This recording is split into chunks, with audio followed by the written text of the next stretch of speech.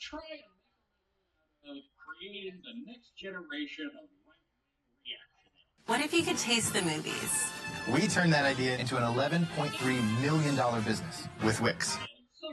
Honestly, nowadays you open up Instagram and you see your favourite fitness influencer and she's got 9 different pre-workouts. She's got 4 pairs of lifting straps, beautiful rainbow colour coordinated activewear wardrobe, 50 sports bras, 50 leggings, 30 zip-ups, 20 hoodies. Guys, we have got to talk about our overconsumption problem as fitness girlies. Hello, so welcome back to another video, and today's video is going to be something a little bit different, just a tiny little bit different. I've done a couple of these videos before where I sit down and talk about a topic, but something that's been on my mind so much recently is the fitness industry and overconsumption. Now, I will leave some channels linked down below that I love watching that are all to do with social media, the marketing of brands, how our consumer behaviour is changing, and overconsumption. And I want to be really, really clear that this video is not to bash on people that want to buy things. It's not to make anyone feel bad. I'm actually hoping that in doing this video I can maybe alleviate some pressure that some people might be feeling when it comes to fitness industry, when it comes to overconsumption, because let's be honest, between supplements, activewear and gym accessories, it's a lot. So yeah, that is basically what this video is going to be about, and I'm really excited to just sit down and talk and have a discussion in the comments about this topic. Now, this is something that has been a consistent feature on my YouTube channel. If you are new here, or if you are not new here, then you will/won't know that I do work with an activewear company. I have an activewear sponsor, Alpha Elite, who I'm always grateful for. I've worked with them for 4 years, and something that has been consistent ever since I started posting on YouTube with my hauls and everything is conscious shopping, second-hand shopping, not buying into FOMO marketing, buying only what you can afford, and buying only what you actually need and will get use out of, especially when it comes to sale periods. However, I am definitely not a saint. I do understand that in having this amount of stuff and in showing it and doing these monthly hauls, I do understand that even though I try to offset it, I am probably in some ways contributing towards overconsumption. But I do try to disclaim in all of my hauls that it's not normal to have the whole collection. You don't need the whole collection.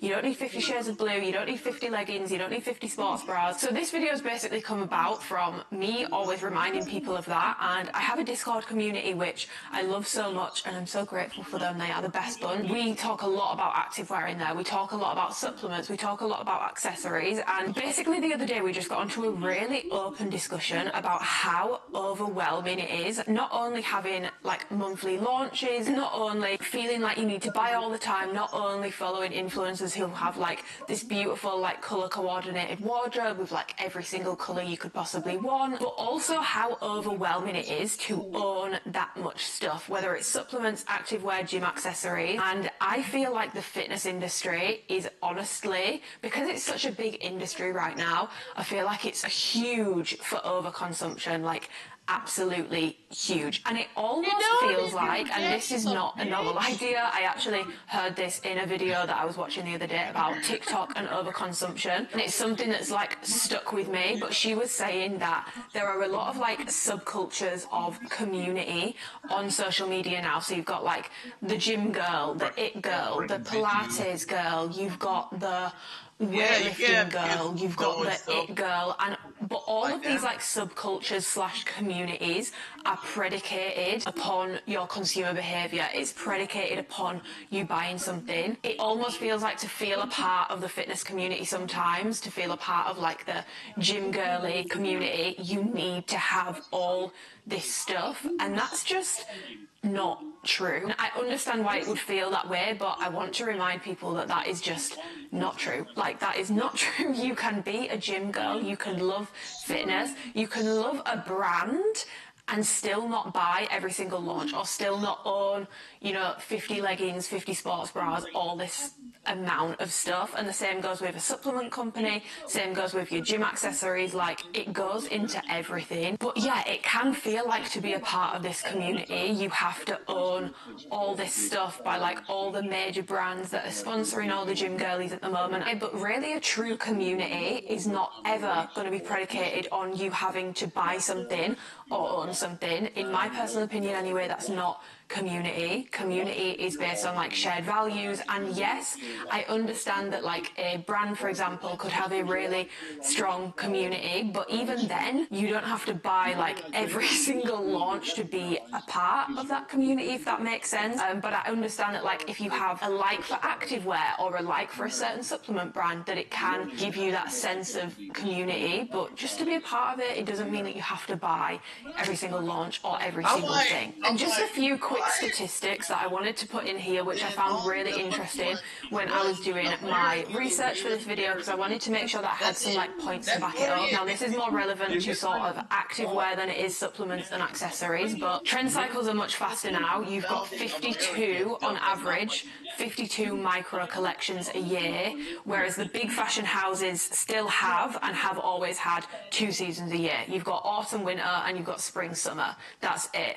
But most like online companies now, you are looking at 52 micro collections a year. Now that's not specifically activewear, that's clothing brands in general, keep that in mind, but I do definitely think it could maybe be verging on that when it comes to activewear. At least 50% of the clothes in our wardrobe are not worn, and 7 times on average garments are being worn, so clothes are being worn before they are being thrown away or discarded. And this is a whole point in itself, which is to do with the, obviously I've mentioned about like I'm a big fan of like secondhand shopping or like Depop, vintage, charity shops, all that sort of stuff, but something that I'm not sure everyone is aware of, and I wasn't aware of it until about 2 to 3 years ago when I watched a whole documentary on it. Sometimes when you're buying a lot of stuff, a lot of activewear and stuff, you can get into this mindset of like, oh well, I'll just take it to a charity shop, you know, we can own all this stuff and then we can just keep taking it to a charity shop. And obviously that is like with the best intentions possible. That is the most well-intentioned idea. You want to give it away not only for free, but also so it's going to be like heavily discounted and probably go to someone that needs it a little bit more. However, a lot of the clothes that we are buying nowadays, when they are being sent to charity shops or whatever, first of all, a lot of charity shops won't take a lot of clothes anymore because they are receiving so many clothes because of the way that we are just churning through these trend cycles now. They're receiving so many clothes that sometimes, and it's happened to me on like 3 or 4 occasions, it happens to my mum all the time, she goes to the charity shop and they're like, we're not actually taking donations at the moment, we're full. So you've got that issue, and then a lot of the stuff, if they can't sell it, it actually ends up in landfill in countries much further afield. It's polluting their water, it's damaging their textiles industries, and it's having a huge knock-on effect. So just because we are taking something to the charity shop, it doesn't always mean that it's then going to a new home. In some cases, it's being flown like thousands and thousands and thousands of miles to end up sitting on a landfill, polluting the water of a country that is so much further afield than our own. And people don't realise that, and I did not know that until I watched a documentary on it about 2 years ago, and I will leave the documentary that I watched below. But yeah, those are just like some sort of statistics underlying things. But honestly, nowadays you open up Instagram and you see your favourite fitness influencer and she's got 9 different pre-workouts, 12 bags of protein, she's got a different barbell pad for every day of the week, she's got 4 pairs of lifting straps, and she's also got a beautifully rainbow colour coordinated activewear wardrobe with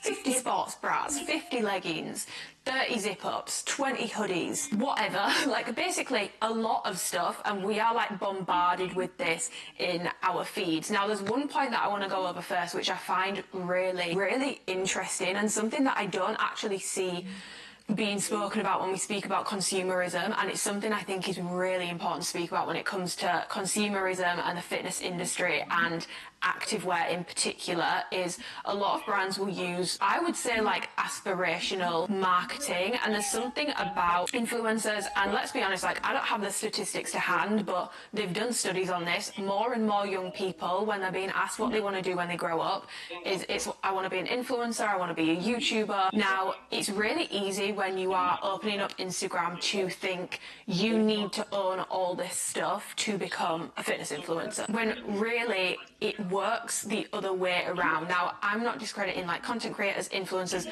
people trying to like climb that ladder, because that was me. And I did also buy a lot of stuff, but it was nothing like the amount of stuff I own now that I'm doing this for a job. I was buying a lot, but not this much.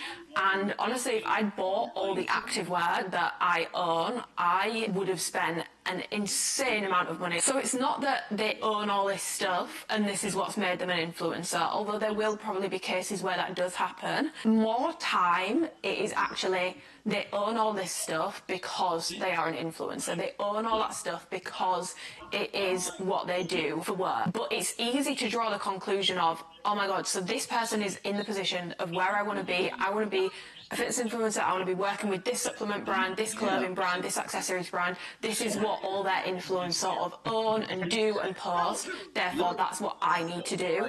When really, it sometimes, and a lot of the time, it does work the other way around. The reason why they've ended up with that much stuff, like pure stuff, is because of the line of work that they're in. It doesn't always work the other way around, and a lot of girls are like getting themselves into a crap ton of like Klarna debt, Afterpay, whatever it is that you use. I think Affirm's another one, to buy from these launches every single month from activewear brands, supplement brands, accessory brands, because they think or like believe that that is what they need to do. And I don't think brands necessarily help with this sometimes, because you will very often see, and there's a couple of brands that spring to mind, which obviously I'm not going to name, but you will very often see when they are asked, how do we work with you guys? How do we get on your PR lists? How do we work with you? How do we become an affiliate? How do we become an athlete? How do we get to work with you guys? And the response, which I'm not dumb, I understand why it's the response, but the response is usually like, yeah, like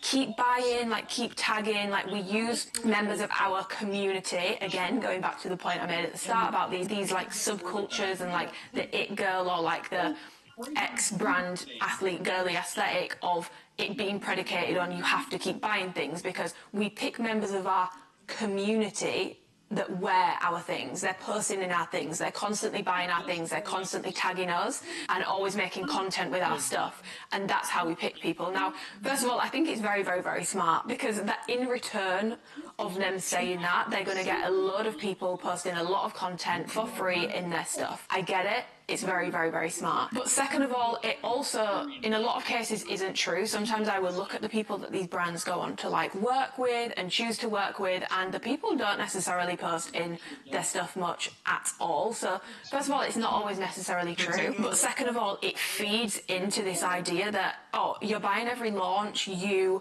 are posting in our stuff all the time, you are supporting us as a brand, you're like active in our community, you know, that's how you will become an athlete, that's how you will become an affiliate. And as much as we want to believe that brands are like charitable communities, and a lot of businesses have really good core values, but at the end of the day, a business is a business.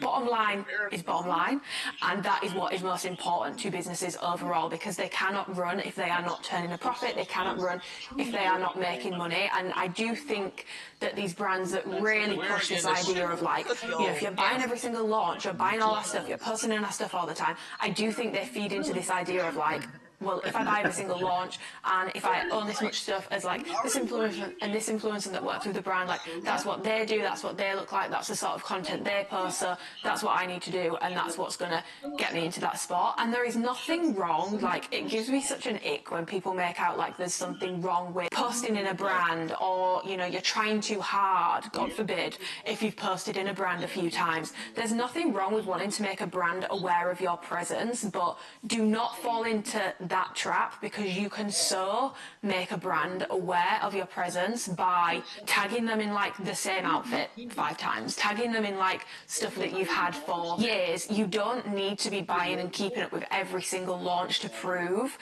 first of all, your worth to a brand. It's not based on your financial status. But second of all, to prove that you are interested in that brand and to prove that you love that brand, you don't have to be buying every single launch. But the way that they answer these questions when they are asked, it does feed into the idea that you do. And I don't think that that is true. I don't believe that that's true. And also, if you are telling everyone that, Think about the number of women that are buying from these brands every single launch, every single time there's a launch. They are not going to be able to work with every single one of them.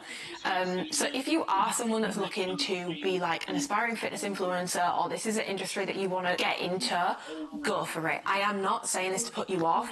I am saying this to save yourself some money. You can make some of the sickest gym fits with like using different collections that you've bought over the past like 3 years. You don't need to be buying every single month. You can still get attention from a brand. Do not fall into this sort of trap. I find it to be very like, predatory is a very strong word, but like financially predatory marketing tactics is how it comes across. And you might be thinking, bitch, what the fuck do you know about marketing? My degree is actually in marketing, so I do understand like the psychology behind it, consumer behavior, buying patterns, different types of marketing that brands use. And another type of marketing that brands use, whether it's a supplement company, activewear company, accessories company, is FOMO marketing. And that is why a lot of these brands are launch-based brands. So if you don't know what a launch-based brand is, or you're sort of like, you just clicked on this video thinking, I want to hear what the fuck this bitch is talking about, and you don't know what I'm yappering on about. A launch-based brand is basically, a lot of brands are launch-based, but typically when you're looking at activewear, these brands will have a drop every 2 to 4 weeks. Some brands literally every 2 weeks, some every 3, some every 4, and a lot of them are limited edition. And I know that a lot of you guys struggle with this stuff, because I asked on Instagram, and one of the main things that came up was like things being limited edition, things not being restocked. And one of your guys' pet peeves when I asked on Instagram is when a brand says something that is limited edition, and I've seen a few brands do this, and then they bring it back. Because you've pushed all these people to buy, being like, it's limited edition, it's limited, like, you need to buy it now, it's limited edition, and it's not, because you brought it back. And I know that that's something that people really struggle with. However, this like FOMO marketing, it's a very, very, very real thing. You know, things being limited edition, things not restocking, things being like very, very, very, very heavily based around a launch, a lot of hype, a lot of like, you know, it's very, it can feel very, very intense, and like from discussions we've been having about it, it's gone very, very, very overwhelming. And there is one key tip when it comes to any launch-based brand, and I know what people are going to say, because they're going to be like, yeah, but the stock moves quick, so like if I don't buy it, then I don't buy it. But I'm just going to give you like a little example as a backstory to this. So the tip is basically stop buying on launch days or skip a few launches, because usually, and we were speaking about this in my Discord, one of the girls was saying she doesn't really buy on launch days anymore. She waits 24 hours, and 9 times out of 10, when she's waited 24 hours, sometimes things go out of stock, so she then can't get them anyway, and then she realizes, nah, probably didn't need it anyway. The second thing that can happen is she waits 24 hours, and then because it's not like that, oh my god, I need to order in the first 5 minutes, I'm not really thinking about what I'm doing, I just know that I want this item, and I just need to, I need to like get my shopping basket, I need to buy it. You're not in that launch rush, you're at a much like slower, more like level-headed pace when it comes to your purchasing decisions. And she said a lot of the time, if she waits 24 hours, she realizes she doesn't actually want it anyway, which just goes to show how strong this like hype and sort of FOMO marketing can be. Basically, your buying patterns, your consumer behaviour is like a muscle with gym girlies. When you're in the gym, how you train a muscle, your muscle is going to get used to that. Your muscle is going to get stronger at doing that. You're doing Bulgarian split squats every week, you're adding more weight, guess what? Your legs are going to get stronger, you're going to get stronger on that movement. Launches, you're buying every single launch, you're getting used to buying every single launch, it becomes normal to you, and that's just something you do. It's almost like a reflex, and you don't even think. You're just like, oh, this brand I love is having a launch, I will buy something. My crux for a very long time was Skims. Skims, I was so bad for it, and they drop sometimes like every week and a half. Like, they have a lot of drops, and I actually don't really buy from Skims anymore, full stop, but that's a whole different story. However, there was a point where I was buying so much Skims, and it got to a point where I was like, I can't keep buying this much stuff. First of all, I've got so much stuff now. I've got so many t-shirts, some of my packages, some of my stuff has still got labels on it, I'm not wearing it. Like, one day I looked at the amount of Skims stuff I had and how much stuff still had labels on it, and I was like, I can't, like, I've got the black t-shirts, I've got there's things that I really love in the staple basic colours. I've got them, I don't need anymore. And so I set myself a challenge to skip out on launches for 3 months. And ever since then, other things have happened which mean that I don't buy from Skims anymore. However, I noticed after those 3 months, even after like the first 2 drops that I skipped out on, and especially when it's a drop that you really want something from, skipping out builds the most like insane mental resilience. Skipping out on that drop, it's like an adrenaline rush. It's like a more positive adrenaline rush than buying something. And once you've done that a few times, you start realising, first of all, you start actually going back into your wardrobe. So for activewear, you start actually going back into your activewear wardrobe and thinking, okay, what like new combinations can I make with what I've already got? What can I wear that I've already got? You start actually using the stuff that you have bought. But second of all, you realise you don't need this stuff. And to be honest, half the time you don't even want it. It's just because you're scared of missing out. So if you are someone who struggles with this, whether it's supplements, activewear, accessories, or something beyond the fitness world, skip out on a few drops, even when you really want something, because 99% of us, even if you are telling yourself that you need something, you don't need it. Like 99% of us own too much stuff. And I am telling you now, as someone who has the most insane activewear collection, which, just to preface this, I give away a huge chunk of what I get, and the things that I do keep, if I'm not using them, it's for review purposes because people want colour comparisons and all that sort of stuff. I've always been so clear when my time comes to stop doing this, which it absolutely will. I can't do this forever. I'm not delusional. When that time comes, I will be giving away 80 to 90% of all the activewear that I own because I don't use it.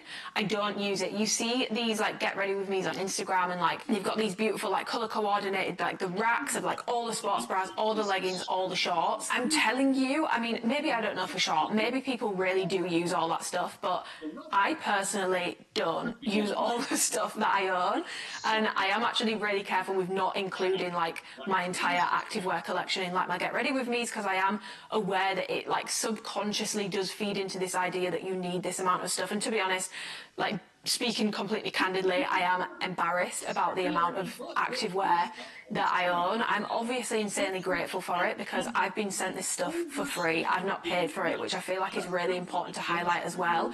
You're looking and you're comparing apples to oranges because keeping up with the Joneses is a very human behaviour. It's very normal to want to keep up with other people, be it financially, things, cars, you know, all your friends are starting to get like car upgrades. You want a car upgrade. It's very normal. It's a very normal human behaviour, as much as people are like, don't play into it. It's normal. We all do it.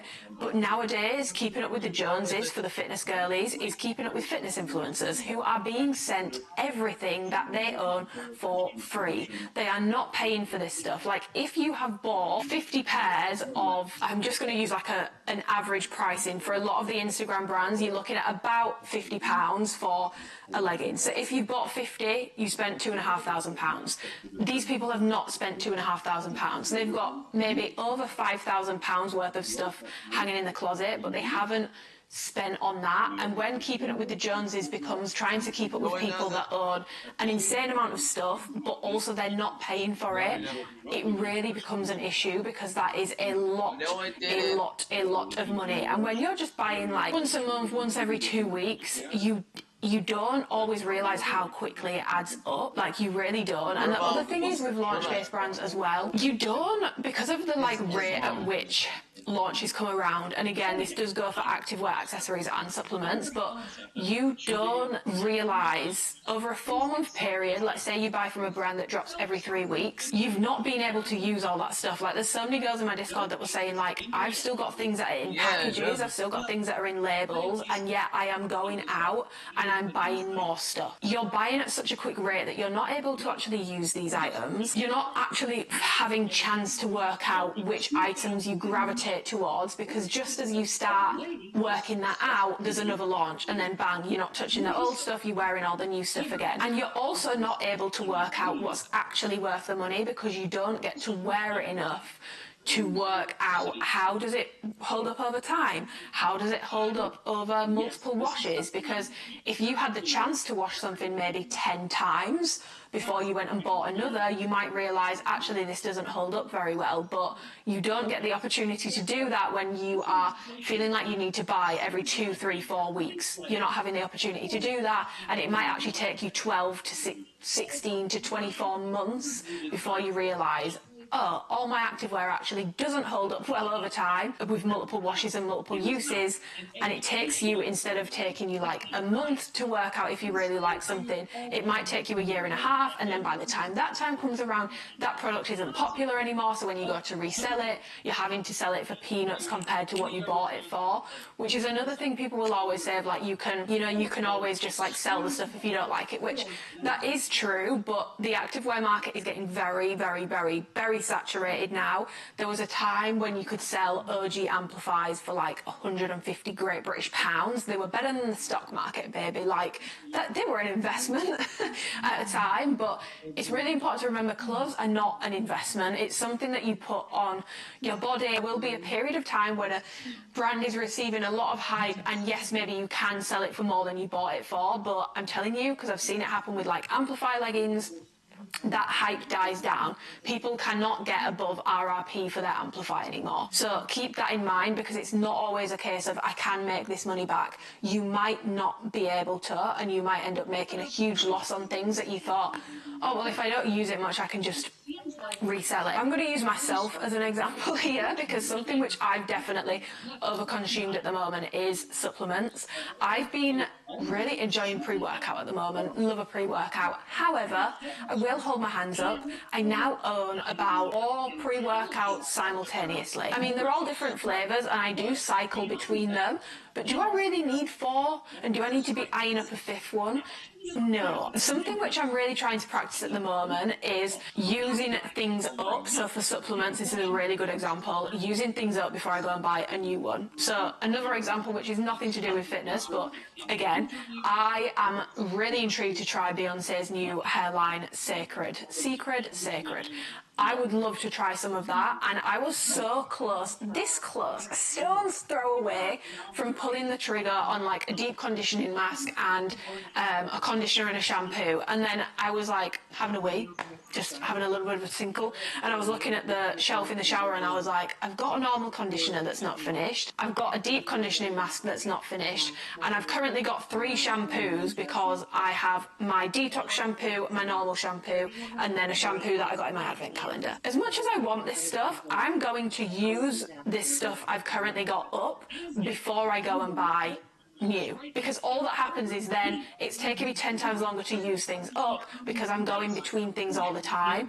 You know, with supplements, things can go a little bit funky over time. That's not really something that you want to get into the habit of, but again, you are following your favourite fitness influencers online, you've seen them open up this cupboard of like the holy grail of supplements, and they've got stacks on stacks on stacks on stacks on stacks of supplements. Try, when it comes to supplements, if this is something that you struggle with, making yourself a promise that you're going to use things up before you go and buy another one. My only exception to this was the Ghost hot chocolate, because that's limited edition, and again, classic example, I am a little sheep. I am a little sheep for that, but it's limited edition. They only sell it around like Christmas and winter time, and once it's gone, it's gone. So I bought like 4 tubs. However, I am now on my 4th tub, so I have successfully managed to use it up. It's not just sitting and gathering dust, but again, that's an example. That's something I fall into. Did I need to buy 4 tubs at the same time? Probably not. And then when it comes to gym accessories, so a little backstory is I've been sent gym accessories before, which again, very, very, very, very grateful to have been sent gym accessories. And they were asking me what I was interested in. I was like, give them the products, like a barbell pad, lifting straps, ankle strap. I was like, no resistance bands, I don't really use them, and please only like 1 of each. Anyway, the box came, and I'm not saying this in an ungrateful way whatsoever, because I did actually end up giving a lot of the stuff away, but the box came and they'd sent me like 3 barbell pads, 4 pairs of lifting straps, 3 ankle cuffs, and a load of resistance bands, and I was just like, okay, but I can see how influencers end up with like a different barbell pad for every day of the week. There is no reason to own multiple lifting straps. You need one. There is no reason to own multiple ankle straps. You need one. The idea of having lifting straps to match different coloured outfits or ankle cuffs, it's a nice idea, but like I'm going back to with like the whole feeling overwhelmed, not only does this level of like overconsumption have such a huge impact on your bank account, it has such a huge impact on your mental well-being, having that much stuff. There's a study about this on money. I don't think they've done a study about it on stuff, but I've always said I firmly believe that stuff works on like a bell curve. I believe there is like a peak amount of stuff that you can have before it starts just stressing you out and like declining in your mental well-being, because you've got so much stuff and there's only so much stuff you can own. Like, you're not going to have places to put it. Like, I have to do frequent cleanses of my wardrobe because of the rate at which I receive product. And again, I'm very, very, very grateful that I get to test all this stuff out and do reviews and stuff, but that is why I receive this amount of stuff. It's not because I use it all. Frequently, I do try and go through my wardrobe and pull out doubles, pull out things I'm not reaching for. For example, if there's a colour that I don't really like, but I've got it in like a shrug, a bra, a short and a legging, I will just keep one of those items for colour comparison purposes and get rid of the rest. Even then, with the consistent clear outs, the amount of stuff that I own for review purposes, and I hate the thought of anyone feeling like, to go back to this whole like subcultures thing, feeling like to be a gym girly, to be an it girly, or to work with a brand, you need to own this amount of stuff. Now, working with a brand might end up meaning you end up owning this amount of stuff, because you'll be receiving a lot of things and you'll be receiving them for free, and you'll be having to make content, having to do reviews, having to test things out and all that sort of stuff. You do not need to put that financial pressure on yourself to keep up with the Joneses of influencers who are being sent all this stuff for free to try and become that, because you don't always have to do that. I actually really don't believe that you should have to do that, or that you do have to do that. Obviously, if you want to work with a brand, let's be realistic. You need to have an interest in it. You need to own some of the stuff. You need to be a fan of the brand, but you can be a fan of a brand. You can be a lover of a brand without shopping every single drop. The more that I speak about this on Instagram and Discord and even TikTok, like I made a TikTok the other day, the impact that this is having on like the fitness community, like this level of like overconsumption, feeling like you need the newest drop, you need the newest supplements every 3 weeks, you need like a different ankle attachment for the cables to match all your outfits. And if you own an insane amount of stuff and it doesn't stress you out, you can financially afford it, have no issues, it's not having like a negative impact on you at all, it doesn't stress you out, and you just enjoy it, pop off. This video is obviously not going to be for you, but if you are someone, especially because there's so many young girls who are like looking up to this sort of lifestyle and trying to keep up with it, if you are like a really young girl that's just getting into the gym, please know you can be a part of the it girly, the gym girly community without needing to put so much financial pressure on yourself and so much pressure on your living space to own this amount of stuff from your internet big sister. You are not going to use it all. I promise you, you are not going to use it all. I own an insane amount of stuff, as I keep saying, because I really don't want this to be like, I am such a minimalist. I'm not. I own a lot of stuff because of the work that I do. However, I am telling you, I have like 10 favourites, and this doesn't mean I don't like the other stuff. It just means I have 10 maybe leggings or shorts, 10 sports bras that I gravitate more towards. They get the most love. Between launches, obviously, I'm trying new stuff, but there was a period last year where Alphalete were just dropping t-shirts and pyjamas. Some of my best gym fits were born out of that drought of activewear, because I was actually going back into my activewear wardrobe. Well, I say wardrobe, it's more of a floor wardrobe because I keep it all under the bed. But I was going back in and I was like, okay, like what combinations have I not done before? What can I wear, like this t-shirt? Can I wear this tank top in a different way?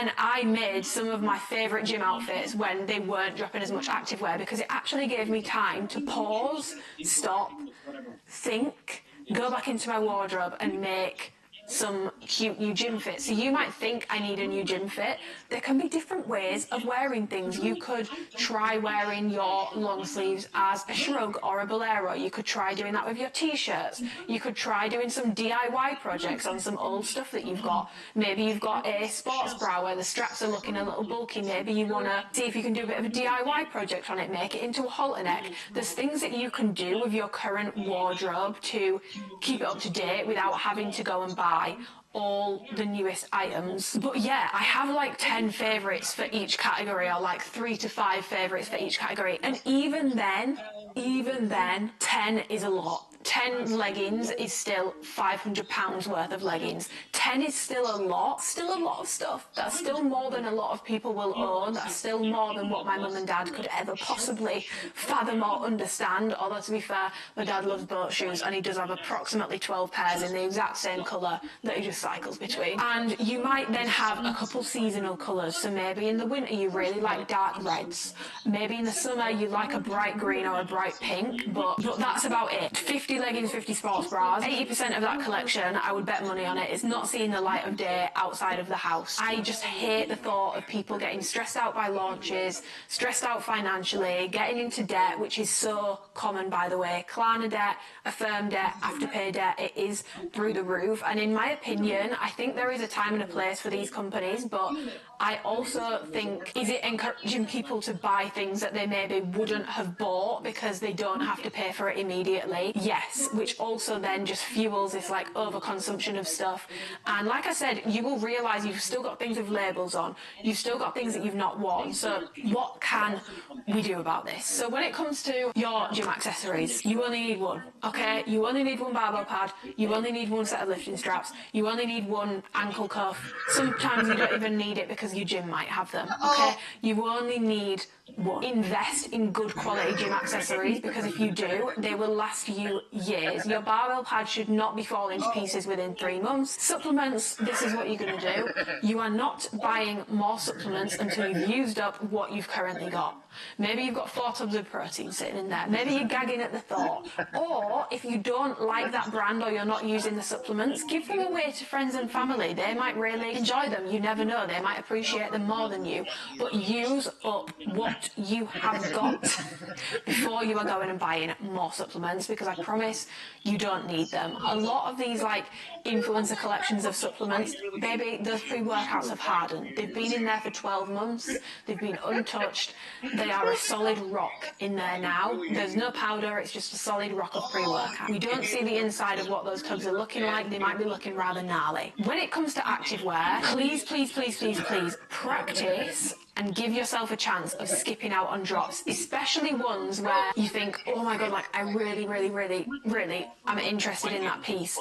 Likely if you've already got an extensive wardrobe, you don't need it. Now, I'm not saying don't go and buy things that you love. Of course, you are allowed, you're a grown woman, you can do what you want. You can go and buy things that you love, but set yourself the challenge of maybe doing like a 3-month no buy. And I promise you, first of all, you will get out of this toxic cycle of buying every single launch and then realising, oh my god, I've not used the stuff from like 3 weeks ago, and then repeating the cycle again. Second of all, you will use more of your activewear. You'll realise what you gravitate towards, which colours you like, maybe any gaps that you do genuinely have in your wardrobe. So then when you do go back to buying, you can maybe have like a solid list of things that you need. Maybe you don't have a white sports bra, and when you were putting gym fits together for 3 months, that was a thing that you really felt like, oh, this would be something that I would benefit from having in my wardrobe. But thirdly, you will often realise you don't need this stuff. You were just so conditioned to feel like you need to be buying every single month. And then when you're not doing it anymore, you realise, oh, actually, I don't need to be doing it. The second thing that I would recommend that you do is go through, especially if you're someone who owns a lot of stuff and you're feeling very overwhelmed, maybe you've got yourself into a little bit of debt, don't beat yourself up about it. It happens to a lot of people nowadays. You are going to go into your activewear wardrobe, go into your gym space, and you are going to, anything that's still got a label on that you have not used, pull it out. you're not going to use it. If you've not touched it since you bought it 4 months ago, let's be realistic, you're not going to use it. Pull out anything that you have not used in the past 6 months, and some people will say pull it all out and get rid of it all. I know, as someone who likes having things and I like having my options, also seasonally as well. And when you have a lot of stuff, sometimes you genuinely forget about pieces that you really love. So if you are not someone who is ready to part ways with everything just because you've not worn it for 6 months, pull it out, put it in a pile where you can see it, and over the next 4 to 6 weeks, if you do not pull those items out of that pile to use them, because now they are like in your eyesight, you can see them, you're aware of them, you've been reminded of what you have. If in the next 4 to 6 weeks you still do not use that item, you are going to get rid of it. You can charity shop things, although like I said, I would try personally and sell, because we don't know what happens when we do take things to charity shops necessarily. Another rule which some of the girls in my Discord are going to be trying is they're not going to be buying any new activewear until they have sold a piece. So for example, they want a new sports bra, okay, but they need to get rid of one of the sports bras that they currently own. Now, that option is probably a better option for people who have that really keen interest in activewear and they want to keep expanding their wardrobe, but they just feel overwhelmed with the current amount, so they don't want to add to it. That option won't be for everyone, because for some people that will just feed into still buying new every single month when you can't necessarily always do it. Another thing that I would consider is having a bit of a social media cleanse, and for some people this might mean they are unsubscribing from my YouTube and they're unfollowing me on Instagram, and good for you, girl. Honestly, if I am like a problem for you, I get it. Unfollow, do what you got to do, but having a bit of a social media cleanse is something the girls in my Discord have been doing, and unfollowing accounts where they don't really feel that they get anything from that fitness account other than constant pushing of like codes, sales, discounts, products, like everything is just very like product pushing heavy, and starting to follow people that do more like educational content, or they just work with one brand, not multiple. A lot of people are saying that they find it quite overwhelming, or maybe people that maybe they just don't want to follow fitness people full stop anymore because they find it a bit much. Having a bit of a social media cleanse, analysing how you feel after you see certain people's content, and if it's really like making you feel like you need to buy all the time, unfollow these brands, unsubscribe from the emails, unsubscribe from any form of marketing that they could push your way. So you're getting like TikTok ads, like ran ads from these brands, just click not interested and you will stop seeing those ads. Another thing which I think is really important to consider as well is you can love an item on someone else, or you might really like a colour, for example, but do you like it on you? Just because, like I said, you know, there can be a gap in your wardrobe. Just because there's a gap for pink, it doesn't necessarily mean that that gap needs to be filled. That gap might be there for a reason. Maybe you, every single time you bought a bright colour, you don't gravitate towards it. You don't, if you are a neutrals person, have a neutrals wardrobe. You do not need to own all these brights. The same way goes the other way around. If you are a brights person and you know all you wear is bright, it is not a gap in your wardrobe that you don't have neutrals because you don't wear them. There is a big difference between liking an item, liking a certain colour, and liking it on yourself. Is it something you're actually going to get use out of? You know, what do you already have in your wardrobe that you can actually pair it with? Because a lot of brands at the moment are launching brights and beautiful pastel colours and all this sort of stuff, and that's amazing. It will make people who are maybe more neutrals people feel like, oh, like maybe I should be like having more brights in my wardrobe. Maybe you don't have them in your wardrobe because you don't wear them and you don't like them on you. Food for thought. Consider the difference between liking a colour or liking an item on someone else and liking it on yourself. Basically just take a long hard look at your wardrobe when it comes to activewear and consider, what do you wear the most, what do you gravitate towards the most, any genuine gaps that you have. Like I said, what holds up the best over time, what are the best quality pieces, and the only way that you will truly know that if you slow down on purchasing, if you slow down on buying new stuff all the time. Like even for me, obviously with Alphalete, I get sent a new launch every single month. For the past few drops, there's been a few key items that I've been really enjoying. So like, love the deep V bra, love the contour bra. When it comes to like bottoms, for example, I'm still like wearing my sand contour shorts the most, and I've had those since October. October, was it? September? I'm not sure when they dropped, but I'm still heavily gravitating towards that launch and the December launch because it was a lot more neutrals. And for me, even having the amount of stuff that I own, having the amount of stuff that I do, I still gravitate towards my staples. I still gravitate towards my favourites.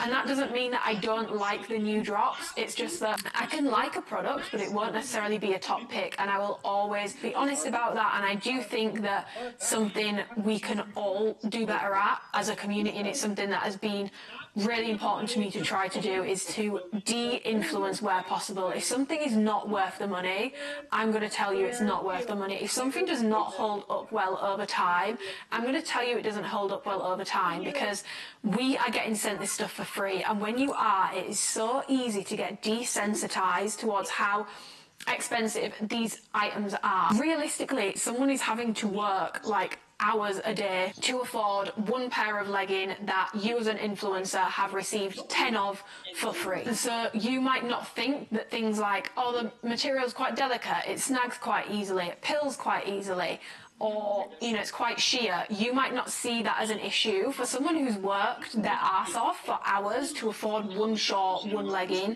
these things are really, really, really important. And so not hyping up every launch as like the best thing since sliced bread. Being honest about the items that you gravitate more towards, and that's why I do like my top picks videos and stuff, and like the things I've been wearing the most recently, because sometimes it's things from like ages ago. It's not even like recent launches. Just reminding people alone, I did not realise how powerful that was until I spoke about it on Instagram. I did some Instagram stories. The amount of replies I got being like, oh my god, like, thank you so much for this reminder. I'm looking at my wardrobe and like I've bought so much stuff. Some of it's still in bags, some of it's still in labels. I did not realise. I just thought I'm going to post this because it's something that's been on my mind. I didn't realise how powerful that was. So the impact of just making sure that you are relieving any pressure to buy at any opportunity that you can, I think is really, really, really important. So yeah, that concludes this sort of like video essay on the fitness industry and consumption, and this sort of notion basically that to be a gym girly, to be the it girly, to be a fitness girly, you need to own a colour coordinated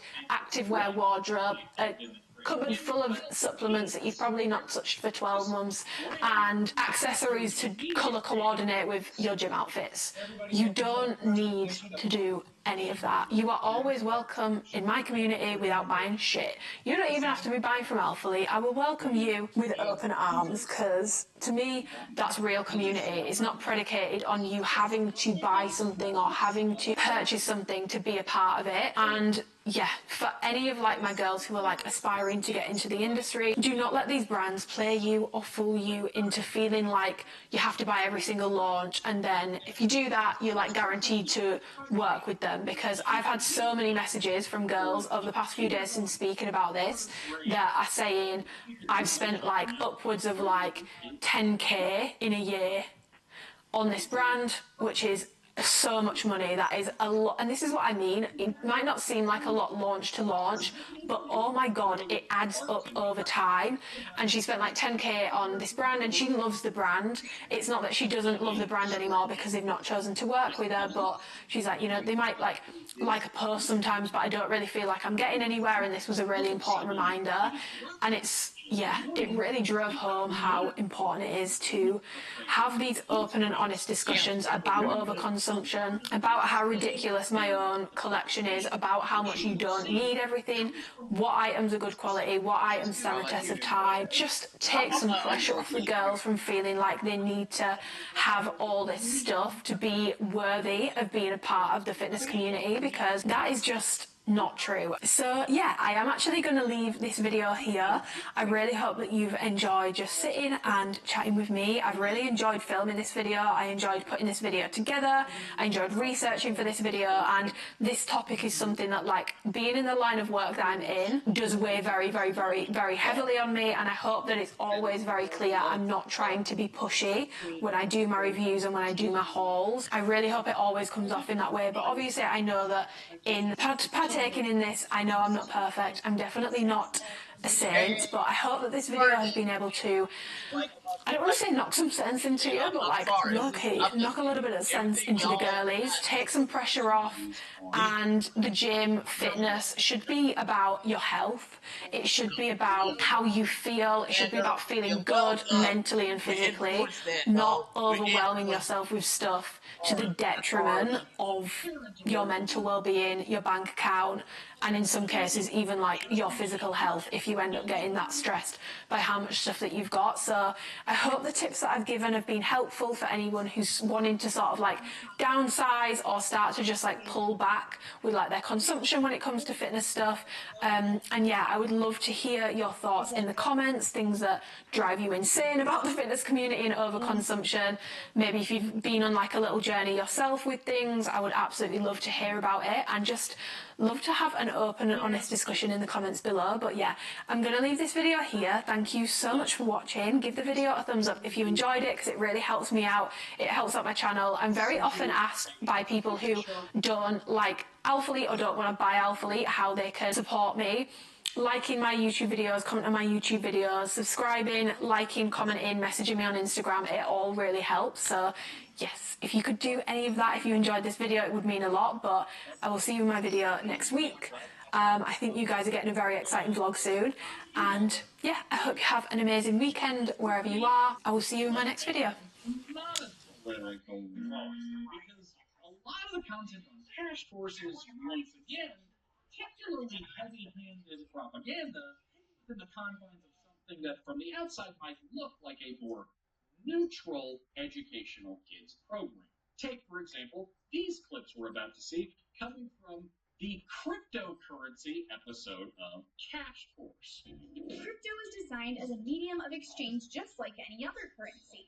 But a unique feature of most cryptocurrencies is they're decentralized. This means that no country or government has oversight or control. In the past, governments have often spent more money than they have. Then, they would simply print more money or use cheaper metals. This printing devalues the existing money and causes inflation, creating various economic problems. Some cryptocurrencies will create to deal with this by limiting the total amount that can be created. This, in turn, limits its value from being used.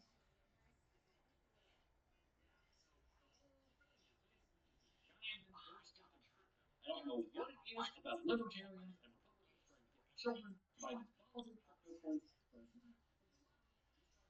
Children out of their minds before they know what's going on.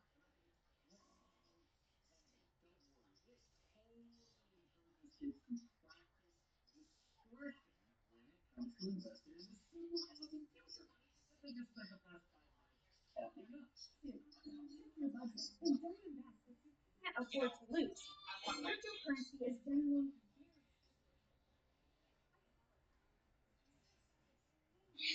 What? Yeah, accepts Jesus into their heart, whatever that means. Responding to emails takes time, but not with Grammarly. In a few clicks, Grammarly's generative AI drafts professional, relevant replies. I am done with sacrificing my body image for the sake of an extra inch on my ass or my quads. Being more accepting of how I am naturally built and leaning more into that.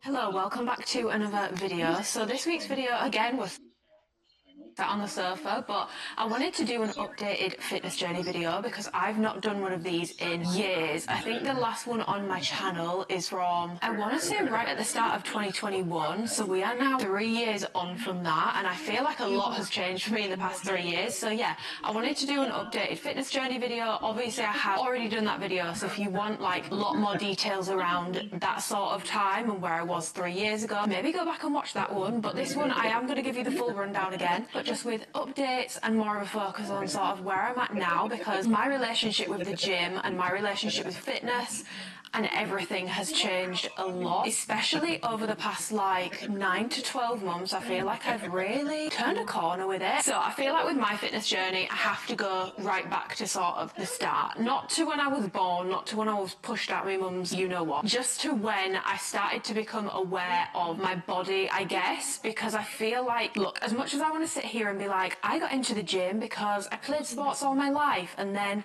you know, it was a really healthy innings. It's just not true, and that's not the case for me, and I'm not going to sit and pretend that it was. One of the main drivers for me getting into the gym was body image, because my background is coming from being super slim. My sister's always been very slim. I'd always been very slim, and I was never like bullied for it. Like, let me be clear, I was never bullied for it, but people used to make quite harsh remarks about my weight and about the way that my body looked, and I never really felt sort of like womanly, if that makes sense.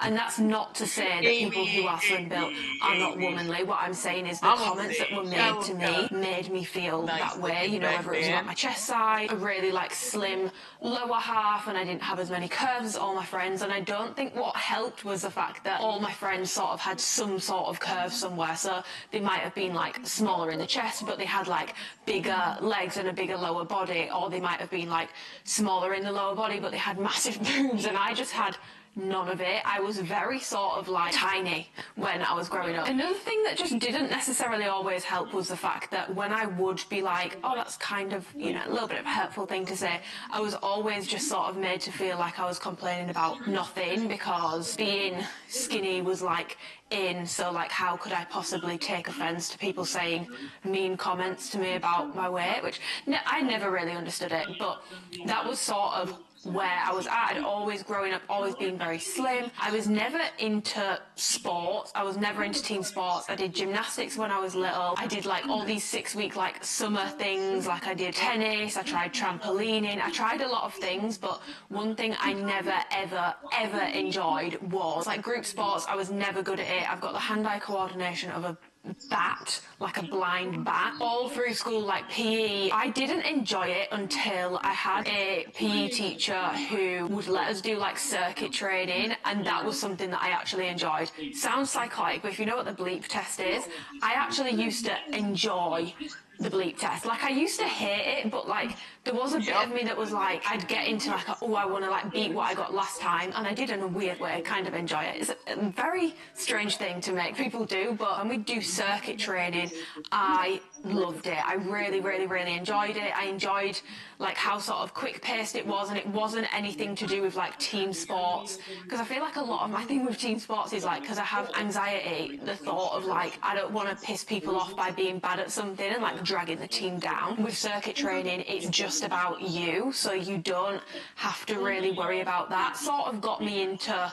movement again, because honestly, from like doing gymnastics when I was little, as soon as my sister quit, as much as I loved it, I quit as well, because I was a very anxious child and I did not want to carry on going when my sister wouldn't be going. So I quit gymnastics as well, because Mama did raise a quitter. I said this in my last fitness journey video, but oh my god, I quit everything. Like, nothing ever stuck with me. Every like hobby that they tried to get me into, I would eventually quit. I went on to do GCSE sport, and then I went on to do a year of BTEC sport. I did do 3 years of like studying sport when I was at school, because I did enjoy it, and I enjoyed like the science behind it, so I really enjoyed the theory, and I enjoyed when we would do certain things, like when we would do things like circuit training. I really enjoyed it. I was just never into the team sports. It's just never been me, and I've never been a particularly sporty person. That's sort of like my sporting background, if you will. When I was in year 10, I believe it was, I think it was year 10, year 9 or year 10, I signed up for my first ever gym membership. So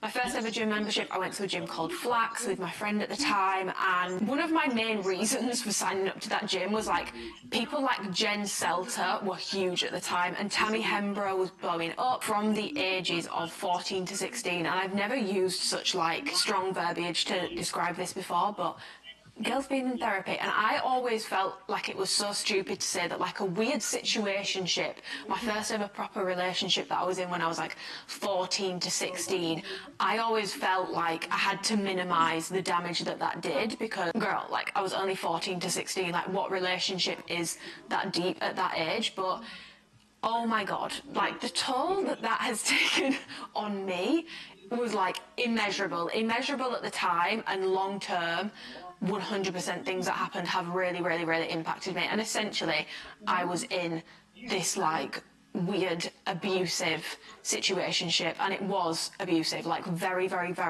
emotionally and verbally, and in some respects physically as well, abusive. And I didn't realise it at the time, but obviously hindsight's a wonderful thing, and now looking back I'm like, girl, what were you thinking? I was so young and I just didn't know what was right and what was wrong. It sounds really stupid, but he was horrible to me. He would make constant comments on my appearance, and one of his main things was, you know, the fact I was really flat-chested, and the fact I was very slim. So he used to tell me, which is a stupid comment to make anyway because it's an eating disorder, it's not an appearance, but he used to basically say that I was anorexic, looked anorexic, way too skinny, like no curves, like nothing about me, all that sort of stuff. So when that sort of came to an end, if you will, when then I signed up to the gym, and like the friend that I was going to the gym with at the time was very into sort of wanting to trim down a bit more, whereas I was like toning up was like my thing. So I wanted to like remain slim but like build some curves. I wasn't wanting to do anything crazy, but I did want to gain a little bit, whereas she didn't. But you know, I started going to the gym, we had inductions, we would do quite a bit of cardio, but we did actually start weight training. So I've been weight training since I was in year 10. We used to do upper body days, we used to do a lot of core work, some like weird like hit circuits things.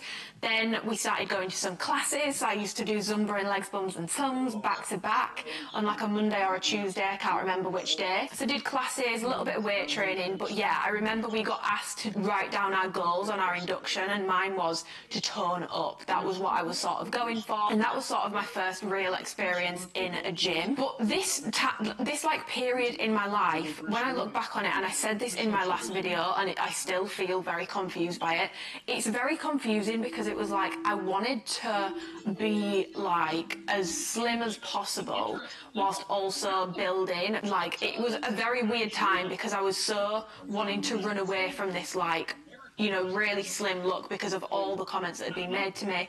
And it was mainly the comments that were made in that sort of relationship, but I did have comments from multiple other people. People would be like, go eat a burger. Any comment that you can think of saying to someone that's a little bit on the slimmer side, I received it. My sister received it. We both had it quite bad in terms of how many comments that we had on our bodies. Honestly, I think it's a miracle that like neither of us ended up with like eating disorder. The amount of comments that were made on our weight and on our appearance is insane in hindsight. But yeah, it was this sort of weird spot, and then because my friend was like wanting to work on slightly different goals, I wasn't really enjoying doing the classes anymore, and then she stopped going to the gym, but I was too anxious to go to the gym, so then I started doing homework. And this is where I discovered Tabata. I used to do these 10 to 20 minute Tabata workouts on YouTube, and I also discovered Joe Wicks during this time. And I remember I used to do like the most insane workouts in my bedroom. I don't know how my mum and dad didn't think, what the hell is she doing up there? He had me doing jump squats, jump lunges, everything that is going to absolutely bugger my knee, which is probably why my knee is as bad as it is at the moment, or like why it got worse. All these things are, in hindsight, probably not the best thing to be doing, but I was doing a lot of HIIT training, Joe Wicks workouts, home workouts, and that was sort of my next like phase in my fitness journey, if you will. So yeah, I was doing all these like crazy high intensity workouts, very high intensity, very like cardio intense, but I remember at the time thinking, this is gonna like tone me up but build me muscle, so this is gonna like keep me small where I want to be small and add loads of mass everywhere else. And the stuff that was on social media media at the time as well was like wildly incorrect in hindsight, but you know, I believed it. I believed in this all like low weight, high reps is gonna tone and all this sort of stuff. It was a very confusing time. Did that for quite a while. Resistance band workouts I got into. I started doing like booty band workouts in my bedroom at home as well. I was following like some Grace Fit workouts. I had all her resistance bands and I started doing a little bit of that. Then when I got into sixth form, that is when I finally grew some balls and I was just like, do you know what, my friend isn't going with me to that gym anymore. I don't feel comfortable going to that gym on my own. Fuck it, I'm just going to quit that gym and I'm going to sign up to a new one. And I signed up to my local Pure Gym. Reason being, they had a women's only section. So I would go in the women's only section and I would do banded workouts, really lightweight. All they had in the women's only section, by the way, were a rack of dumbbells going up to 10 kilos, the abduction and adduction machine, and then the rest of it was cardio and like one of those like vibrating plates that you stand on, which I feel like says a lot about what at the time, I don't know how it is now, but at the time it definitely spoke volumes about sort of how women should be training. And weight training, like proper weight training, was only just starting to get popular in terms of what I was seeing on my feed. This is when like Chrissy Chella started getting big, Whitney Simmons started getting big, Grace started getting really big. So I was basically going to the gym and like replicating their workouts but with dumbbells and bands because I could be in my own little safe space. And then I started using barbells, but you only had like the really lightweight ones if you'd been to a Pure Gym, the stuff that they have in the studios with like their small hexagonal plates. But then it got to a point where like I couldn't fit more plates on this barbell because I was progressively overloading and I was trying to build and I was trying to grow, because when I was in sixth form was when I really started to get into fitness, look into it a bit more, follow some more influencers, and I was like, right, if I want to grow, if I want to build an ass, if I want to pack on some muscle and build some curves, I need to be lifting more weight. That's sort of what I started doing. I started paying more attention to my nutrition because all my life I had been someone that was like, I eat all this food and I just never gain weight, like I can't put weight on. And then I remember downloading Lifesum, which I still use to this day, and I just tracked a day of eating, and I was like, all this time I was like, I eat so much food and I just can't gain weight. Tracked a day of eating where I thought, oh my god, I've eaten loads, and I'd eaten like 1,400 calories. So also just a reminder that sometimes you think you're eating loads, you're not. Also the other way around, sometimes you might think you're not eating much, you could be, you never know. But that was really eye-opening. So I started to like increase my calories and try to like build, try to grow a little bit more. And then one day I was like, I just came to this realization. I was like, if I really want to grow, I can't just use the women's only section. So I actually spoke to my friend Ebony and I was like, do you want to come? Like, should we go to the gym together before sixth form tomorrow? I feel like it was a Wednesday. Weirdly, I'm really good at like remembering this sort of stuff. And she was like, yeah. So we were like, right, we'll go together and we'll suss it out, because again, if you are someone that's just getting into the gym, it can be so nerve-wracking going into a section you've not been in before. You don't know how machines work. I was like looking at the Smith machine, like I've seen so many girls use this, but I don't know how it works. Had a really, really, really good leg day, and then from that point onwards, I never looked back. I never did a session only in the women's only gym again. I literally, that was me in the weight section, and I have not looked back since. I still get gym anxiety from time to time, but I really haven't looked back since. So yeah, started eating more, started building, started trying to grow. I didn't do like a proper bulk because, like I said, I was still like very sort of wanting to grow but not fully committing to it. But I did start eating more. I started prioritising my protein. I was having protein shake, wasting money on branched chain amino acids, which at the time were huge. Everyone was like, these are like a must. They weren't a must. I really didn't need them, but I was having those. But that was when I really got into weight training and I started doing proper hip thrusts, Smith machine, leg press, all that sort of stuff, which I had done before, but on like pin loaded machines. I'd never done like the plate loaded leg press or like used a Smith machine before. I'm so grateful for Ebony coming to the gym with me that morning, because who knows, if I hadn't have ever had someone to go with, maybe I would have ended up on a completely different path in life. Posting a lot of like gym selfies on Instagram, like I was really into the gym, buying a lot of Gymshark. And I remember at the time, like people at sixth form, because there was like a group of us that were into the gym, and the people that weren't so into the gym would be like, oh, did you even go to the gym if you didn't take a picture? And I actually definitely used to get like a few. I feel like because we were all just like, it's very like banter in the UK, and it is banter and it's not like offensive, but I did definitely used to get comments about how much I posted about going to the gym. In hindsight, highly ironic, because I mean, she managed to make some form of career out of it. So, I mean, it turned out all right in the end, and I would like to go back in time and thank sixth form Amy for sticking to her guns. Well, yeah, sticking to her guns and just keeping going with that. Then we booked a girls' holiday to Zante, and this is where things went a little bit funky for me. This was probably my first sort of, since starting to like feel more confident in myself and growing, this was probably the first time where I remember trying to like lose weight, and it felt like everyone was sort of like gymming and like cutting to get ready for Zante, although at the time we weren't referring to it as a cut because I don't think we were like clued up on that, but everyone that was going to the gym, and everyone was like eating salads for lunch and being really like healthy, although in hindsight probably not all that healthy. And I remember, and I'm going to find the picture because I want to put pictures in throughout this video, but I remember sitting on my bed when I got back from Zante, and I remember like sitting like this, and like I couldn't even get rolls on my stomach. Like that's how much like weight I'd lost in my midsection. And I remember at the time thinking like almost like it was something to be proud of, which in hindsight it really wasn't. But I think, like I said, there's a clear pattern of me just feeling very confused about how I wanted to look, and I feel like it's because I had so many different influences. Social media was starting to get huge, and a lot of girls were like really lean but like a bit bigger.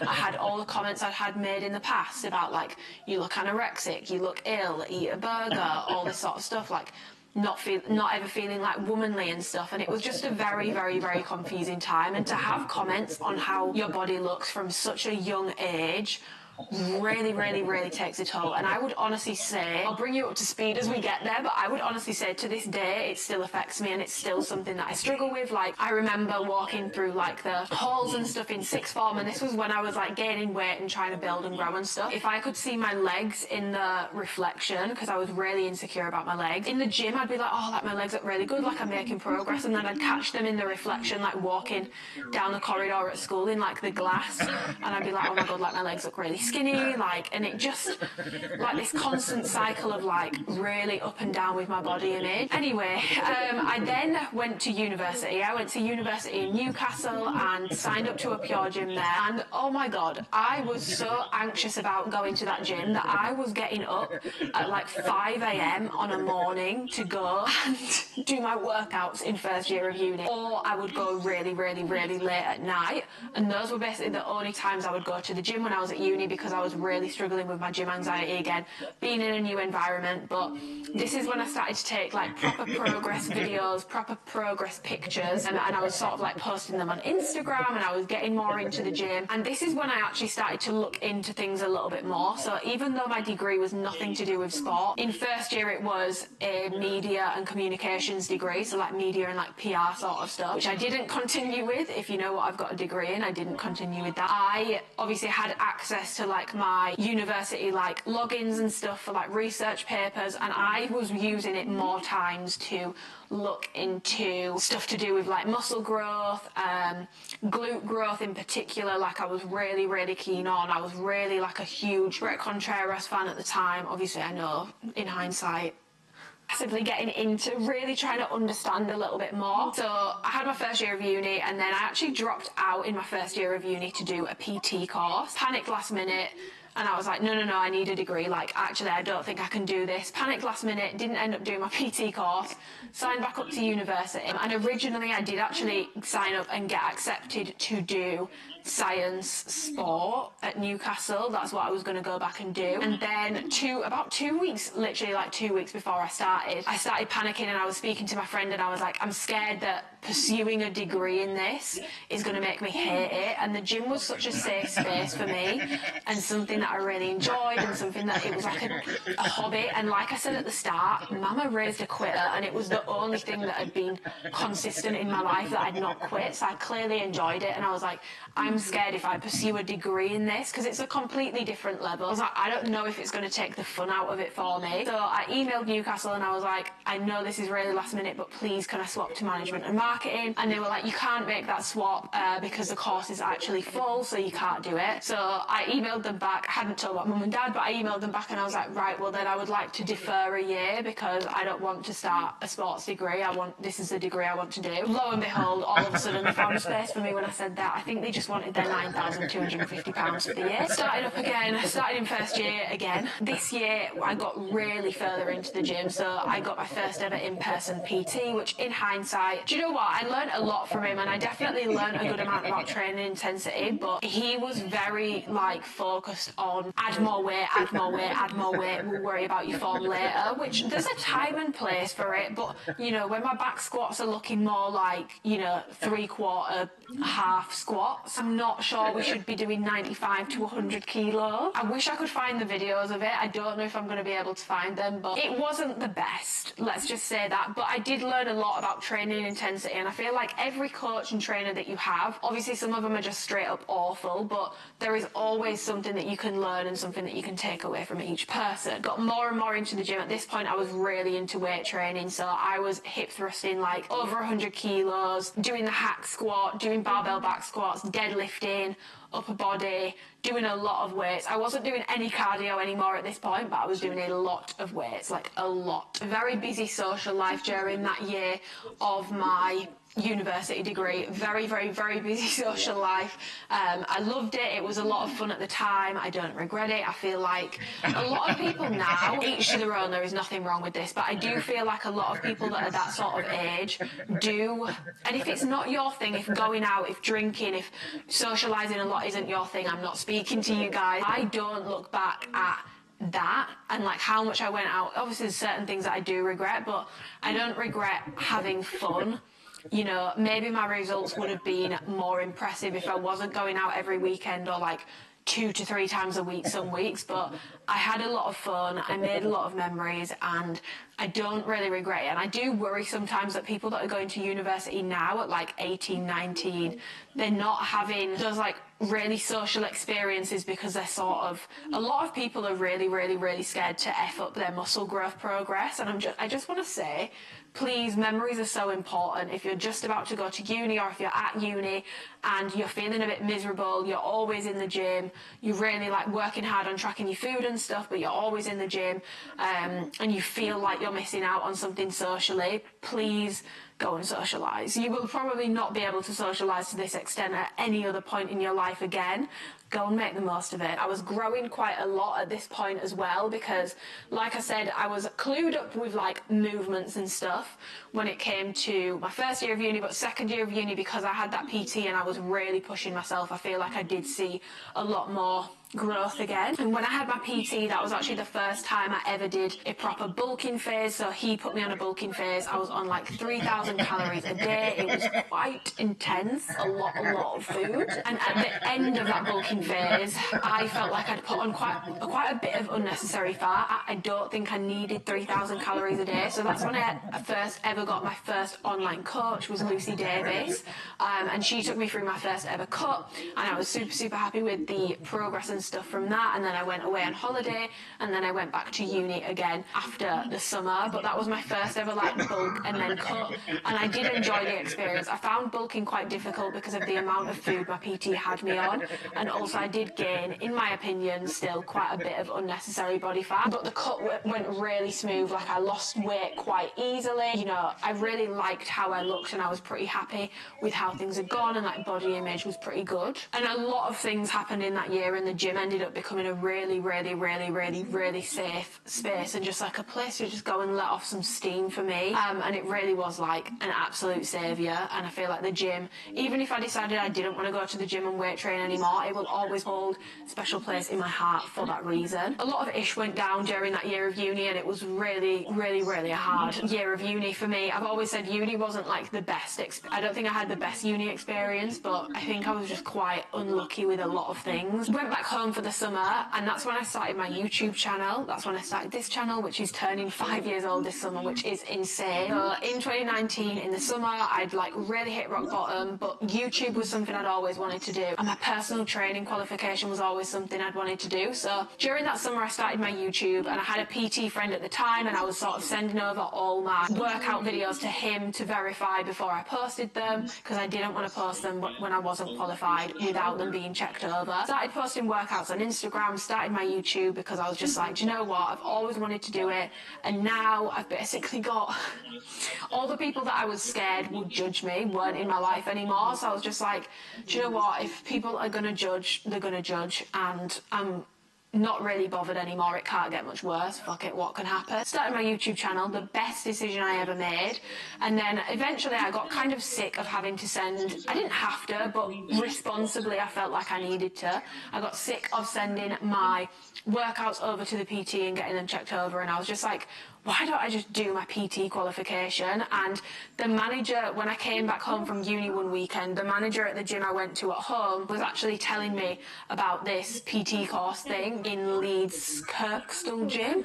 So I was like, okay. And then I didn't think I'd be able to do it because it was quite expensive. It was like £3,000, and I didn't have £3,000 to spend on it. My mum and dad weren't like the biggest supporters of the PT road, so obviously I didn't think that they would give me the money for it. And then I looked into it, and you could actually take out an advanced learner loan for it, so it basically works the same as a student loan, and that's what I did. So I took out that loan in like late summer, I want to say, and I started my PT course in like October.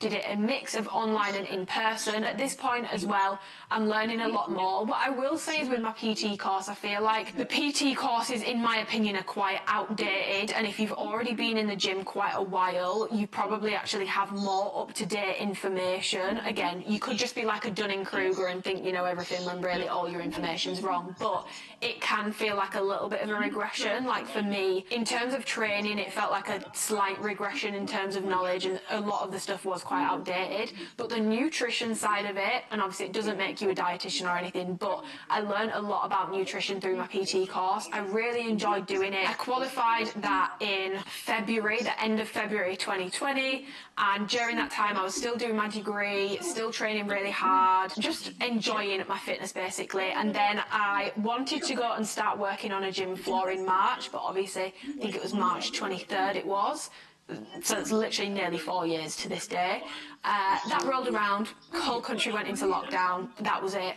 And I remember just thinking, because so many PTs had like a massive rod up their arse at this point in time about people doing online coaching without training someone in person. And I do think for some people, I understand that that makes sense. Like, you can't have just been like going to the gym for 4 weeks. Oh, I like going to the gym, I'll do a course and then I'll start training people online. But there's a difference between that and someone that's been in the gym for years. Maybe they've trained friends, they've had trainers themselves, they've done a lot of knowledge building themselves. There's a difference between those two cases. So I was so scared to start my online coaching, but I was just like, well, I can't go and work as a PT, which was something I was going to do alongside my degree to earn some more money. But I was like, I can't do that now because the gyms are closed.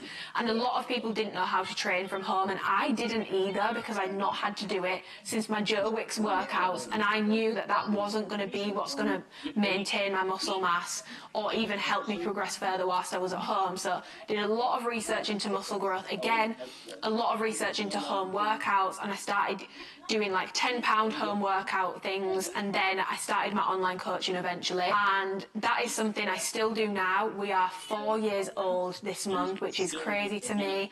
I've worked with a lot of women, and I am so grateful to every single client, past, present, future, current, everyone, like, to have been doing this for 4 years. It's a very competitive industry, so I'm very, very, very grateful to have had a really good 4 years so far. Long may it continue. And I love what I do. And I would have never, ever, ever thought when I was sitting in my uni room in March thinking, do I do it? Do I not? Like, undecided on it. I would have never thought that I would still be doing it 4 years on, because I didn't think it was going to pan out. When I started, I had a bit of a following, and I just started working with Alphalete at the time. Me delusional, I was like, oh, because I've got like followers and obviously people have watched me grow, they'll like just want to sign up, you know. I was like, maybe I'll get like 10 clients. I had 2 clients for the first like 4 months, and it was only when I got them results that people started actually signing up with me, and then it just sort of snowballed from there. So just a little bit of advice as well for anyone looking to get into PT or online coaching. People do not give a shit about the results you got for yourself. They care about, can you get results for other people? The proof is in the pudding. Get some client results and get some client testimonials. So lockdown was obviously a very, very, very different time for training. I was having to train completely differently. But again, I feel like there is something to take out of everything, and this isn't to minimise the awful things that were going on at the time and like how much people were struggling. Like, I lost my grandma during COVID. One thing that did teach me was, because I was so scared of losing muscle mass, I was training so intensely. I've probably never actually pushed myself that close to failure that consistently. And at this point, because we've been in and out of lockdown for so long, I was like, I'm going to do my first ever proper growth phase on my own. So I actually put myself back into a surplus, and I did another growth phase, but this time I did it on my own. Sorry if the camera angle just changed slightly. I've just had to wipe my memory card, and I'll pop in some pictures so you guys can see, but I was honestly really happy with the amount of muscle mass that I built. I feel like it went well. And then again, I signed up to another online coach, and I did like a bit of a cut phase, sort of like body recomp as well, because I was training in quite a different way with that coach, which is also a lot more similar to how I train now. Again, training intensity, I feel like training intensity is like an ongoing thing. You fine tune it, and it takes a while. I genuinely feel like it takes a while to train with good intensity, or to know what good intensity feels like, because I feel like I just constantly improve my training intensity, and it really did help with muscle growth. At this point, obviously, I was like 21, 22. I'd been in the gym since I was in year 10, so I'd been in the gym for quite a while, and I was just sort of going through these like bulk and cut cycles. And then I feel like the period just after I filmed my last fitness journey update video, I feel like the period that followed my last fitness journey video that I made, I just sort of fell off with the gym. I fell off with consistency. I wasn't really like enjoying the gym all that much. I wasn't being that consistent with it. I stopped tracking my food for the first time in years. Obviously, I got into a relationship with Dan, which obviously things do change. It's not as easy to stick to things, especially when it's a new relationship. So I definitely did struggle with that, but I didn't really see anything like being lost. I was just sort of like, my physique just sort of basically maintained essentially. I then did another proper growth phase. I think this was like the end, so we're in 2024 now, it will have been like the end of summer 2022, which I think I did actually explain on YouTube. I started a proper growth phase again, and I ended that about like April time last year. So I did a proper growth phase again. You know, I packed on a really decent amount of muscle mass. You know, quads were looking good, glutes were looking good, everything was looking very good and very full. But again, I was uncomfortable with my body fat in like my upper body in particular, and my midsection. I was really quite uncomfortable with it. So I got in touch with another online coach, because I can't do cuts on my own because I just won't stick to it, or because of the body image issues that I do struggle with, I will go into a cut and then immediately perceive myself as 10 times smaller than I am. So then I panic and then stop cutting, but then I'm still unhappy with my body fat levels, but then I feel skinnier. It's just a mess. So I like to have an objective eye on things. And then from that point onwards, I've sort of been like maintaining, gaining. I've had a lot of like hurdles that have come up. So like the back end of last year, I got quite poorly. I became quite unwell. I was really inconsistent with my training, really inconsistent with my diet. So I was super consistent the first half of last year. Second half of last year, completely fell off. Gained quite a bit of body fat, lost quite a bit of muscle mass. Wasn't very comfortable with how I looked. And then at the start of this year, set myself my 75 slight struggle challenge, which I'm finishing in like the coming week, and I will give you guys an update video on that if you want one. If you want a 75 slight struggle, 75 hard, my own version, like conclusion video, let me know, because I'm more than happy to film that for you guys. But yeah, essentially I set myself a challenge of moving more, so 7,500 steps a day, because it's ironic because I'm so into the gym and my life revolves around the gym and being this fitness person, but everything to do with work other than working out, so film, editing YouTube videos, doing all my coaching work, it's very sedentary. It's sat on my laptop. So my steps were abysmal last year. It was like 3,000 a day towards the end of last year. So I set myself a goal of getting up earlier, getting sunlight, 7,500 steps a day, being consistent with my training again and tracking my food again. And I did track my food again to stay within a deficit, which I have again lost some body fat, because my goal really from January was to build back what I'd lost and drop body fat. And because I've been training for so long now, growing and building at the same time is very difficult, and it's going to take a long time, except for when you've taken a good chunk of time off training, in which case you can be in a deficit and lose that body fat you've put on and build back what you lost at the same time. And that will be much easier at this training age than trying to build new muscle tissue and lose fat at the same time. So basically body recomping, and honestly I'm really happy with how things have gone. And I was at a point in my fitness journey last year where it was a case of you need to be sweating the small stuff now, like training intensity needs to be there if you want to grow, nutrition needs to be there if you want to grow, everything needs fine-tuning, exercise selection, recovery, everything needed to be very sort of kept on top of. Because I've been training for so long, it's going to be that little bit harder to grow, I'm getting closer to my genetic potential and all that sort of stuff, so everything needed a bit more fine-tuning. But because I fell off so bad at the second half of last year with my training and everything, there was no point in me being like, oh, let's sweat the small stuff of like this specific macro split and, you know, being really specific about things. So my goal really was to not sweat the small stuff since January, to just focus on consistency with those 5 goals I'd set myself and see what happens. And lo and behold, I've been moving more, I've been eating better, I've been training properly again with good consistency and intensity, and I have lost muscle mass, lost body fat, and I've also built back some muscle that I've lost. I don't think I'm quite there yet, but I've made some really good progress since January. And last year I felt so uncomfortable in my body, and for the first time in a while I'm feeling a lot more comfortable in myself again. And this sort of brings me on to where I'm at now. This is like I would describe it as like a slow awakening in my fitness journey that I would say has been going on for the past like 12 months, whether it was subconscious or conscious. But, you know, obviously I've mentioned I've done all these bulk and cut cycles, and, you know, when I bulk, never quite like happy, because I love how maybe my lower body looks, but then especially like with aging and stuff. So for example, when I was like 18, if I'd gain weight, I would never really gain it on my midsection. I'm 24 now. When I gain weight, it does go to my midsection as well.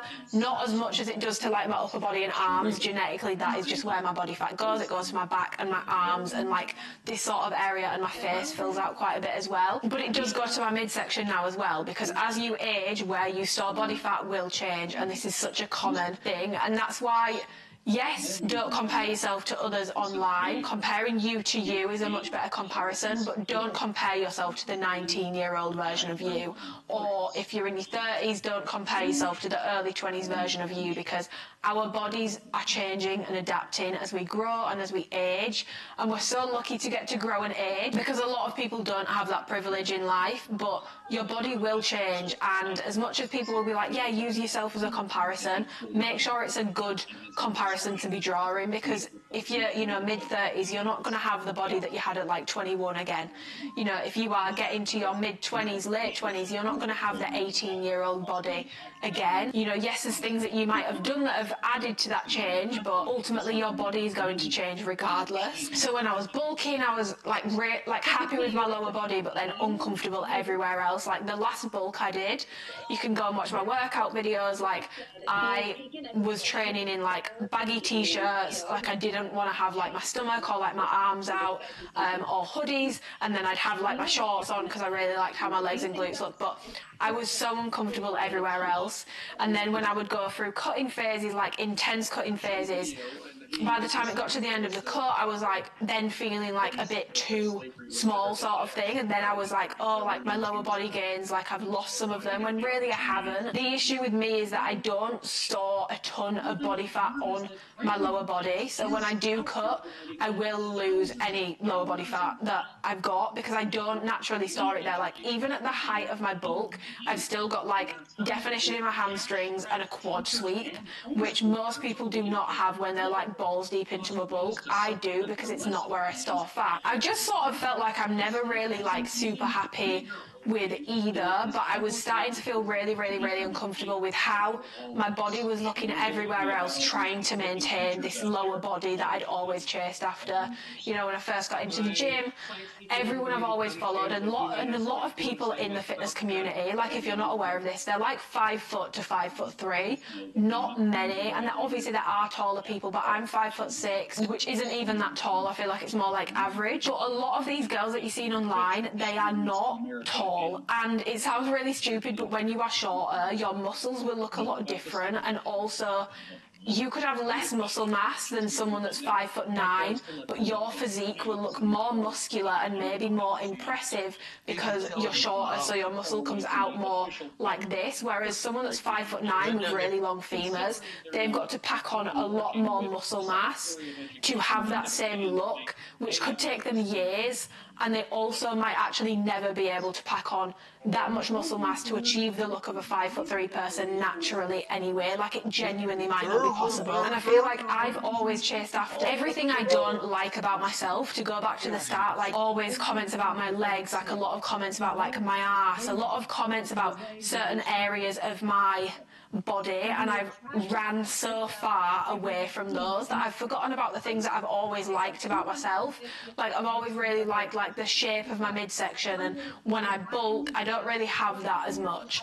There's other things I've always really liked about my body, but because I've spent so long running away from the things that I've been taught to hate about myself, I've ended up sacrificing all the things that I actually naturally can attain a bit easier and really like about myself. So it's like, I basically got to this point where I was like, I feel like I need to just sort of chill and lean more into my natural build. And that's not to say I'm going back to how I looked when I was 16, but I am never gonna have the glutes, the quads, the lower body of someone that's 5'2". I can try, but I'm never gonna have that, and I'm done. Like, I'm so over sacrificing comfortability in my overall body, how I look, my overall appearance, for the sake of like an extra inch on my ass.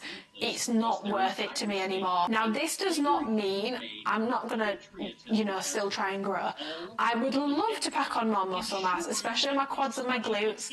I love that look. Like, I will always love that look, and I'm gonna try and keep growing. I'm gonna try and keep training really intensely and pushing myself in the gym and training super hard. I am done with sacrificing my body image for the sake of an extra inch on my ass or my quads. If it takes me 4 years to build it, doing it at maintenance or doing it more over a longer period of time, I'm more comfortable with that than feeling so uncomfortable for like half the year. Now, I'm a Gemini and I change my mind on things a lot. So if you see me doing a growth phase again, like a dedicated surplus growth phase again, mind your business.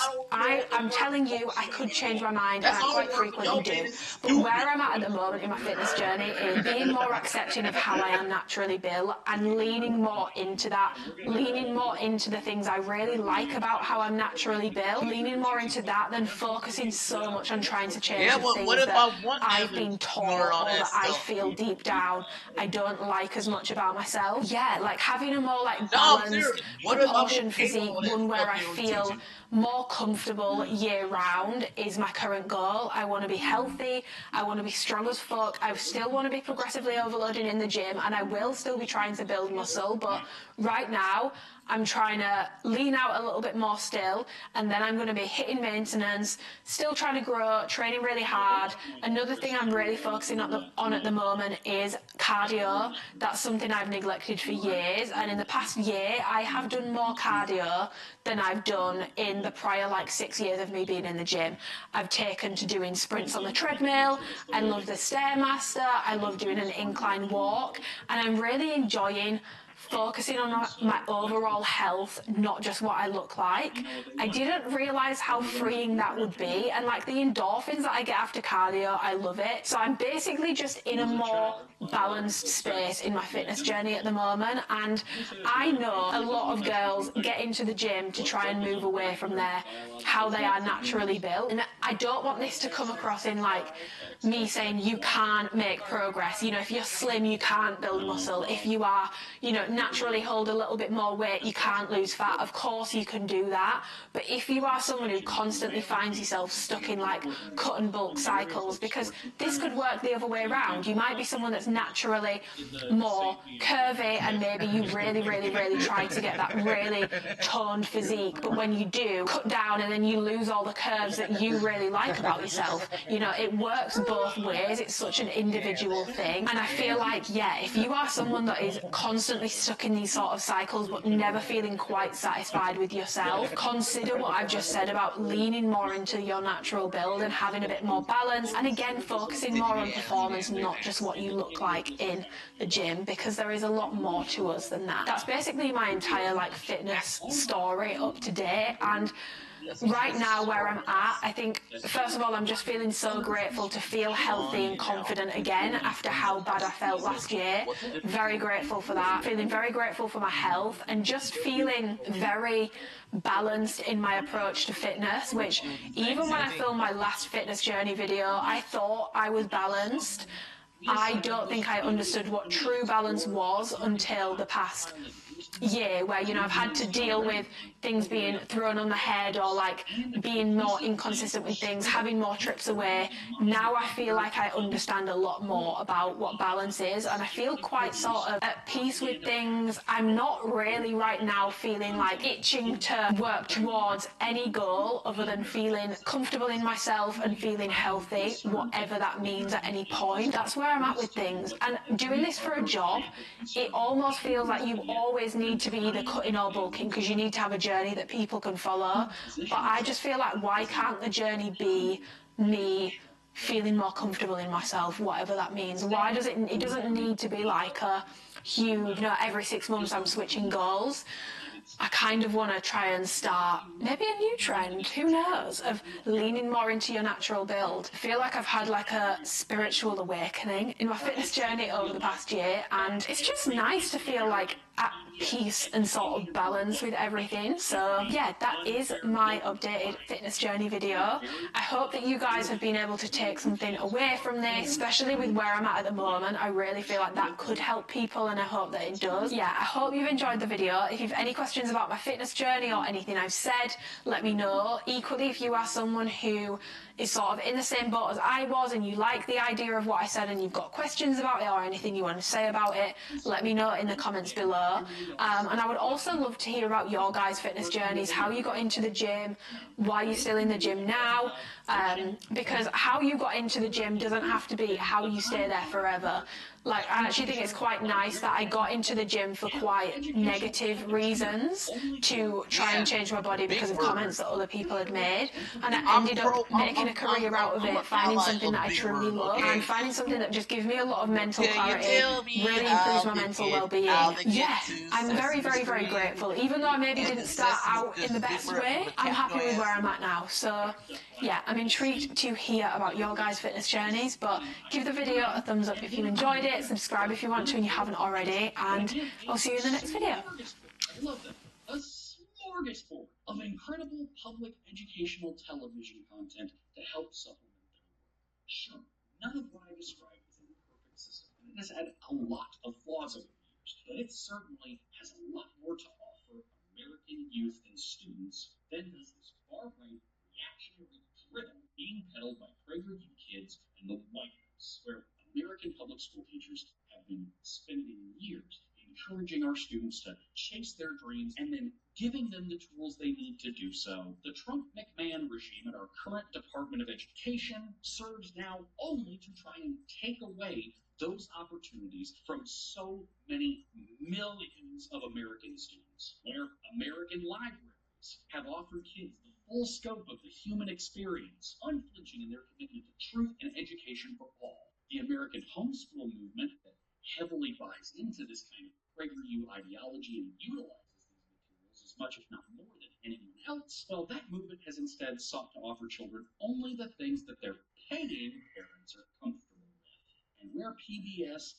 has and hopefully will in the future provide a wholesome array of insightful, life-affirming, educational content for American children, its capabilities are now instead being hollowed out for the backwards, genocidal, aggressive rhetoric of PragerU kids. And see, that's the thing. The main PragerU channel, the one for adults, honestly, it doesn't take up a lot of room in my mind. Don't get me wrong.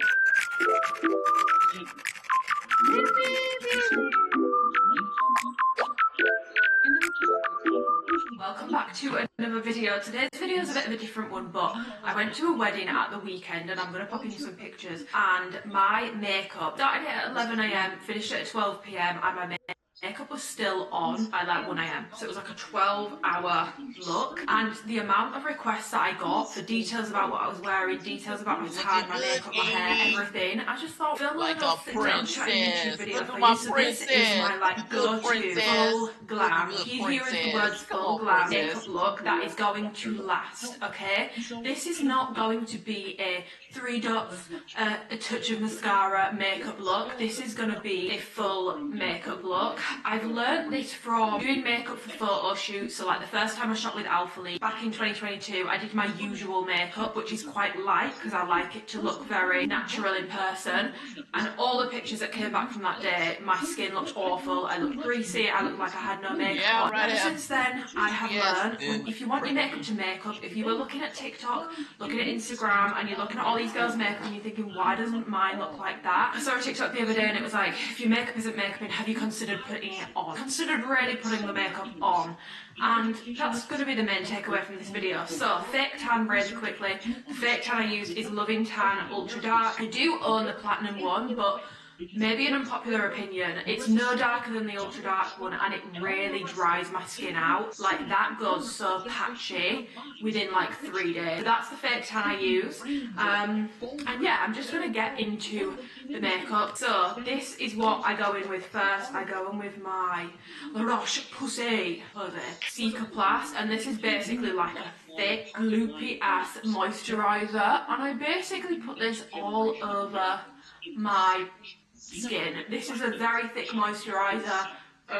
Pre-warning, some people find this pore clogging. Oh my god, my brain isn't working. I also don't use it every day. This is the moisturiser that I will use under a very, very, very full-on makeup look, just because I like to use a lot of product and a lot of powders, and I feel like the less moisturised your base is, the worse that is going to look. And you are going to be able to tell you've got makeup on with this look. It's not so intense to the point where it looks cakey, and I actually got a lot of compliments in person on my makeup as well, which is always a good sign.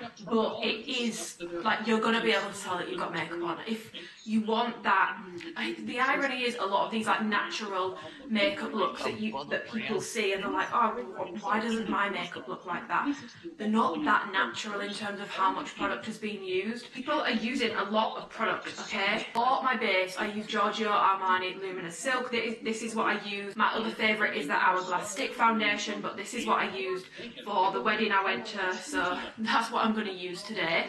And this is in the shade 6. I match to my neck, so when I put this on, it looks a little funky, but trust the process. A lot of this makeup is very much giving trust the process. Again, I'm not doing like a tiny little, like you need to put it on. For like more of an everyday look, I've actually been enjoying not using foundation, just doing the Amaya Colon makeup look where she basically uses concealer and like a contour cream stick. That's what I've been doing day to day, but this is like a full look. The brush I use is a Nancy Flawless Foundation FO1, if anyone was curious. No one's rocking up to a red carpet with a light face of makeup on. It's a lot of makeup. I always say to people, like if someone asks me for advice on makeup, I always say I feel like the camera takes away like 30% of whatever you've got on. So you might want to do like 30% extra. And the only area where I don't actually use a lot of foundation is my nose, because I really do find that if I put too much product on my nose, it goes very cakey. By the way, if I'm looking in here and not at the camera, which I do quite frequently in my videos to be honest, but I am trying to use the viewfinder just to get a wider picture because I've just got my tiny little mirror here. I was gonna try and do this like all in one and film a reel at the same time, because I asked on Instagram if people wanted this in YouTube format or reel, and it was literally 50-50. Like half the DMs were like, YouTube please, and then half of them were wanting a reel, so I was gonna try and film both simultaneously, but I feel like that's just so, it sounds like a simple idea, but it's actually quite difficult to film for two different formats at the same time. I'm just gonna have to do my makeup twice this week so that I can do both, because I wanna cater to the people. I do spend quite a while blending my foundation into my skin, just because I feel like it helps with how much product I'm going to be putting on my face. It helps to just really make sure it's like at one with my skin, and I feel like the more I blend it, the warmer it gets, and it just like melts into my skin. Like looking at my skin now, it doesn't really look like I've got a lot of product on, but as you can see, I'm matching my neck a lot better than I was before. So I've actually just realised, guys, I'm telling porcupines and I've messed up.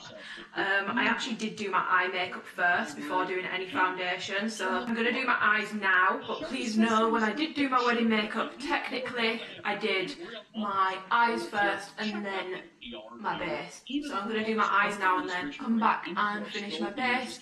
So I'm just popping a little bit of Hourglass concealer on my eyelids. Again, I won't always do this when I'm doing my makeup, but when I want a more, it's not even really an intense eye look, it's actually, I don't like my eyes with a lot of eyeshadow on. Obviously you can just do whatever eye look you guys like, but I do find that when I put a concealer down as a base, it just looks a lot more flawless for when I'm wanting that sort of a look. And I did also just pluck my eyebrows, so my eyelids are a little bit red. And then this is the concealer brush I use. This is so expensive, it's the Hourglass one, but I've got 3 Hourglass brushes now and I have no regrets. They were expensive, but honestly I really like this concealer brush. I've heard good things about the Rare Beauty one as well. It feels so weird filming a video without a microphone on, because my past 2 YouTube videos I have used a microphone, but I figured it would actually probably be quite annoying because you're going to be able to hear like me digging in and out of my makeup bag. But I did want to ask in general, let me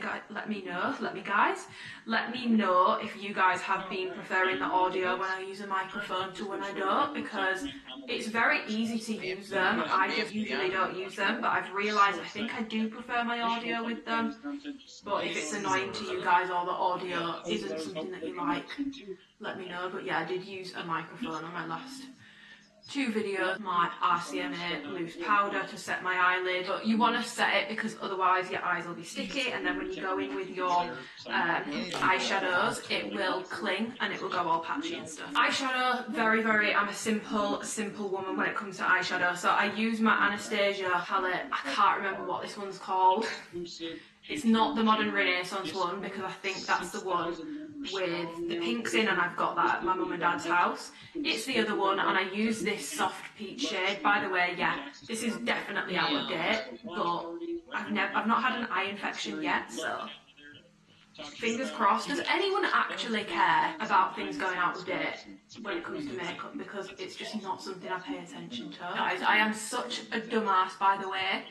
Last year, I think it was, yeah, like last January, no, end of 2022, I bought a new camera, and so like the start of last year I sold my Canon G7X, and you already know where this story's going if you've got TikTok, or like you look at what cameras people use for pictures.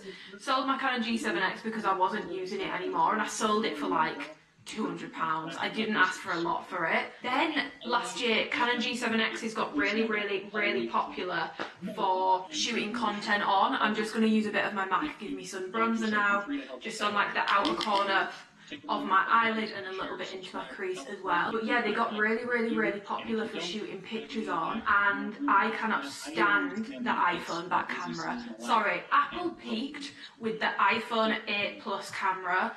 I don't know what they've done since, and I know that all these TikToks always say, oh, you need to change the settings, like this is what you do in the settings. I've followed all those instructions, and when I'm looking through the camera, the picture looks good, but then when I go into my camera roll, it's weird, it's like it's been blurred, it's all smoothed and stuff, which some people would love, but I can't stand it. I feel like the colours are never like true to life accurate. The flash is terrible, like the flash just washes you out. The quality of the camera is just so bad when it comes to pictures, in my opinion, unless you've got absolutely perfect lighting. I've had my eye on trying to get a Canon G7X for a hot minute, which is annoying because now They're out of stock most places, and people on eBay are really pigs, but like, the game is the game, and I get it, because you can sell them for a lot more now. They're going for like £800.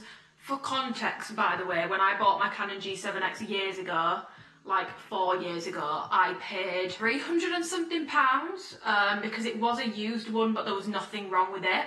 You cannot get a used one for 300 and something pounds now. They're going for like £800 on eBay, which is just insane. However, I did actually find one in stock on the Canon website, so I'm an idiot and I reordered it. But I did sell my old iPhone and my old MacBook, so technically I didn't pay for it. Technically it was free. That's how I've worked out the girl math on that one. Next, I'm just going to go in with, God, I really feel like I'm in my makeup era, this Morocco eyeshadow, just to go over where I've just put the bronzer and deepen it up a little bit. And I like to focus a lot of things on the sort of outer corner of my eye to give it more of like a, not like a proper feline appearance, but just a little bit more of a feline look. But yes, I rebought my Canon G7X, and that's the camera that I used for all my pictures on Instagram at the weekend. Definitely is going to take me a while to work out how to use it, because some of the pictures came out like wow, and some of them I was like, I look really washed out, because I've been trying to keep the flash on, because that's how you get the cool sort of effect. Yeah, I think for all my like content for Alphalete, I will still use the camera I'm filming on now, which if anyone is curious, it's a Sony A7C. But for like personal pictures, or like when I just want like a cute picture, I'm going to be using my Canon G7X, because also the lens, I don't know what sort of a lens is on the iPhone camera, but I feel like it really stretches me out, and I've got quite a long face anyway, so like I don't need any more help in that department.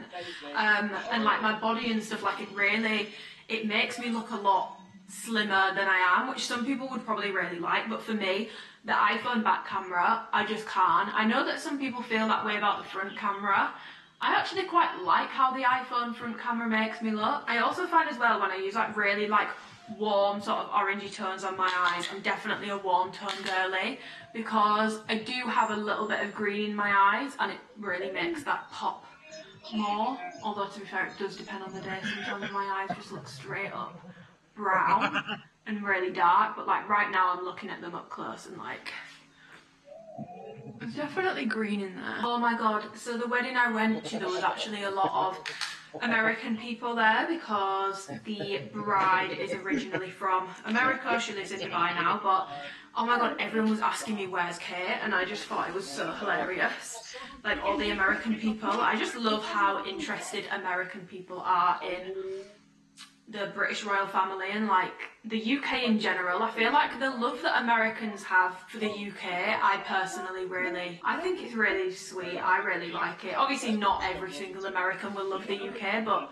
a lot of American people really love the UK, and I just think that's really sweet. Not in a patronising way, I just think it's quite nice, because UK people can, again, sweeping generalisation, but can be quite miserable, and I wish that energy was just reciprocated for American people sometimes. But okay, now I've just realised what this colour is called, and this is one of my most used colours. Guys, look at that. Can you see that? It's called Fudge. Fudge is my mum's rabbit, if anyone doesn't know. That is adorable, but I'm using a tiny bit of that on an angled brush, and I'm just going to try and not create a wing, because I am going to do my own wing anyway, but just add a little bit more depth here. Okay, now I do like to do a little bit of a wing, so I use an eyeshadow palette for this, because I don't know, I've never really liked my eye shape with the harshness of like a true eyeliner, so I just use a really dark brown. It looks black, but it's not. A really dark brown shade on a MAC angled brush. This is a brush that is very old, as we can see. I used to use it for my eyebrows, and I just do like a tiny little wing. I also feel like eyeshadow, because I'm not the best at doing wings, I feel like eyeshadow is a lot more forgiving. Okay, so I've just cleaned up my eyes and finished my wing liner. So the next thing that I'm going to do, some people would do concealer, but not I. So the next thing I'm going to do is actually my cream contour slash bronzer. This is where we really get into the, have you considered putting it on in terms of the makeup look, because This is about to be a very, very, very trust the process moment. I'm just going to pin my hair back a little more so that I can really blend into my hairline with this. So this is the Hourglass stick, and this is in the shade 13.5.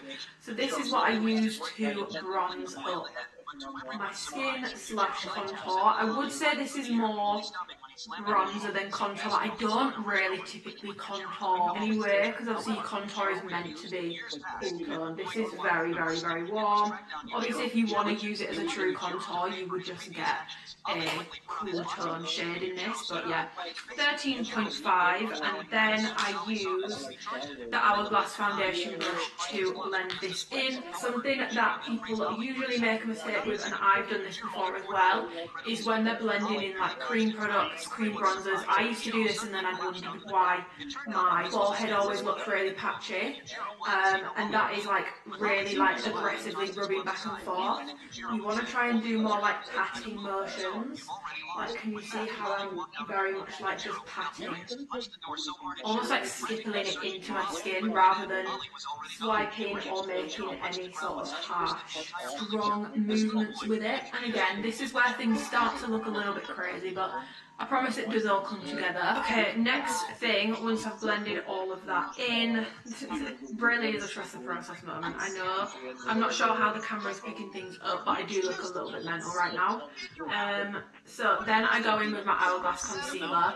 Quick word warning, I know that this went viral. This is a very love or hate product. If you have got dry skin, I don't think you will like this. A lot of people complain that it creases. I do find that it does crease more than some other concealers, but on me it's nothing to the point where it looks really bad or completely different to any other concealer. I would just say to make sure you've really moisturised your under eye or anywhere on your face where you're going to put this, and I don't like putting this between my eyebrows or anything like that. It's way too much. It is quite a strong concealer. My other favourite concealer for like day-to-day wear or when I'm wanting something less noticeable is the Kosas concealer, and that's a lot more creamy and hydrating. This one isn't drying, and I find it creamier than, for example, the NARS one. I don't understand the hype on that concealer. Like, it's not creamy, it's actually quite dry on me.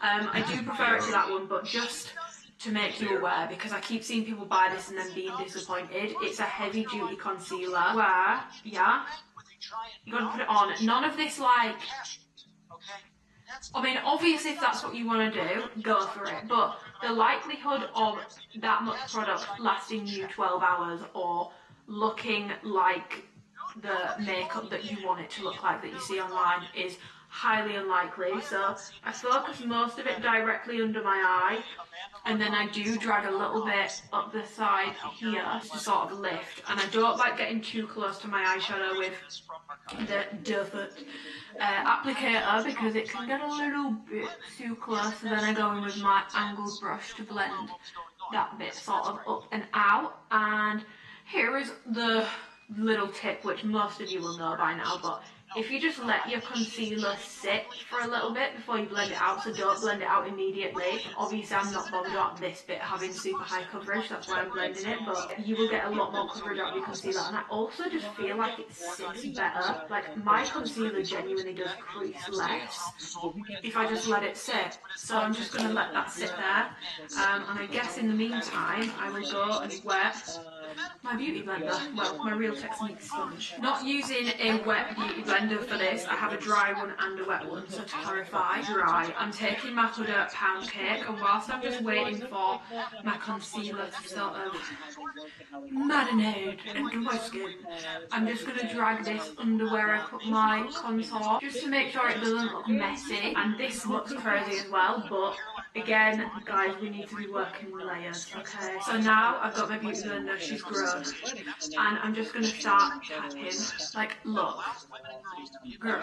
Okay, and then once I feel like that with the sponge and where I can get with the sponge is blended to the best of my abilities, I go in with my Hourglass concealer brush, and I like to sort of drag the concealer slightly down the sides of my nose, ever so slightly, just to make it look uber straight. Now I've sort of taken away a lot of the bronze, so I'm not going in with any more of the cream product, but I am going back in with the brush that I blended it with. God, who do I think I am? I'm really giving like makeup girl, but people said that they wanted the actual details on how I do it, so I'm just trying to get the people what you want, okay?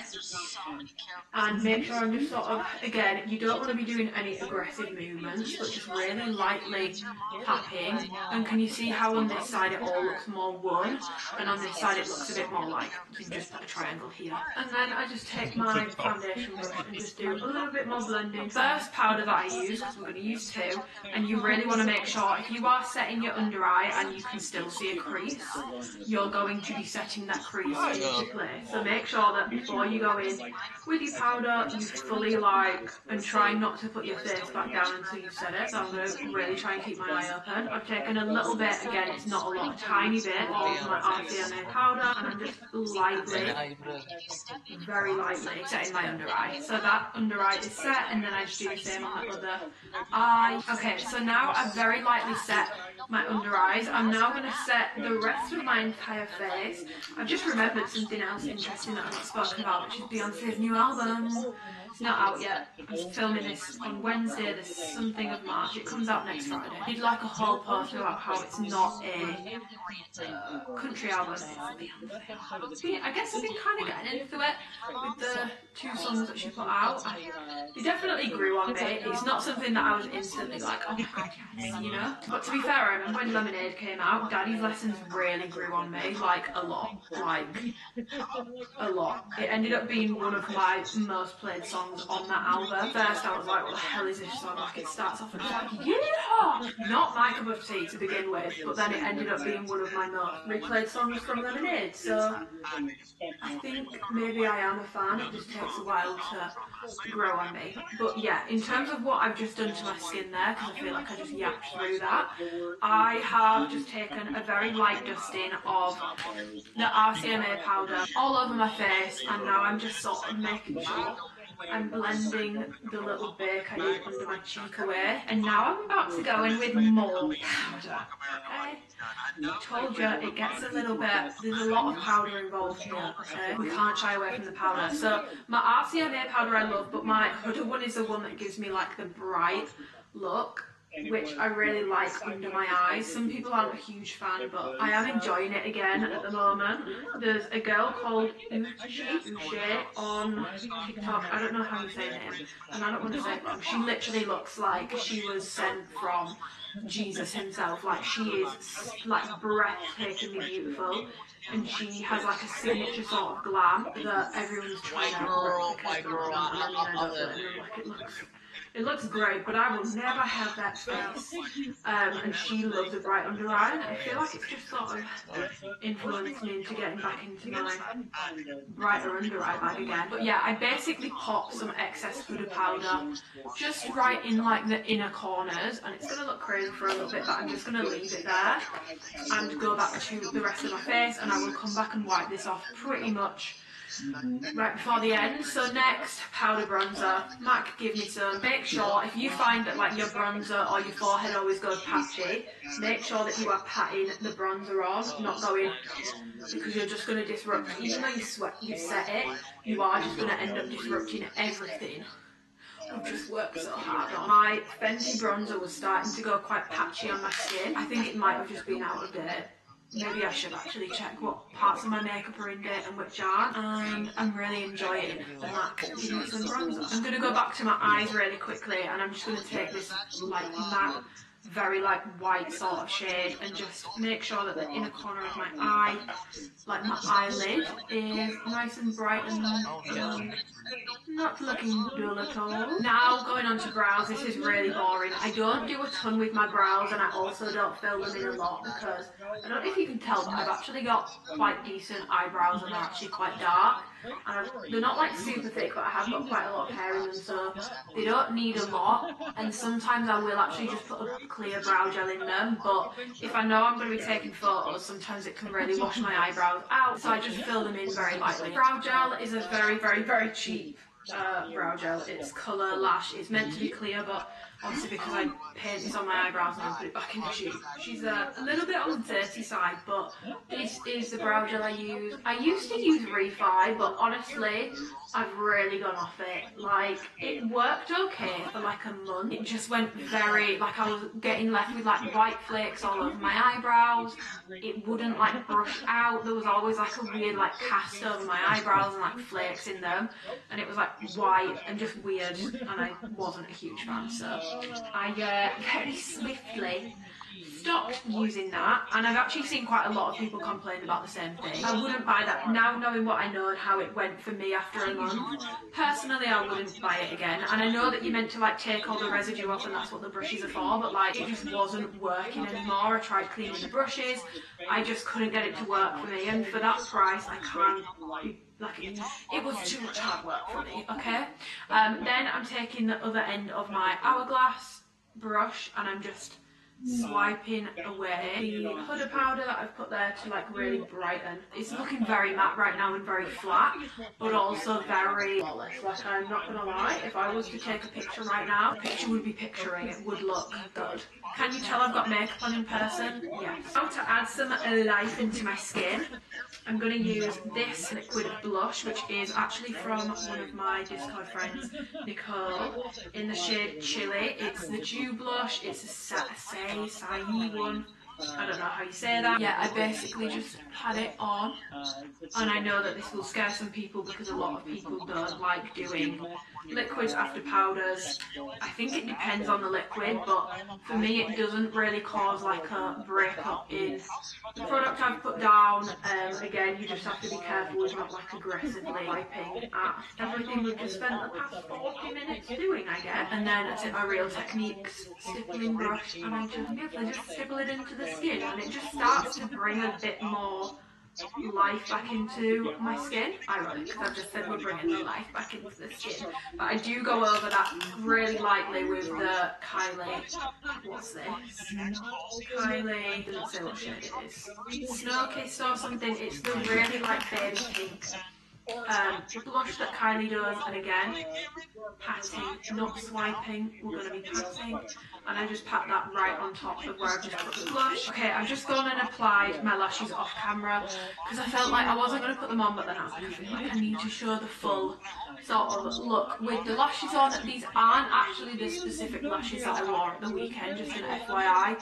These are the Eyeliner number 8, so I don't actually have any of my number 2s left, but I use the 3/4 eyeliner lashes. They're a little bit fuller, but they're still not a full lash. It's a 3/4 lash, and they're not super intense. I don't really like a very, very, very intense eyelash. It doesn't suit my eye shape. Not to be dramatic, but it makes me look quite old and haggard, so that's not really my vibe. The final thing that I go in with before I set it is the Patrick Ta Body Balm. This is such a game-changing product, especially for like a full glam look, but when you want to bring like some life back into the skin right towards the end. So sometimes I use the body brush that I got it with, or I will just go in with the same stippling brush that I used for my blush and just sort of pat it in a little bit. It smells so nice as well. And then I just pat this on the cheek area, just there, and this looks wet. Like, this makes your skin look wet. It's such a natural glow without being like hella shiny, and it feels a little sticky on the skin at first, but I promise it does like go away, and it doesn't stay super sticky. That's where I go in with that, and this is one of the best things I've ever bought. I use this all over my body. If you were curious on like what the glow is on my chest, it's this, and I use the body brush that it comes with, but I'm not going to do that today because underneath here I do actually have a very patchy tan going on at the moment. And then finally, setting spray. Now, I was before using the one size setting spray and then going in with Charlotte Tilbury, but it ran out and I've not been able to use it since, and I think I've come to realise I'm not sure it was that. that was making my makeup last. I think it was just that I would use that when I'd done a more full glam look, because just using this, my makeup stayed on like 12-13 hours. I'm not saying it looked the exact same as it did when I first did it, but it did stay on. Like the makeup was on. So yeah, this is the final step, I guess, and I'm just gonna...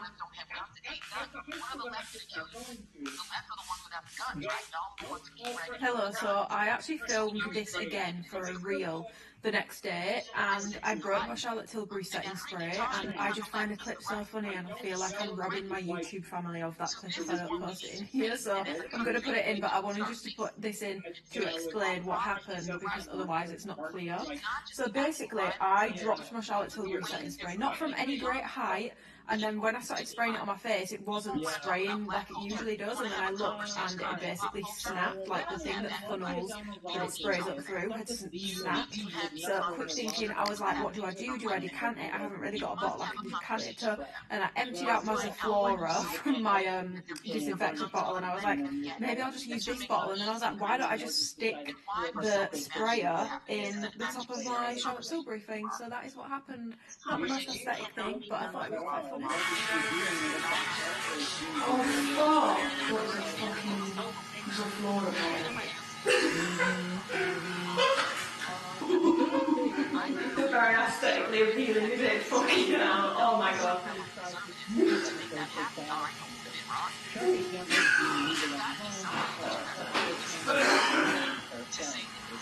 Oh shit, that's like really dreadful.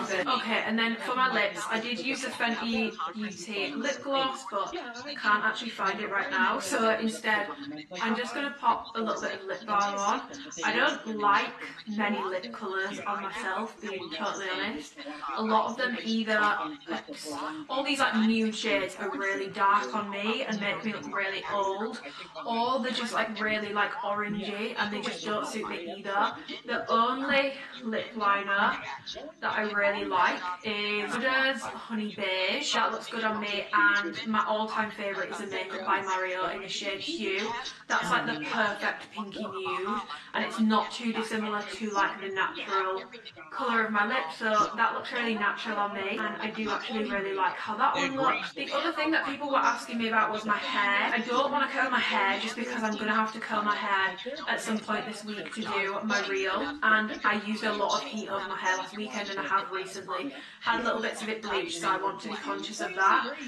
But I want to show you the curling wand I use. So this is the curling wand I use. It's a really old Tresemme one. I will separate my hair into like 3 different sections and basically curl it away from my face, hairspray it with the Red Ken medium hold hairspray. The heat protection I use is the Hot Tools High Shine Lacquer Heat Protectant Spray. It gives my hair like a really nice sort of shine. My hair a little bit of extra shine. I did use the Colour Wow Pop and Lock serum. Afterwards I just put like 2 pumps on and just like ran it through, hairsprayed it into place, and that was pretty much it. I actually ended up filming my hair the next day for a reel, so I thought I would actually just pop in these clips sped up, but you can basically get the gist of how I curl my hair. I did explain it exactly how I do it.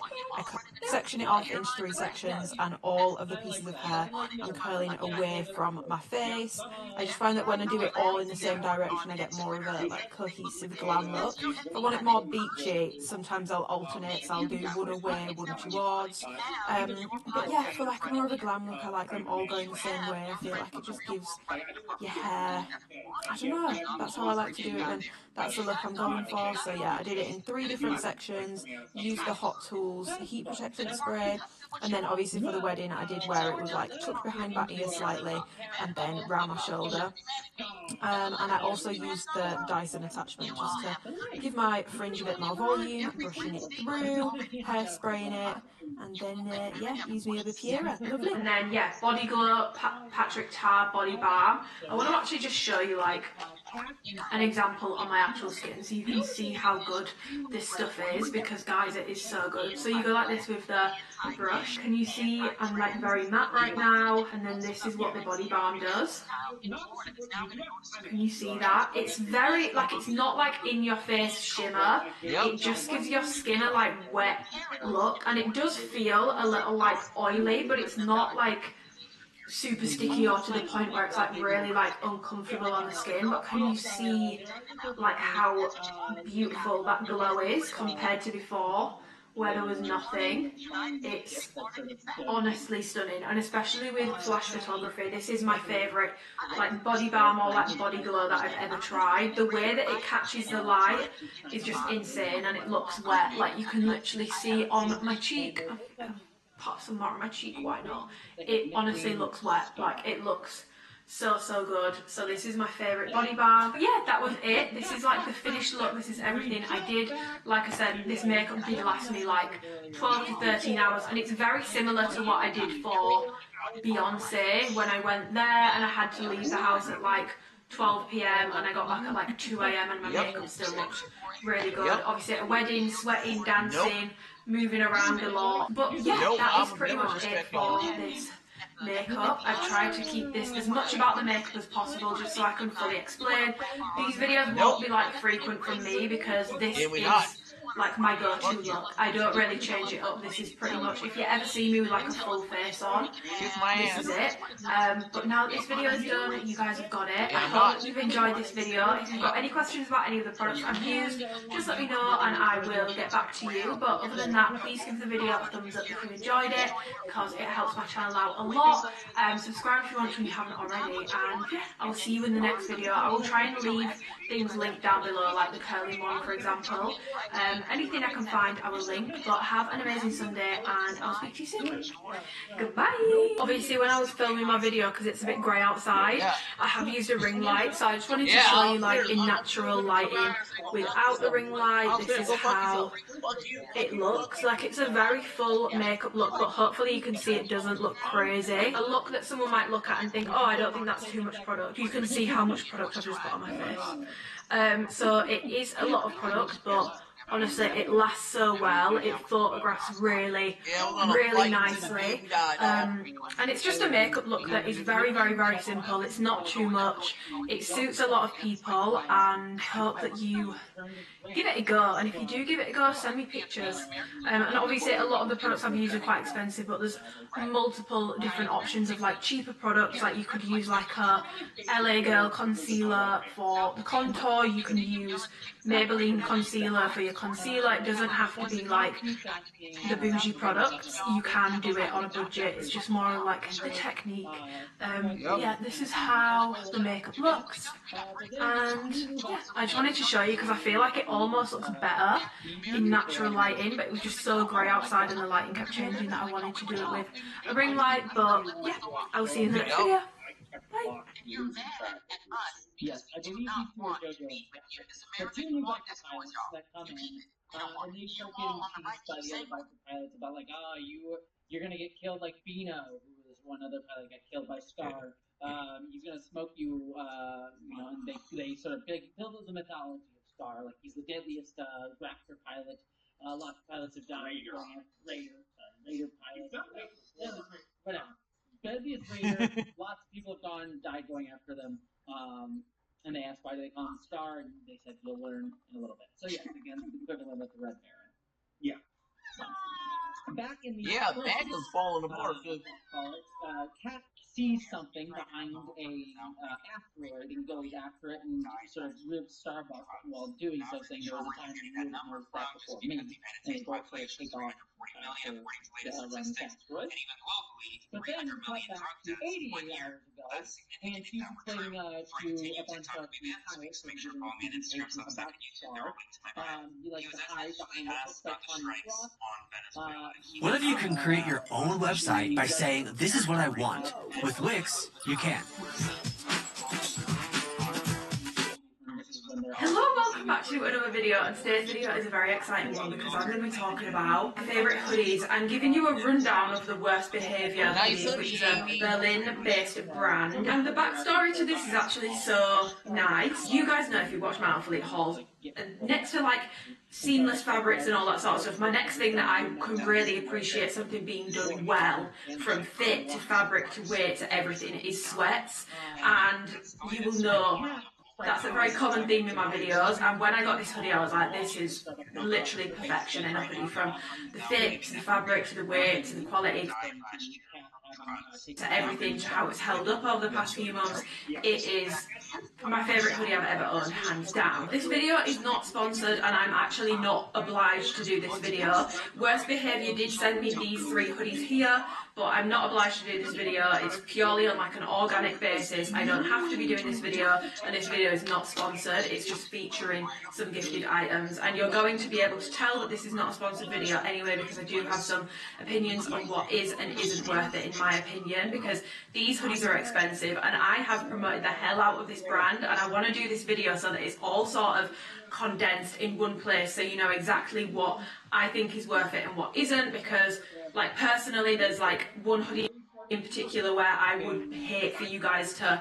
go and order that one and then be like, this, like, I'm not understanding what she's talking about sort of thing. So yes, we are going to be talking about Worst Behaviour hoodies today, and I'm super excited to be doing this video. And of course, thank you to Worst Behaviour for gifting me these 3 hoodies here, because these are expensive. That's the first thing that I want to say. These hoodies are expensive. It's not lost on me. They are much more expensive than a lot of brands. They are up there with your sort of Pangaea price, Pangaea, I'm not sure how you say it, up there with your Represent pricing, up there with your Nikki Studios pricing. It's up there with like the more niche indie brands for pricing. It's not in line with like fast fashion pricing at all. First of all, I just want to clear that up. These are expensive, and the purpose of this video is not to be like, go and buy 5 of these hoodies. Something that is a constant theme in my hauls, if you are familiar with them, is like not falling into consumerism. And the purpose of this video is like, you might not want anything. Equally, if you do want something, you could buy one of these hoodies and it will last you. I'm confident it's going to last you years. I'm confident it's going to last you a long time, and you don't need to have 6, 7, 8, 9, 10 of these hoodies in your wardrobe. Pick one that is in line with your preferences best, and that's basically the point of this. The point isn't to be like, yeah, let's go and spend £1,000 on 10 hoodies. Let's not do that. Let's pick one that's in line with our preferences, that we're going to wear a lot, and it's going to last you a lot longer than other hoodies that you might get from like PLT. Like, we can't even be comparing this to PLT and all that sort of stuff. It's going to last a lot longer. So yeah, I'm just going to get into it. So the first hoodie that I want to talk to you about is the Hako hoodie. This is the first hoodie, and along with the Diego zip up, I'm going to pop information on the screen as I'm talking about them. These are the first 2 hoodies that I ordered and tried from Worst Behaviour. The reason I was even aware of this brand is because when I was in Turkey last year with Alphalete, we went to a cotton factory and they had so many brands in there, like some of the big brands and then more niche brands, and I felt a hoodie which was insanely heavy. Like, we back to my Nikki Studios days, which you will know if you've been here a while. They broke my heart because they were my go-to. Sophia and Shinsia put me onto those like 5 years ago, if not longer. I can't remember how long ago it was. It was a long time ago, and I started ordering from there, and I'd never had hoodies and sweats in that sort of quality before. And then they disappeared for a bit, did another drop, and I ordered it, and it felt like something I could get from Pretty Little Thing. Like, to be completely honest, it felt very different. And I emailed them and they explained that they'd actually dropped their GSM because people complained that the things were too heavy. So that broke my heart. But when I found this hoodie in the showroom in the factory, I was like, oh my god, like, what is this brand? And I literally wrote it down in the notes app on my phone. I was like, Worst Behaviour hoodie, I'm going to buy one of those.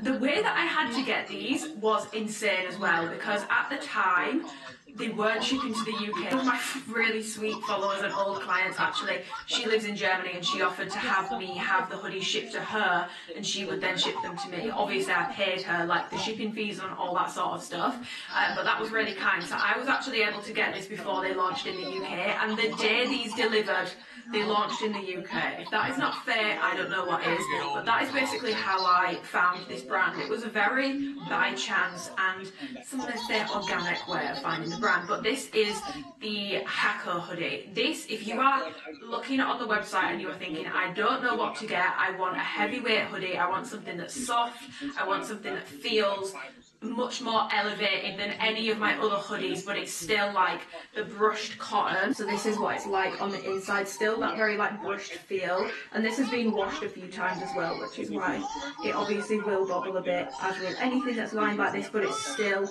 incredibly soft. It's not gone like cardboard.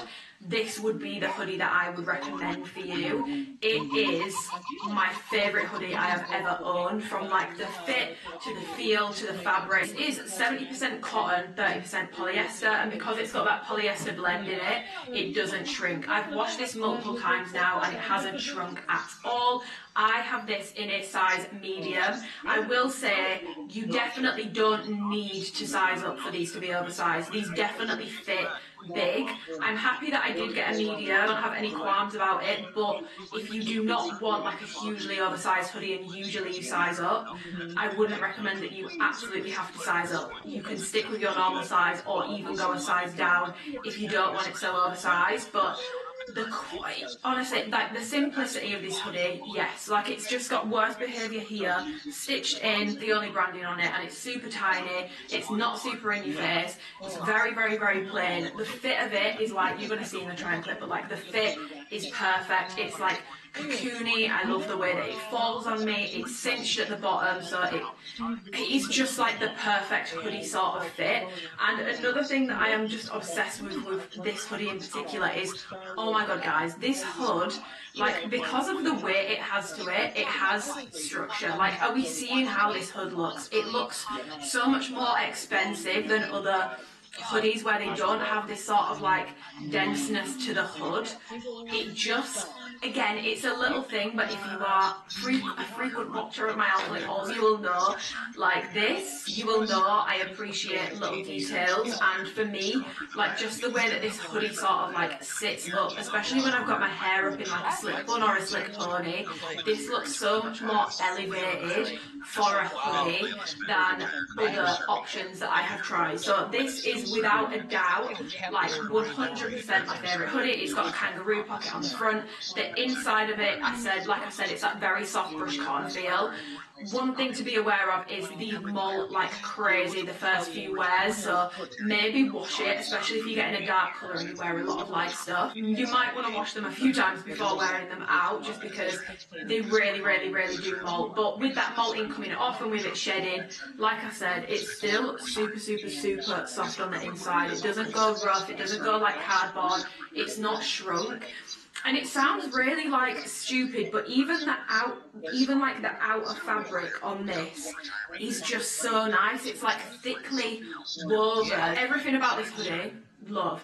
And this is one of the hoodies in this video that I did spend my own money on. So like, don't worry about the fact it sounds like I'm blowing smoke up its arse.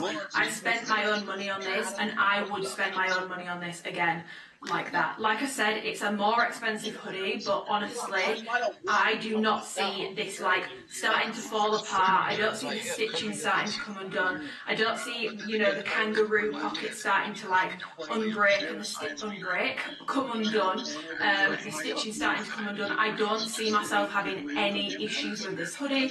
I've washed it about 6 or 7 times, no issues with washing. Obviously don't put it in the tumble dryer. But the only thing I would say, but this is always going to happen when you've got a hoodie this heavy, it's 500 GSM and it's got weight to it. Like, I took this to Texas with me and I passed it to Dylan, I think it was, and he was like, oh my god, like that's heavy. Like every single person that I've passed this hoodie to has been like, yeah, that's heavy. Like the hood itself weighs more than most hoodies.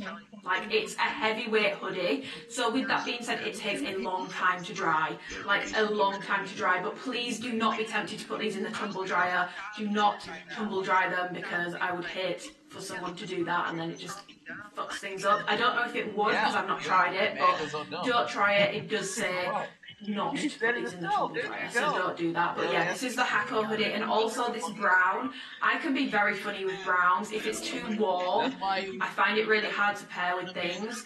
This is like a black brown. Not in the sense that like it's so dark it looks black, as easy to pair black for a brown, which sometimes I find really difficult with browns. If they're too warm, they can be quite hard to pair with things. But if you are watching this haul and you have got a little bit more money to spend and you are thinking, right, I only want one hoodie, it's this one, 100%, hands down, this is the hoodie that you would want to be getting. Like, the quality is there, and this is honestly nicer, actually, than my OG Nikki Studio stuff. Like, the quality on this is even more elevated, and like I said, it's like the outside feel, it just feels properly like woven. I don't know how to explain it, but if you are only going to get one thing from this haul, let it be this. Moving on, this is part of the same line, so these are part of the core range. Now, if you are not a heavyweight girly, they basically do this hoodie and this hoodie in multiple GSM options, so make sure if you are wanting this one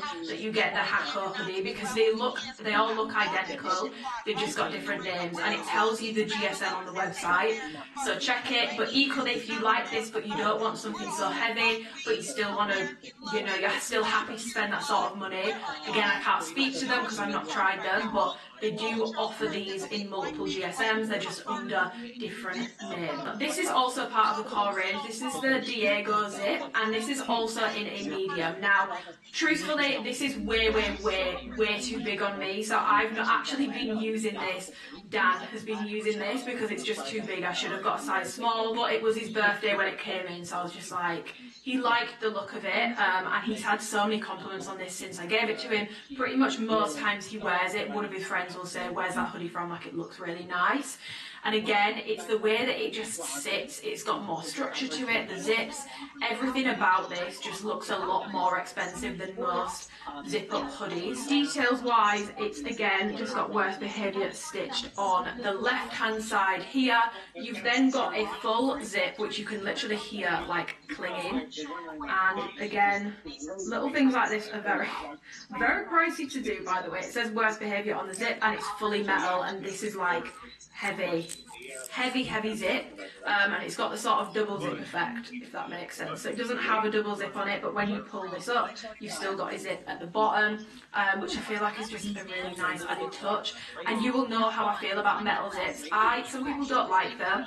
I personally feel like it makes a hoodie look a lot more expensive when a metal zip is used. The inside of it, again, is that really nice, soft, brushed cotton feel, like a typical hoodie sort of feel, what you would expect to feel, but better, softer, thicker, heavier. And again, the hoodie on this is nice and heavy and thick, and then it's just plain on the back. So again, this is 500 GSM, so it's a heavyweight hoodie.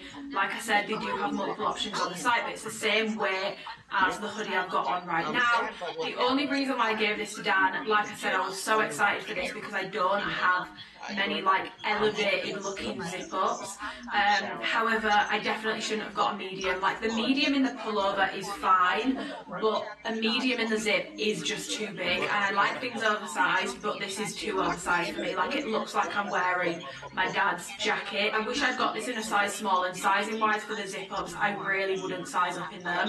I'd go true to size or even try a size down, because like the sleeve lengths and stuff are really good. You're not going to have issues with them. Like, they're nice and cocooned and long. Washed it, and again, it's still very soft. It's not gone like cardboard, it's not shrank.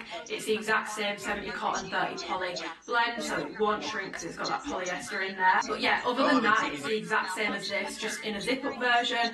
Love the metal zip on it. I feel like it elevates it a lot, and 100% worth it. Again, 100% worth the price point. Just be careful with sizing. I really wouldn't size up, and I am someone that really likes an oversized look, but honestly, like, a medium in this is way too big on me. I definitely should have got a size small, but another 100% recommendation. I don't have other hoodies at any other price point, even the same price point, that feel the way that these two do. Like, these are truly unique, and every single person that has gone and ordered this hoodie has come back to me with the best feedback, saying that it's completely changed how they view hoodies. Like, they didn't realise. Now, basically, when I'm speaking about hoodie qualities, now they understand what I mean because they've tried this. Like, to try this is to know amazing quality hoodies. Like, it is Honestly insane, and again, it sounds like I'm blowing smoke up their ass, but trust me, I spent my own money on this, so I have no reason to lie. I really have no reason to lie. 100% these are like my most recommended items from Worst Behaviour out of everything that I've tried. But this is the Offbeat version 2 hoodie, and this is 320 GSM, 180 GSM lighter than this one and the one I've got on right now. So this is a lot lighter, and as soon as I felt it, I was like, okay, this is a lot lighter. Something to note, which by the way, I'm not saying this in a bad way, because personally I do believe to assume that everything that's made in China, like to look down your nose at it, or to think it must be like really terrible quality, I think that's racist. But this is made in Turkey, the zip up is made in Turkey, this is made in China, so it's definitely not coming from the same factory that I've actually been to. But that's another thing to note on this hoodie and this brown one in the middle here.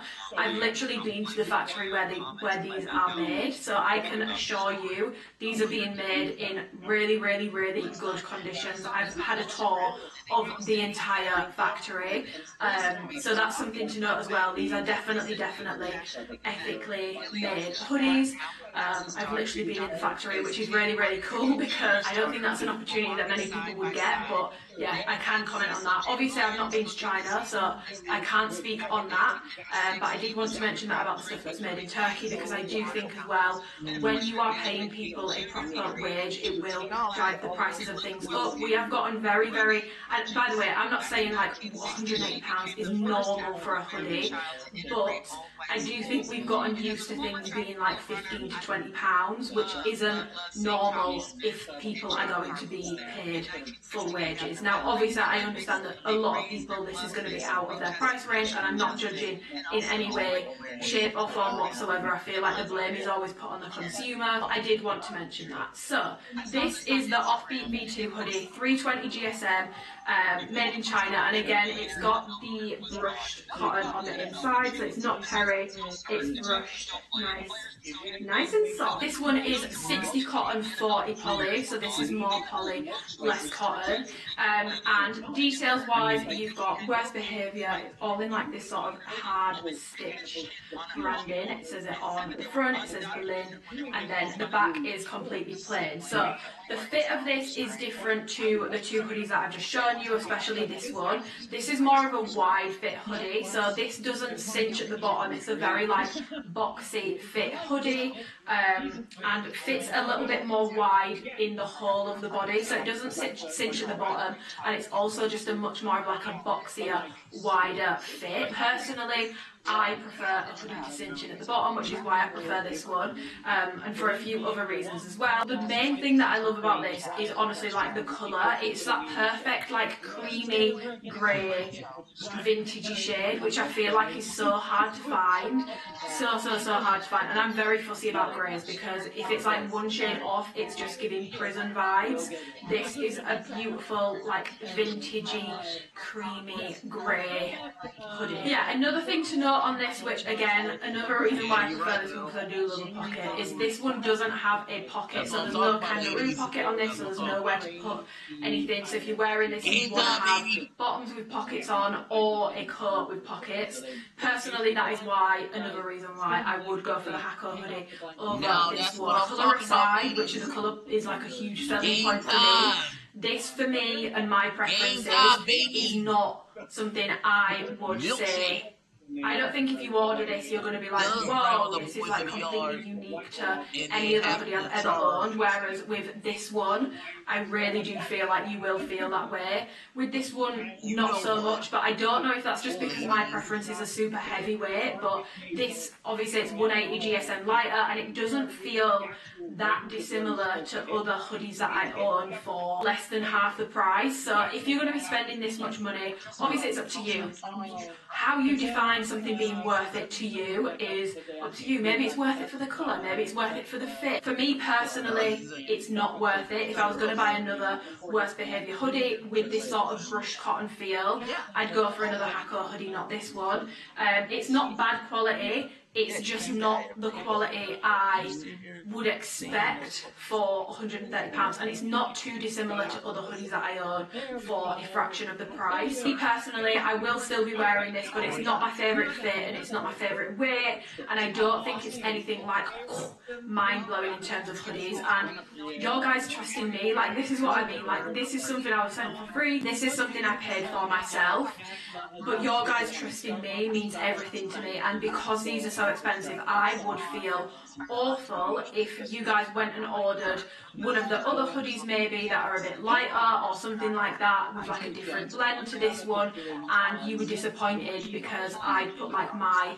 stamp of like, yeah, 100% worth it on it. I just can't say that with my chest about this hoodie, so I'm not going to say it. Love how it looks on me, I think I look cool and I'm obsessed with this colour, but for me personally, definitely not worth the price point. I would 100% be going for a Hako hoodie over this one.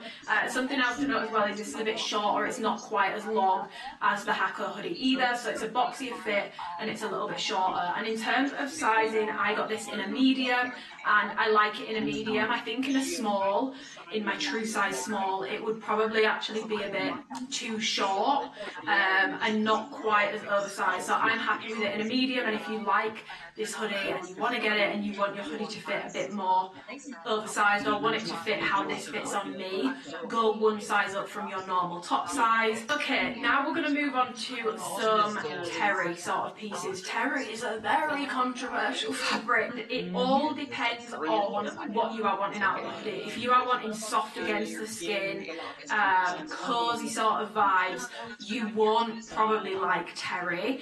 If you are wanting something that's got a bit more structure to it, it's less fluffy. When I felt all the like higher end like designer brand hoodies like Off-White and a lot of the like bigger fashion houses, they all use terry. It's very hard to find a brushed cotton feel hoodie from those brands. I don't know what terry is, it sort of feels like a towel, it's like a woven towel feel, but there are definitely different variations. Some of them are softer, some of them are less soft. So this is the Serene hoodie in driftwood. It's 450 GSM, made in Turkey, and it's 100% cotton, and this is what it looks like on the inside. So it's not that brushed cotton feel, it's like the woven sort of terry, although I will say this isn't scratchy on the inside, but I feel like sometimes when people feel terry, I don't know why it's associated with like poorer quality, which I don't necessarily agree with, because I think terry is actually more expensive. It's technically more premium. Now, what's premium to you will be completely up to you. That's going to be your decision, but it does appear to be a higher quality, higher price point sort of fabric. So details wise on the Serene hoodie, it's got this sort of really cool washed effect. So it's like this, again, very cool toned brown, but it's got like a sort of wash dye effect. So there's sort of like a little bit of grey in the hoodie. On the front, it's very tonal, so it's very subtle. You've got bubble writing here, just says worst behaviour Studio 030.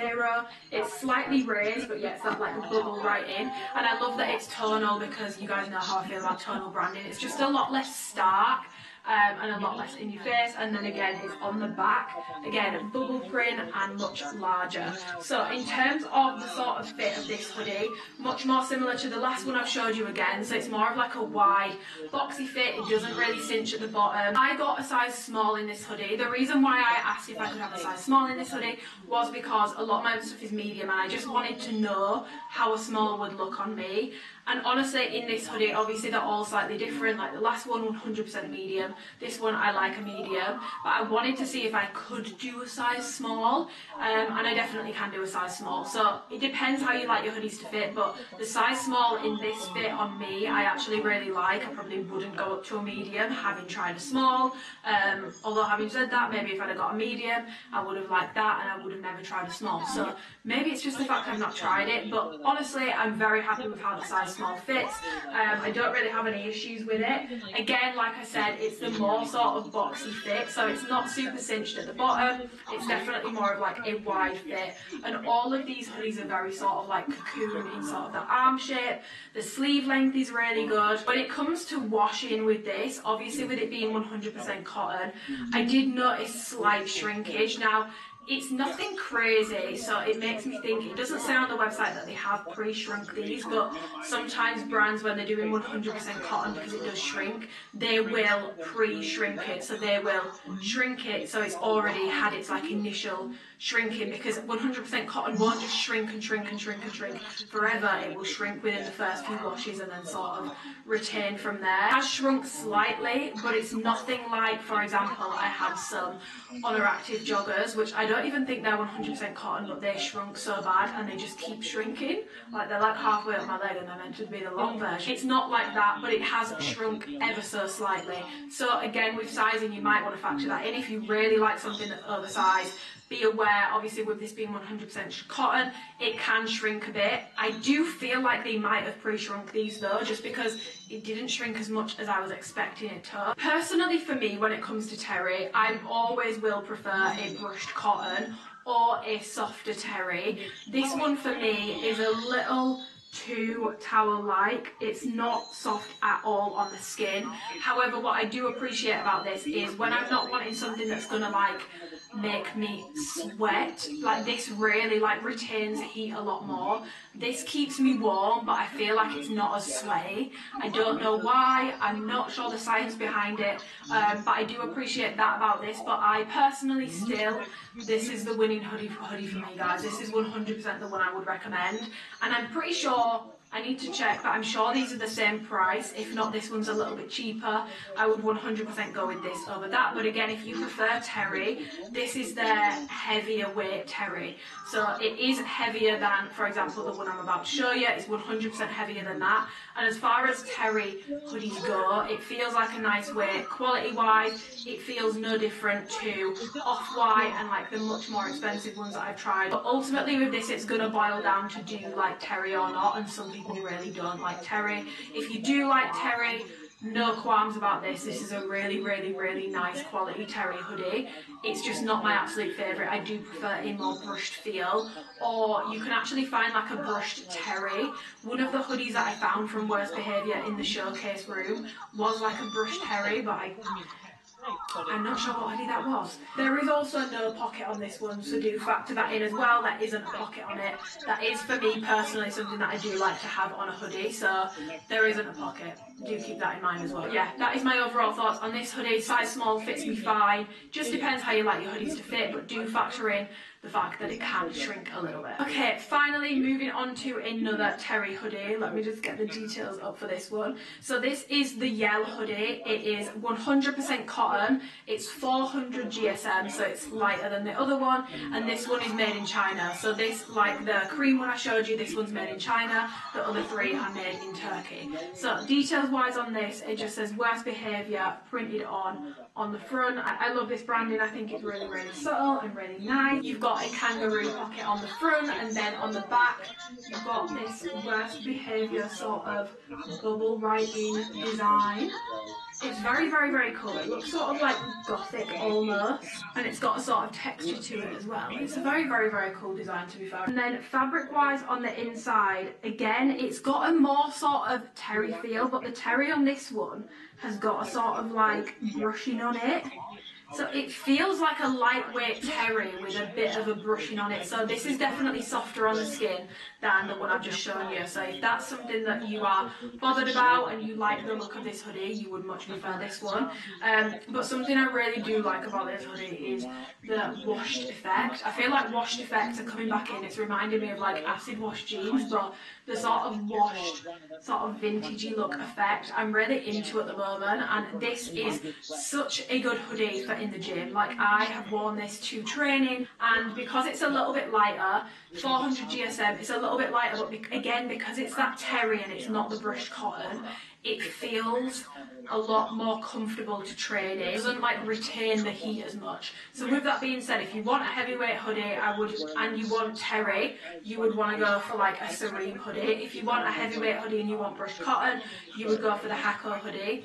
If you want a terry hoodie and you want lighter weight, you would go for the Yell hoodie. I think that's what this is called. Fit wise, this is more similar to the Hako hoodie. So it's cinched at the bottom, and it's more of like a typical typical sort of hoodie vibe in terms of the fit of this. And again, I got this in a medium, I'm pretty sure, yeah. This is in a medium, happy with it in a medium. Don't think I need to size down, but again, I do like my hoodies to be quite oversized, so happy with it in a medium. I would say to go with your normal hoodie size.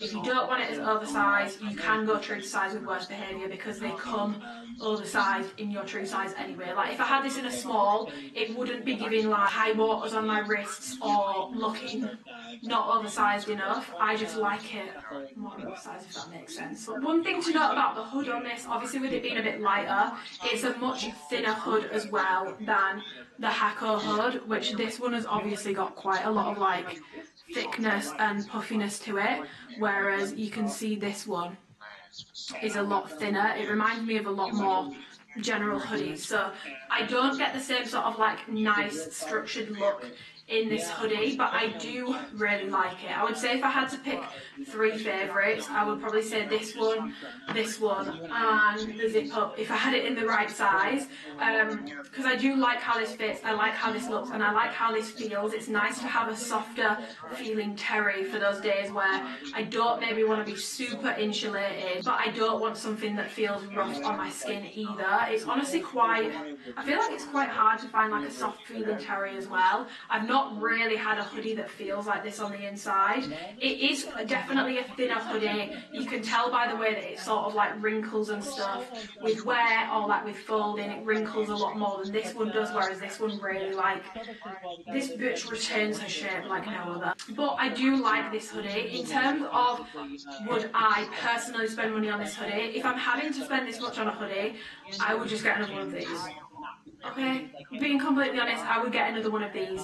Don't know if you can tell, but 100% the hoodies that are most worth it is, for me, this one and the Diego zip up. They are without a doubt the hoodies that are most worth it for me out of everything I've tried from Worst Behaviour, but again, preferences do factor into this. Like, there's a lot of things that I've said about other sweatpants and stuff that I really don't like, but to other people they are 100% worth the money. I guess it comes down to personal preferences, but for me, like, if you are going to take anything away from this video, go and get a Hako hoodie. Preferably in this colour so we can twin.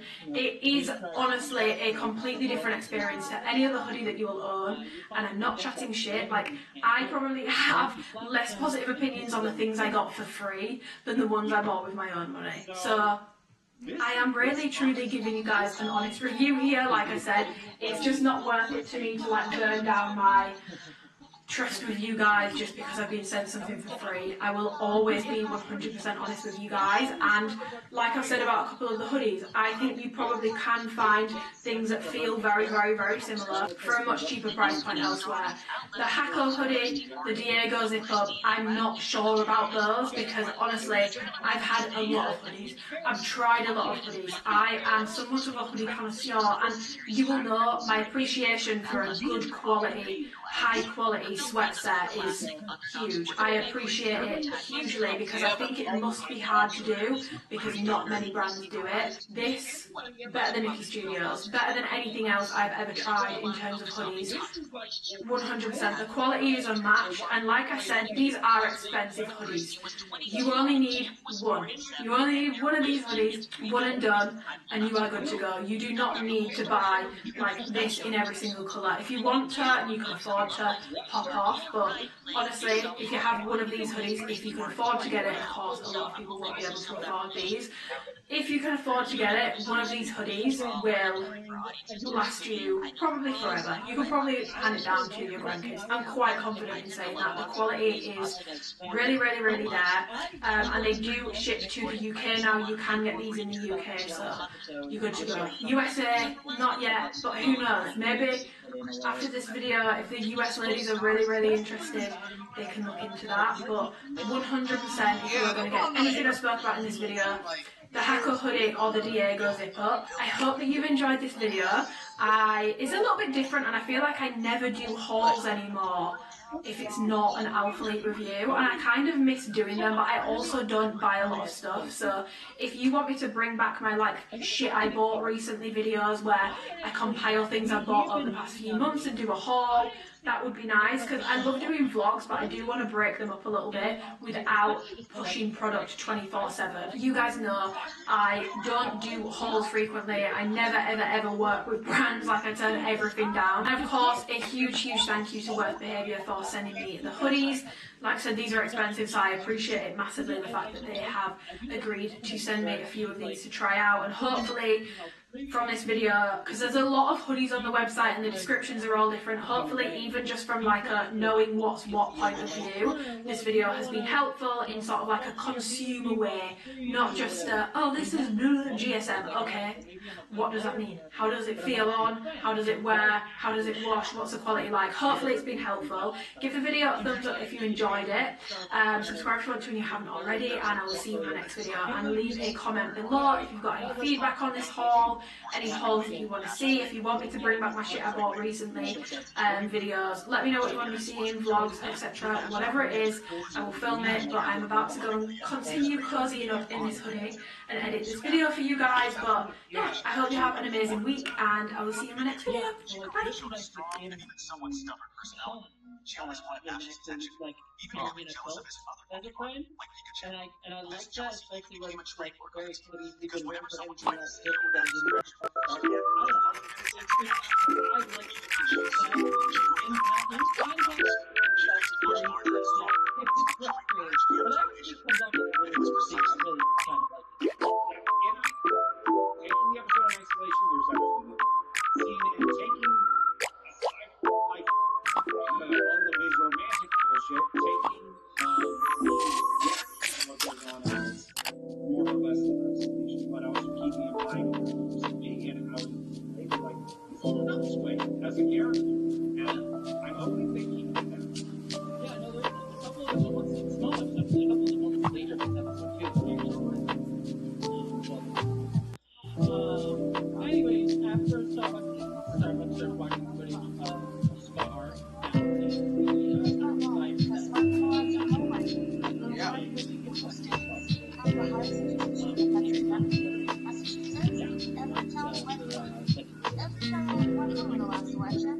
Good morning, welcome to another vlog. I feel like I've not vlogged in a while. I currently have my dyed colour tan off. I need to rinse my tan, but I wanted to pick up the camera and just vlog.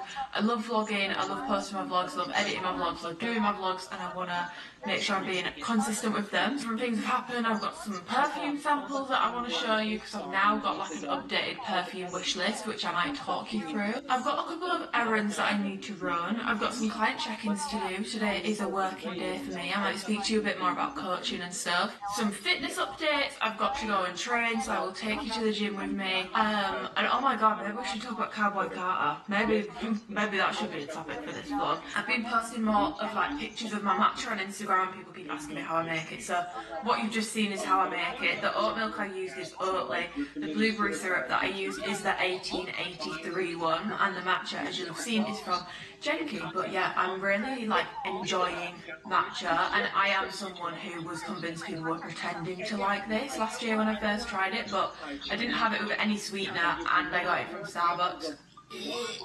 So that's where I went wrong with that one. This way of doing matcha is delicious, and if you are familiar with Blank Street, it tastes like a Blank Street blueberry matcha. It reminds me actually, I'm going to London next week with Nicole and Kate, which I'm so excited for. But yeah, I'm staying in London for like pretty much a week, and I'm so excited, and it's so nice to be honest, because like my number of friends is really small. I have a really small number of friends, and I think the reason for that is actually because I struggle in bigger groups, so I feel like I don't speak much in bigger groups, so it's harder for me to make friends, if that makes sense. So yeah, I've got like a handful of really good friends, and it's nice to be making some new friends, which is, I feel like it's so hard to do the older you get. But obviously I met Kate in Houston last year, she came to Summer Shredding, and Nicole I actually met last October when I was in London. I met up with her in Charlotte because I was on my own for the day, and I just put in my Discord, I was like, someone come and spend time with me, and they did. We did Nando's, we did Perfume, but yeah, we've got a full week, and I think I am going to vlog it. So,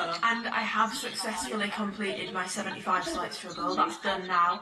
Obviously I extended it because I went away to Texas, so obviously I couldn't do it when I was there. I extended it, I've completed it, and I think I am going to do like a proper video of my experience doing it, because I think it could be helpful. But I do have a new challenge, which I'm just calling it the April challenge. So I will probably explain that a little bit when my brain's firing on more cylinders. I'm going to have my matcha, rinse my tan off. I'll see ya momentarily. Okay, I'm about to make a pre-workout and I want to speak to you about my April challenge that I want to be doing, and you can join in as well. However, I'm just going to address the elephant in the room first, which is this little friend that I have on my chin. I've decided that we're just going to rock the pimple patch all day long. I'm not taking it off, because if I take it off, I'm tempted to squeeze it, I'm going to touch it. I'm going to make a pre-workout before I get ready for the gym, just so that it's got science that's way pumping through my system. And then I am going to, I kind of want to put my hair up, not gonna lie. I'm going to make my pre-workout. You guys already know it's my favourite pre-workout. This is the pink lemonade pump, and I'm just going to do a bit of this. I'm not going to put any legend in it today. I'm just doing the pump. I'm going to go ahead next, but yeah, so I basically recently finished my extended 75 slight sprinkles 75 hard challenge, which, like I said, I think I will actually do a full video on. If you guys want it, if you want a full video, let me know. If you don't, then I will just speak about it in a future vlog, but I'm going to leave it for now in case I do decide to do the full video on it. However, obviously I've finished that now, but oh my god, doing that helped me so much. Like, I was in such a place of inconsistency and just constantly like saying, I'm going to do this, I'm going to do that, and then not doing it. And you do not realise how bad that is for like your self-esteem, your confidence, your self-worth, constantly saying to yourself, I'm going to do this, I'm going to do that, and then not doing it. Like, you are literally telling yourself that you can't do these things, or that you're just an unreliable piece of shit. And since doing that, and like proving to myself that I can stick to things that I want to do, honestly the most consistent I've been within the past like 6 months, the first 75-ish days of this year.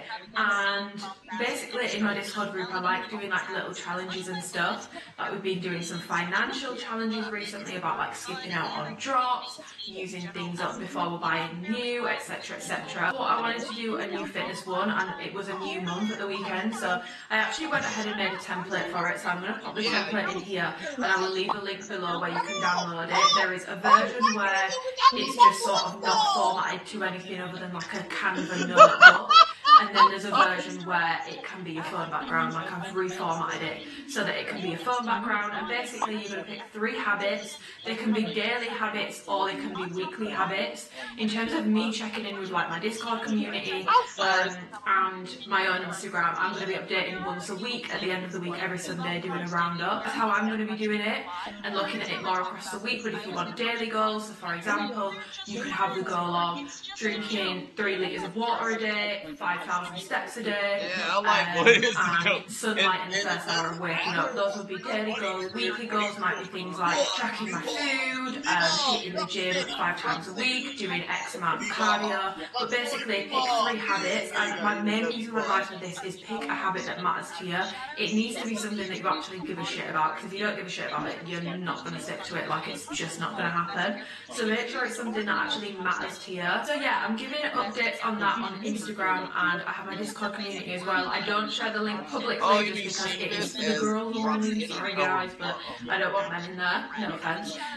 So I don't share the link publicly for it anymore. So if you want the link, reach me on Instagram, or if you don't have Instagram but you want to be in it, you can email me, and I will leave my email in the description box, so that, because I know that a lot of you don't have Instagram that watch me on YouTube. So that's the April challenge. In terms of my training this week, it's very much a testing week for me. So I'm actually in the midst of writing a new program, but I don't just like to do it willy-nilly.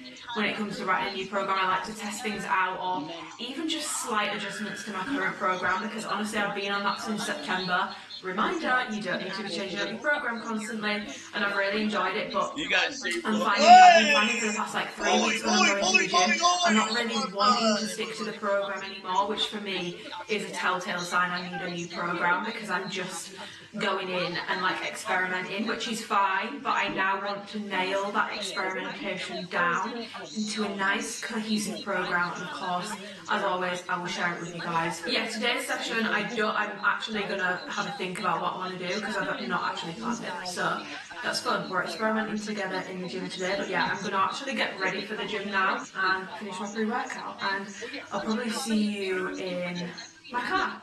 To counteract their mistakes, just end up making everything. I went with my hair half up, half down today.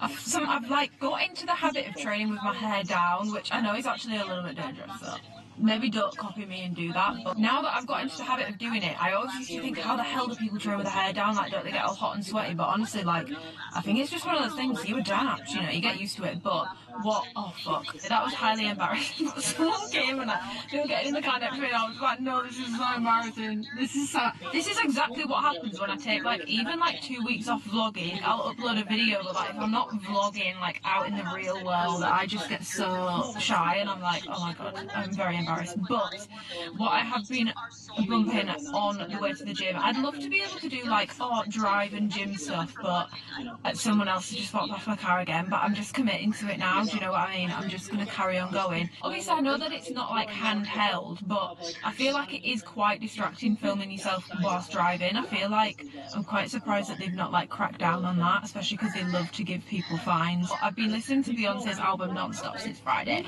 and this is a really unpopular, actually, to be fair, from what I've seen on TikTok, I don't think it is that unpopular of an opinion. When Renaissance came out, I liked it, but it took me a while to really love it, and honestly, like, it took until she started touring it to really be getting like obsessed with it, like replaying it, just listening to it for days on end.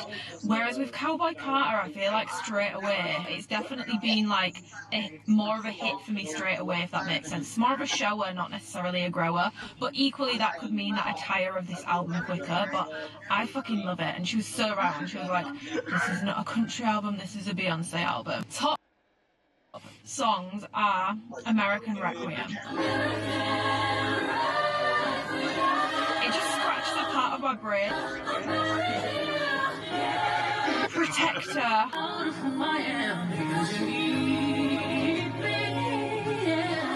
Bodyguard, I love, but I feel like you guys have probably heard this one to death on TikTok.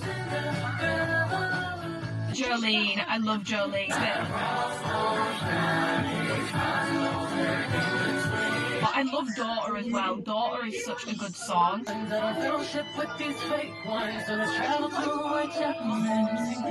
Spaghetti. I do like Just for Fun. I like Most Wanted as well, but again, I feel like you're going to be hearing those everywhere. I really like Flamenco. I feel like this one's underrated. Oh, scratches apart my brain. The end of this song, this bit. And my favourite song, Tyrant.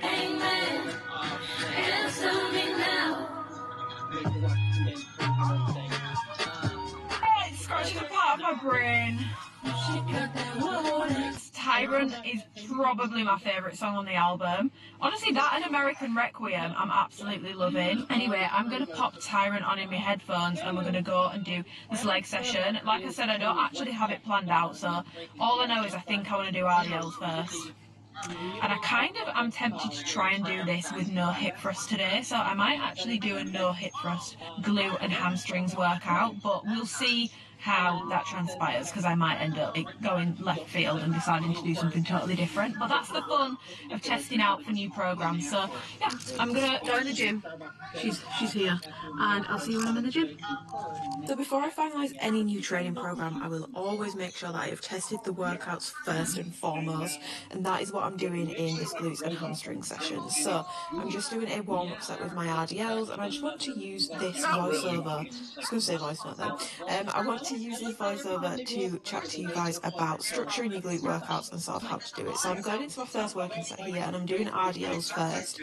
A common misconception about glute workouts is that you absolutely have, first of all, that you absolutely have to do hip thrusts. You really don't if you don't want to do them. Like, if you really don't want to do them, you don't have to. Second of all is that you must do your hip thrust first.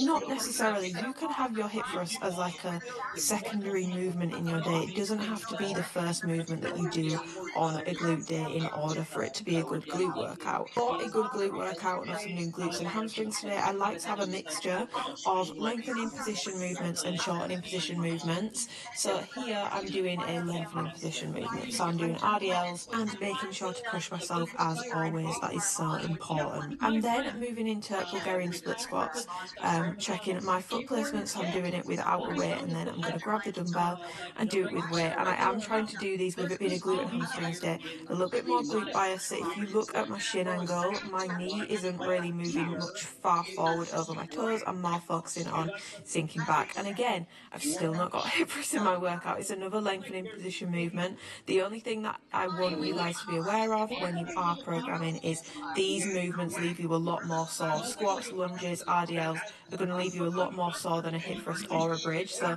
whilst they're not necessary, I would recommend actually popping them in there. Just doing a bit of a pump check. I would actually recommend that you guys do include them in your workouts in order to get the right amount of glute volume for less sort of demand on recovery.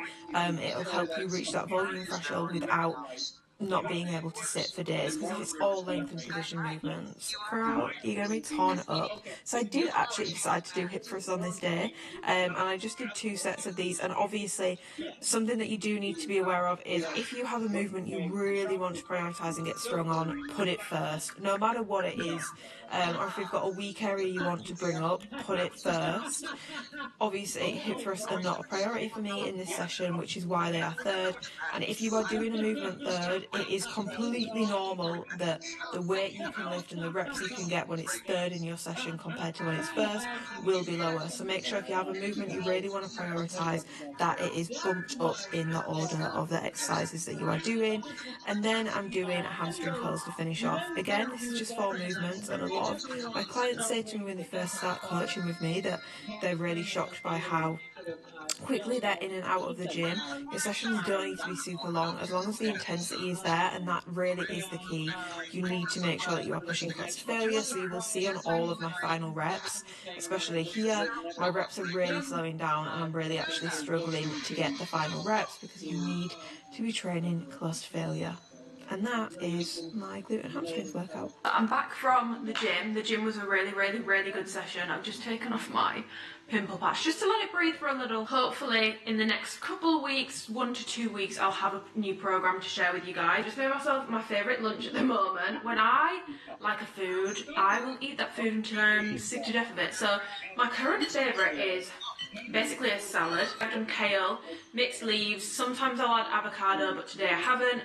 Red pepper hummus, feta cheese, and then like a herby chicken, and I basically just mix it all together with pomegranate sauce dressing, and it's fire, so easy to make. And because I'm trying to still be on a cut at the moment, I find that I always eat more towards the end of the day, and I like having snacks whilst I'm watching TV, like on an evening with Dan. So I personally save a lot more of my calories for like my evening meal. Like tonight I'm going to make meatballs. This song by Tyler, Breathe Me, oh my god, the end of this song, is there like a scientific explanation for when a song like scratches a part of your brain? Like, you know when a song just like, or there's like a specific bit of a song where you just keep going back to it because you're like, whoa, oh my god, the way it builds scratches a part of my brain.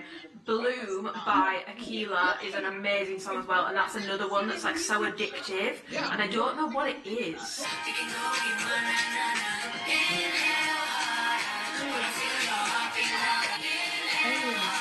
Scratches a part of my brain. By the way, this is my sort of music, so if anyone has recommendations, please let me know, because I'm always in the market for new music, especially for the gym. I bought from the Desi X Monet collab, and I actually need you guys' help because I bought 3 pairs.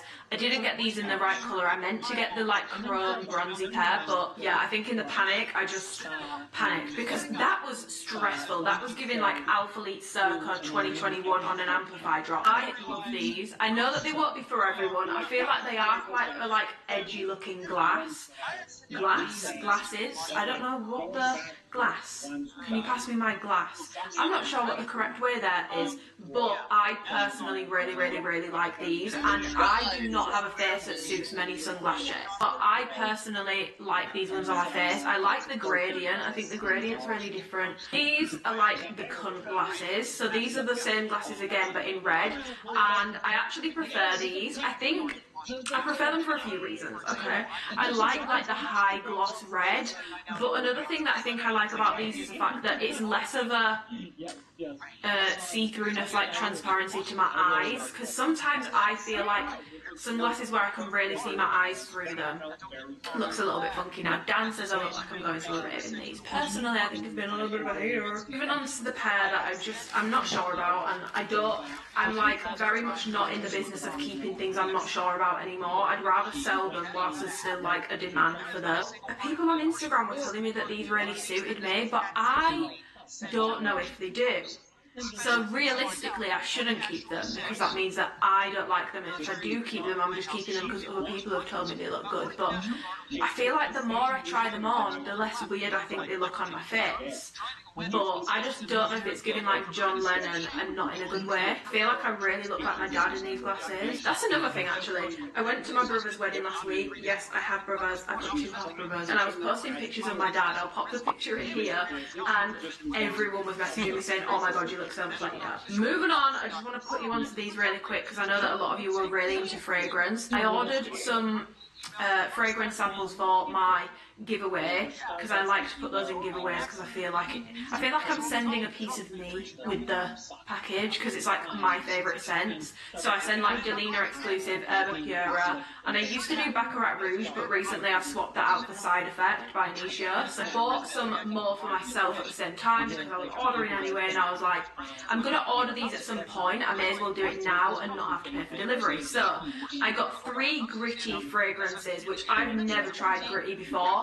Demi Rawlins always talks about Duchessa, and I wanted to try it because people say it's a mixture of Baccarat Rouge and Tom Ford Lost Cherry, and I would agree, or like Boho Boca Wet Cherry Liquor. Like I've got it on today, and this is easily climbed up on my wish list. Like this is like firmly on my wish list. I don't see myself taking this off. I see myself buying this at some point.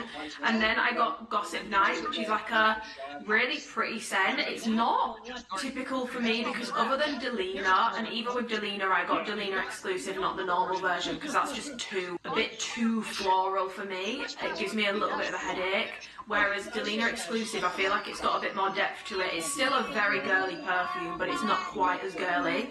And typically I don't really like those sorts of like fluffy-ish scents. Gossip Night, it's like peach. Honestly, it smells like if you made a fruit cocktail and poured cream on it. Like it's really nice. It's like peaches and cream. It's got caramel in there. By the way, whenever I speak about fragrance, never blind buy. Even if the perfume is like £20, don't blind buy any perfume. No perfume is a safe blind buy. I don't understand when people say that because it could smell different on you, it could wear different on you, and you might genuinely hate it. The amount of times I've looked at the notes on a fragrance and thought, oh, I like that, and then I buy it or I go and smell it and I'm like, that is not what I thought it would smell like. Don't blind buy. Always sample. I get mine from Small Aromas. Not an ad, not sponsored. I pay for these with my own money, but this is really nice and is also on my wish list now as well because it's very different to anything else I have.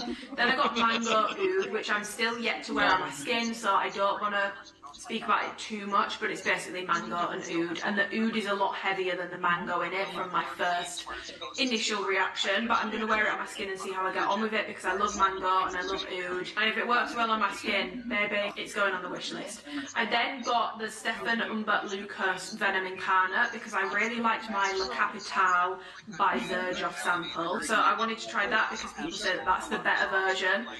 It doesn't smell bad, but it's not something that I can justify buying. It's not my favourite thing I've ever smelled in my life, and I think I do actually prefer Le Capital over this. This one just smells quite strange on me. It doesn't smell very good on me, so I'm not a huge fan, but Gritty is now one of like a brand that I definitely want to smell more of and look more into. I'm going to stop yapping because it's been 11 minutes now. I'm going to eat my salad and I'm going to do my client check-ins, my remaining ones for the day, and probably a bit more work because I've just been given another project. I'm actually doing some very different work at the moment, behind the scenes sort of stuff, and it's definitely more me personally thinking ahead, knowing that I can't do what I do now forever, and seeing sort of, do I enjoy X sort of, this sort of a role basically, and I really enjoyed doing part one of that. I've now been asked to do it for another thing. I'm speaking in riddles because I don't know if I'm meant to be saying this, so that's why I'm speaking in riddles, but I'm very grateful to be given that opportunity, because it's also an opportunity to learn, and it's been so nice to actually, I've always loved having like a project to like sink my teeth into, and I feel like with this, using like different parts, it sounds stupid, but using parts of my brain that I've not used before, like everything I do is quite repetitive, and I love what I do, but it's the same thing every single week, whereas this is very different to what I'm used to. It's sort of taking me back to uni a little bit. It's more sort of like marketing, sort of creative-ish, but like logical creative, if that makes sense, like strategic creative. Anyway, I'm loving it, and I've just been given another project, so I'm gonna start that today as well. But yeah, I will see you probably when I'm making dinner. First, Trump hires the commissioner of the MLS because he finds out his economy sucks, just like it did when he lost Trump in his first term, which is kind of hilarious because he just added one more unemployed person to the millions of Americans already suffering. Second, Congressman Trump orders Greg Abbott of Texas to re-carry. So I've had my meatballs, and now I'm going to round off this vlog, but I wanted to, whilst I'm having a chin wag and round off the vlog about the challenge and stuff, I wanted to be doing something, so I'm going to run you through my skincare routine, because I do get asked about this, but I don't really want to do, like, people do request like full reels for like my hair and my skin and stuff, but also don't want to be like a snake oil salesman and be like, guys, look how good my skin is, these are the products I use to get it like this. I've never struggled with my skin in my life, and I will be completely honest about that. So I do have one skin issue, which is my KP, keratosis pilaris, which I don't know if you can see. I feel like when I've tanned, which I know is really bad, I feel like it is, I feel like my fake tan does make it worse, but I just don't want to not have a tan. But I'll speak to you a little bit more about that. But facially, I've never had like a quote-unquote issue. So I'm going to cleanse first, because as we can see I've got a little bit of makeup on. So I'm going to cleanse first.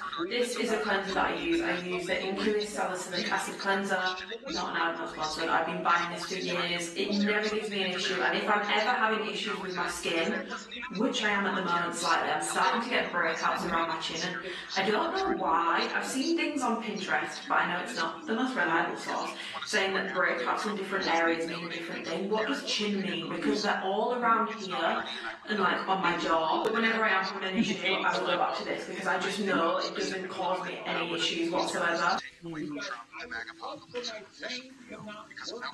Cleanser again. So technically not a double cleanse. I think that's meant to be like an oil and then a foam one or something, but I'm cleaning my face twice. Therefore, it's a double cleanse.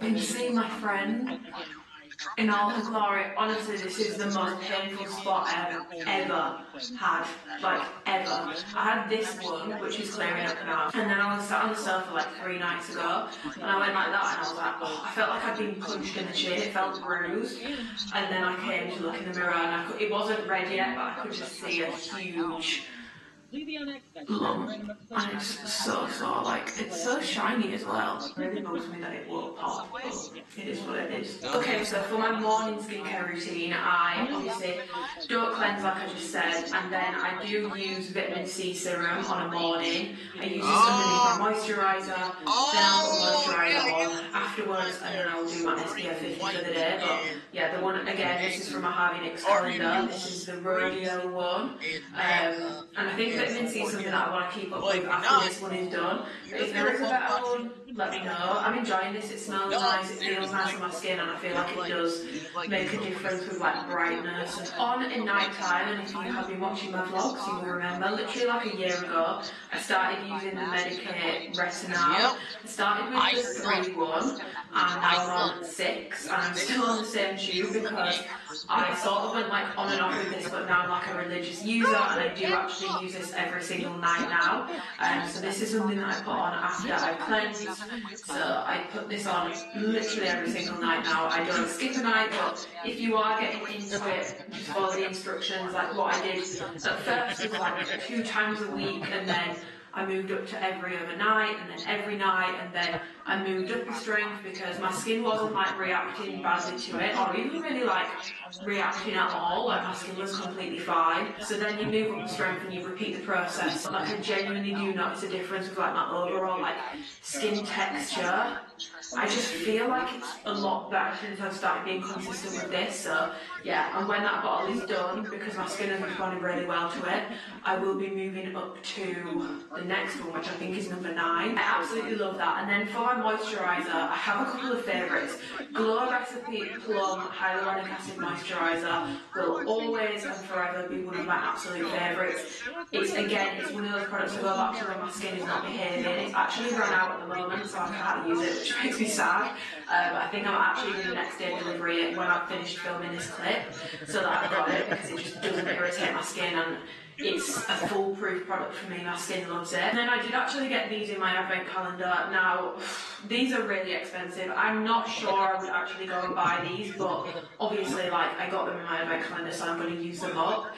I like using this a lot. It's very hydrating and sort of, it's like a slightly runnier version of like a Cicaplast or a Weleda skin food without a strong sort of fragrance. I actually really like this. I don't think I like it enough to buy a full bottle, truly, because it's so expensive, and I just don't think I like it enough to buy a full bottle. But girl, I got some habit coming up. I'm gonna use it up, but I really do like this, which is annoying because it's incredibly expensive.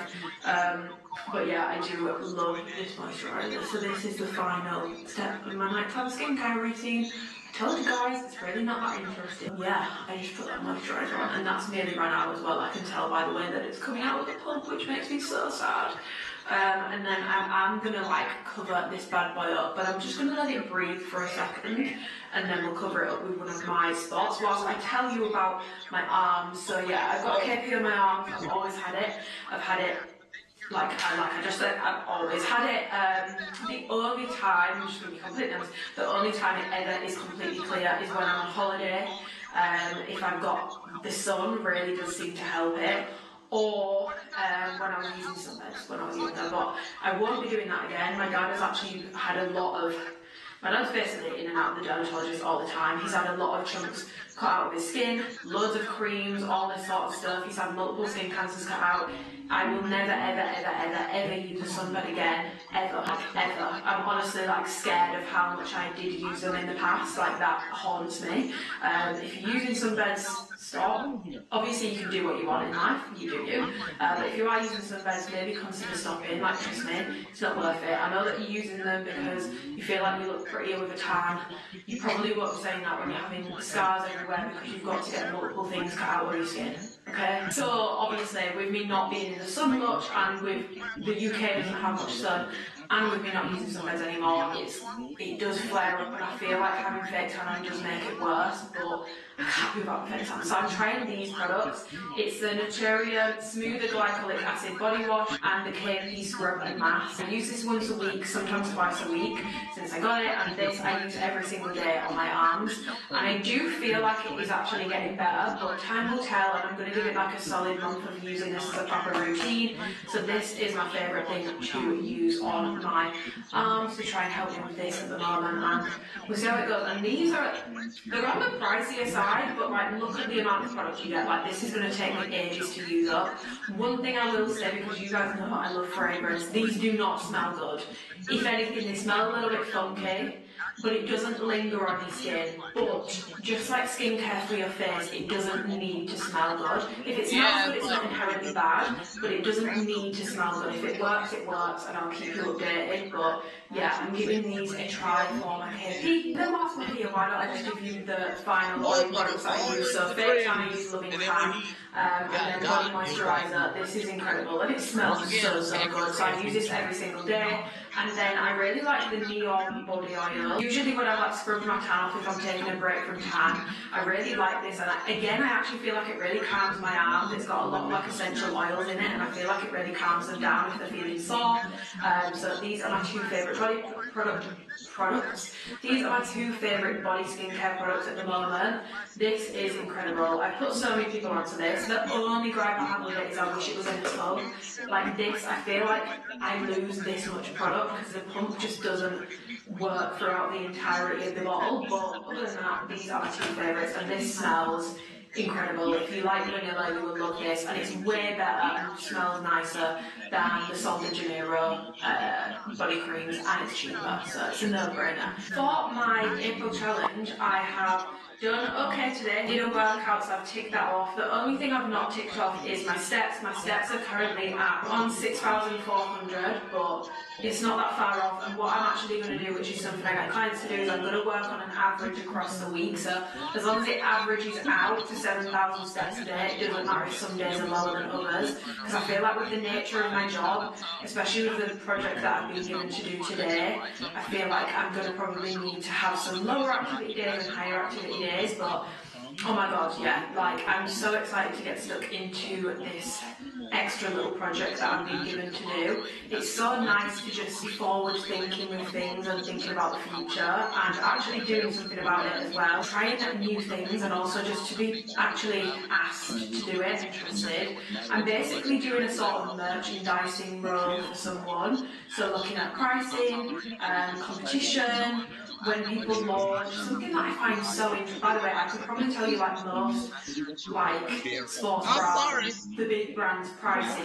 Like I could tell you it off the back of my head. Like it burned into my brain because it took me so long to go through and sort of do it. But something that I did realise, which I find really interesting, and I want your guys' opinion on, is a lot of activewear brands launch on a Tuesday or a Thursday. Why is that? And when I was looking at the times, it was like between like 10 and 2 p.m. CST. Isn't everyone at work between those hours during the week? But a lot of brands do it, so there must be a reason why they do it. But yeah, I found that really interesting, looking at missing opportunities, giving like sort of trying to give recommendations, and I honestly loved it. Like it's like creative but analytical, and I feel like I really enjoy that, and it's nice to be trusted with something like that. So yeah, that's definitely going to be something that I'm going to be spending a lot of time on over this weekend. I'm basically doing that again, but for another department. But I'm honestly like very, very flattered to be asked, and it's very, very, yeah, it's a cool opportunity to have. I'm always grateful for the opportunity to learn and try new things, as I think we all should be in this life. Leaving, like I mentioned earlier, I'll leave my April challenge thing below, so if you want to do it, you don't have to like tag me in anything or anything like that. It's not like tag me, give me engagement. But wow, if you want to do it, you can use a template and have at it. It's just a Canva template, but I did reformat it slightly so that it works better for an iPhone background. But I will leave all that sort of below, and if you want to do it, let me know what your 3 goals are going to be in the comments. But something else I wanted to speak about was just like content in general. I don't know, you might not even notice, but I do try to always have like a purpose to them or something of value in them. Sometimes it is just purely entertainment, like my Mexico and Thailand vlogs. Obviously you're not going to be getting much education from that. I like to sort of have things to sort of speak about, or just in general, my content. I want to make sure I'm being helpful and posting a mixture of like educational stuff and vlogs or educational stuff within vlogs. So I actually asked on Instagram things that you guys struggle with the most. I find it really, really, really interesting. A lot of people are saying that they struggle with how much conflicting information there is online about nutrition, about food, a lot of people being scared about food at the moment, and like is like the fat loss, they're not losing fat because they're not in a deficit, or have they got like all these hormonal issues that they've seen on TikTok. You know, is this movement bad, is this movement good, all that sort of stuff. So if anyone's got like any suggestions on how I can weave that into vlogs, let me know. But I might try like pick a topic and cover it in each one. And I feel like something that did come up a lot is this whole upper body thing, which I feel like I'm just going to sign off this vlog with this. And this is just, this whole thing on TikTok, if you're not on TikTok you won't know, but it's completely blown up, and everyone's basically talking about how lifting weights up the body will make you bulky, right? But there's no nuance. So you've got one side of TikTok that is like, lifting weights will absolutely make you bulky, like it made me bulky, like I hated how I looked. And then you've got the other, also extreme side saying it will never make you bulky, like it could never make you look bulky, like you don't have as much testosterone, all that sort of stuff. First of all, the key piece of information that I feel like people need to remember is bulky is not like a set in stone definition. Everyone's got a different definition of what bulky is. So yes, for the people that say you'll never get bulky, if their idea of bulky is Chris Bumstead, as a woman, never gonna happen. Even if you're on something, never gonna happen. Like, you're not gonna look like Chris Bumstead. However, the other side, their idea of bulky might just be slightly more muscular upper body than the average gym goer. And if that's their idea of bulky, then yes, that is possible for some people. For some people, it takes them years to build any sort of mass on the upper body. For other people, they build muscle much quicker on their upper body, and therefore they might want to taper it down. But both sides are very frustrating because there's no nuance to it. The ultimate answer is like to will lifting weights for upper body make me bulky is it depends. First of all, it depends on your definition of bulky. If your definition of bulky is someone slightly more muscular than the average person, yeah, it can make you bulky in that sense. If your definition of bulky is as big as Chris Bumstead, not going to happen, it's not going to make you bulky. The second thing is it depends on your genetic. There are people that have been in the gym for years and years and years pushing so, like they lift heavy weights with their upper body, but they don't look as big as someone who maybe has been in the gym a year and isn't as strong as them. It's just different genetics. It depends how you build and all that sort of stuff as well. That's going to come into it. So the ultimate answer is it depends on both your definition of what bulky is and your genetics. Like, it completely depends on those two things. And like, the way that people are speaking about women with muscular upper bodies is not even bordering on. It is like body shaming, because they're not just talking about their own bodies. They're crossing the line to speak about how other women look. And like, women that are more muscular do get comments like, oh, I want to like build muscle, but I don't want to look like you. Okay. But at the same time, I think it's really important that we allow women to look how they want to look. And if someone doesn't want to have a super muscular look to their upper body, they don't have to. Lifting weights will ruin my life and it'll ruin yours too. Like, stop scaring people. It's already so hard to get into the gym as a woman. It's already so difficult. Like, let's stop scaring people, and also let's stop body shaming people either way. If someone doesn't want a super muscular upper body and they want a skinnier, smaller upper body, okay. If someone wants a more bulky looking, stronger, more built out upper body physique, let them. That's great too. Both can be beautiful, just like the flowers and the moon are beautiful. They look completely different, both beautiful, okay? One isn't superior, and no one needs to be getting a superiority complex because they train upper body 3 times a week, not lower body 3 times a week. That was the topic that I chose to discuss from my list, but I think I'm going to write it out into a list, and maybe like some of it definitely warrants a whole YouTube video. I can segue it into vlogs, so I think that's what I'm going to try and do to make sure that I am providing value. But I'm going to leave this vlog here. Let me plaster up this bad boy with you first, actually. So these are my blister plasters. Well, they are blister plasters. These are the plasters that I got. These are the Mighty Patch Hero. They come with one sachet that's got these invisible ones, which are much less detectable throughout the day, and then another sachet that's got some more like overnight ones that are a bit more detectable, but they're both still not very detectable. Compared to the yellow star ones I had before, they're pretty subtle, not gonna lie. So I'm gonna pop this on for a few reasons. I really do feel like these help, but even if they don't and it's just slow, it stops me touching it and picking at it and squeezing at it. Or I can still like touch it and feel how big and juicy it is without like the sanitary impact of touching the spot consistently with my hands. I actually ran out of these the other day before I went and bought more, and the only thing I had was blister plasters, and this was the first night when it came up, so as you can see I actually cut this into like a half moon and just stuck it all on my chin. And to be fair, it looks the same and it feels the same, and when I peeled it off it felt felt the same as it does when I peel one of these off, and it's sort of, you can see where it's like pulled things out or like pulled oil out of the spot. That is my body, face, skincare routine. That's the end of my vlog. I hope you've enjoyed watching. Please, if you have enjoyed, give the video a thumbs up because it massively helps out my channel. It helps YouTube know that you guys are enjoying my content. Comments help me out a lot as well. Like, if you could leave a comment on this video, you don't have to, but if you've got anything that you want to say, don't DM it to me on Instagram. Comment below. It helps me. It helps me out a lot. Subscribe if you want to and you haven't already, and I will see you guys in my next video. But good luck with your April challenges. We will keep checking in, and we're going to smash this month. Happy April. And then, oh, blah, blah, blah, special permission, special attention, and ignore the literal centuries of oppression. Now, you know, this is Yeah. You guys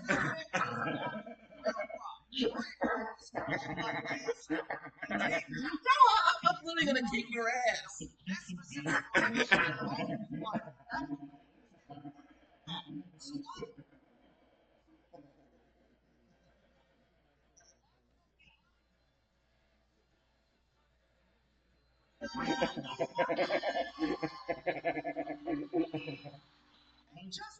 I don't want to do y'all did.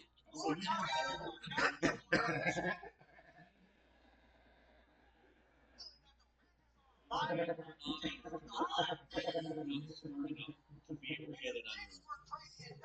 couldn't make it on my own, so I needed to take opportunities from someone more deserving. Alright, so bear with me. See how he phrases that? So Before you saw the clip, it was black women couldn't get it on their own, they have to steal from white people. I think that spot was guaranteed for white people. And anytime a non-white person thinks their spot, it's because of a foreign action that all the reasons got into this, right? Not because they were also equally qualified. The reverse is never true. They never said that the person got the job because they're white. Until it's their fault. If they're black, Hispanic, anything else before black and Hispanic. Because they have stereotypes of other cultures. It's a foreign action, their fault, they're just doing it for the reason. But then he says, this, right? I couldn't make it on my own, so I needed to take opportunities from someone more deserving. From someone more deserving. Now, the way they fight these allies Who is more special, deserving? I gotta talk about what Chief did. This dude stabbed Chloe in the What stomach, opportunity leaves did it she in there, take? and hits How this is man it with a any razor, different from and then takes his sword back like he just put the When you middle write, your tone influences how readers respond. With Grammarly, just highlight your text and type how you want to sound. Get your message. This is like my ideal legging, the best legging in my opinion that Alphalete have ever created. When I took these out, they have a sheen to them and they feel a lot thinner. I felt like I was going mental the last time I did an Amplify review. No one else seemed to notice that there was a material change. Whilst the label said the same thing, my leggings felt vastly different last time round to the first batch of Amplify that I had, and then I stopped feeling crazy when you guys started getting your orders and you were DMing me saying, yeah, the material definitely feels different. If I put my fist through the original rainfall colour, you really can't see much charcoal colour. You can see my ruby. I think that's because of the material change. Whereas now, they've kind of developed into a tight kind of material. I do not know who started the vicious rumour that this was the OG material. But it is not. I think it speaks volumes that people can sell their OG Amplify leggings and people pay the price for like £200. You can see they're literally like tights. They're very thin. Is it okay for that to then pill so easily? No. I can honestly hand on my heart say my OG ones have really stood the test of time. My Viola because I wear them all the time. It's high quality feeling, in my opinion. That's just my opinion. Vindication! Guys, welcome back to another video, and today's video, as you can probably tell, is a very exciting video. I was asked to keep my mouth shut about this, and so I did as I was told, and I cannot keep a secret, but I kept it. Even though a lot of people didn't. I've been getting questions about this for months, and I was like, I'm not breaking my promise. I promised. I was asked not to say anything, not saying anything. So I kept my mouth shut. But in October, this vlog is from October 2023, I was very lucky to be asked to go to Turkey with Alphalete. I went with Melissa, who is the head of design, and Melissa, who is the product developer at Alphalete, to basically go back to the original factory where Amplify was made. There is a lot that's gone on behind the scenes, but that's really not my story to tell. This vlog is basically to show you guys the behind the scenes of that process. I found the original factory where Amplify was made for the first 2 drops, Black Friday 2020, the birthday sale 2021, and can I just say, I know I put the vindication clip in, but I have been saying ever since after the 2021 birthday sale drop, I was like, there's something different. Amplify feels different, and to have it confirmed when I was there, I was like, okay. And with the original Italian yarn, which is making a comeback for the drop on the 27th of April, 12 PM CST, 6 PM UK time. Now, something I want to say first of all is I do not have my package yet, okay? So don't hold me to it. If things don't feel the same as OG, I will let you know, because even when we were in Turkey, I tried so many different bottoms between spring and summer. Some of them were great fabrics, like felt close to OG or even exactly the same as OG. Some of them felt, even though it is the exact same fabric, and it is the exact same fabric, it was all the original Italian yarn. Some of them felt not the best. They were slippy, they were slick, they were thin. That's because, and I did not know this, you can have the exact same yarn being used, but if you put a certain wash on it, it can make it a lot more delicate, a lot more pill prone, a lot more, it can make it basically a weaker fabric, but it might be really nice to touch because it might be incredibly soft. So I don't know what's happened between then and now with washes or anything like that, but I do know for a fact this is the original Italian yarn. Now, how that transpires in terms of feel and fit and stuff, I will let you guys know when I get my package. I will obviously do a full review, and it won't be biased. I didn't get to like design any of these pieces. Like, this is all Melissa and Melissa's hard work. I was basically there to be a fit model because I've got very like proportional measurements basically, so things should fit a lot more true to size from now on, because they also do have a proper fit model who fits the right specs for their specs, so they're not just using like random people anymore, or like whoever's in town at the time, which I think is what was making fits be so different between drops, because if they'd use someone with like wild proportions for one and then use someone with very different proportions to sample the next thing, you're going to get like very inconsistent sizing. So sizing should be a lot more consistent from now on. But yeah, the original yarn is back. Like I said, I would let you know in my review how things feel, how things fit, but I can tell you with absolute certainty that these pieces are being made with the original yarn. And this vlog is basically us going to the factory. You're going to see how seamless items are made. You're going to see the factory that they're coming out of, and that's another thing as well, which is really important to me to know, that the factories are like sustainable, and they had really good sustainability in the factory. They've got a couple of different factories. The one that we toured on the first day, it was all renewable energy, so they're using all renewable energy. Obviously I've seen the working conditions, I've toured the factories, I've seen the conditions of the factories that they're using. The dye factory you're going to see the cotton factory, which they've decided to switch to as well, and it's also a really nice thing to know that I can now say with certainty I know where these items are coming from as far as seamless and now cotton pieces go, and the people were incredible. It was such a good experience, and you're going to see basically the upcoming collection that's dropping on the 27th. You're going to see that go from like day one to the final day where we were like really like finalising tweakments. So you're going to see the design process behind it and why Melissa decided to trial, for example, the split logo, and basically the whole thing is what you're going to be seeing.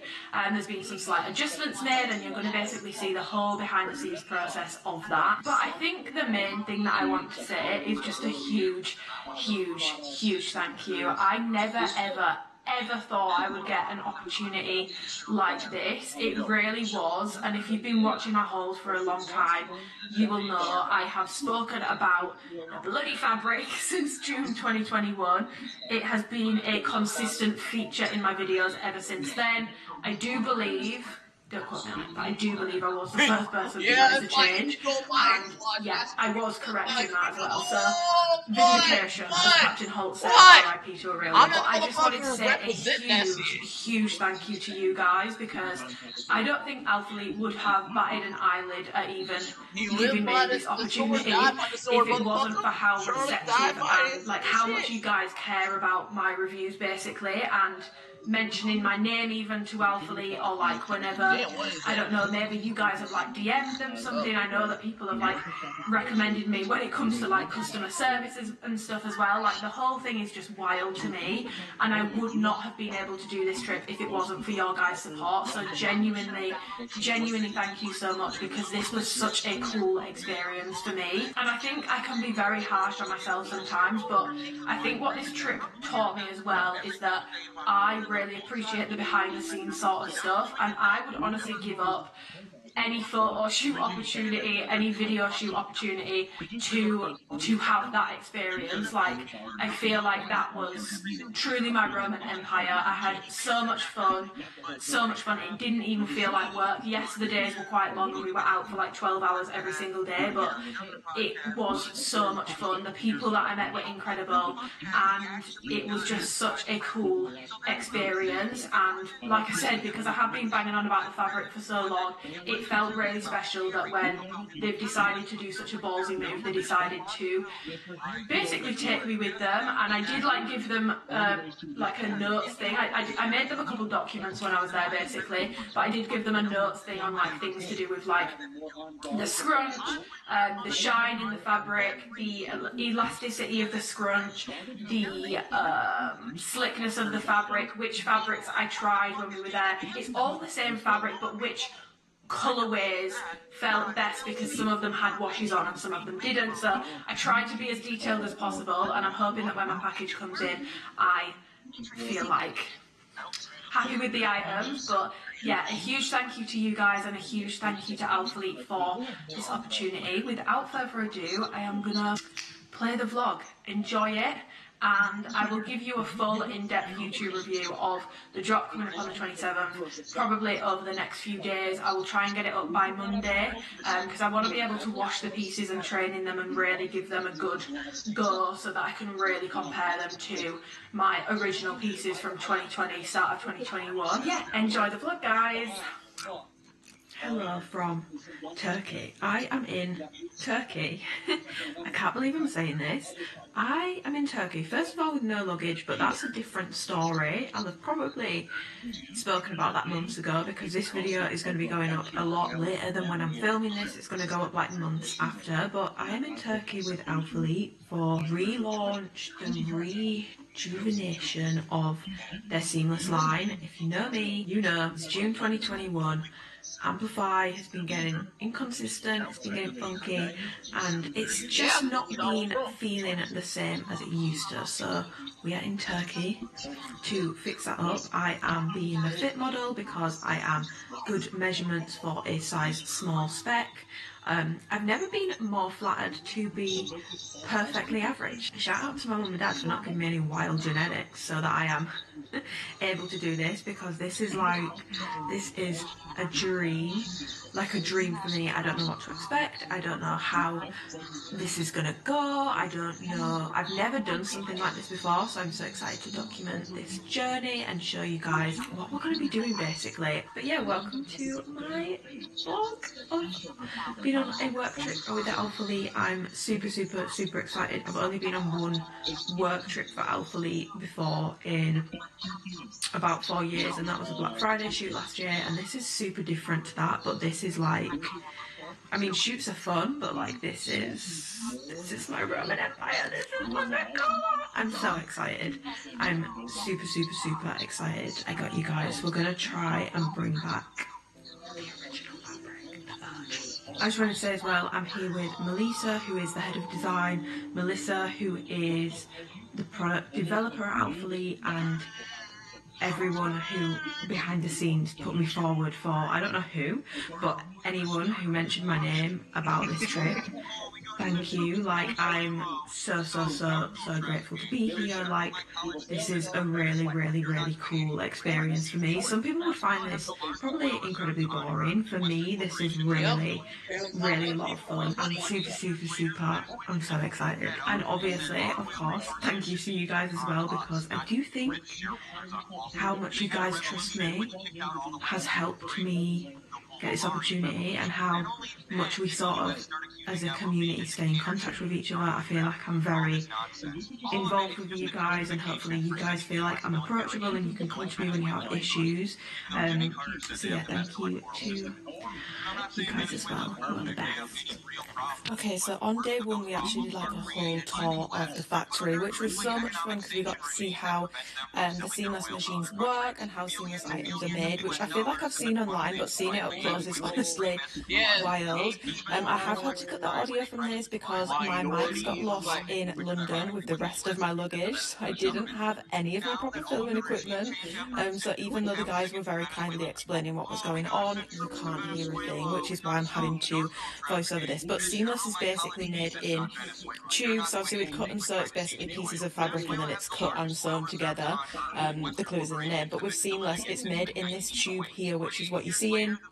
The threads are sort of at the top, they're weaved into the machine, and then the seamless item comes out of this thing here, like so. Like, it's literally about to come out. It looks like it's having a poop, low-key, but that is how seamless items are made. It's going to drop, and then there you go, it goes into a basket, and they look honestly wild, and then obviously that's just a seamless fabric, and then there is still like cutting and sewing involved in the process of making seamless, which you will know if you bought any seamless item. They still have seams on them, but they are made in a tube. So this is, I think this is like a bra of some description, but obviously it doesn't look like much right now. And each seamless machine sews for like a different size, so they're not actually all made by the same machine. And there was so many machines, like so many machines, guys, a crazy amount of machines, and everything felt very, I don't know, I felt like I'd leapt like 20 years into the future. It was so cool seeing these things being made. And then they have this here, I think this is to test like the tension of the fabric, I'm pretty sure that's what he said, so how much it can stretch and how much stretch it can take, because I'm assuming like certain things need to be stretchier and need to be able to take more stretch. So that's how they do this, which you can see how stretchy this piece is here, which was, yeah, he's basically explaining that there. And then they do this as well, which I'm going to be completely honest, I can't actually remember what this was for. I feel like it might be something to do with like the opaqueness of the fabric, given that they've just done the stretch test, but don't hold me to it because, yeah. We knit it, dye it, sew it, pack it. Sew it, package it. Okay, very cool. I have to do this. More process. Gluing and laser cutting. Oh, okay. In Istanbul now, but Okay. I said in the end of the year. So see this knit in the tube. Yeah. This is where the actual back racer back line is. Oh, okay. So this is where they're gonna cut it. Right, and okay. sew it together. So That this is makes how they sense. show where the cut lines are. So they like make it in the tubes and then they so this cut is it. this. Right, okay. That's how it'll end up. That is cool. They did a better job of turning. Yeah, they did. I'm curious when you put this on how you feel, because it does add an extra thread. In that R&D room, guys, they've got different sized mannequins, which I just feel is so cool. Very cool, different shapes, different sizes, different builds, like this one compared to that one. Genius, they're so nice as well, like they've got like padding on them and they can take it off so they can wash it. We have every machine, this is some Supreme. Supreme is also has some special codes.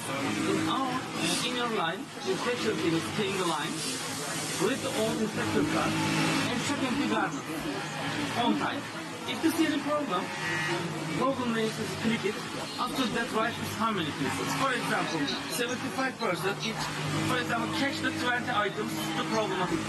And automatically bank stop. And we add the screens, the big screens on the line, and we are see that in the problem, how many pieces, and stop light, and the gas is came here, so the problem on time, not in the packaging side. We are short of the time, and we are, how to say, Right, very cool. the other way, and also we saw the performance, our employee performance. We are checking each day performance. The third advantage, in my opinion, is the best one. This line, every time makes, for example, leggings. In a time, everybody knows that your mentality, your garments, and your fitting quality, and comes to stable in a time. Quality comes to stable. Right. Like these employees over here will be allocated for outlet, for example. Yeah, they will understand the customer's mentality. And they will just outlet, they will just Yeah. Cool, actually. Yeah. But otherwise, one day goes to the next day, like the other day goes to get money. Order. We have some in the little garden and open places, some cafes, some things. And our the cafe is the town, I will show you. And some balcony is over there. The small balcony also. The easily the next event or something. Of course, there is certification, some rules.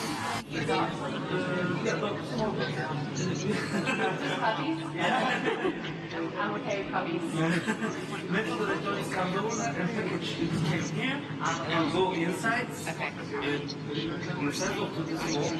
And then we next to take a metal freezer. Which is inside. And this machine is also our only machine. Ah.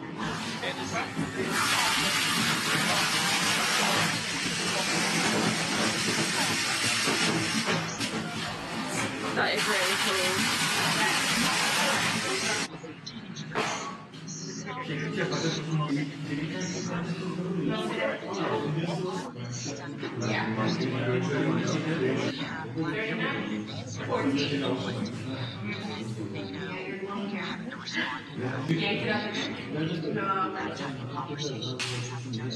Nice.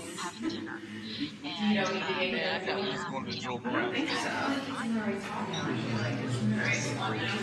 Extend it a little bit so it pulls up. So I stand with them. I feel like I've been seeing people a lot. Sometimes they do like pride. All of it there. Really. It's not too tight, but also not fit going forward like that. So. I'm waiting on you for this. Okay, if it's good, then it's fine. But the fit on this feels really nice. I've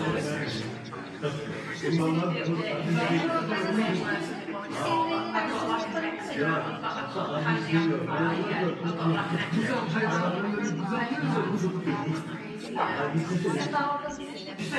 No comment. It came in at half an inch slightly big on stuff, but you can see that it's down.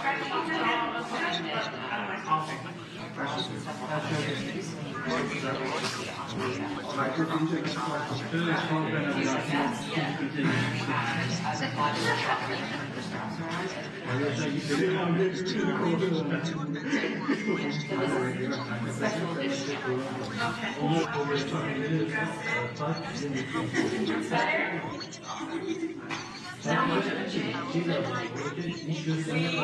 reduced it by quarter, and we shifted it forward where it's not actually to get the front. Yeah. That it doesn't like you can't do it. Yeah.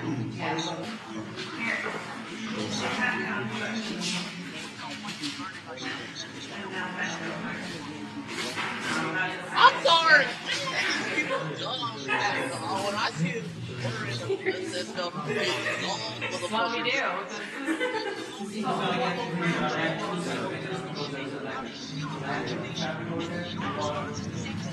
I'm still gonna say these leg and show off the ass. Right. I'm just saying this is right here showing off the ass. Great. I love it. Amy, you got a cute ass. You got a nice ass. Nice. So wait, when you corrected it. Not a Here's the juicy yellow. ass, but a Yeah. nice ass. Yeah. Only a little Your gap girl between Bailey the Sandler ones. got a nice If juicy it comes ass. up here, see how that one's shorter? That's a nice So ass. we. I know I'm talking about. I see a lot of these girls' asses. I'm gonna say Bailey Sandler got a juicier ass. But I still respect you, girl. You got a nice ass. That's a nice one. It does need to, the scale of this, you know, this needs to be matched. Out of most of the girls out here, I'm gonna say Bailey Sandler got a juicier ass. I'm just saying your best friend got a juicier ass. I'm just saying. I'm not saying I hate your ass. I'm just saying. If I was comparing asses, I'm saying Bailey got the better ass. Oh yeah, that's a normal. So just do the same thing. We noticed this when we got it in, and I was like, oh, it is square. It is. I don't think I've never noticed that one. Because I think that belongs to someone here. Yeah.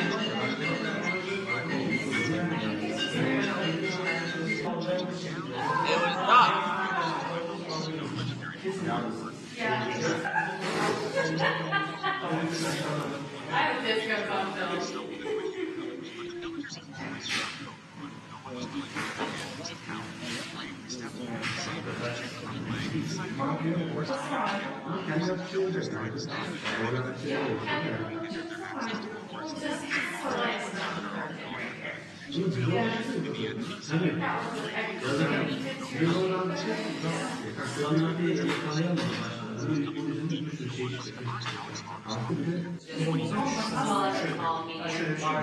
And another don't want unless you got one son.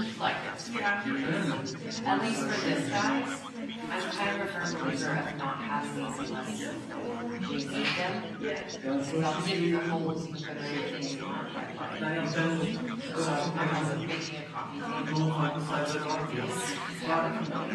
So we can have two different sizes. Oh, amazing. Thank you.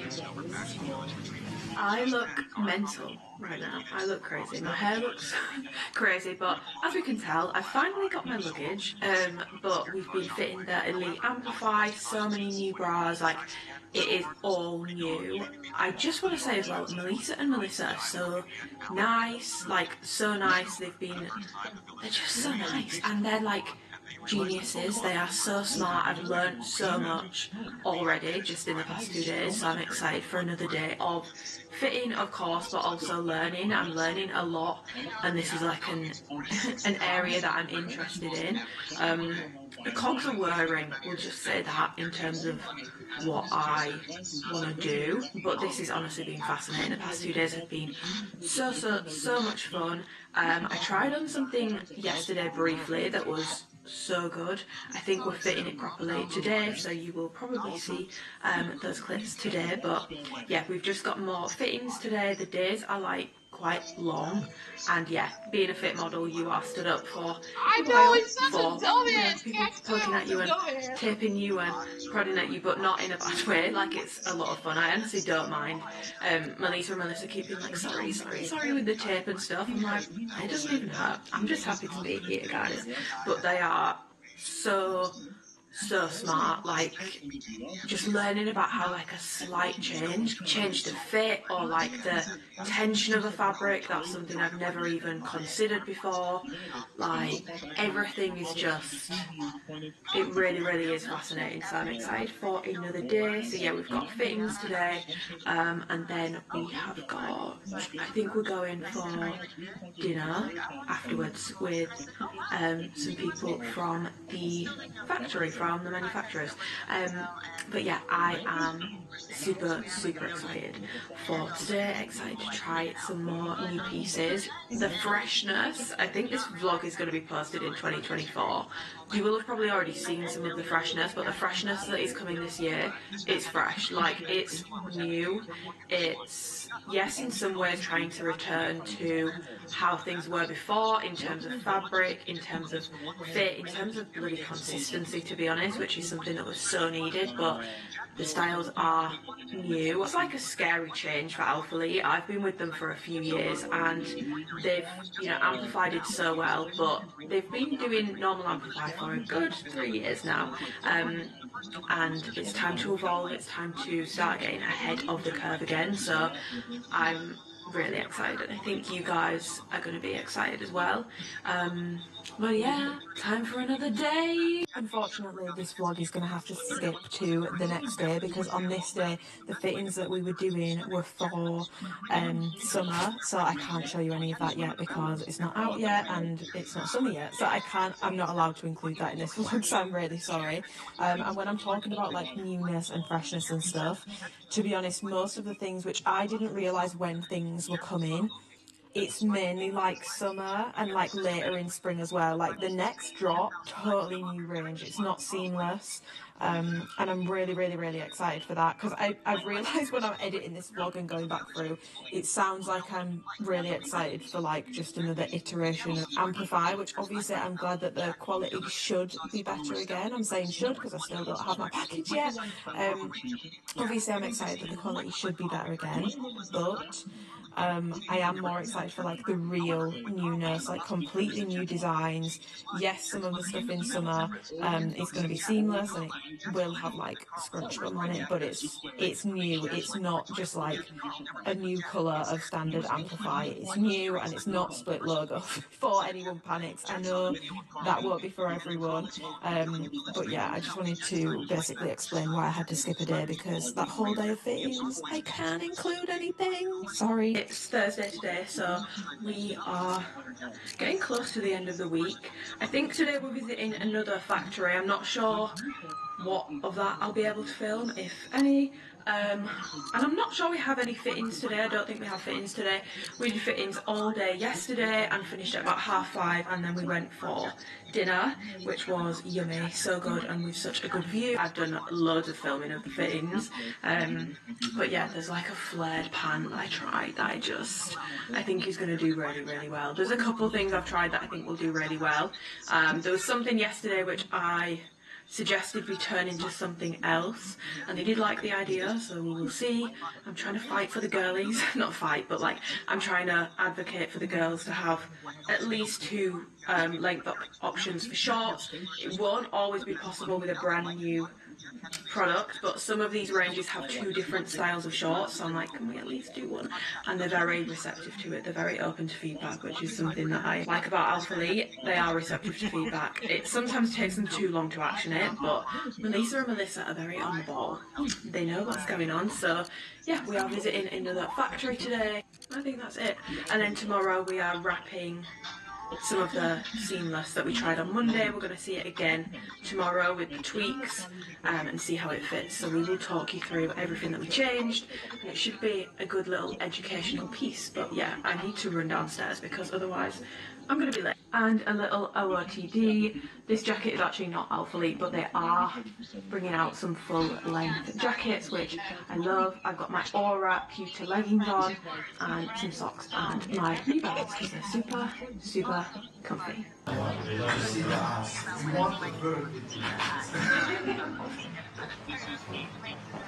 It's lighter.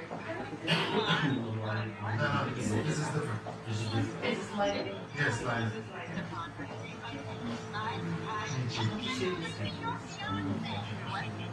Wow. I feel like you might want that to be right.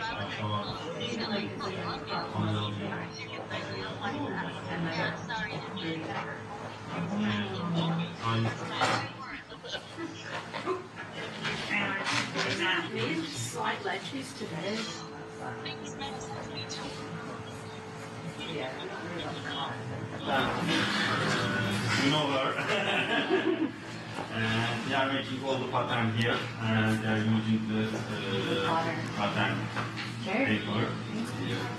All the, and let's go here. It's like we just stepped through the closet to the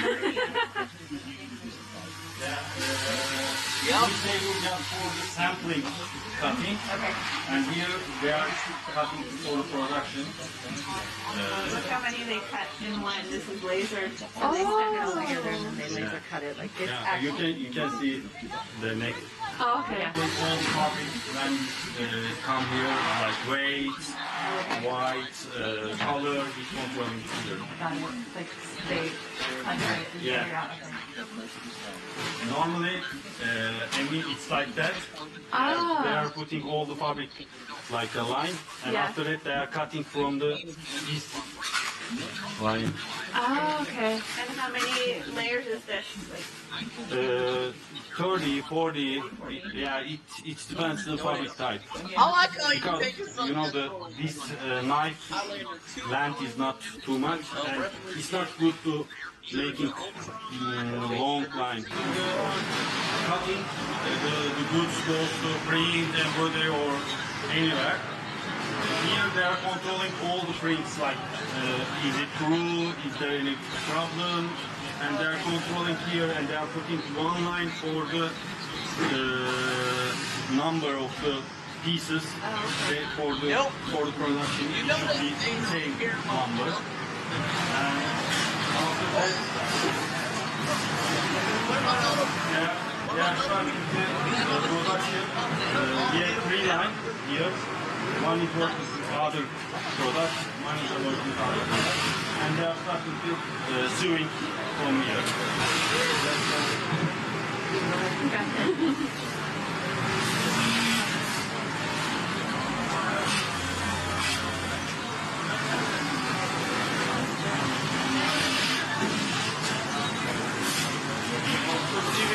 They all cleaning the uneven yarns with that sharpener machine.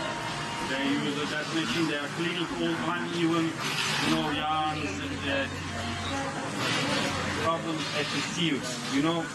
If she solved anything else, you need to fix that. She's giving the back to production. Okay. Checking their work. Yeah, checking the work before ironing and packaging. It's okay.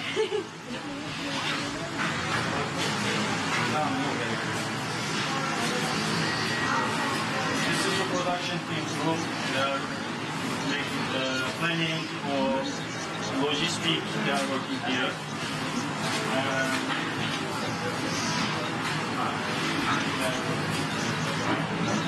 This is the prints room.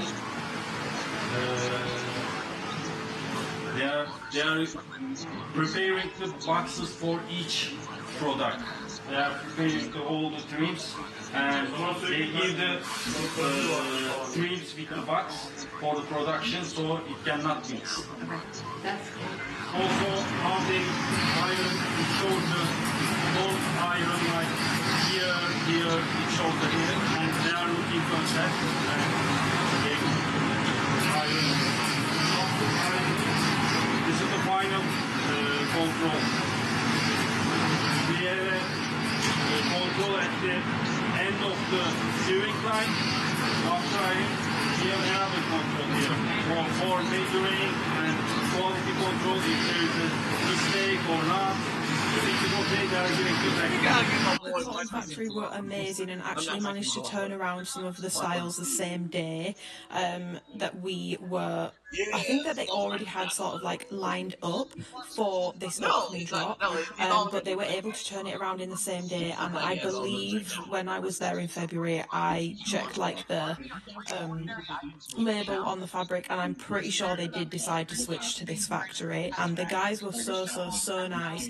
And obviously, I've had a tour of the factory. I've seen what the factory looks like, seen the working conditions. I've seen everything, and it's really cool to see all that sort of behind the scenes stuff. So yeah, I don't think this t-shirt is in this drop actually, but the other one that I've just showed you definitely is. And then there's like a sort of baby doll split tee, but you'll see all that sort of stuff in my haul. But yeah, we were just fitting the t-shirts, and I think they did decide in the end to go with this factory, and the quality on the fabrics of the cotton here is really nice. Also, if you were curious, this factory makes worse behaviour, which is my favourite hoodie like ever.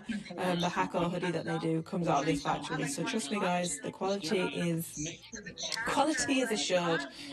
But yeah, we were just doing some more things here, so I sped it up. Hello, it is so early this morning, but it's Friday today, so I think this is probably going to be our last like full work day here. We have got a tour of like the dye factory, so that's what we're going to go and do. I think that's what we're doing first, and then we're seeing a turn of everything we fitted on Monday, which was like elite seamless items. So the amplify with like the waistbands, but yeah, so we've got that to do, we've got some interesting filming bits to do, but yeah, I did not sleep well last night, so I'm very tired. I'm gonna have to do my makeup in the car. But yeah, I actually need to run downstairs because we need to leave. But yeah, it's an earlier start this morning. Every other morning it's been like 9 AM. This morning it's 8. It's only an hour, but I tried to get up at 6 and I was like, no, absolutely not. So do my makeup in the car it is.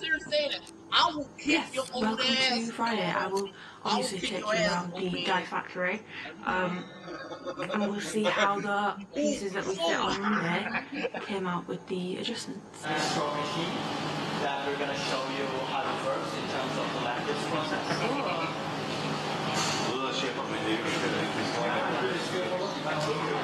seen a dye house before. It's really exciting. Mike, feel free to do some close-up spanning.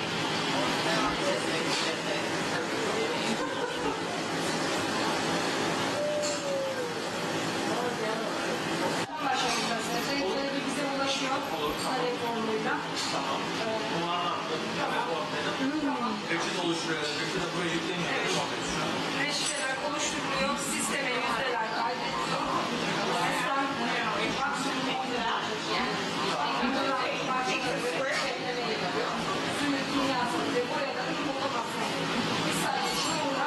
So like this system in terms of the recipe, given the enough amount of water, chemical and dye stuff into that. And at the end of the process, we're going to add the fabric that's been approved by the customer as well. So the dye stuff is coming on the fabric that has been approved. That is so cool. Aynı anda 24 farklı renk veriyorsunuz. 4 tane var. Evet. Şimdi boyaları veriyor. Çeşmeden suyu kimyası verecek. Gösterelim.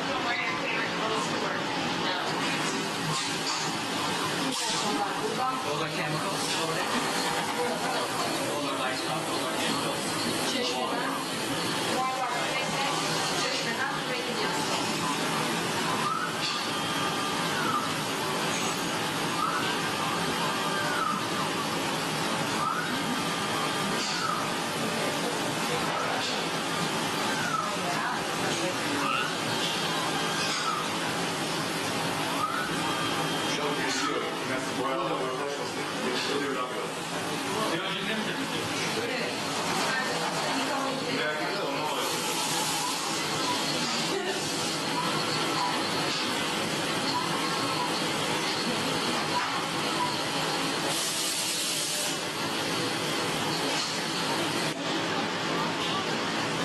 Her şey tamam.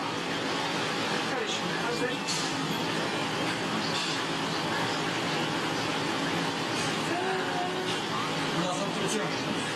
Şimdi makineye takıyoruz boyama makinelerine. Orada da 2 saat kalıyor. I'm just going to put that into the dyeing cover over there. It stays in there for like 2 hours.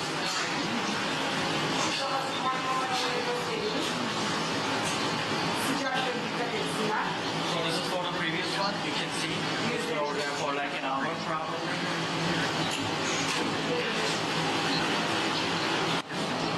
This is drying. You can see the swatch. Material oven.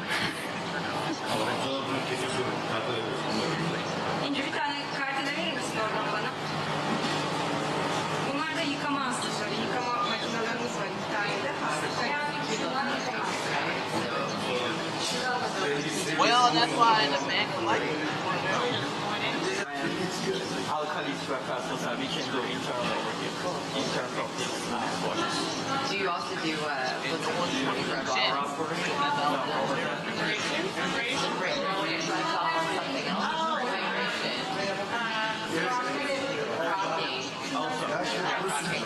These are over here. Dry and wet. Yes. And with yellowing for the white.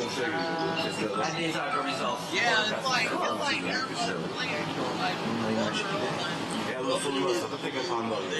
yeah, Randy.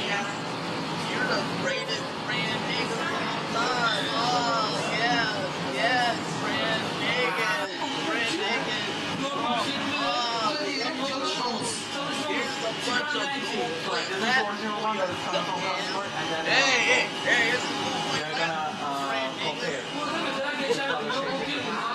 Like this spectrum, that is inside of the circle. Up there? There are three different lights. D65, TL84. It's like that circle is passive. In terms of like if it's like within tolerance, in terms of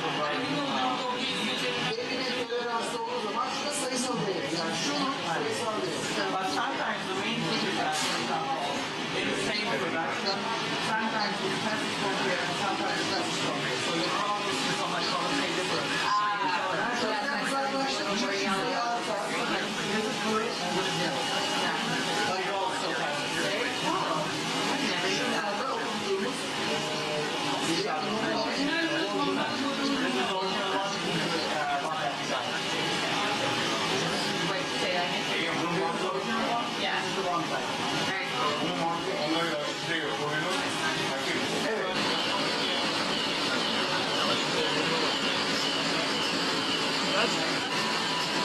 It sounds like you said you want to no, it gotta sound like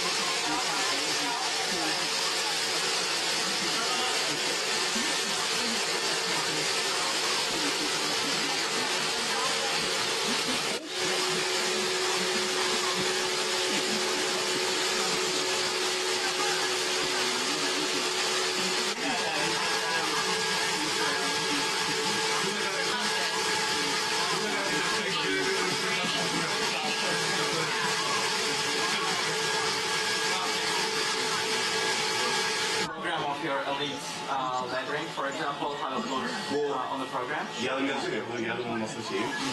Bir de aynısı işte bu değil mi? İşte bu. This is a tube of your legging.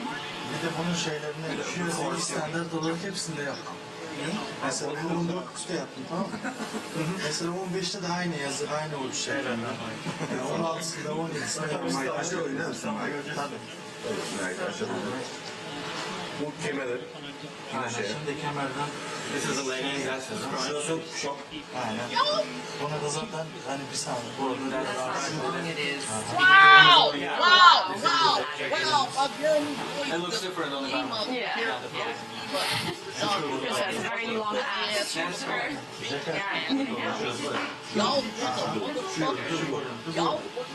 one in jacket, like dog jackers. Oh, so she has to do the job. Bacak arası. Tabii. Tabii. Şöyle. The croquet. Zaten burası bacak işte.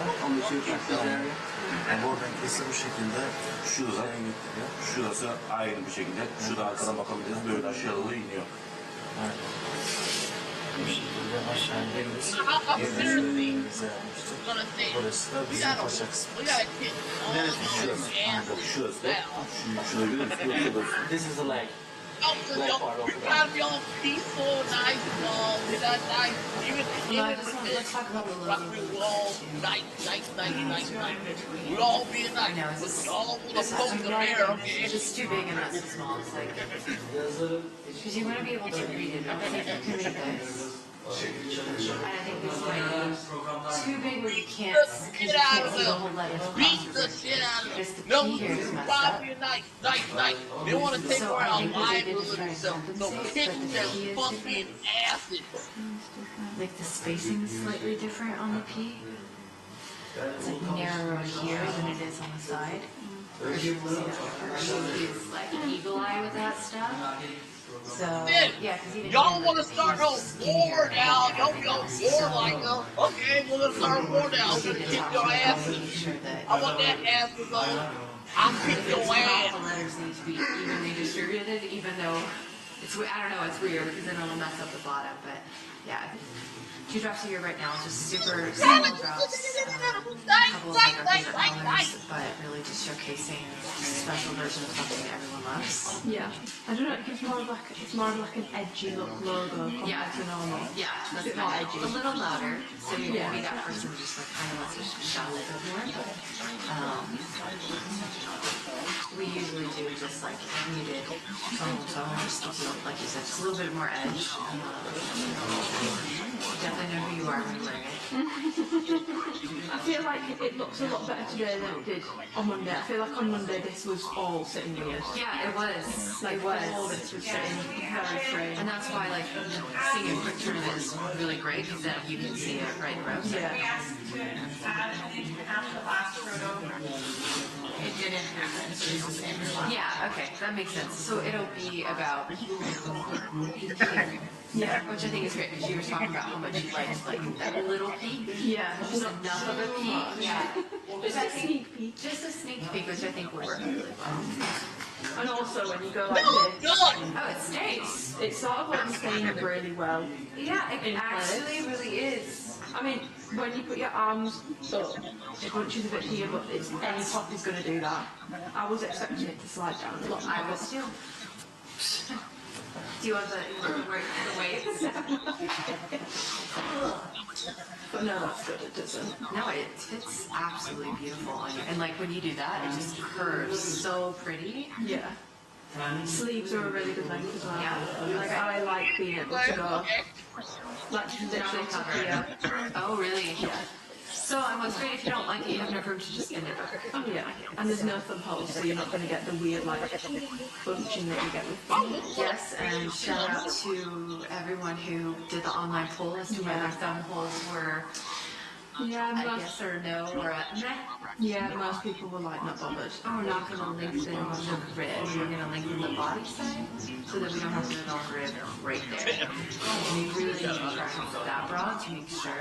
Okay. Because the 2 layers together. Yeah, it could be a bit okay. Just a little. This is thicker than this, and that'll be 2 layers right here. Oh yeah, realistically. Yeah, that would be. A little too bulky. The lettering needs to be tweaked, slightly smaller, because you want to be able to. And I feel like I can't read that from here. And I feel like as well it's the L's because it's cut in half, and then there's such a big gap because obviously an L would go like that. Right. And then there's really big gaps here. So we really need to evenly distribute at the top layer, which might really swanky it. Yeah. I don't think anything to the back. Yeah, because that's I'm gonna worry that you're Going this way, so this side is sticking out.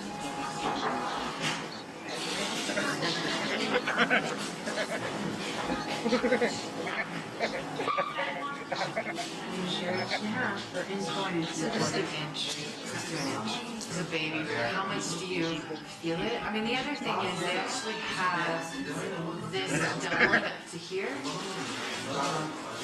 which I don't think you need. That's kind of what I'm wondering. Kind of want to lengthen it a little bit here. I don't think 1.5 inches though. No. You can't. Even is an inch too much, or what are you worried about? I'm just worried about how much her chest is hiking it. Yeah, but it's hiking the bra too, so it's evenly hiking. But on somebody that doesn't have the chest, it's going to be down here. Got it. I see. Because this is also helping you drastically push up. Yeah. Like, look at that cut. Like, hello. Hello. Yeah. Yeah.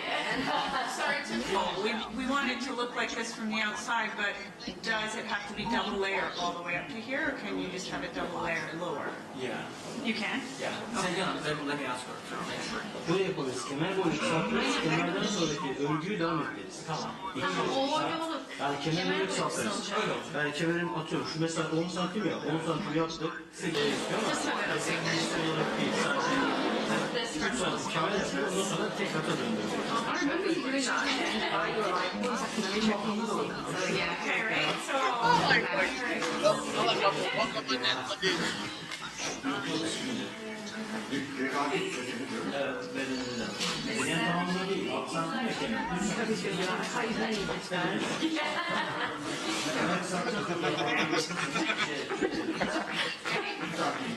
So lengthen this by 1/2 inch. Like increasing it 1/2 inch. So the rib will get 1/2 inch longer all the way around. Okay. Then, like we were just discussing, only turn it back 1.5. But the main thing is that this P, as you can see, something got warped this time, and the P is much narrower here than it is here, all the way around, even down here. So something happened with the P. So it's just it's waistband and top is elastic, so it's just acting different on the garment. So it's the same measurement on the program, but on the garment it's just acting different. That's the main problem. So look at the other ones that I did notice it last time, so I wonder if they did accidentally tweak it. Okay.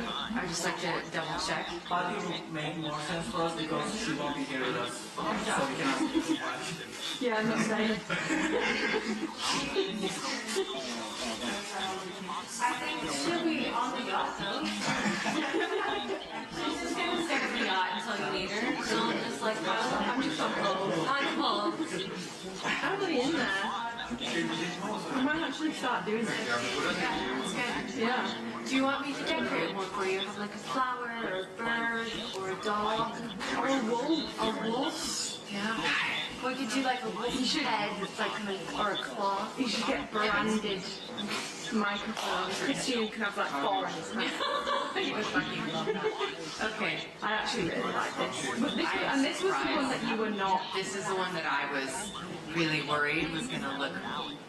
It was getting, the proportions were off earlier, remember, because it was way too long here, way too high here, and we just had to do a bunch of adjustments, but it's just sitting so cute on you. I still see this, like it's still less, but that one's more than that one. And, oh, I don't see that one at all. Maybe it's on. Oh, it's because they have it in the wrong spot. It goes below. Come on! It's way better than the all-rounder. Good. Respectfully. Yeah. Respectfully. But y'all motherfuckers use this like that, like a jump. Aggressive, but also not uncomfortable. How is the compression feels good. Obviously, it's not going to be a high support Right. bra, but for example, well, that's true. That's true. But I mean, better than our old ones. yeah. It's like a drastic improvement. Really, the purpose of this is to have a core bra, a core seamless bra that you can kind of wear under any of our tops. So like that top that you just had on. Yeah. Now you can have this strap, you can really, any of our off-shoulder stuff, or like, to be able to hide the straps in it and wear it however you want. You can wear it like this, you can wear it straight up, wear it crossing the back, you can wear it as a bandeau. Multi-way. Because I know that Christian was really wanting some like higher performance bandeaus. But he also wants something that's like informational. So Yeah. this is the solve we did. See that all the silicone in here? Yeah. It should be able to stick a little bit more and then you can get on these wavelengths. Yeah. And the silicone brick is a lot better than the oil one. Yeah, okay. That was, I don't know what this got on that. It was like, you know, when you lick an envelope, it was literally like that. It did nothing. I was like, should I try licking it and lick and stick? Did you? Lick and stick. Yeah, lick and stick. Didn't work. Sarah, we can name the next one that I guess we didn't want. We're still gonna run that contrast right there. They said it can zig the end. Okay. I never hear anything else say bloody hell. Huh? Bloody hell. Bloody hell. Oh, okay. So look how cute that is. Yeah, that is really So if you were wearing something that was a halter, or something that, like a tank top that has a halter and you didn't want to show your straps, you could do this with it. So really this is... Or like a racer back top. Yes, yes. So if you don't want to show straps, you can move them however you want, or if you want to be cute, the other one that you could do here. See, that's freaking cute. That is really, really cute. Fire. I just, yeah. I love the concept of a multi-way. Me too. I think it's cute. I think it fits you really, really well. It's way comfier than the other bandos I've got from other places. Good. I'm going to do the cross again, and I'm going to make you do the wall raise so that we can just make sure that we are not running into issues of pinching in the back.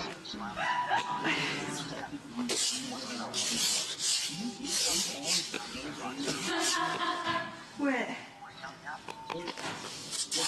I can't really feel it. Maybe a little bit, but not to the point where I feel like I'm noticing it. I love this. I think this is beautiful. I think we're getting to the point here where, can I see the side? Yeah. To me, this wants to sit here. Yeah, like that. It goes forward a little bit, but I want it to come here. And just go straight down, because the purpose of this is a bit more open hole right here, so that like, if you have a bigger head or a bigger butt, or if you're squatting, it moves with you, so it keeps it from like pulling the pants down. I don't think that's a major. You can change it, David, from here. How's the crotch feel? Feels fine. Feels crotchy. Feels crotchy. So this is where... This is sitting really good on you. Yeah, and normally I do have the issue of the crunch being like I call it a long batty crack. It just comes too far up. Well, now you have a normal. Perfect. Yeah, it's just sitting right in there. And what I like is this isn't like pulling down as much. Yeah. What we did is we noticed that all of you guys are yanking it up to get it in place, and then it's shifting the thing. Because I've watched all of you guys put it on, you all do the same yank. And just spin right in here so that it actually sit in the right place. You don't have to yank it in place, it just naturally sits, and your butt just purposely goes on either side. Perfect butt. And the glutes just glue. Glutes just glute. They're just big. Glutes just glutes. Yeah, other than that, I like this line a little bit more. I think it's pretty. So, and then we'll just talk, and then we'll just have to do the art of it. Yeah. So, okay.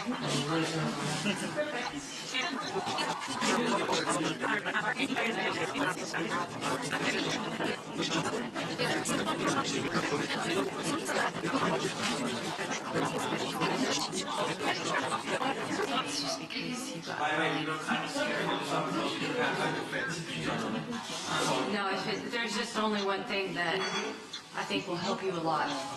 Taking out that strong part. No, it's looking pretty good. We knew this was going to be a conversation anyway, so worst case, you have to flip one more for us, but I'm honestly not thinking we're going to need to do that. I want this to be clean. Yes. Even if we put binding tape down? Yes. So this is happening because of this? Not that much, no. So let's zip it up a little bit. Let's zip it up. Is it too short? Still, just This seems quite nicely. Oh yeah, that's stiff. Do we want it here or here? I think we want it here. But and we'll look at the top of it. Yeah. Well, this is all stretched out because of this. So, like, I still think she's, and maybe it's just because of these. no, I don't think that much though. Like it's pushing them out. They're really straight today. Aww. But yeah, like even. Well, when you did that though, I think we just this one. See that this is it's pulling this way. So she's got two. If you do this, if you do this, it sits nicer where it wants to. But I think what's happening is this is pulling this way because of this. So do you think we need to reduce the neck width? No, I think we need to expand here. Part of me just wants to cut it over. Yeah. Get away from my neck. I'll let Melissa do this one. Dad, you're my biggest thing. No, ask questions. Is this just a sample colour? Well, no, but yes, but the real color is very close. Okay. This to use? Sure.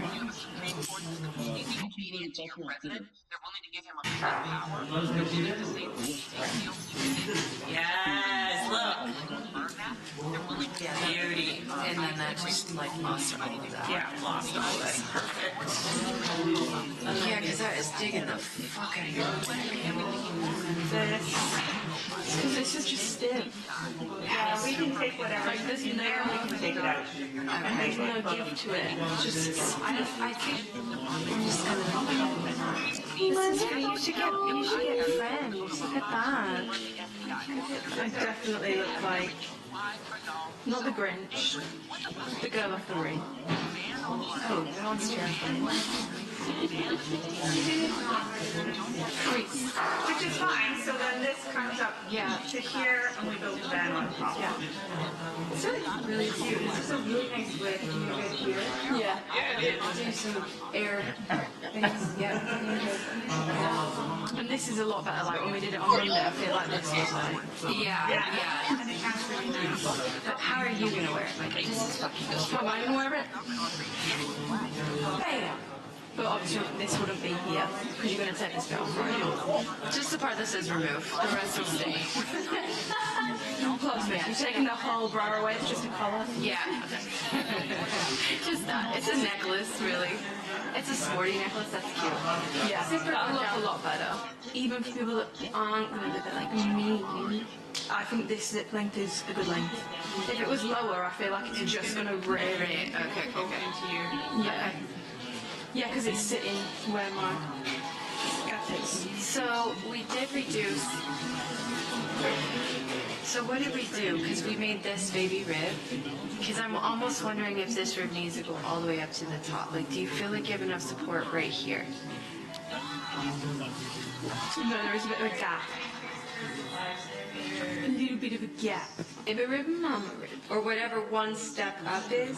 Ribba ribba ribba. Because it's right here, but I don't think you have anything under your chest, which you don't need, but a lot of people might. Most humans would. But sometimes higher support bras or bras that are maybe made with slightly boobs. They're just ugly. Like they're hideous. They look like surgery bras. Yeah, they are not faded forms. Yeah. Whereas this one, it's like practical, yes, but also a little bit. Oh hey, I mean I'm supported, but I'm partying. Hello. This is what I've not been realizing the whole time. Yeah, so if this comes up to here, then what is between here and here to sew the band into? The bottom of it. Bottom of what? Like this is going to have to extend. So it's the same thing, we're just going to have to extend up. Oh, I see. Yeah. Okay. It should be fine. So this bit is super sped up, but basically when we've done the fittings, we then do, I think this is called like a handover, where we basically go over with the actual people who work at the factory. We go over the changes we've made, explain things properly, ask questions, chat things through about what can be done, what can't be done, and basically just hand over the changes that we have made. And I think there were a couple on these bras and still on the leggings, and especially about the lettering. So I'm hoping when my package comes, it's perfect. And just like that, that is a wrap on what we have been working on this week. This trip has been so eye-opening for me. I feel like I've learned a lot. I've always been someone who just sort of, I know what I like and I can kind of guess why I might like it or why I might not like something, but I'm not like, I don't have like the Dunning-Kruger effect. I don't think I know everything, and I'm well aware of the fact that I don't understand garment making. I don't understand why things might be inconsistent. I don't understand why a certain wash being on a fabric might make it a little bit thinner, a little bit more delicate. Now I'm really happy to say I have not a full understanding, but I have much more understanding of these things, and I'm like fascinated by it. Like, I'm so fascinated by it. This has been such a good week. Such a good week. To some people, standing around for like 9 hours, being poked, prodded, pinned, taped, as you will have seen, is not their idea of fun. This has been so fun for me. This is like my Met Gala equivalent. Being invited to come on a trip like this is like how I imagine Kim K feels when she gets invited to Met Gala. Like, this trip is something I never ever ever thought I'd get to do, and something I'm very very very very very grateful I've had the opportunity to do. It's just been so much fun and so interesting, and I feel like I've learned so much. And Melissa, so we've got Melissa, who is head of design, and then we have got Melissa, who is product developer. They are just like the dream team. They are so knowledgeable. They have a wealth of experience in what they're doing, and I feel like I've learned so much from them. The people at the factories have been so nice. I'm trying not to get emotional because I'm like, actually, this week has just been, it's been really, really, it's been good. Okay, it's been good. It was these the other day, so these are colognes, but I have seen and I have like had it used on my hands as hand sanitizer, because it's such like a high % alcohol. It's like really nice smelling hand sanitizer. I'm not sure that's what you meant to use it for, but I have seen people using like these exact ones whilst I've been here as hand sanitizer. Turkish Delight, and lo and behold, within about an hour when we got to the showroom, we had Turkish Delight each, which is so nice. I love Turkish Delight, but my dad loves it more, so I think it's really nice as well that this is like properly packed, so I can pack this. I'm not going to open it.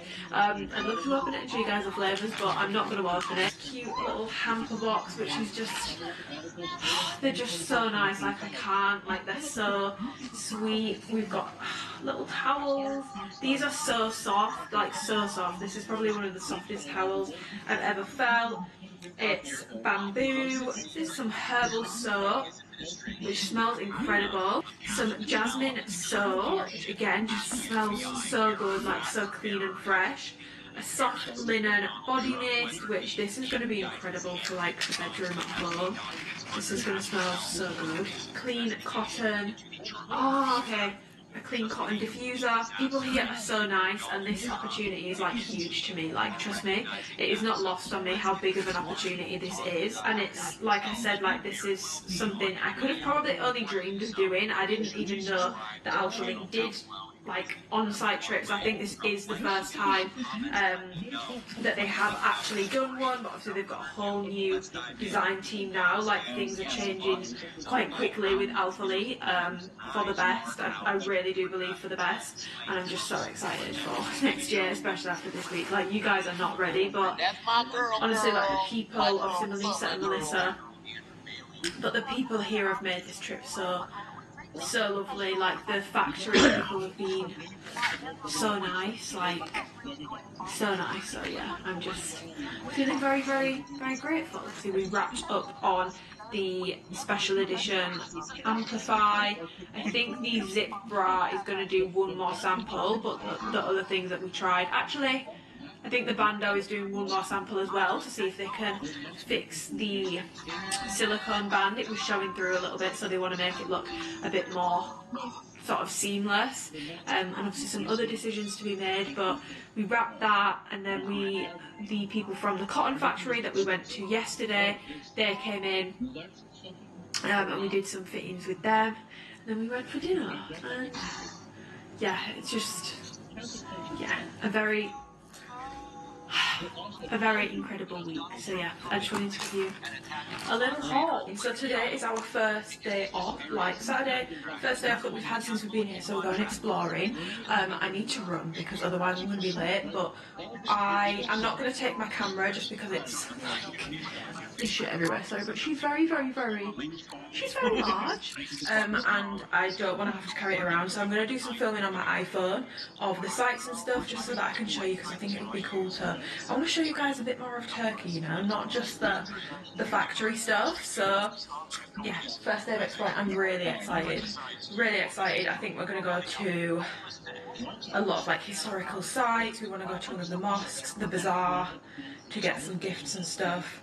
But yeah, I'm so excited. We basically did like a big exploring day, so we went to see the Blue Mosque, which was so cool, like so cool. It's such a beautiful building, and it's so nice to see something a little bit different. I've visited a lot of Italy, which I think I've mentioned in this vlog, and seen a lot of churches, but I really appreciate being able to see some different sort of religious buildings, and like obviously the way that they decorate and stuff is completely different, and that like sun over the top of the Blue Mosque was just so beautiful. The inside as well was super pretty, super stunning.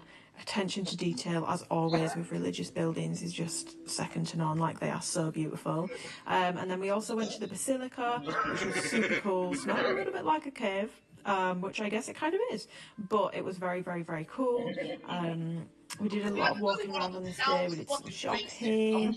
We did a lot, basically. We racked up a lot of steps, but it was nice to, I don't know, decompress a little from what we've been doing through the week and just be able to go and explore the sites. So yeah. Today was so much fun. All the clips will be from my iPhone, like I mentioned.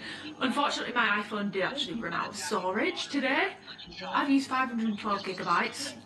I do not know how, but of course it ran out today when I didn't have anything else. So I'm not sure what clips I have put in, but we went to the Blue Mosque, we went to the palace, we went to the, I can't remember, I need to remember, Basilica something. Anyway, very cool, you will have seen. We went to the Grand Bazaar.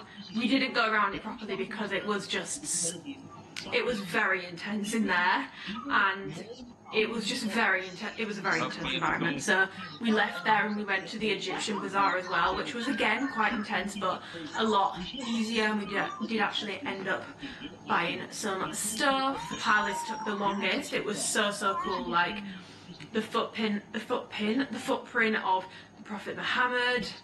So much cool stuff in there, and I've seen like a lot of Christian buildings and churches. I don't know, this was just more interesting, and like Melissa was saying, it's so cool to see like historical paintings with people of colour in, and it's so true because all the ones I've seen, it's just white people, and obviously it's not just white people that have existed for a very long time, and Istanbul is like one of the oldest cities in the world. Like, there was such a wide range of like dates. We've got BC stuff in there, you've got like 19th century stuff, such a mix, like such a like melting pot of different times. So interesting. I would definitely recommend checking out the palace if you come. I think it's really worth it. There's so much in there, like you could honestly spend hours in there. Went to a place called Zeynep for our meal with the factory guys the other day, one of the factories that we've been working with over here, and the food was amazing, but they also had like a little space to buy things, so we went back tonight, and I got 2 bottles of pomegranate syrup. I'll probably keep one, and I think I'm going to give the other to either my sister or my mum and dad, but the pomegranates out here are so good. Like, the food is incredible out here. It's so fucking good, like I can't.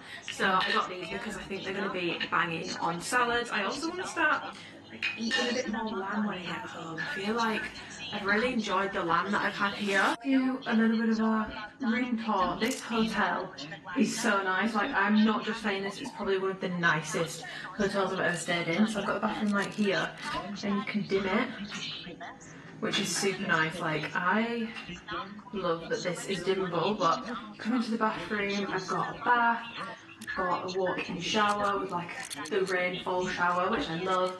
The toilet is in here and separate, which we always love. And then over here I've got a big sink area with all my like toiletry stuff. Tea bag wrapper there, I need to put that in the bin.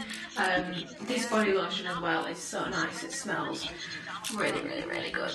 Love it. Here I am, this is where I have been getting ready on a morning. Yeah. So then you come through here, and we've got wardrobe here with robes in. I think I've got slippers as well. Yeah, slippers. Oh, I might try the slippers on. The cupboard is in there. All my stuff is in there. I'm not going to show you because it's a bit of a mess. And then through here, all my makeup and bits and bats here. Bed, super, super comfortable. My bedside table, which has my bottle of fake tan.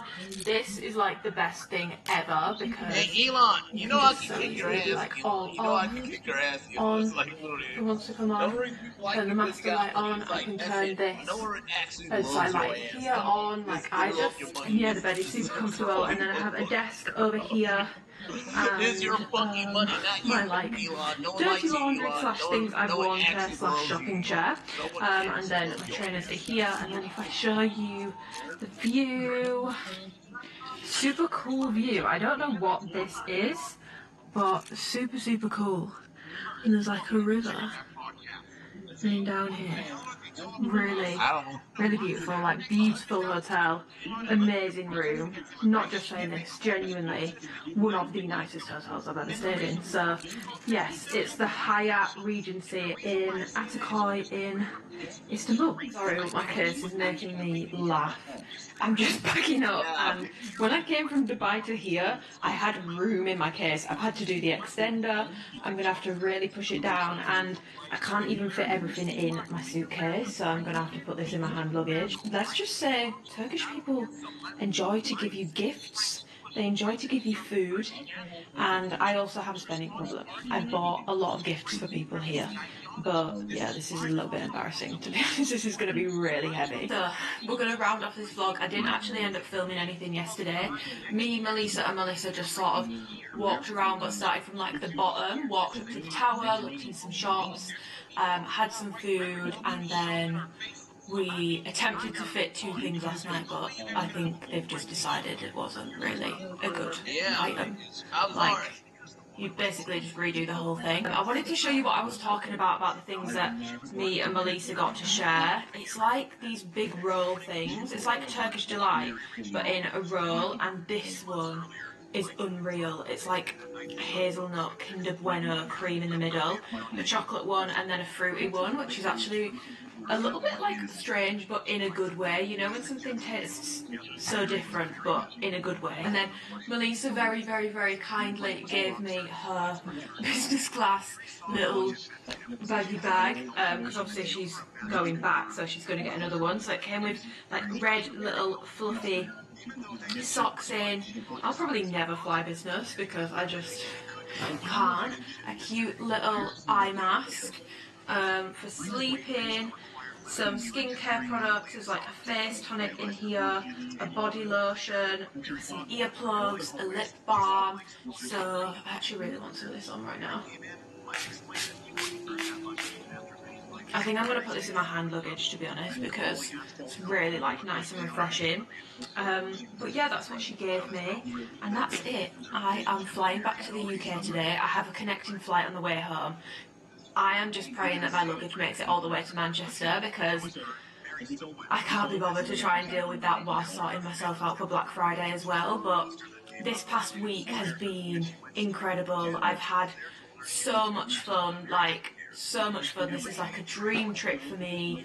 I've learnt so much. I'm so grateful to Alpha Leap for bringing me, for, you know, deciding to give me this opportunity, but also for you guys as well, because, you know, I could post like the most detailed reviews, I could be the most nitpicky bitch in the world, give you the most details, but if you guys weren't receptive of it and supportive of it and supportive of me, I don't think I would have been able to come on this trip. I don't think I would have been asked. So I really do owe a lot to Alpha Leap, yes, but also to you guys.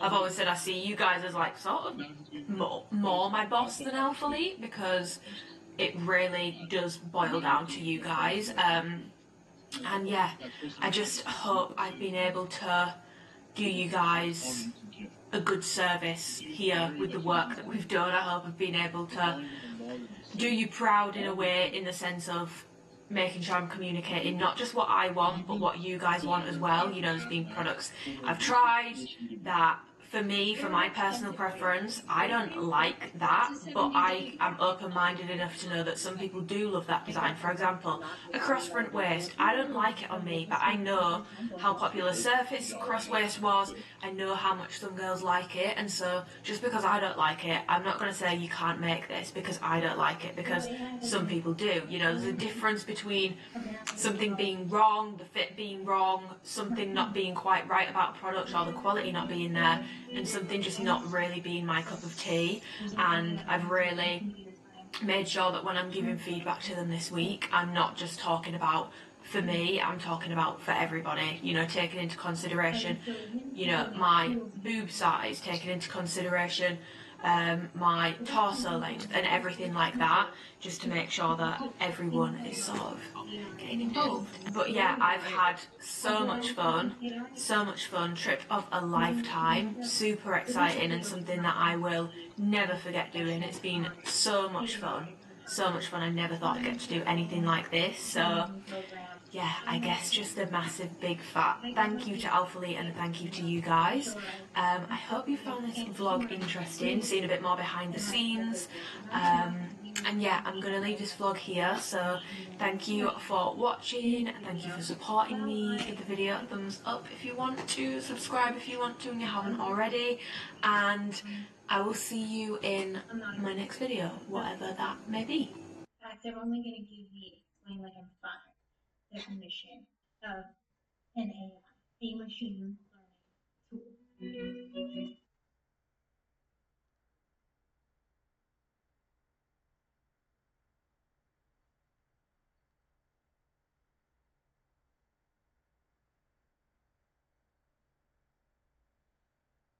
I gotta watch Generation V.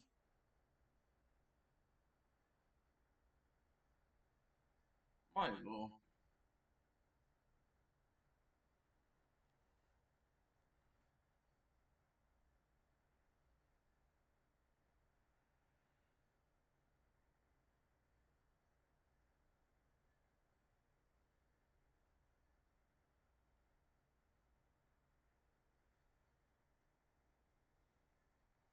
My milkshake brand, the boys of the yard.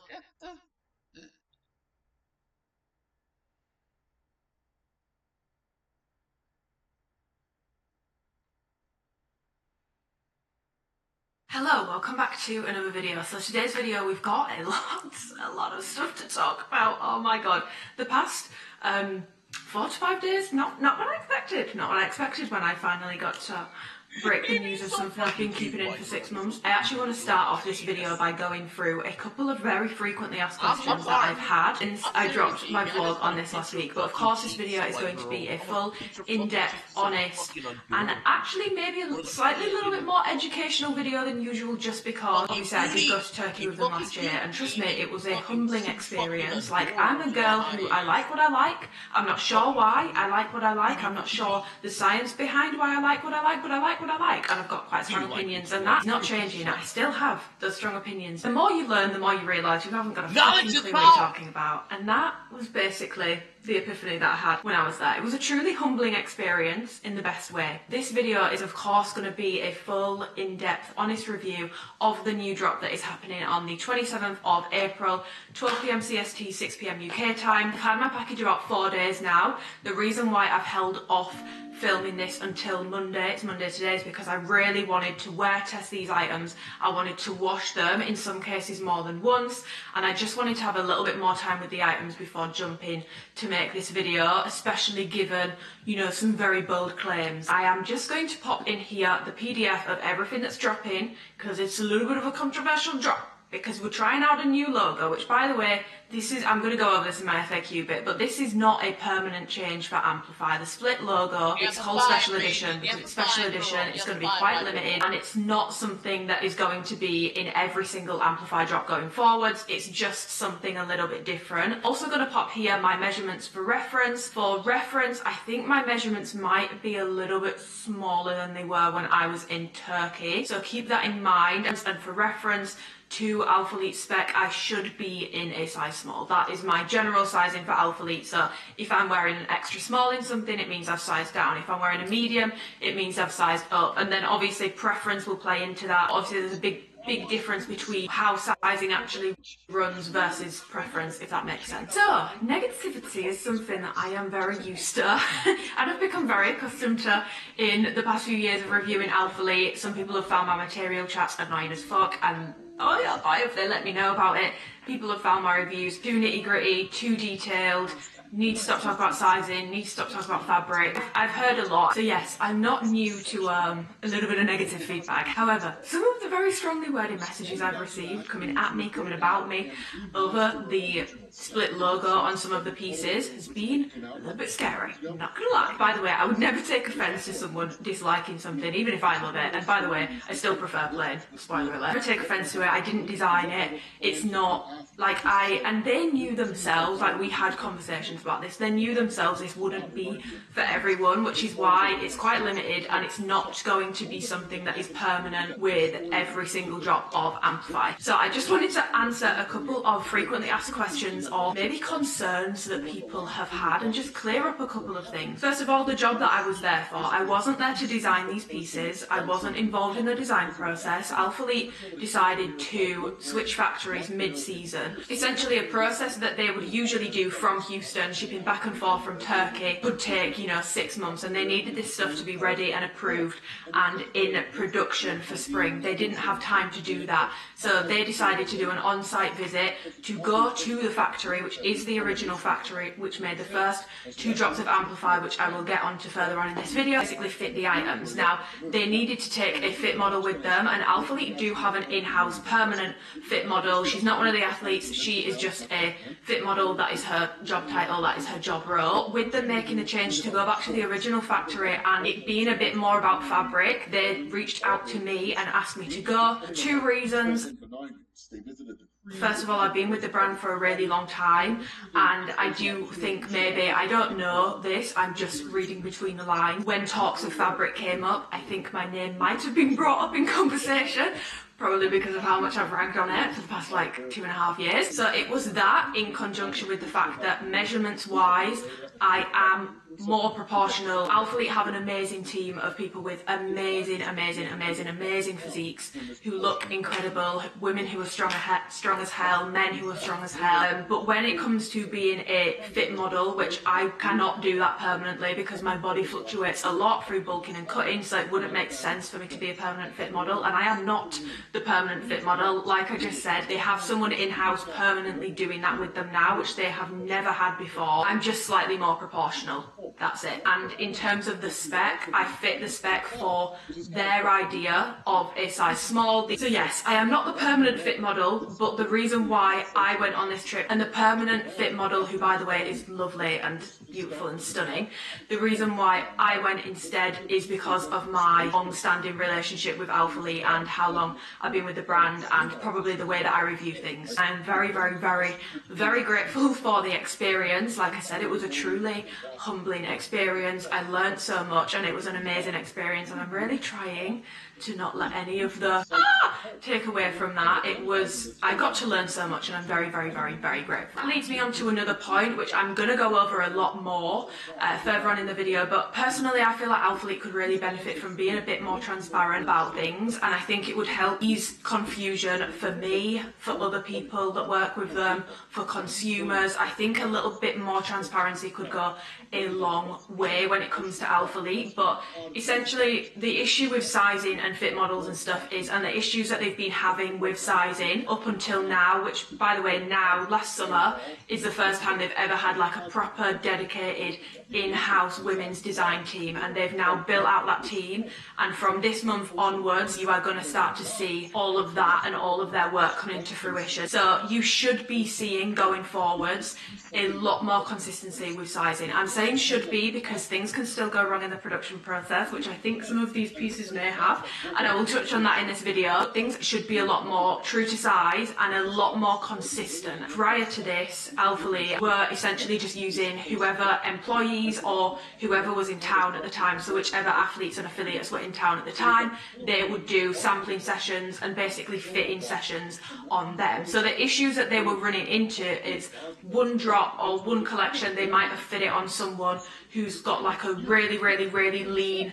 midsection, tiny waist, much bigger proportions elsewhere, a much leaner athlete basically, and then for the next collection they might have fit it on an athlete with, I know everyone says that we all have the same build, and like low-key we kind of do, everyone's just like on a sliding scale of the same build, which is something they need to work on, but the next collection they might have fit it on someone who's maybe got a wider waist and wider hips, and then maybe with that launch people were finding that things weren't as tight in the waist, or they had way too much excess fabric in the crop. So that's why we were getting these massive jumps between launches for a lot of people being far too tight, muffin top, making people look a lot bigger than they are was a very common complaint in my DMs. People were ordering Amplify very recently as well in their usual size, in even a size up, and being like, this doesn't fit, like it's causing bulges where I don't have bulges. And then you were having other drops where things were just fitting too big on people and people were having to size down from their true size. It was getting a little bit of a mess, and like I said, I do think that Alphalete could benefit from a bit more transparency when it comes to these things, because like a classic example of this was, I remember the back end of 2022 I think it was,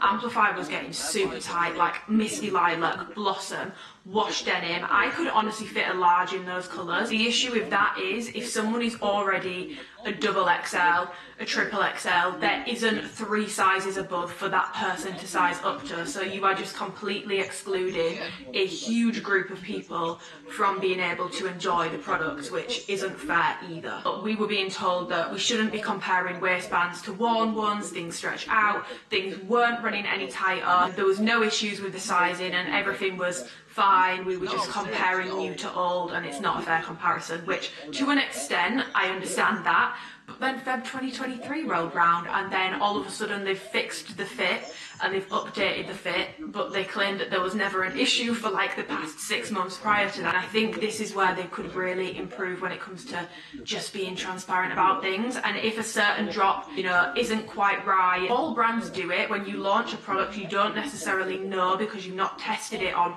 your entire customer base, and you don't know how it's going to go. And there's nothing wrong with admitting that something's maybe not come out quite right and then fixing that going forwards and trying to get a bit more consistency with it. But I do think that's been a huge issue, and I wanted to just highlight that when it comes to sizing. Another thing that I wanted to go over, which by the way we will be switching to the rack setting, I'm going to do my stand-up thing because I know that people have been enjoying that a lot more. The fabric, which has been getting a lot of airtime, and rightfully so, because you know, if you're going to make a big ass bold claim like that, you're going to have the receipts to back it up. I spoke about this in my vlog. It's not my story to tell, and I don't actually think I can tell the whole backstory to that, so I can't tell you what happened with that or the full story of it.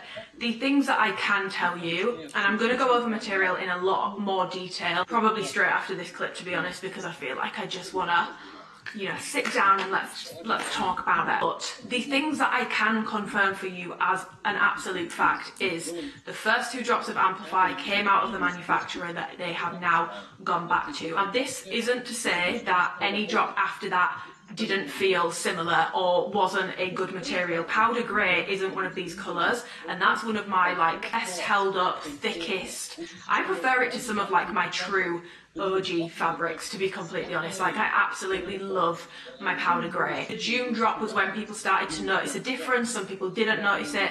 I personally believe this is when there started to be some differences in batches and stuff. That is confirmed. Confirmed, they have gone back to the original manufacturer. Just because they've gone back to the original manufacturer, though, it doesn't mean it's going to be perfect, and I do still have some critiques, because there's a big difference between trying on samples and then when something goes to mass production, things can shift a little bit, and I do feel like things have gone wrong, especially when it comes to the 4.5 inch inseam shorts. But they are with the original manufacturer who made those first two drops, and they have gone back to the original Italian yarn. That has not been used for a while on Amplify. It has not been the original yarn, and so to anyone who has felt a difference or complained about a difference or not been happy with Amplify in recent times and been made to feel like you're just being dramatic, you're being stupid, you're being picky, you're being too detailed, nitty gritty, whatever, nothing wrong with you. Like, you weren't going crazy, there was nothing wrong with you, you were low-key right. So we are seeing a return to that original Italian yarn. That being said, I have a lot of comments when it comes to the fabric, which I will get into. Two more things that I just want to go over really, really quick. First one is, I wasn't paid to go on this trip with Alpha Lee, and I am not being paid to tell you a crock of shit and tell you a bunch of lies. This video is still going to be the way that all my videos have always been. There is truly no bias here. I'm going to be just as honest as always. Obviously, they paid for my flight to Turkey. Obviously, they paid for my accommodation, and they did pay me for filming for them, so doing some filming for them, but I wasn't paid for the fit model stuff, and I wasn't paid for helping them with the fabric. I didn't even consider asking for payment, so that's not an issue. The reason why I'm saying that is because I just want to make it clear that there is really no like financial incentive for me to be lying. I'm not being paid to say this, and I wasn't paid to go on this trip, which I think for some people could skew the feedback that they're giving and maybe how honest they're being, but I wasn't paid to go and do this. And then the final thing is just to sort of tie back in with what I said right at the start about what my job was. My job wasn't to go and design this collection. This collection was already designed. They've now got a proper team in who really know their stuff, who've got a wealth of experience, like a wealth of experience. They've worked for some of the biggest activewear brands, and they've come in, and even they've been like feeling Amplify and being like, are you sure this is an Italian yarn? Are you sure? Wrap this, we're going to take this collection to the original manufacturer, and as a result we're going to go and fit it. So this collection was already designed. She was already set in stone as far as the special edition split logo goes. First day, I will be completely honest, and I think I mentioned this in my vlog, on the first day when I saw the split logo and I tried it on, I was like, I'm not sure how I feel about this. And I went back on the Monday night, because obviously as well guys, it's quite daunting going to a country I've never been to before, to be around a team of people I've never spent like a big amount of time with before, to do something I've never done before. It's a very, very, very daunting experience. So on the first day we were really just focusing on the fit, and I remember on the first day I went back to the hotel and I was like, I'm not a matching set girly, you guys know this, I tend to do tonal looks, I like to mix and match, I very rarely wear like a full matching set, and so for me the split logo was a bit of an issue, because I was like, I rarely wear a completely matching set, and for me I'm not sure I'd want to wear the bottoms with a plain top or the top with plain bottoms. Now for some people it won't bother them, but for me it was a bit of a concern. I think I asked them in the car, like I remember asking, I was like, oh, just out of curiosity, is it all split logo or is there going to be some plain? And it was all going to be split logo. There was going to be no plain options in this drop, and I said I think it might scare people a little bit, and I think it would be a good idea to add some plain options to the drop, especially with like the original yarn and stuff coming back. It would be a good idea to give people that option, because the split logo is for like someone that's a little bit more out there with what they want to wear and someone that likes a little bit different. It's not necessarily a crowd pleaser, and I did specify and ask for plain options, and I think by the end of the week I don't even think they had confirmed that they would be adding plain options, so I didn't get a saying what colours came in plain and what came in split. I didn't get a say in how many plain, how many split, but there's no scenario in which this was not going to be any split logo whatsoever. I understand I'm a lot more accessible than Alphalete, and you're much more likely to get a response out of me than you are from Alphalete, but that is why there is a mixture of split and plain. And I know, trust me, I know, it's frustrating that not every single colour comes in plain, because your favourite colour might not be coming in plain, but also for people that really love the split logo, maybe they might be upset that it's not coming in Reggio or Gliese. They might be upset about that. Not every single option comes in every single colourway, and also I didn't get a say in which colours come in bikers, but I think it was originally going to be 4.5-inch inseams and leggings only. I did ask for that longer inseam, so I did push for some plain options and a longer inseam option, but ultimately Alphalete have had a huge, and Christian's spoken about this on podcasts, so it's not non-public information, they've had a huge overstocking issue, especially when it comes to Amplify, for a long time now, and that's finally starting to turn a corner, and they are just not in a position right now to be able to offer every single colour in every single inseam option in every single style, and so they did have to make a decision on which inseams are going to get which colours and which styles between plain and split logo are going to get which colours. They are not in a position right now. This is not to say it'll never happen in the future, and the feedback I gave them was a lot to do with, you know, trying out multiple lengths, being more inclusive by offering like crops, full length, even trialling out with like offering like different rises of their leggings, because I've got a longer torso, so I tend to prefer something a bit more high rise, but I know that people with shorter torsos prefer something that's a bit more mid rise, but on them it sits high rise, not ultra high rise. But yeah, this trip was definitely humbling. I learned a lot, and something that was really important to me, which I spoke about in my vlog, was to make sure that I'm not going in there super gung-ho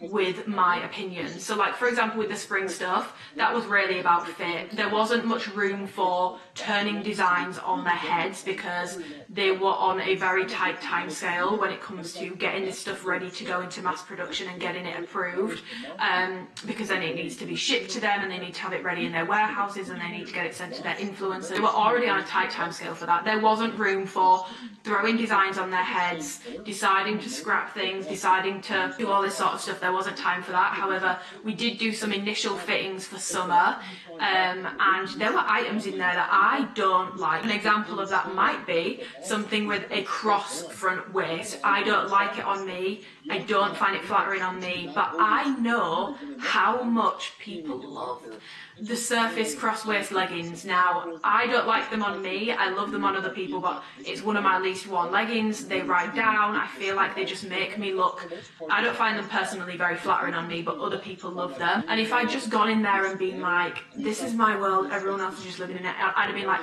no, let's do straight waistbands only, no cross front option, because I don't like it. But this isn't my collab. This isn't my collection, and you've got to think more laterally and more open-minded about not just what I wanted, but what other people want, because I didn't go on this trip for me. I mean, it was amazing for me and I learned a lot, but I went on this trip to help Alphalete and to hopefully help you guys as well. It really wasn't for me, and so when I'm giving feedback on designs where there maybe is a little bit more wiggle room for us to completely switch things or completely change things, at the cross front waist, hated it on me. If I'd have just stood there and been like, yeah, I don't like the cross front waist, so let's not do it, that's not fair on the people that do really like that. So that was also something that was really important to me when going on this trip, making sure I'm not just going in with my opinions. If it was my collection, fine. We're having everything in sand. We've got, trust me, I've actually got a list on my phone of everything I would put in if I ever got to do my own collection, whether it's on my own or with a brand. I've had that list in my phone for like 12 months, and trust me, split logo, lo and behold, isn't on there. Sand, everything would be on there. Full zip jackets, multiple inseam options. I'd want to try doing leggings with multiple rise options. That's what something with my name on it would look like. This is not my club. I was there to be the fit model and help with fabric. I understand your guys' frustrations if your favourite colour comes in the split logo and it doesn't come in plain and you really don't like the split logo. I understand your frustrations, but if you like Gliese, I'm 99% sure it's coming in 4.5 and leggings at some point. And to everyone who has left such kind kind comments under my vlog or message me on Instagram. Thank you so much, because you guys are the best. YouTube family is superior always. If you follow me on Instagram and you rarely comment in here, don't worry. Don't worry. We love you too, but I really just love my YouTube family, and I just want to say thank you for all the incredibly kind and supportive comments under my vlog, and anyone who sent me a really kind or sweet message or like checked in on me whilst this whole whirlwind has been going on over the past 4 days. I truly, truly, truly appreciate it. Okay, so let's move on and let's start talking about the fabric and the material, because there is actually a lot to go over, and a lot that I learned about fabric that I'm gonna be so fucking real, I had no fucking idea about. Like I said, I like what I like, and that's about it when it came to my knowledge prior to Turkey, but now I understand a lot more, and yeah, let's just say I understand a lot more. So, what are the, because there's such a big difference between a fact and an opinion, and I have opinions that might not necessarily be based in fact. Let's go over the facts of what we do know. So, like I've already mentioned, these colours are the official OG that came from that factory, that came with that confirmed original Italian yarn. I personally noticed a change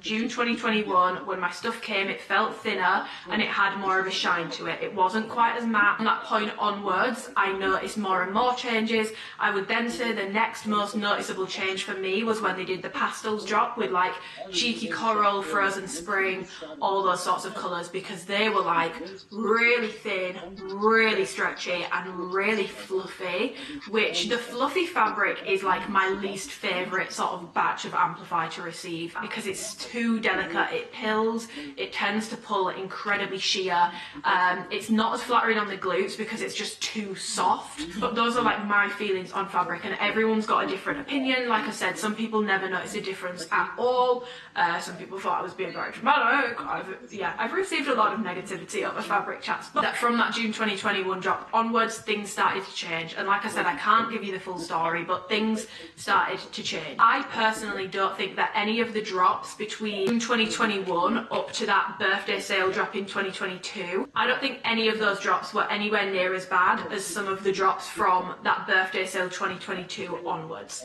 And there were still colours that like were a bit of an exception. So for example, my Scarlet came in quite thick. That was at mid 2022, and not quite as shiny or as soft as the other colours. Wash Denim, Misty Lilac, Blossom, I wouldn't even say those were like close to OG. Those were just quite rough in texture, the ones that I received anyway. Nowhere near as fluffy, a lot thicker and a lot more compressive. I could have honestly fit a large in Wash Denim and Misty Lilac. Like they were so tight on me. And yeah, just because things changed from June 2021 onwards, it doesn't mean that if you didn't notice a change, you're stupid or like you're wrong. Like if your colour from June 2021 feels identical to one that you got for Black Friday 2020, I'm not going to tell you it doesn't, because it might. Like I said, powder grey was June 2021, and I wouldn't even say that felt the same as OG. It was honestly thicker and denser and a lot more compressive. And as well, since then we've started to have, when you've got that level of production, you start to have batches and like differences between batches. Sizing was going off and everything was just getting very confusing. But the facts that we know are that the first two drops came out of that factory and definitely had the original Italian yarn. We know that recent drops have not had that being used on it. Like, they haven't. And I personally feel like that has been obvious just by how they felt. They've been so incredibly fluffy, so incredibly stretchy and so delicate, and they just don't hold up well over time. I've said it in hauls before, some of my recent drop stuff looks like I've been dragged through a hedge backwards whilst wearing it, whereas some of my older pairs of Amplify look immaculate and I've worn them so much more. Like, whenever you started to notice a difference, you're not going crazy. There was a difference at some point along the way, specifically after, from June 2021 onwards. So if you were ever curious about the true OG colours, it's these, but a lot of people have a lot of colours from the June 2021 drop that they feel feels pretty similar to the first two drops, and they were not bothered by that drop whatsoever. Not here to tell those individuals that they're wrong. So they're back at the original manufacturers, and they're back with their original sourced Italian yarn, which was also used on the Revival leggings. If you are familiar with those, they also used a similar Italian yarn on those, and the factory that they are at made the Revival leggings as well. And I know that because they had Revival leggings in the showroom. So yes, it's also a very eco-conscious factory as well. Things are being made with renewable energy, which I wouldn't say it's like a I will not buy from this brand thing for me yet. I don't think I'm at that point of eco-consciousness, and that's just me being completely honest. I'm not going to lie to you about it, because you will still see me buying from shops that don't have that sort of accreditation, but they are using, the factory that we went to on the first day, they are using all renewable energy for that factory. So that's just another little fun fact as well. But when we were in Turkey, how did it work? I tried on so many different bottoms between spring and summer. I tried on obviously the special edition stuff with the split logo, which we fit a plain pair. We fit some of the summer things, some things that I think aren't coming until fall. I think we tried some of those as well. One of the things that sticks out the absolute most to me is a pair of shorts that I tried on, which are not in this drop. I think they're for summer. They were the exact same short, the exact same design, the exact same inseam. They measured the exact same, but one of them fell thicker. It was still soft, not gonna lie, but it wasn't slippy and it wasn't fluffy and it wasn't like really thin, tight like material that people have been complaining about for yonks. The other short, which again, the exact same short, but it was super thin, super slippy, super like see-through tight, like basically everything I've complained about with recent drops. I think I actually have a picture of me like putting my fingers through that, which I will pop in here.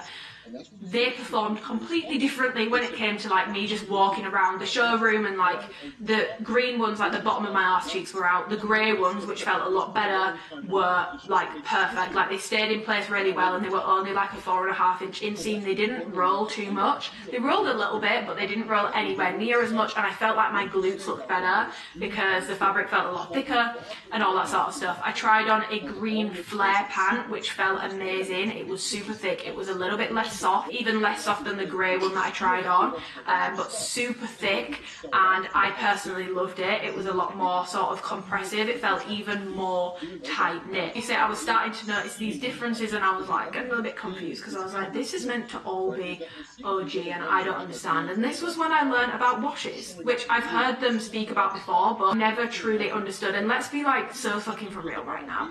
What I say about what yarn has been used on your item, you don't give a fuck. You care about how it feels. You don't give a shit about what yarn's being used in it. You care about how it feels. Now, personally, if you do care about like the quality and the longevity, you would care about the yarn, but you are going to care about how it feels, especially if you are like very sensitive to certain fabrics. You're going to care about how it feels. But they were all the original yarn. They just had varying degrees of washes on them. So the green flare pant, that was a lot more compressive, had much less of a wash on it. And by the way, every single seamless item has to have a wash on it, because oh my god, I felt something that came straight out of the tube, and I am telling you, you would not want that on your body. Flare pant obviously had less of a wash on it. The green short had the most intense silicone wash on it, and essentially what happens when you put a more intense silicone wash on an item, and this is subjective, to some people it improves the hand feel, so how it's going to feel in your hand. It makes it really soft and really silky, fluffy. It makes it very, very, very soft to touch, and it feels nice on your skin because it's not going to compress you as much, and it's going to be a lot softer. And the reason why that happens is because the silicone wash that's put on it, the oil causes the yarn to almost break down a little bit, which makes it softer, but can also mean that it might be a little bit worse for sheerness. It does thin out the overall fabric. It can add a little bit of shine to it, and it can mean that over time it's not as durable because it's got that like intense silicone wash on it, which can impact the integrity of the fabric. The grey one, for example, had a wash on it, but it was sort of between the green flare pan and the green short. So it was softer than the green flare pan, but not as soft as the green short, and thicker than the green short, but not quite as compressive as the green flare pan. And the purple that I had on in the vlog with like the special edition logo, that is quite close to the grey short that I tried on. So a bit thicker, thicker, a little bit more compressive, not as shiny as that green short, not as slick as that green short, but a little bit softer to the touch than the green. And when I was in Turkey, I made a couple of documents for Alpha Leaf just because I was having a whale of a time, guys. I was like, let me get my teeth stuck into this work. And I wrote at the end of one of the documents like a little mine and followers wish list, and I wrote down the fabrics that felt better to me. So the purple that I tried, the grey that I tried, and the green flare pant were all listed on that document because those were the fabrics I say fabrics, those were the washes, should I say, that I preferred. And something that's really important to know about washes as well is they are not permanent. Now, for some people this doesn't matter because you want to be able to wear an item how you want to wear it, straight out of the bag. You want it to feel that way straight away. But I noticed this with contour in particular because I've worn that so heavily since it dropped in the colour sand, of course. I actually in the birthday sale picked up a backup pair of sand contour shorts because I love them so much, and I was like, if the scrunch ever busts, I'm gonna be pissed, okay? I'm gonna be really, really, really pissed. Oh my god, when these came in, I was like, I realised just how different these feel over time with intense wear and wash. And I'm not gonna say it feels like a completely different short and it's so different, but I do think with some pieces the wash washes out more over time. So we've gone full Bill Nye Science Guy on this bitch, okay? I've taken some like macro up close pictures of how a heavily worn pair of sand contour shorts looks. And on this side, I'm gonna pop in how the brand new one looks up close. Now, what you will see, and I'm hoping you can see and you can tell, is that this brand new one is like super, super, super stretchy and very soft, and up close you can almost see like how smooth it looks, you can see how slick it looks, you can almost see the fluff on it, which again I'm just not a huge fan of. I find that it becomes very susceptible to pilling when you've got those sort of issues going on. So this is my brand new sand, unworn, unwashed. This is my sand that I have worn multiple times now, and again, she's still not perfect. I'm not saying she's perfect, but she's no longer as stretchy as she was when she first came. She's stiffened up over time and she doesn't have the fluffiness to her anymore, which, don't get me wrong, is she still pilling over time? Yes, but since the last time I fabric shaved her, I've worn her maybe 4 or 5 times since the last time I fabric shaved her, and the pilling has been very minimal this time. It's not been as intense as it was in the first few wears and the first few washes. So that's something that I wanted to know, because I feel like I can't talk about washes without mentioning that they do come off over time. I remember complaining about how fluffy these felt. I remember complaining about the fluffiness of contour, and they do feel different now. So the washes do become less intense with more wear over time, but if you are like not wearing an item enough, you're not going to notice that. Luckily, I've worn the shit out of my sand shorts. It's probably one of my most frequently worn dropped items that they've dropped in a very long time, and I will admit it's given me a lot more opportunity to really notice how things go over time with intense washing and with intense wear. So I thought that was honestly really interesting because you can literally see how that wash comes off over time and how it looks up close. Another thing which I found, for this video, it wouldn't have been a fair test for me to not compare these to OG when it comes to squat test and all that sort of stuff, because that's obviously going to tell you a lot about the thickness of the fabric. So I was trying all these on yesterday, and something else that I noticed is that my Viola bikers feel a lot stiffer, and they're still soft. Like, they are still soft to touch, like they're not rough, they still have a soft texture to them, but these have been worn very heavily, and ever since I got them I've never had issues with pilling with these. It's just not something I've had an issue with because, again, it's that original Italian yarn and it didn't have the like silky hyper soft wash on them. Then when it comes to tuxedo blue, for example, this is a colour I've worn maybe like 10 times, maybe like 10% as much as I've worn Viola. I've not washed it as much, and this feels softer than my Viola did, despite the fact that they are both OG colours, which I found really interesting. And honestly, I think you are going to be just as shocked as I was when it comes to the squat test for this video and comparing like colours to their OG counterpart. I was honestly quite shocked by how some of these items sort of performed. So I do also believe how often you've worn something and how often you've washed it plays a role, because there's probably like 4 months of ownage time between these two, and they're both technically OG, but my Viola does feel a lot stiffer and a lot more compressive than my Tuxedo, and they're both the exact same size.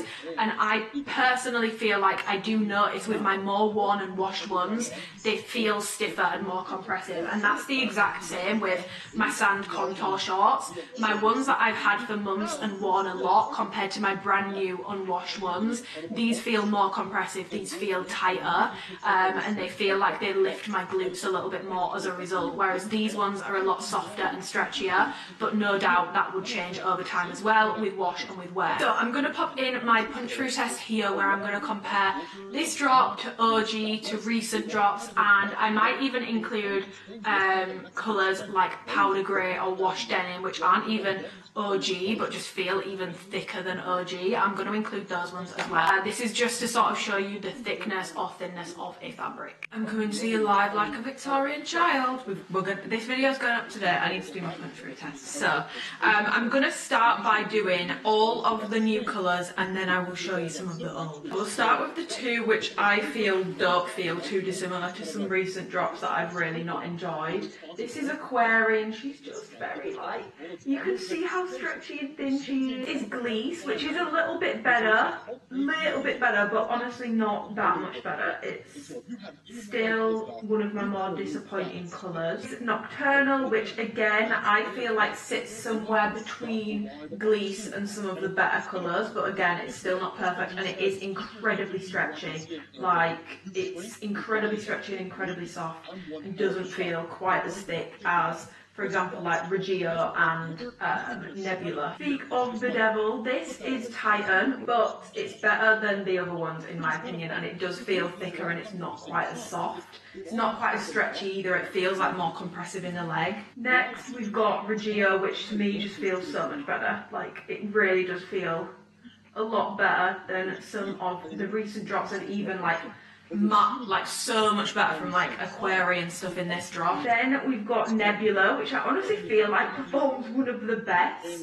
in terms of the punch through test. You can tell that this one is a lot thicker. I feel like you can just tell, because let me go back and show you what contour was like. This is what contour was like, okay? Like, that's how contour was, okay? I actually made a TikTok yesterday, I might put that in after this, but this is how contour was. This is an example of washed denim. So this was a thicker amplified drop compared to some of the other recent ones. This was stiffer and thicker, and yeah, nowhere near as bad as the contour. And then this is my OG Viola, and honestly I feel like some of these colours, like Nebula in particular and Reggio, they honestly feel thicker than Viola, like, and I'm not lying, like they genuinely do feel thicker. So there's your punch through test. The ruby never lies. What's that? Brother. Ooh, baby, do you know that's what? Brother. Ooh, heaven is a place on earth. So I'm going to start talking about the new drops fabric, comparing it to old and all that sort of stuff, but I feel like something I really want to disclaim loud and clear before I start going on to that is the true magic of the OG Italian yarn. The true magic of that is in the test of time, and not just the test of 4 days. Like, I've done my best, I've washed it, I've trained in it, I've sat on the gym floor, I've sat on the turf, I've tried, but the true test of time is how this is going to hold up, not just over 3 months, but over years. Like, for example, my Viola bikers, I've had these for almost 4 years now, and they still look pretty brand new. Like, there isn't like any real notable signs of wear on them, and they've not pilled. And the true magic of the OG is how well they stand up over a long period of time. So I'm gonna be completely honest, I cannot say for certain if this is going to hold up in that exact same way, because I've had this item for 4 years and I only realised the magic of it when things started to change. Honestly, to give you a proper opinion, I'm going to need more time with these items, but I can't road test them for months at a time. And when I was in Turkey, I didn't get to test them in a gym. We were just fitting them and going over feel and all that sort of stuff. So I haven't had these items for months and months and months and been able to road test them. I will keep you updated, but this is just me trying to make a very educated guess on how these fabrics are sort of going to play out. So what are like the key features of the OG fabric that everyone loves about it? People tend to cite it as being thicker, more durable over time, so it doesn't pill as easily, more matte with less of a shine to it, although I would say I do disagree because some of the colours did have a bit more shine to them, like Tuxedo for example. I feel like I can see that it has more of a shine to it. More squat proof, more durable, and a little bit more like compressive feeling in terms of the fabric, and it just sort of lifts the glutes a lot nicer than that like soft, really thin, fluffy fabric we've been having recently that for me it just doesn't do anything for my glutes. Like I need something a little bit more heavy duty to really like hold me in and lift, and those are like the common pros of the OG fabric, and that's what everyone loved about it. And I think the reason why this didn't have as much of an intense shine as some recent drops is they also realised the elastane being used with the yarn had also changed, so they weren't using the same elastane, which is what was giving it that really like tight, like excessive sheen look, which I was never a huge fan of. I prefer them to look a little bit more matte, so they have also changed the elastane as well. So it should be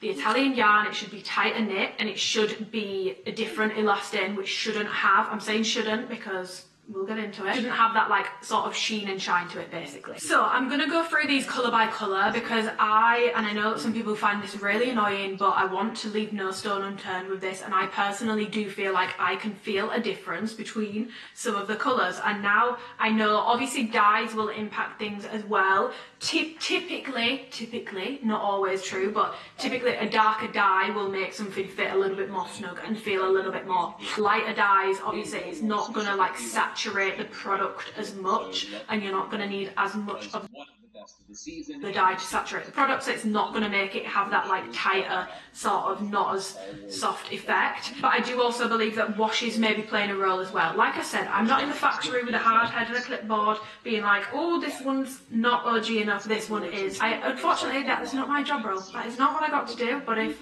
the factory in Turkey are watching, look, if you want to give me a clipboard and a hard hat, I'll walk around as these products come off the production line and I'll be like, yes, no, yes, no, yes, no, yes, no, yes, no. These two, so this is a Query and this is Gliss.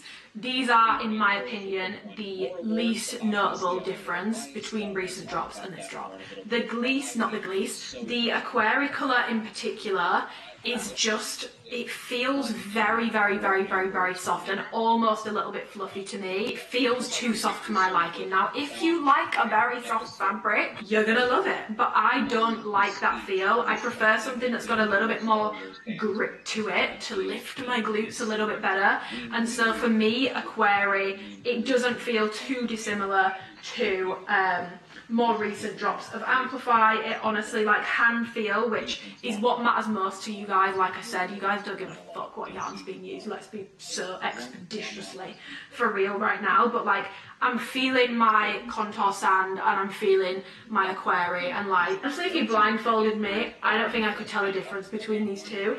This does feel incredibly soft still, and it's not my favourite. It low-key reminds me of the green short that I tried, which makes me so sad because I really didn't like that green short. So I'm not the biggest fan of this fabric, and I'm not the biggest fan of this colour either, so it's probably going to be my least one anyway. But I think this would be one of the most susceptible to pilling. I think it's had a much more intense wash put on it, and it also impacts the fit as well. This one definitely fits the least compressive because it's got that really intensely soft silicone wash on it. Who knows, over time it might stiffen up and I might feel differently, but right now, straight out the bag, definitely my least favourite. And if you are like wanting a more durable, nicer feeling fabric from this drop, in my opinion, this is not it. Moving on, Gliss is like the second most disappointing, shall I say, for me. Like, this also has that very soft, almost like fluffy texture to it, which I'm just not a huge fan of. It's not my preference. If you've loved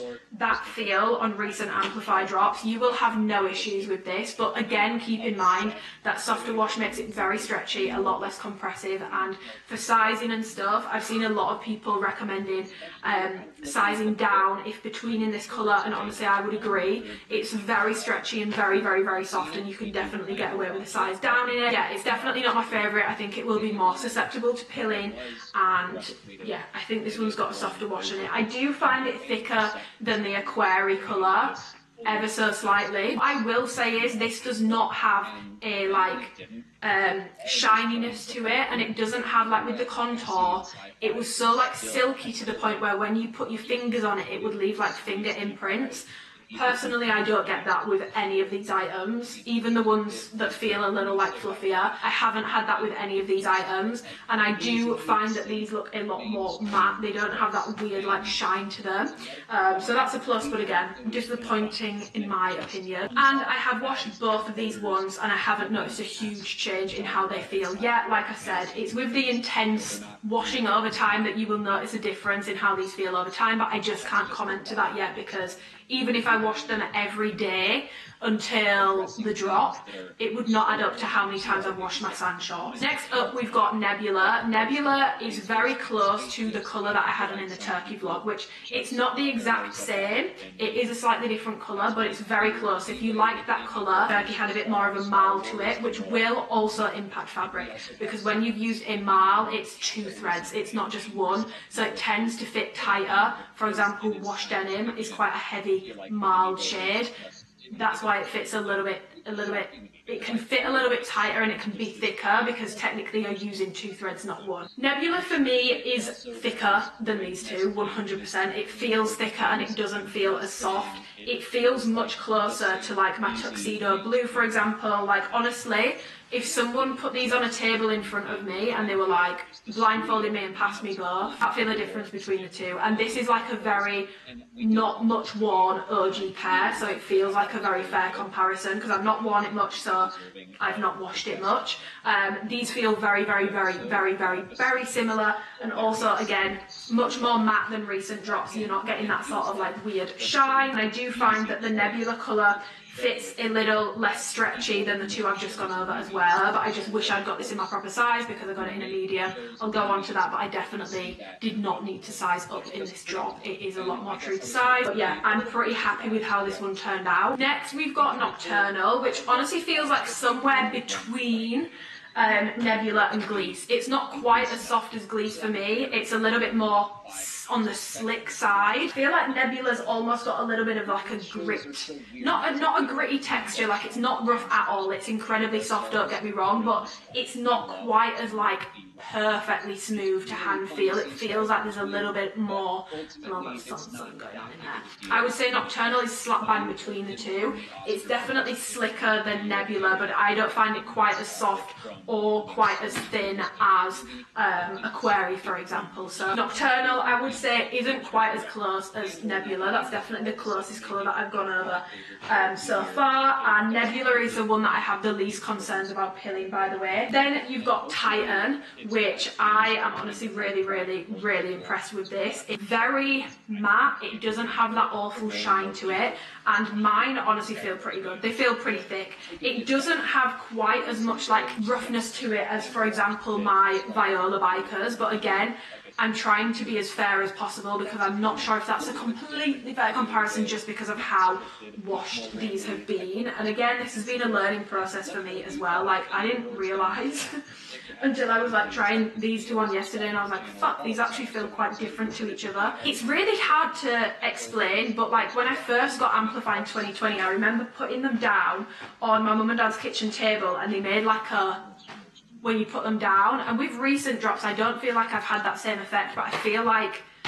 they just feel, and like Emily Moon was saying this and I understand what she means, like it feels flatter out of the packet. It just feels nicer, in my opinion. It's more matte, it doesn't have that shine to it, and it feels a little thicker as well. Again, it does feel slightly softer than my Viola, for example, but like I said, I've washed those umpteen times and I've washed these once. But yeah, I'm really, really, really happy with my Titan ones, to be honest. I don't have too many concerns about this pilling. Again, I can't say that these will be pill proof and will never ever ever pill. It's the smell as well, like they smell like Amplify used to smell. It could just be the smell of that specific factory, but it's a very nostalgic smell. By far the best colour in this drop, and if you are only going to pick up one colour and you are a big fan of the OG fabric, I would recommend Reggio the most. Like, this fabric feels amazing. Like, when I put these on, I got excited, and I've been able to road test these ones, and I sat on the gym floor, I sat on the gym turf,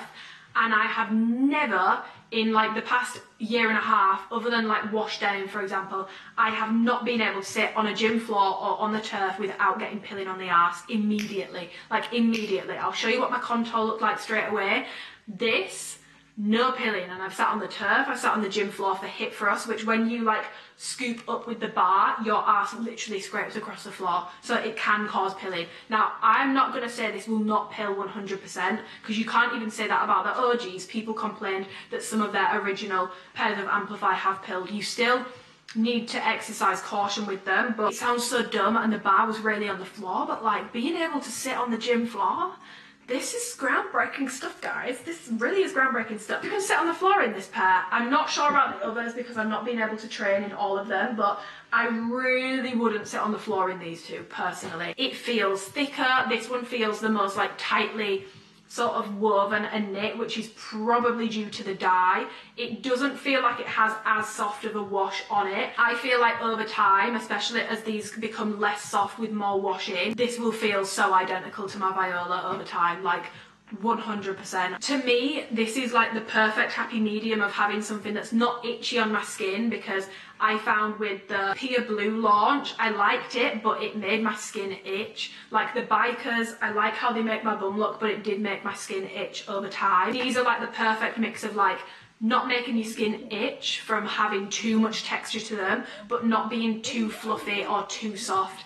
They're thicker, they fit nicer, and these fit a little bit more compressive on me as well. Not to the point where you need to size up, but just to the point where you definitely don't need to size down, in my opinion. If you're only going to pick up one colour and you're really buying for fabric, just based off the ones that I've got, this one 100%, like 100%. It's super solid in a squat test, it performs super well in a squat test. You are gonna absolutely love it. Like, you're gonna love it if that is what you are down for. Now, I do feel like I want to give the disclaimer, because this factory is definitely not perfect. There have been a lot of discrepancies in terms of sizing in my batches. There's been a lot of discrepancies in terms of inseams, which is something I've actually not seen before with Alphalete, so I'm really hoping that they can get their ish together and fix that up. We'll go over that in the rest of this video, but I just want to make it clear this factory is by no means perfect. There will still be, unfortunately, some inconsistencies, which the inseam thing, in my opinion, I don't understand how that's even happened. Like, for me, that's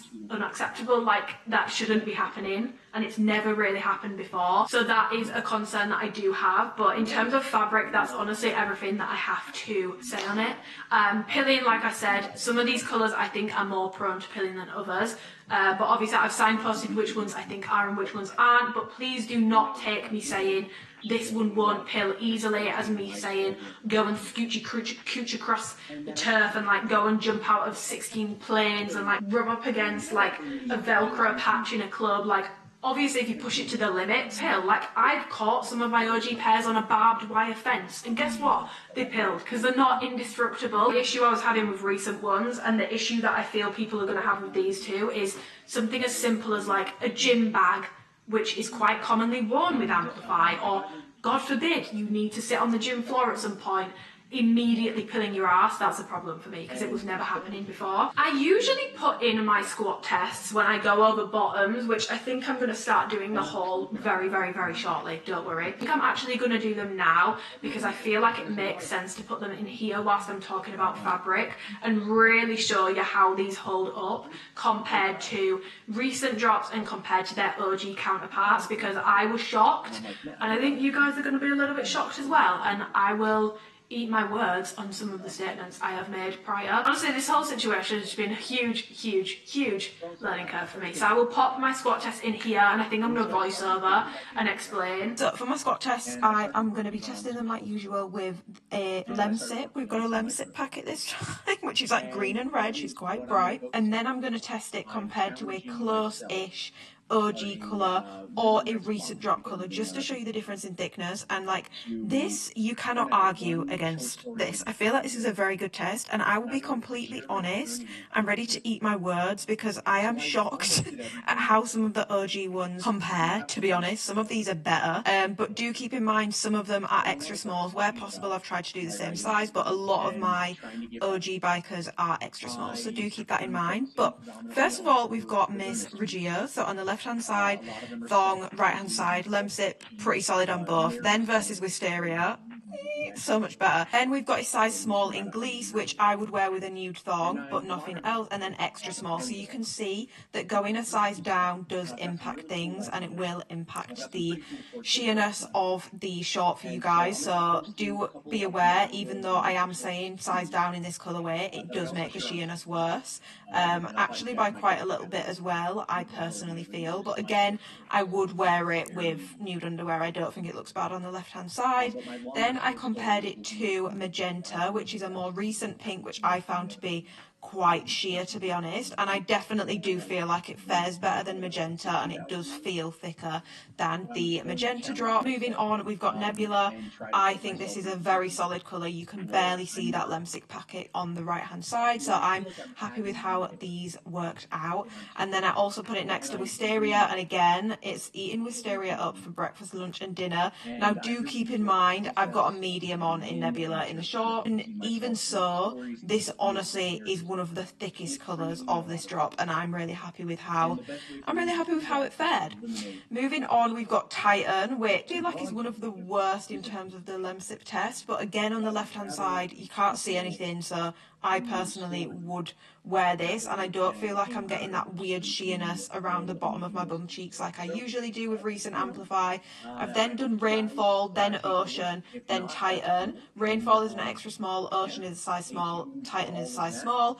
I personally feel like they're all fairly similar. If anything, Titan looks worse, but I think it's just because of how dark the colour is. But again, Rainfall surprised me because I feel like, not gonna lie, I feel like she's looking quite thin, and when I tried her on, it feels thinner than Titan does, so just an FYI. Then Nocturnal Blue, which is okay, to be honest, in a size small, versus Tuxedo Blue. Oh my god, it's so much better. Moving on, Aquaria, this is a size extra small for the leggings. I actually find this okay with nude underwear, but obviously if you put in anything else on, you can see it. Then a size small in shorts, so you can see that obviously sizing up does help with sheerness, and shorts tend to be better than leggings anyway for sheerness. I decided to do Violet, Mystic Blue, and then the shorts. So Mystic Blue and Violet are an extra small, the shorts are a size small, so keep that in mind. But again, so shocked by Viola. And then to try and give it a fairer test, these are all extra small, so I've done extra small Aquaria on the end here, and I still feel like it's faring better than both. So this was very eye-opening for me. I am willing to eat my words. I wasn't squat testing like this when I first started doing my squat test, so I didn't realise how sheer these might be for people with tattoos or something like. But yeah, this shocked me, and I think it might shock some of you guys as well. But I wanted to give it a properly accurate test, and even if it goes against claims I've made before, I would rather correct said claims and show you guys how this stuff actually fucking works. I don't care about being wrong, I'll admit when I'm wrong. So yeah, those are the squat tests. In terms of the ones that are safest, like no question about it, Reggio, I don't know how you say it. This one is 100% the safest out of all of them. I would wear all of these with nude underwear, which is the exact same as I would do with any of my OG Amplify. I would wear all of them with nude underwear, but if you are looking for the most squat proof, it's this one, baby. It's Reggio. She is my absolute #1 favourite. If you have tattoos, I would have concerns about these two colours. I think that in squats in particular and RDLs, I think you could see things a little bit more. I would have concerns about squat proofness when it comes to these two, when you have like tattoos and stuff. Squat proofness is going to depend on skin tone. So typically, and this is how I know this is a fucking good colour, darker colours look a lot worse on me because I'm very fair in skin tone, so there is a much bigger contrast between this colour and my skin tone, so you're more likely to see it through, whereas the opposite way might work for someone with a deeper skin tone. They might be more likely to see their skin in a lighter legging colour because the contrast is bigger that way. And usually darker colours in recent times have been some of the worst colours for me, so it's a testament to how good this one is. And if we could have every single one of them come out like this, I would be elated. I would be so happy. Anyone from the factory is watching this, that grey marl, please, we just like find a way to make everything feel like that, because that would be perfect. Hope this wasn't too much of a long-winded intro, but I just wanted to give you guys the full explanation and like a little bit of education to maybe help you guys understand and maybe give a little bit more transparency to everything, where, like I said, I feel like Alphalete sometimes like doing that themselves. So hopefully that's been helpful. But I'm going to stand up now and we're going to do the full haul. We'll start with bottoms because there's been some changes made and I'm going to talk you through them. Up into this review. This, don't worry, I know that you're panicking by the length of this video. I've covered a lot of shit that I would usually leave for the rest of my review. It might be a little bit longer than usual, I'll be completely real, but this is the drop that we've got coming up. I'll have already put the PDF in and that will be linked down below. Time for a usual disclaimer, which I always give in these videos. Not so long ago, it's actually been like 8 weeks since the last Alphalete drop, and if I'm being honest, I'm hoping that they're switching to like a 6 to 8 weeks between drops, because for me, I prefer it. It gives me more time with the items before a next drop rolls around, and I feel like it's just felt very like low pressure, low stress. I've really enjoyed it. But I did make a video about activewear overconsumption. I'm standing on business on that. Nothing in this drop is a need. If you want something, pop off and I will have top picks. I have 3, but you don't need anything in this drop. And something that I feel like is really important to point out with bright drops, which this is quite bright, there are some neutral tones like Titan, Nocturnal, Reggio. I would put them in like a colourful neutral box, but like the pinks and stuff, for example, I love the colour. Realistically, how much am I going to wear it? Not that often. I prefer Cotton Candy, to be honest, to Gliss because it's less in your face. It's a very bright pink. You wear browns, greys, blacks religiously. Are you really going to wear a bright pink? Have you bought bright colours before? Have you bought certain colours similar to this before and not worn them? Do you have colours like this that are very similar in your wardrobe? Because I can guarantee you, especially with Nocturnal and Titan, if you're shopping from Alphalete or Honor Active regularly and you're a blues fan, you've already got these colours in your wardrobe. Nothing is a need. And it's not normal to have this much stuff. I only have this much stuff because this is what I do for work and I'm reviewing the items for you guys. I would not consume on this level if I was not doing this for work. So yes, no pressure to buy ever from me. I do have a discount code with Alphalete, which is Amy, and it will give you 10% off your order. And I do giveaways for people who shop with my code. Not to encourage you guys to shop. It is literally just if you were shopping anyway with my code, it's a way for me to give back to you guys. Please do not buy anything you don't really want or that you wouldn't be buying anyway just to enter the giveaway. It's not worth it. You might not win. There's a huge chance actually that you might not win. So yeah, I will leave the giveaway details down below, but please do not buy just to enter the giveaway. Like, I promise you, it's not worth it. It's just there for people that were already planning on buying and supporting me so that I can give back to some of you. Personally, is this my favourite drop? In terms of some of the items, this is one of my favourite drops in a while. I love the Halle top. I love that we've got the bikers back, and I really fucking love Reggio. Like, as a colour, like everything about that bitch. I love that colour. I love how it feels. I love how it fits. I love it. I love it. I love it. I love it. I love it. But it's not my favourite drop. Guys, you know, a sand whore.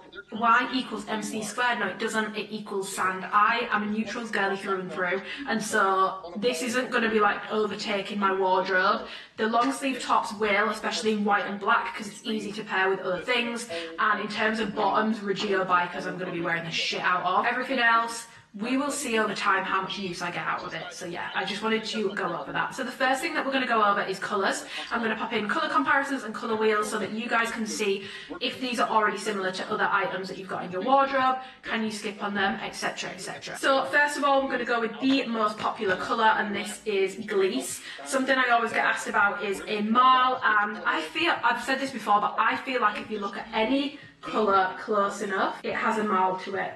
Like, if you really look at that up close, I feel like there's a marl to it, but in terms of a noticeable marl, no, it looks pretty solid, especially from a distance. In terms of what colours this is similar to, this is obviously a pretty unique pink for Alphalete. It's a very, like, purpley toned bubblegum pink. It's a lot darker and more stark than cotton candy. In comparison to cotton candy, it makes cotton candy look pastel. Like, this is how bright this is. It's very, very bright. So if you're a bright girl, you're going to absolutely love it. Probably one of the harder ones to pair, again, unless you are a bright person. I would stick to wearing this with things like white sports bras. I feel like it looks really nice and crisp with white. But yeah, this is Gliss. And Gliss is only coming in the plain option with the white branding on it. Next up, you have got Aquari. And again, in terms of Marl, this is how she's looking. She looks pretty solid from a distance. Again, I feel like if you look at any colour for long enough, it's got a marl to it, but it's definitely not as noticeable marl, and it looks pretty solid from a distance. This is a very, like, cool toned lilac colour. It's darker than Misty Lilac, but not quite as dull as Ozone Lavender. It's basically, to me, if those two had a baby, this would be it. It's not similar to Digital Violet. I've had a lot of questions on that. That is much more blue. This is a true lilac colour, but it's darker than Misty Lilac. So that is Aquari. And something to note with Aquari is it only comes in the split logo option. Next up, we have got Nocturnal, which, again, if you look up close, I feel like if you look up close at it for too long, it's got a mouth to it, but this is a very solid, true navy blue colour, more similar to tuxedo blue in my opinion. It's a little bit more vibrant than your whale blue and your trusted blue, a little bit more bright, very similar to tuxedo blue. This is only coming in the split logo. Alpha Leap do have a lot of very similar plain amplify options for this sort of colourway already on the website. Yeah, this is Nocturnal,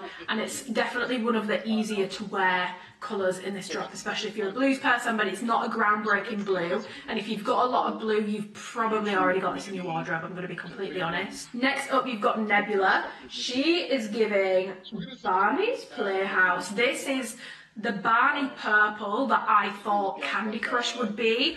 Oh baby, this is so much more purple. This is like an orchid Barney purple sort of colour. And in terms of marl, again, I feel like if you look close enough at anything, it has a marl to it, but from a distance, it looks really solid. And again, this is only coming in the split logo option. This is pretty unique to the other colours from Alpha Leap, to be honest. There isn't really anything that it's like a dead match for. So yeah, it is one of the more unique colours in comparison to like Nocturnal, for example. Next up, we have got Titan. This is how Titan is looking up close. She looks very solid from a distance, definitely more solid than Rainfall, and a little bit more solid than Ocean. I feel like it looks more solid. It's a touch brighter than Ocean and Rainfall, but honestly, like, there's no reason to have all three in your wardrobe. If I was to do a cull, I would keep this one over Ocean and Rainfall. This really makes my skin tone pop. Like, I did a TikTok try on haul, and I love this colour on me. So, big fan of this colour on me. It's much brighter, but it's too similar to have all three. You definitely don't need all three. But if you were curious on which I would keep and which I would get rid of, I'm going to keep this. And in terms of the branding on Titan, it's a little bit different. I'm going to go over branding next, I believe. But the Alpha Leap logo is stitched around the back here, and it's black on Titan. So do be aware there are some differences. But the bras in Titan, it's tonal. So I wish they'd done, if they're going to do tonal on tonal branding is my absolute favourite. So I wish it was tonal throughout the whole collection. Like, that would be the best. I didn't get to see the plans for the logos on any plain pieces, and there wasn't any plans for logos on plain pieces because there wasn't plans for plain until I was like, please can we have some plain options? I think the people might panic. So we have got Reggio. This, in my opinion, is the purple that I think people have been waiting for from Alpha Leap, if you're a purples fan. Electric Purple was very bright and quite like stark. Twilight is quite dark to the point where in certain lighting it almost looks black. This is like a true medium purple shade. Like, it's very similar to a dress I've got from House of CB. In terms of any marl on it, I feel like this one has a bit more of a noticeable marl, to the point where I feel like I can see it from a distance with this colour. The other ones no, but with this one I definitely can. And yeah, I would say as far as purples go, Alpha Leap don't do many, so this is a pretty unique purple from Alpha Leap. And in terms of branding, this one has black logo for the bottoms, the bras are tonal for Regia. So there's definitely some like changes going on with the branding in this drop. So those are all the colours. As you guys know, I'm not a big fan of like overconsumption or feeling like you always have to have like a brand new full set. So without further ado, here I'm going to put in my lookbook clips where I pair some of these new pieces with some old pieces to give you guys outfit ideas so that you just don't feel that you need to buy a whole new set, and you can see what you can maybe wear it with. Even if you don't have the exact same item, if it's something similar, it might give you a good idea. So I'll put those clips in here. Nocturnal is up first with ink. You're also going to be able to see the split logo with some plain tops, and I honestly don't think it looks that bad. Then with the Dove halter, and then I also put it with the Smoke 3-strap bra. This next look is my favourite in this book. Oh my god, tight on with Rapids Blue. Are you fucking kidding? I love this together. And then I tried it with ink, which I did like as well, and then I also put it with Ice Blue or Arctic Blue. I'm not 100% sure. Gleece with Ivy, of course. Pink and green, you guys know me. Cotton Candy with Gleece as well for like a pink tonal sort of look. And then I did also do it with the Ice Blue. I feel like it looks cute. Then I did a query with Misty Lilac. I also did a query with Smoke Aura, and with Asta Aura as well. But yeah. And then moving on to Regia with Asta as well. I really like this. I really like purple with brown. I would prefer chocolate, but I couldn't find it. And then with Bloom as well. Then finally Nebula with Bloom again, Nebula with Asta, and Nebula also with Ivy. These are a medium short, by the way, which is why they look so big. That's why they look so big. Let's talk about the branding. She's being very controversial. Again, a lot of you have probably skipped the first part of this video, but I would just like to say again, for anyone who missed it, I did not design the split logo. There wasn't a universe in which the split logo was not happening. The split logo was happening, okay? It was happening. The collection was already like fully designed and thought out. The only say I had in it was adding plain options. That was the say that I had in terms of the actual design themselves. I was there for fabric and fit. I was not there to be like, I don't like it, let's redo the whole thing. Not what we were there for. But I understand it's frustrating if your favourite colour is only coming in split, whatever. So I'm going to pop on the screen what items are coming with the black stitched logo, what items are coming with the white stitched logo, what items are coming with sticker logos and which are tonal and which are white, and then I'm going to pop in which items are coming with the split stitched in logo, so that you know exactly what is coming in what and what isn't coming in what. And I'll pop on the screen as I go through items anyway, the colourways that it's coming in.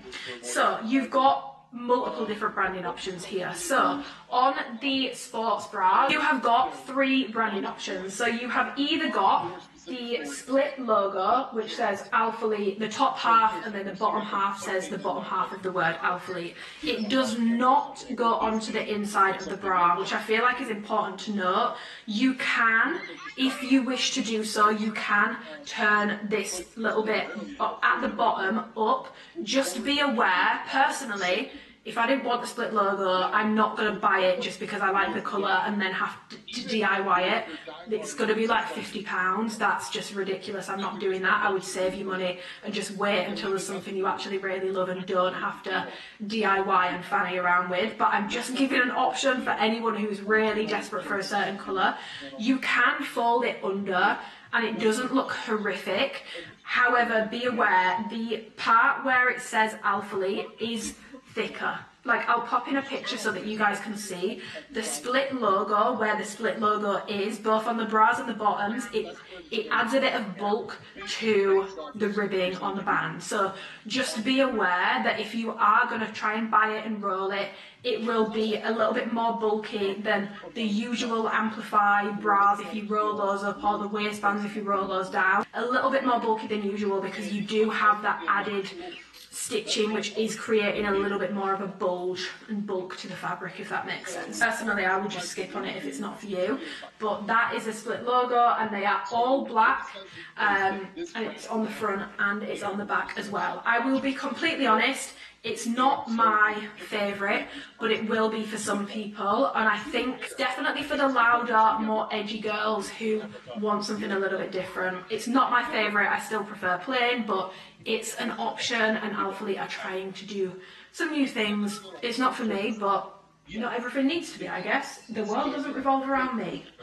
shock. In terms of lining up and sizing, it does not line up perfectly. Even in the same size, I don't know if it's just because of my body and the way I'm shaped, but even on me, and they fit it on me in Turkey, it doesn't line up perfectly.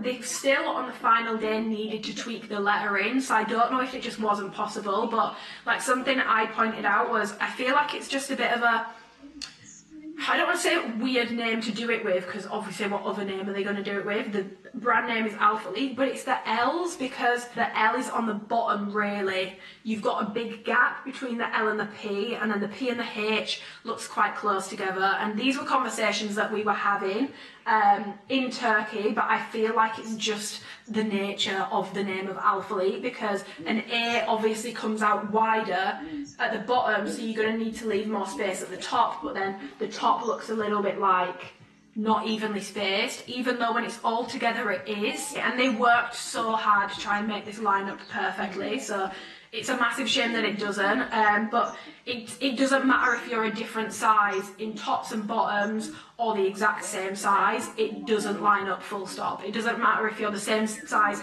tops and bottoms or you wear a bigger size on the top, smaller on bottoms, other way around. It doesn't matter, it's not the sizing up that's going to create an issue with it lining up, it just doesn't line up perfectly. But from a distance, I feel like you can't tell. Up close, you can, and I'll pop in some clips so that you can see what I mean. But the logo options for the plane are stickers. Now, the stickers are a lot bigger than previous Alpha League stickers, so like it's bigger than Aura, it's bigger than the Stratus stickers. I wish this was smaller basically. It's a little bit too big for me. I don't mind being able to see what brand I'm wearing, but I want it a bit smaller. I really liked with the original Aura drop how small that logo was, and I complained when they made it bigger. I loved how small it was.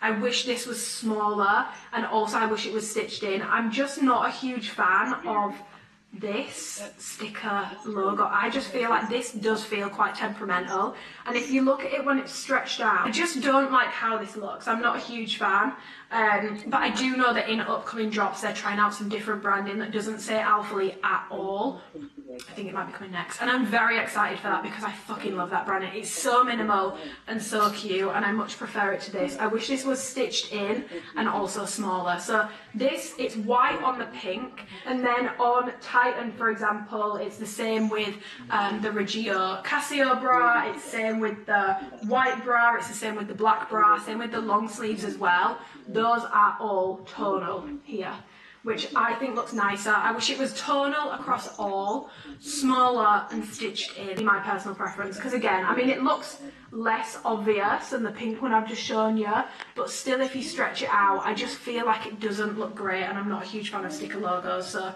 yeah, not my favourite, but I do definitely prefer the tonal to the white.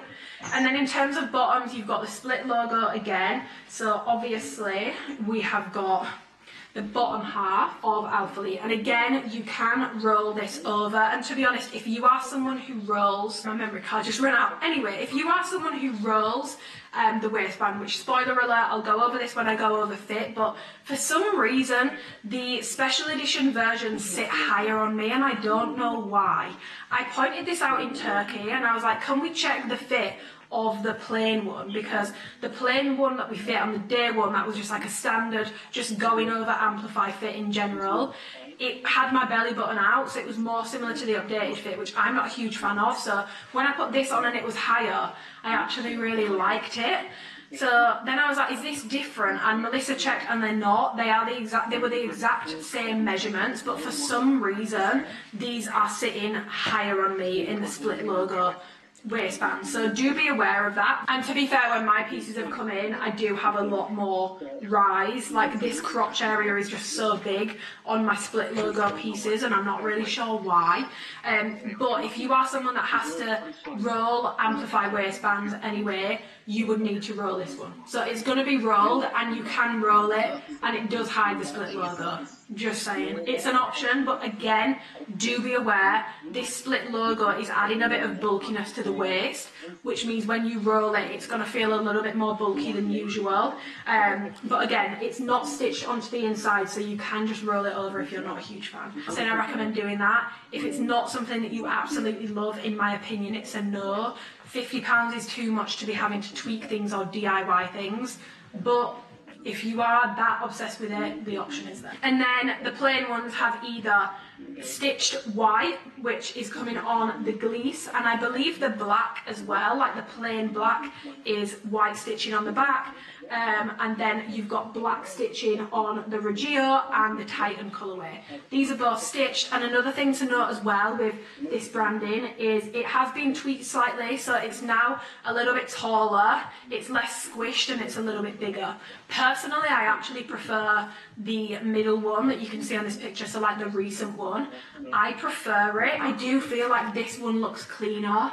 Like I'm not getting any fuzziness on the lettering. This one now, it looks cleaner. So I do like that, but I just preferred it a bit smaller. But maybe how small it was making it distorted, or maybe it was just the dodgy factory, I don't know. Okay, without further didgeridoo, we're going to get into the items themselves now. So I'm going to do bottoms first. So this drop, you've got 3 bottom options. You've got 4.5-inch inseam shorts, 7-inch bikers, and then the leggings, which are a 25-inch inseam. There have been some changes made to the bottoms across the board, which I'm going to go through with you now, but just something that I want to explain again, just in case you skipped the first part of this video. If you didn't skip it, feel free to skip this bit. I know, and trust me, I understand how frustrating it is that not every single item has come in plain and split. Not every single item is coming in every single length option, but it's just not, and I'm not making excuses. I'm not saying it's right, because I prefer bikers to the 4.5-inch inseam. Trust me, it annoys me. I'm not best pleased that not all the colours come in bikers. I wish that they did. I also wish that we had all the colours in plain, but it's not. It's just not an option right now. They've had way too much stock on the website, and they have to look, as all brands do, at their data. And it's not just Alphalete, it's other brands as well. I have noticed, for example, Underactive, I've noticed they have stopped doing bikers with every single drop. In fact, they don't really do bikers much at all anymore. And that's not because they want to just pull bikers away from people. It's because, much as we on social media love bikers, we're in a bit of an echo chamber here. Not everyone loves bikers. In fact, the vast majority of people prefer a shorter inseam. Shorter inseams for brands sell better. Now, I'm not saying that makes it right, trust me. I prefer a longer inseam, it really bugs me, but that is why, if you were curious as to why you're not getting every single option in every single version of logo and every single inseam option, that's why, if you were curious about that. But yeah, not every single colour comes in every single item. So I'm going to pop what comes in the 4.5, what comes in the bikers, and what comes in the leggings here, so that you guys can see exactly what colourways and what sort of logos are coming in which items, so that you know exactly what is what. So in terms of the rise, I'm going to go over that first because I've already touched on it a little bit. The special edition, for whatever reason, have come in with a lot more room in the crotch, like a lot more room in the crotch. These sit even higher on me than they did in Turkey, so I don't know what's gone wrong between then and now, or in like the mass production process, but these are sitting higher on me, even higher than they were in Turkey. And I like a high rise fit, but they are sitting higher rise. So be aware of the fact that if you prefer a much more high rise fit, you might get on better with the split logo. I find all the plain options in the leggings, those fit more like the updated fit, like not as high rise, but to be honest, I'm not too mad at it anymore. Like, I actually think the Titan ones fit me quite nicely and they look quite good. And when I put them next to like Ocean, for example, Ocean from the back looks really unflattering on me, and it just looks like I've pulled them up too high. I'm not too mad at that anymore. I would, however, say that the bikers are sitting higher waisted. Now, measurement wise, there actually isn't a ton of difference between the bikers and the leggings, but I do find that the bikers just sit higher waisted in general. I've always found that with Alphalete, they've always been higher rise than the other options, like they just sit higher. I'm not sure why. The bikers because we didn't actually fit in Turkey, I didn't try on any bikers, so the biker fit, unless they just based it off the 4.5 and the legging, is actually not based on me, I don't think, because I'm sure they'll have had to fit it on someone. It was not I didn't try any bikers on, so this fit I didn't actually get to try out in Turkey, but it does sit higher rise for whatever reason. So if you prefer the more updated fit, the plain leggings I think sit most similar to that. If you prefer higher rise, all the split logo is higher rise and the bikers definitely sit a little higher as well. But the beauty with like the plain ones is obviously, and again I know it's not ideal, you can roll it easier because you're not going to get that bulking on the waistband, and these are also not as like suffocatingly biscuit tin tight as some recent drops have been, so you will be able to fold the waistband over without it making like a really weird bulge. You're not going to get that as much as you might have been with recent drops. But I know that's not ideal, and part of my feedback to them was like, it would be really cool if we could try having like a mid-rise and a high-rise option for things, but obviously I know these things take time, and Alphalete are having to take like 50 steps back right now to take 200 steps forward, so I think it's just going to take a little bit of patience. Some people won't want to be patient, and you don't have to be, but I'm gonna hang on in there, okay? I'm gonna hang on in there. Especially with how much I trust Melissa and Melissa. Like, those ladies know what the hell they are talking about. I was like, let me just sit my ass down and listen and learn, because I obviously have no background working in fashion. I don't know what the fuck I'm talking about. I was like, let me just listen. I mean, I can give an opinion, but I'm learning from the ladies themselves. Do you know what I mean? The lady. In terms of fit, all of these items should now be fitting a bit more true to size. I've already explained at the start, which will be timestamped below. I won't explain it again because it's quite long-winded, but the items should be fitting more true to size now, and we should, I don't think it's perfectly consistent in this drop, but we should be seeing more consistency in terms of not changing the fit every single drop. It should be more consistent from this point going forward, and there should be hopefully less for me to point out when it comes to differences in fit, which, I mean, that would be a dream. We can get the length of these videos right down. So with that being said, I'm going to go through them one by one. The 4.5 shorts, I'm going to be completely honest, I am not a huge fan of how either of the ones that I've got fit me. So in recent drops, I've been getting a small and a medium because some of my smalls were giving biscuit tin, like really bad biscuit tin, like stomach ache biscuit tin, especially some of my contour shorts, and recent drops have just been so tight for me. I've been sizing up to a medium in some of the shorts. So for my 4.5 inch inseam shorts, I got a size small in Aquari and I got a size medium in Nebula. I did not need to get a medium, and I don't know why I did, because I was told this should be fitting more true to size, but I was like, they've said this before, I need to test it with my own eyes. The medium definitely fits like a medium. Like, she's a medium, my lady. I do not need a medium in the 4.5 inch inseam shorts anymore based off this drop. I am a true size small. However, I'm kind of sad about the fact I only got Aquari in a size small. I kind of almost wish I'd done it the other way around, because Aquari is so soft and stretchy that I actually find I get quite a lot of like, the legs just aren't compressing me as much as I would like them to give that oomph to the glutes, you know? It's not, I really don't find them that flattering on me at all. And I will pop in a clip of how my ass looked in the 4.5 inch inseam shorts that I had on in Turkey. And I just feel like it looked so much better, and they were a size small. So I don't know what went wrong here.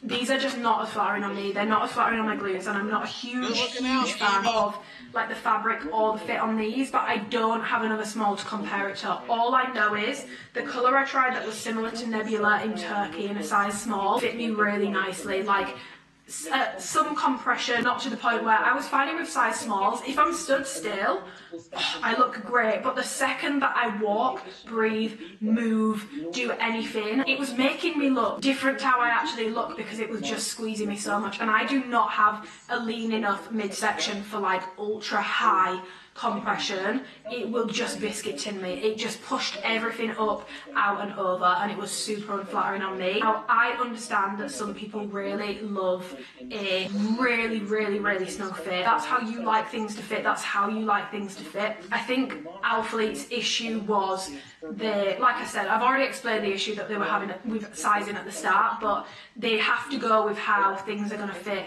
the majority, not the minority, and it was putting a lot of people off buying how snug things were in their usual size, and some people were having to go up 2 sizes. People were just finding things way too tight in the waist when it came to Alphalite before, and they were having a lot of complaints about how tight things were. Probably one of like the most frequent complaints that they were getting. Again, you're going to get that issue of it pushing people out of the brand. Now, I also understand that if you like a really compressive fit and you are absolutely tiny, an extra small isn't tight enough for you, there won't be room to size down. And I know that that's not ideal either, but I guess they have to go with the majority of their customer base who aren't built like 5% of the population. They have to, like, just from a money perspective, it makes more sense. Personally, I really like this fit, especially in the waist. It's a lot more comfortable. So I'm happy with how the waist fits in a size small. I just don't like this colour in the legs. Like, it's so stretchy, it's not giving me any compression. Another issue with the 4.5 is these inseams are dodgy as... These are a 3.5 inch inseam. I saw that Bailey's inseam was 3 inches. My Nebula are 4.5 inches. I've seen some people getting like under 3 inch inseams. Some people are getting 5 inch inseams.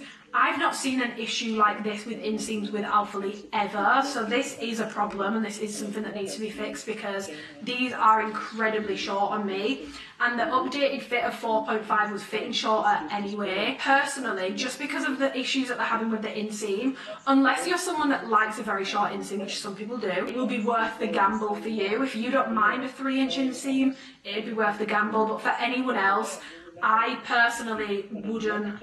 Unless you can be bothered to try it and then have to return it if it's not right, I'm not sure I'd be taking the gamble when they're having this many inconsistencies with the inseam on the 4.5s.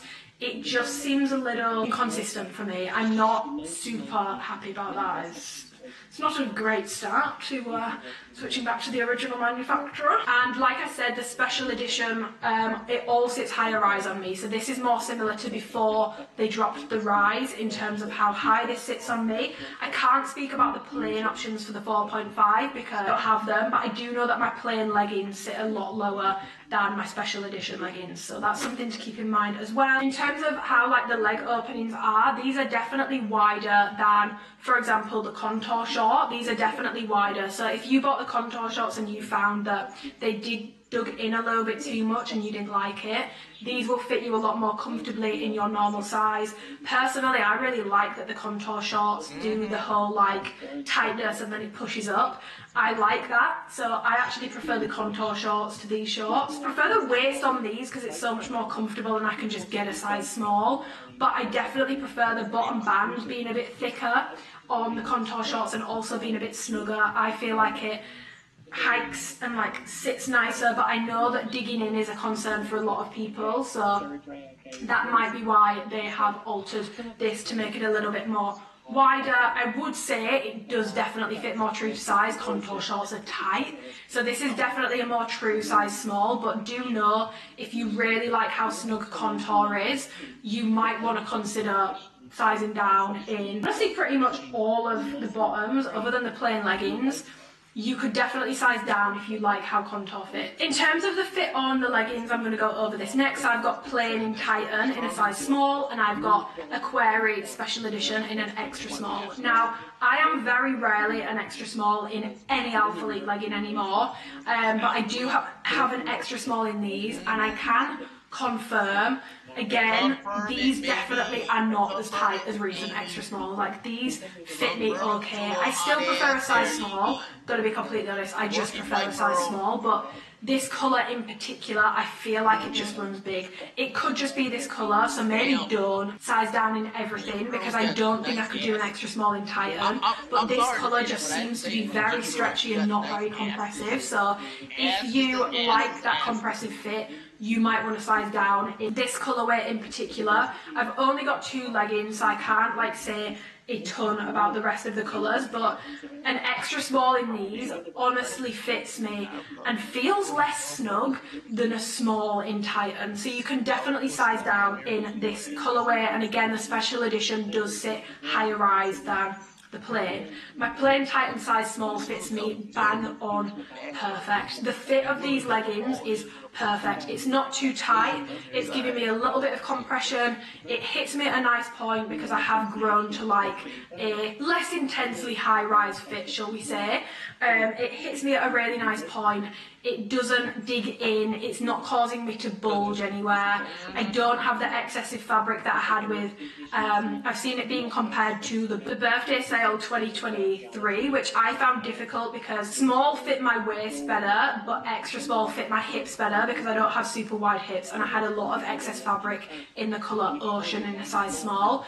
I will show you the difference between this and Ocean. They're both a size small. This one's got way less excess fabric and it fits me so much better. So for the leggings, special edition is definitely sitting more high rise and definitely more similar to before they dropped the rise, but the plain, based off the Titan colour that I have, definitely fits more similar to the updated fit. And in terms of sizing, I would say to stay true to size. If you're looking at this colour in particular, it's very true to size for me. If you were needing to size up before, I really don't think you need to size up anymore. You can go back to your normal size. But if you're interested in the Aquari colour, you might want to consider sizing down. You really like a tight fit especially, you might want to consider it in a size down because it just seems to fit big, and it doesn't measure big, but it just doesn't have the same compression that this colour does. It's quite like stretchy and forgiving and low in compression. So I would say for the leggings, either stay true to size or size down, depending on the colour, and maybe check out some other reviews to see what the other colours are fitting like. But this legging is one of my favourite fit leggings in recent times, specifically Titan size small. Really happy with it. Definitely fitted more true to size both across the hips and the waist. And it's not that it's no compression, but I'm not giving biscuit tin anymore, because for leggings I cannot do medium because I get so much excess fabric. So this fits a lot better on me and I'm really happy with how it fits. And then in terms of bikers fit and sizing, and obviously differences between colourways, there are definitely some discrepancies in terms of how these are coming out in terms of measurements. My nocturnal size small was like 8.75 inches I think, whereas my Regio is 10.5 inches. So this is like way out of spec and way too small technically. A size small, if you were ever curious, should measure 10 inches with a 0.5 inch tolerance. It can be 9.5 or 10.5. Extra small, 9 inches, 8.5 or 9.5. Medium, 11 inches, 10.5 or 11.5. Just if you were curious, that's how things should measure. So there are definitely some discrepancies in measurements, and when I flat laid them, I thought my Regio would run big, but it honestly fits me perfect, which actually makes sense because it's 10.5, so it's within spec for a size small. It fits me really nicely in a size small. The nocturnal, obviously, I think I've been a little unlucky with this because it does fit a little snug, but honestly, like, I just feel like something about the special edition logo that has like almost relieved tension in the top of the band, because even though these measure small, they don't feel much tighter than my Regio ones. Like, the special edition ones just seem to have more give right here at the top of the waistband. Like, it just doesn't seem as compressive right at the top. It's more like normal amplifier where it's got a bit of give but not a lot. Like, that's Regio size small and how it stretches at the top, and then this is special edition. I just feel like it's got more stretch to it, and it does also add a little bit of extra height to the top of the band. Now, I don't think that explains just how much higher rise I feel like the special edition sits, but it is something to note that it does add a little bit of extra length to the top of the waistband. But yeah, my nocturnal is honestly, these are a size small and they fit me completely fine. I do feel like with bikers, my general sizing is usually an extra small. I feel like with this drop I can do extra small or small, and neither are like not fitting me, whereas The biker drop that they did last April with Jade and Magenta and stuff, they were huge on me in a size small, like no compression on the waist and very weird fitting around the glutes. So I went down to an extra small for all those bikers, and generally I'm an extra small in bikers. For these I can do small or extra small, it doesn't matter too much. Reggio small fits me perfectly, so that was true to size. Nocturnal fits me pretty well, and that was a size small, so that's true to size. I then, for sizing for bikers, wanted to make sure I got 2 of the same colour in different sizes so that I could properly and fairly compare. So I got an extra small and a small. I just feel like Gliese as well as Aquari, and again, like I spoke about with fabric, I feel like it's just because these are really soft and stretchy.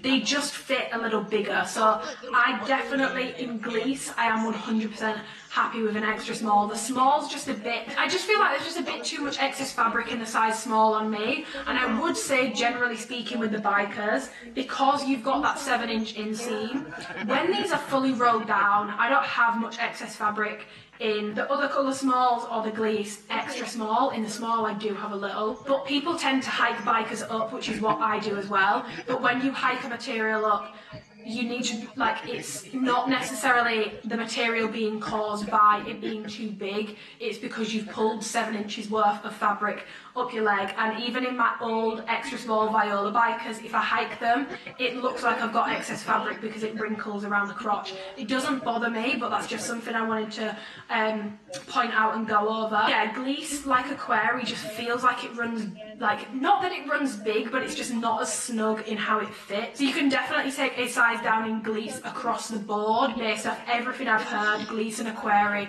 you can size down. I would say to go with your usual biker size, which mine is usually an extra small. I'm happy with my smalls, but I could definitely do an extra small in both of them. I do have a little bit of excess fabric, even like stood still. There's a little bit of excess fabric for me in the bikers across the crotch in a size small. So Gio's definitely not as bad for it, but I personally feel like an extra small is very comfortable for me in the bikers. The Gliese extra small fits me better, but I'm also not mad at my small Reggio and Nocturnal, like they're not hanging off me or anything like that. True to size or size down. Or if you bought the bikers before, go with your usual size. If you were having to size up before, you don't need to size up, and if you are between sizes, I would recommend you go with your size down across the board for this drop. You do not need to be sizing up anymore. If you're between sizes, definitely go with the size down. So to round up the fit adjustments that have been made, generally it's fitting more true to size. If you are someone that's between sizes and previously you've been having to size up, or you've been having to size up full stop, go with your true size. If between, I would say to go with size down pretty much across the board. And if you are very hyper-focused on a very compressive fit, you will want to size down in these because these are now running true to size. On both of the shorts, that leg opening has been open, so it's a little bit wider. I'll pop in measurements for both the bikers and the 4.5 shorts. It's a little bit wider on that leg opening, so if you were someone that's tried bikers from Alpha League before and you found that the fabric really like dug into you, you're not going to get that same digging in with these pieces. In terms of the rise, honestly it depends. I feel like the plain sits lower than the special edition does. That's just been my experience with it, and some of them do actually measure differently as well in terms of like the crotch to the top of the waistband. Some of my special edition ones have just got a lot of room in the crotch. Another change that has been made is a very subtle adjustment to that side panel, which Melissa was very keen to do, and it's such a subtle change, but when I put these side by side I was like, fuck, that looks so much better. I didn't realise how stark it looked before, and I've seen a lot of people complain about this over the years, and it's something that never bothered me, but they have now, first of all, got the panel a lot closer to the colour of the leggings, so you're not going to have that like stark contrast that you've had with some of the colours before. So it's much more subtle in that way. The curve at the top around the glue, where it curves up around here, which it has always done, but it now curves a little bit further and curves around the glutes a lot nicer. And when it comes down, it used to sort of have like a stoop Like it used to sort of go like that, and then it sort of went to like an awkward sort of square at the bottom. It doesn't do that anymore. It now swoops into a much like smoother, it's sort of like this shape at the bottom, rather than before it was very blunt and it was also shorter. So now on the leggings it's longer, so it does hit like, before it was like above the knee, now it hits like about knee height is how it hits on me. It curves around the glutes a lot rounder from the side, and it's a lot more streamlined. It's a lot skinnier. It's not quite as bulky as it was before, and it's a subtle change, but I personally really like it. I think it looks a lot nicer. I think it's a lot more flattering, and that changes across the board. Shorts, bikers, they've all got that change to them, but obviously you're only going to notice the length on the leggings, so that's why I've chosen to show it on the leggings. But the changes across the board just contours a lot more nicely, and it's a lot less obvious. If that was something that bothered you before, it's a lot less obvious. It's a bit more subtle. Another thing that has changed, which is the most exciting change, is something that I have complained about, and it's definitely not perfect because I still feel like these scrunchies are a little shiny under certain lighting. They still feel a little shiny. So here's what happened. I did request that we get the 3 columns back. They said no. Factory actually said no. They said that it's just too temperamental. They did offer the option of like a reinforced scrunch, so that's the ones where it's got something on the inside, but for whatever reason we didn't go with that. Still the 4 columns, so it's a thicker scrunch, and in terms of how it measures up, it's not that different, or any different to be honest at all, to recent drops. It's got that shorter scrunch space, so it's not as long as it was like the birthday sale, for example. They were so long, like it was giving long batty gal. It's not as long as that anymore. It's now a lot more refined, much more similar to recent drops. The changes that they have, however, made is, so this is a contour short, and it's always had this V above the scrunch. That V is now slightly elongated, so they've given us a little bit of extra for the V at the top. Let me put them side by side so that you guys can see. So this is old, this is new. So you've got a bit more of a V at the top. And another change that they've made, so whilst this measures up very similar, they have altered the gusset to, I don't understand how this works. Look, they just explained it, but it works. They've widened the gusset a little bit and given us a little bit more in the gusset, because they kept asking me, is it uncomfortable in the crotch? And it's not. I don't find it uncomfortable in the crotch, and trust me, if anyone's going to find it uncomfortable in the crotch, it's going to be me. BFG unite. So they've opened it up a little bit, slightly. It's a very subtle adjustment, but oh my god guys, look at the difference that this makes. You don't have to yank this anymore. On none of the pieces do you have to yank this scrunch anymore. It just sits, and the glutes just glue. The glutes just glue. It looks so much better on the arse. This is probably, no, it's not even probably, this is my favourite change about the Amplify bottoms. Like honestly, I know I've ridden hard and long for the fabric, but the scrunch was really bothering me on recent drops, and it was going up my lower back, and it just, I feel like I've got an ass. I look like I had no ass. It was just poking out the top. It looks so much better, and the fact that you don't have to hike it up there anymore, which is how Amplify originally was. I never had to hike it up there. This looks so much better in my opinion. I much prefer it, and I think the changes that have been made are so subtle, it's fucking genius. Like it looks so much better. One thing I will say is I feel like this has been more effective on some pairs than others. So like Regio, amazing. Aquari, amazing. Nebula, amazing. Titan, amazing. But Gleece, for some reason, the bikers, I feel like I can see the scrunch a little bit more. Not sure why. It might be something to do with how stretchy it is, but that is something that I did notice. So I do just want to disclaim, I don't think it's like consistently working across all of them yet, but the vast majority of mine look a crap ton better than they have been doing in recent times. So this is a change I am very excited about, probably the most exciting change to the Amplify leggings. I do wish that the scrunch was a little bit less shiny.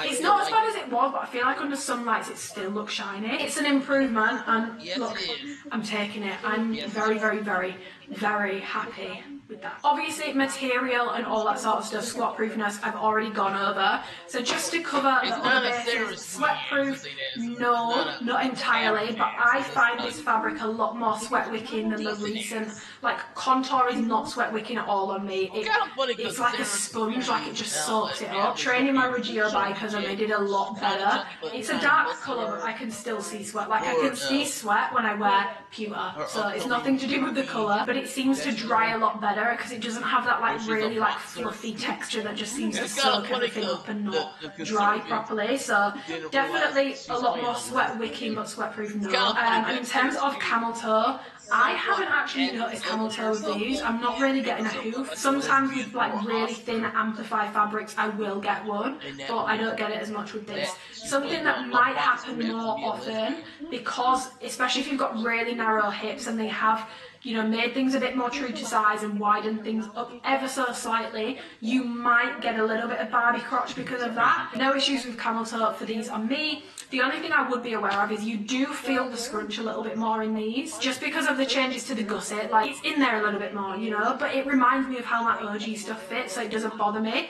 But if that's gonna like set your asshole on fire, just to be aware, you might feel it a little bit more up in the hot pocket, whatever the hell you want to call it, I don't know. Pilling, I've already gone over at the start, timestamps below. I've just clipped my hair up because, I'm going to be honest, it's getting greasy and it was doing my head in. So, speed round on bottoms before I move on. 4.5 inch inseam shorts. Issues with the inseam inconsistency, which I'm not happy about. Personally not my favourite. I actually prefer contour shorts to these. I would buy contour over these personally. Not my favourite fit in terms of like how it lifts the glutes. I think I've just messed up really by getting a query as my only size small 4.5 colour. But yeah, the inseams are a little bit skew with and seem to be like very inconsistent with these. Stay true to size or size down. You do not need to size up in the 4.5 for this drop. Query in particular, even if you're not between sizes but you are very particular about a high compression fit,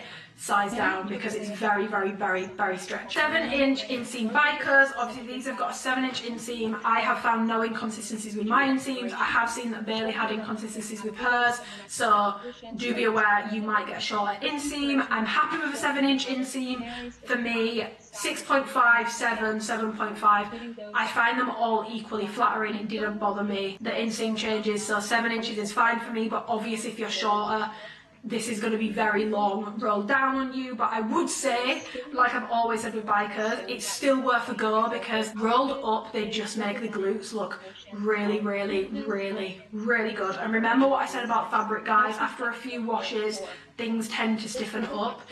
So keep that in mind as well if you are someone who likes that, like, things tend to stiffen up after a few washes. I low-key feel like the issue I had with my Pia Blue ones was they came quite rough.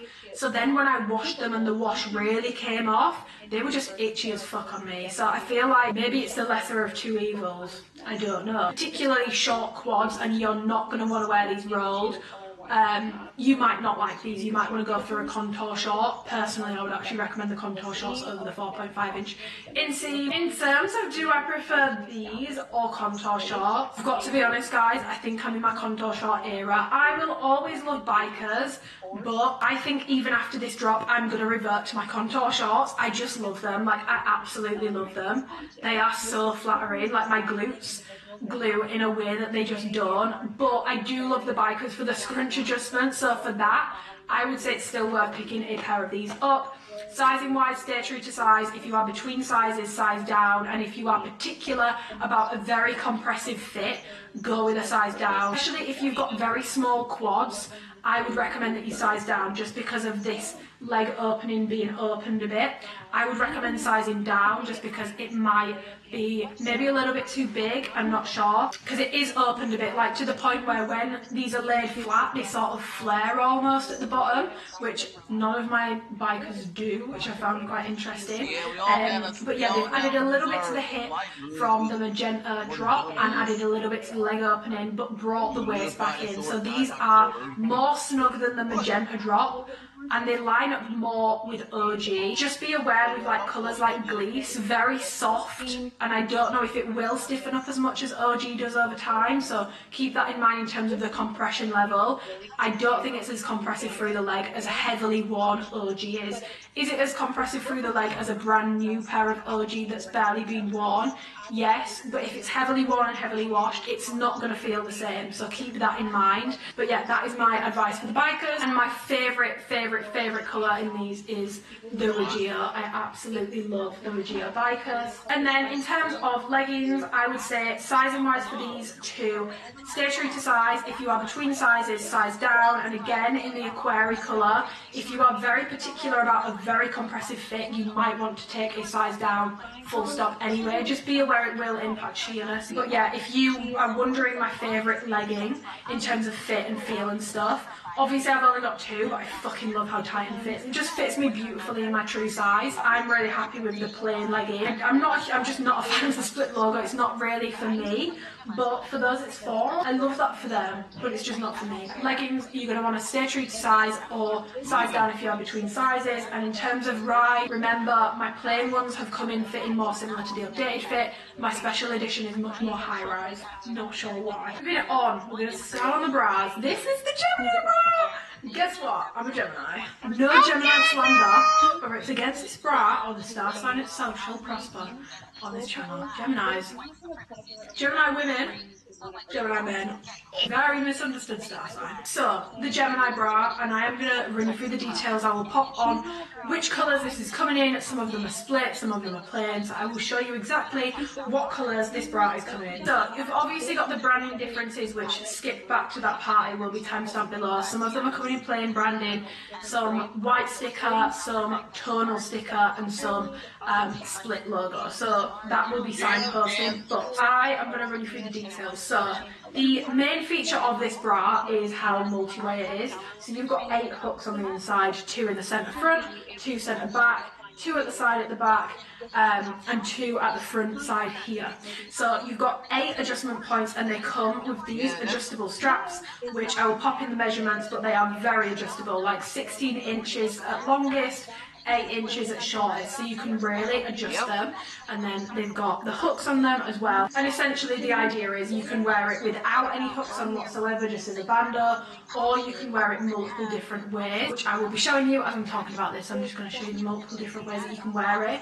I don't think I've shown you every single way, but I was just thinking of the ways that were easiest to do when you're on your own, because obviously if you're having to change the clasps at the back, it's actually quite difficult unless you do it when the bra is off. So I would recommend, if you're wanting to change how it's done at the back, you do it when it's off body, and then the front ones are very, very easy to like hook on and off. Like it's very, very, very, very easy to hook it on and off. When we were trying them, these were way too tight to the point where they were digging in. I wore the white one the other day and I wore it as a halter, and it wasn't digging in at all. It was very comfortable actually. I haltered it and then crossed it at the back. Very comfortable, didn't dig in at all. Very comfortable because they added a lot more elastane to this, whereas before it was very, very difficult to adjust. Like the adjuster was way too tight on the strap, and it was just very stiff, which I hate because it gives, especially if people are going to want to be doing like the cross neck thing, it would have been way too tight. So I'm very happy about that. In terms of other details, it does come with padding, removable padding. You can take it in, you can take it out. The only thing to note with padding is the white, you can see the padding through it because they put white padding in it. I would recommend that you put skin coloured padding in that one and put it against your skin, not against the bra. That's the best way to get it to not show up at all. But I don't wear padding, and without padding, the white, you can't see my nipples. Obviously if a cold breeze hits, you can see the shape, but you can't see my literal areolas, so it's not completely see-through, which is good, but if the padding's in there, you can see the padding. But in terms of details, you've got a rib band at the bottom, you've got thicker rib, we've got mummy rib and baby rib. Daddy rib is what's on the top part of an amplify legging. You've got mummy rib and baby rib, so this bit is a little bit snugger, and then it goes to a little bit lighter, and then you've also got some baby rib here, just to create this V shape in under bust. And I do actually find that this band being like nice and thick underneath. I don't need a huge lift anyway, but it really gives your boobs like a bit of a shelf look. Like I said, I've got implants, so take it with a grain of salt, but like even like people I've seen on with smaller chests, I feel like it's giving them a little bit of a lift. Jacquard panel at the side here, which sort of ties in nicely with the amplified bottoms, and then a little bit of a swoop on the side of the bosom there.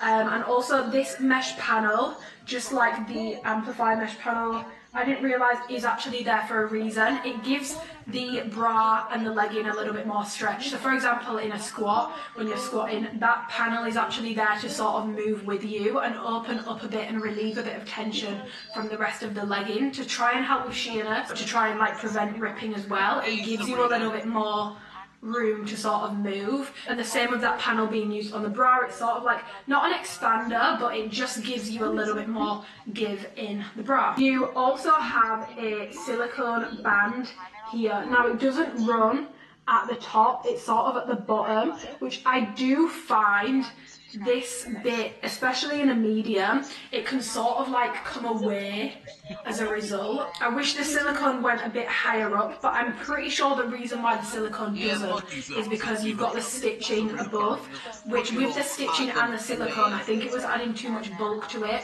so it was sitting very weird under top. Also having issues with like the hooks and stuff being like seen too much, like they were just pulling up too much, and they were also not tonal, so that just looked very weird because you've got like a black little thing poking up. So it's all tonal on the inside of all the bras, so it's very subtle. I do notice with this one in particular, in the middle, if you wear it around your neck, it does pull the bra up and you can see the hooks a tiny bit, but when it's worn any other way, I don't see the hooks. But obviously they can't move the hooks further down into the bra, because if you do that, the bra will then just completely fold over, just fall down. Like it wasn't possible for the hooks to move further down, basically, if anyone was curious on that. And yeah, that's pretty much it in terms of the details. I've already gone over the branding in this video, so I won't bore you by going over that again. But in terms of colours, I got this in the Titan colour, which it just looks really good on my skin tone, I don't know why. I got it in Nebula in the split logo, white, and I also got it in Gleece. I just really like how easy to wear this bra is, because with the adjustable straps, and I'll go over the Hally top after the next bra, but you can wear it as a bandeau, so you can fully hide it under the Hally top, or you can wear it literally whichever way you want. So if you've got a top to go over this bra, you can do the straps to make them as hidden as you want them to be, basically, which I think is really, really, really nice. In terms of the support on this, this is like a low support bra. This is not a high support bra. The band underneath does add a nice layer of sort of compression and a little bit of lift, but especially with straps, I would say you can get away with like low to medium, but without the straps it's definitely a low support bra. In terms of moving around, I do find that it slips down a little bit if there's not any straps on it. If the straps are on, no matter what, where they're located, it doesn't fall down too much on me, but it does shift down a little bit. But truthfully, the only bra that doesn't do that on me is Crop Shop Boutique, but I also find it very uncomfortable around the top of my bust because it's so tight. So I'm not too mad at it, but you do have to readjust it if you're going to wear it as a bandeau. It will come down a little bit. It doesn't stay completely put like the Crop Shop one, if you were curious about that. And I guess whilst we're here, I'll go over the comparisons between the Aura bandeau. Honestly, Aura bandeau to this is an offensive comparison. This is far superior. It feels properly constructed with actual thought behind it. And the only thing they really share in common is it's wider at the front than it is at the back. Other than that, completely different fabrics. This is seamless, Aura is brushed. These come with removable padding. A lot of the original Aura bandeaus don't. I do prefer that the logo is tiny and it's tonal on all the Aura bandeaus. I do prefer that. If I could swap it, I would. But I like that the branding is on the back for this one.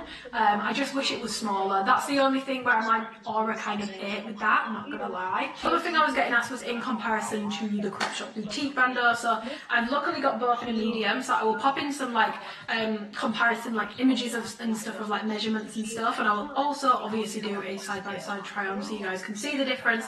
This is a very unpopular opinion.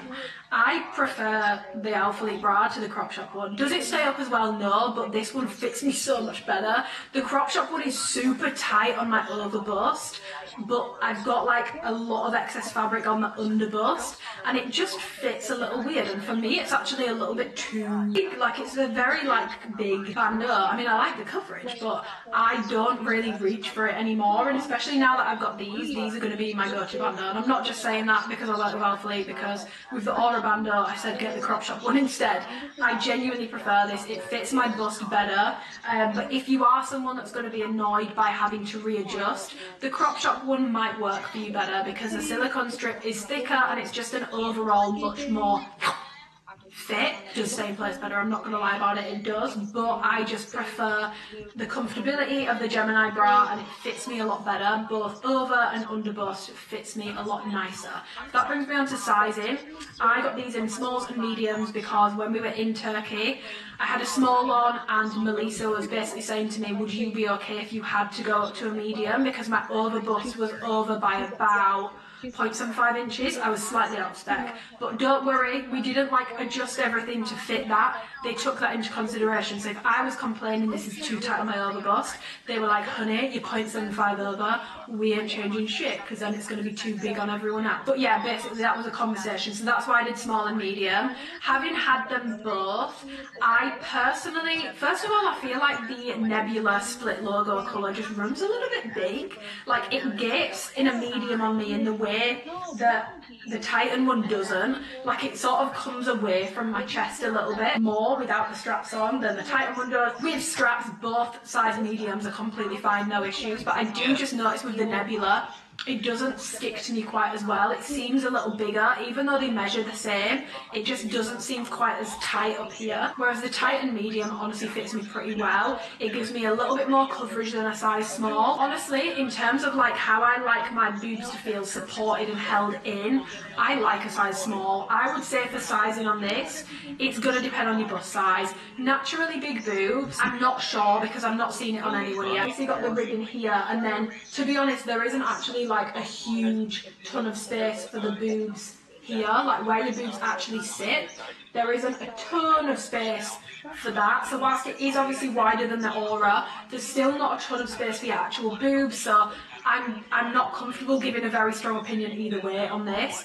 I would wait and see this on other people if you've got a naturally bigger bust. If you've got a similar bust to me, I would say you can stay true to size or size up if you are in between sizes, if you have a bigger bust. If you've got a smaller bust, I would say to stay true to size or size down if between sizes, or if you have a particularly small bust, you might want to take a size down in this bra. For everyone else, it's pretty standard with their chest size. Stay true to size, and if you are between sizes, smaller on the chest, take a size down, bigger on the chest, take that size up. But yeah, in terms of like support and stuff, like I said, it's a low support bra. I will not wear this for like high intense workouts. As a bandeau anyway, you wouldn't want to wear this for anything where you're bent over. With the straps, you're fine, but as a bandeau, I wouldn't wear this for anything bent over in a size medium. In a size small, I would, so maybe factor that in as well. But yeah, for anything super high intense, I probably wouldn't wear it. Maybe with the straps, because I'll be honest, I run in the Aura strappy bra, so I'm not the best person to ask about this, but it's definitely a low support bra on its own, with straps, low to slightly medium at a push. It's not a high support bra. You are basically getting like 8 different bras in one. Cost effective, we love to see it. Okay, next we are moving on to the Casio bra, which I've actually seen getting quite a little bit of heat, just because it's a more high coverage bra, but I do think because Alphalete have solely dropped nipple covers for anyone above like a double D cup for the past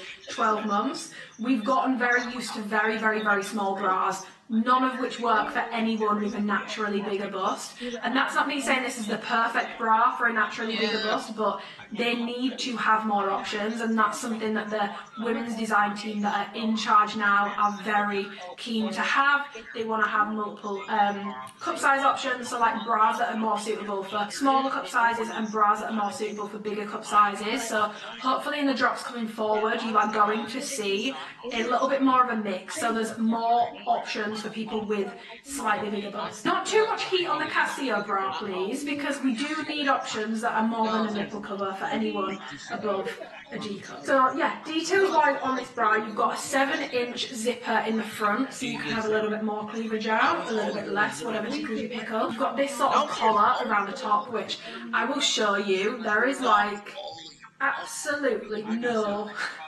give to this whatsoever. Like this is snug. There is no give to this whatsoever. And actually, when you pull on it, it gets these weird like dimples in it.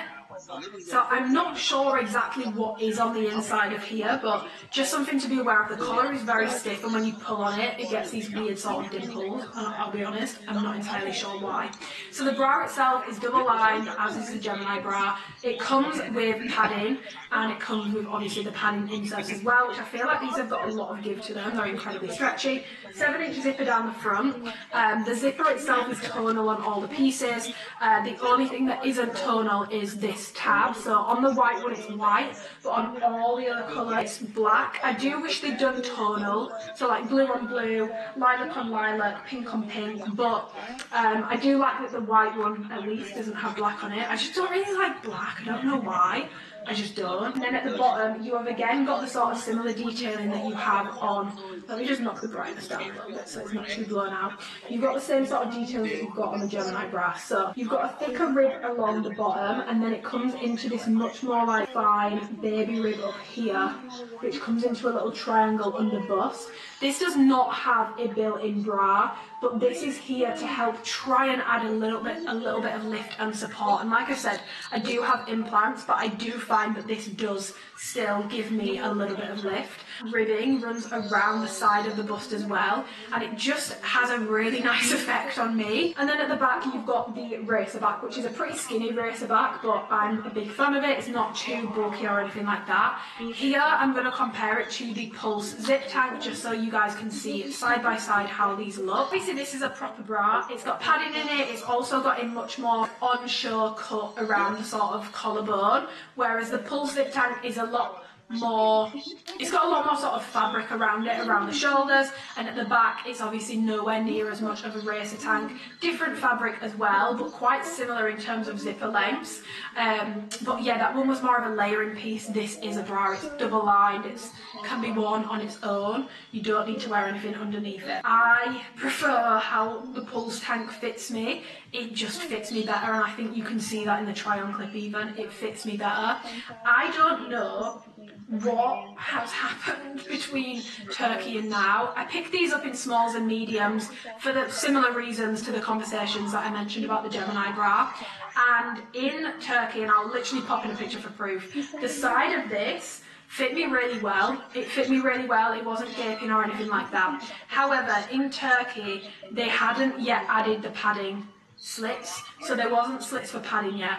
My theory, not confirmed, is that adding those padding slits in, and I'm not saying they shouldn't have done it, I understand people want padding, I don't have an issue with that, but I don't think it's been factored in terms of like the change that might make to how it fits on the side of the bust, because my implants actually sit quite out to the side. They don't really sit into the middle. They're wider implants, so I do actually have like a curve around the side of my boob. So it's not that my implants are like super narrowly in, but the side on this now like gapes on me in a small and a medium.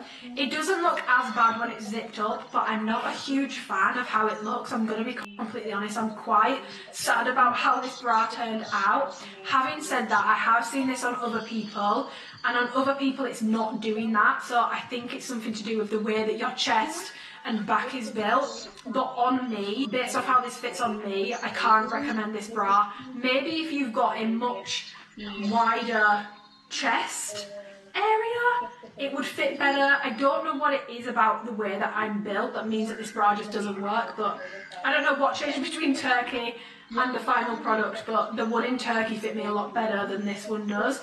It just doesn't fit me quite as good, and the bagging at the side honestly doesn't look good. Yeah, I'm kind of sad about how the fit of this transpired because it's not fitting me quite right, but it looks amazing on some other people, so I think it depends how you are built. I would say this is a medium support bra. I wouldn't say high just because it is There isn't like a built-in shelf to it or anything like that. So I'm reluctant to say high. Maybe if you size down it could be medium to high, but I'm confident in saying this is a medium support. In terms of the comfortability of this little collar area, when it's fully zipped up, I do find that this is really tugging on me, which was something that we found in Turkey, but we did actually cut it and like they factored that in. So I don't know what's happened between then and now, but it is quite tight around my neck. It just feels like it's very snug when it's zipped up. When it's zipped down, honestly I can't feel the collar at all and it doesn't bother me, but when it's zipped up I do feel it.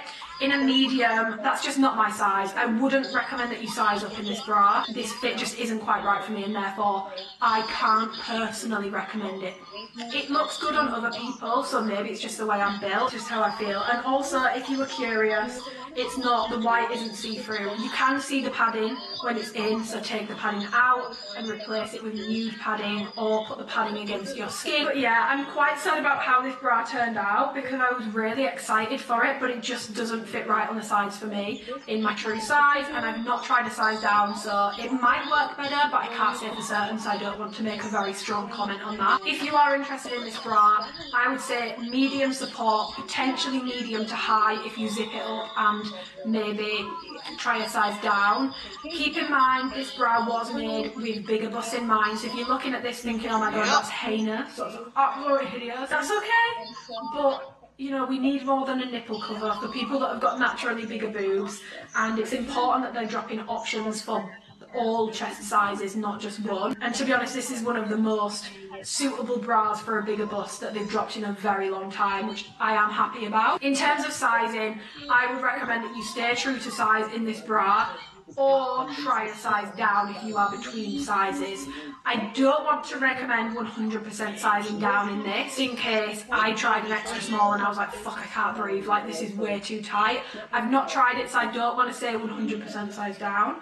But if between sizes, definitely take a size down or stay true to size is my advice based off what I have received here. Okay, we're moving on to one of my top picks and favourite things in this one, which is the Halle long sleeve crop. So I got this in the white, the Gliss, the black, and the nocturnal blue. These three are a size small, the nocturnal blue is a size medium. Details wise on these, let's start at the top. This is meant to be worn off the shoulder. It's not a straight off the shoulder style, which you can see even how it sits on the hanger. It's like a curved off the shoulder, which I really like because straight off the shoulder just makes me look broad, and I did not think I would like this at all for that reason, but the curve really does something for me. So that's how it looks at the top. It's sort of off the shoulder but curved.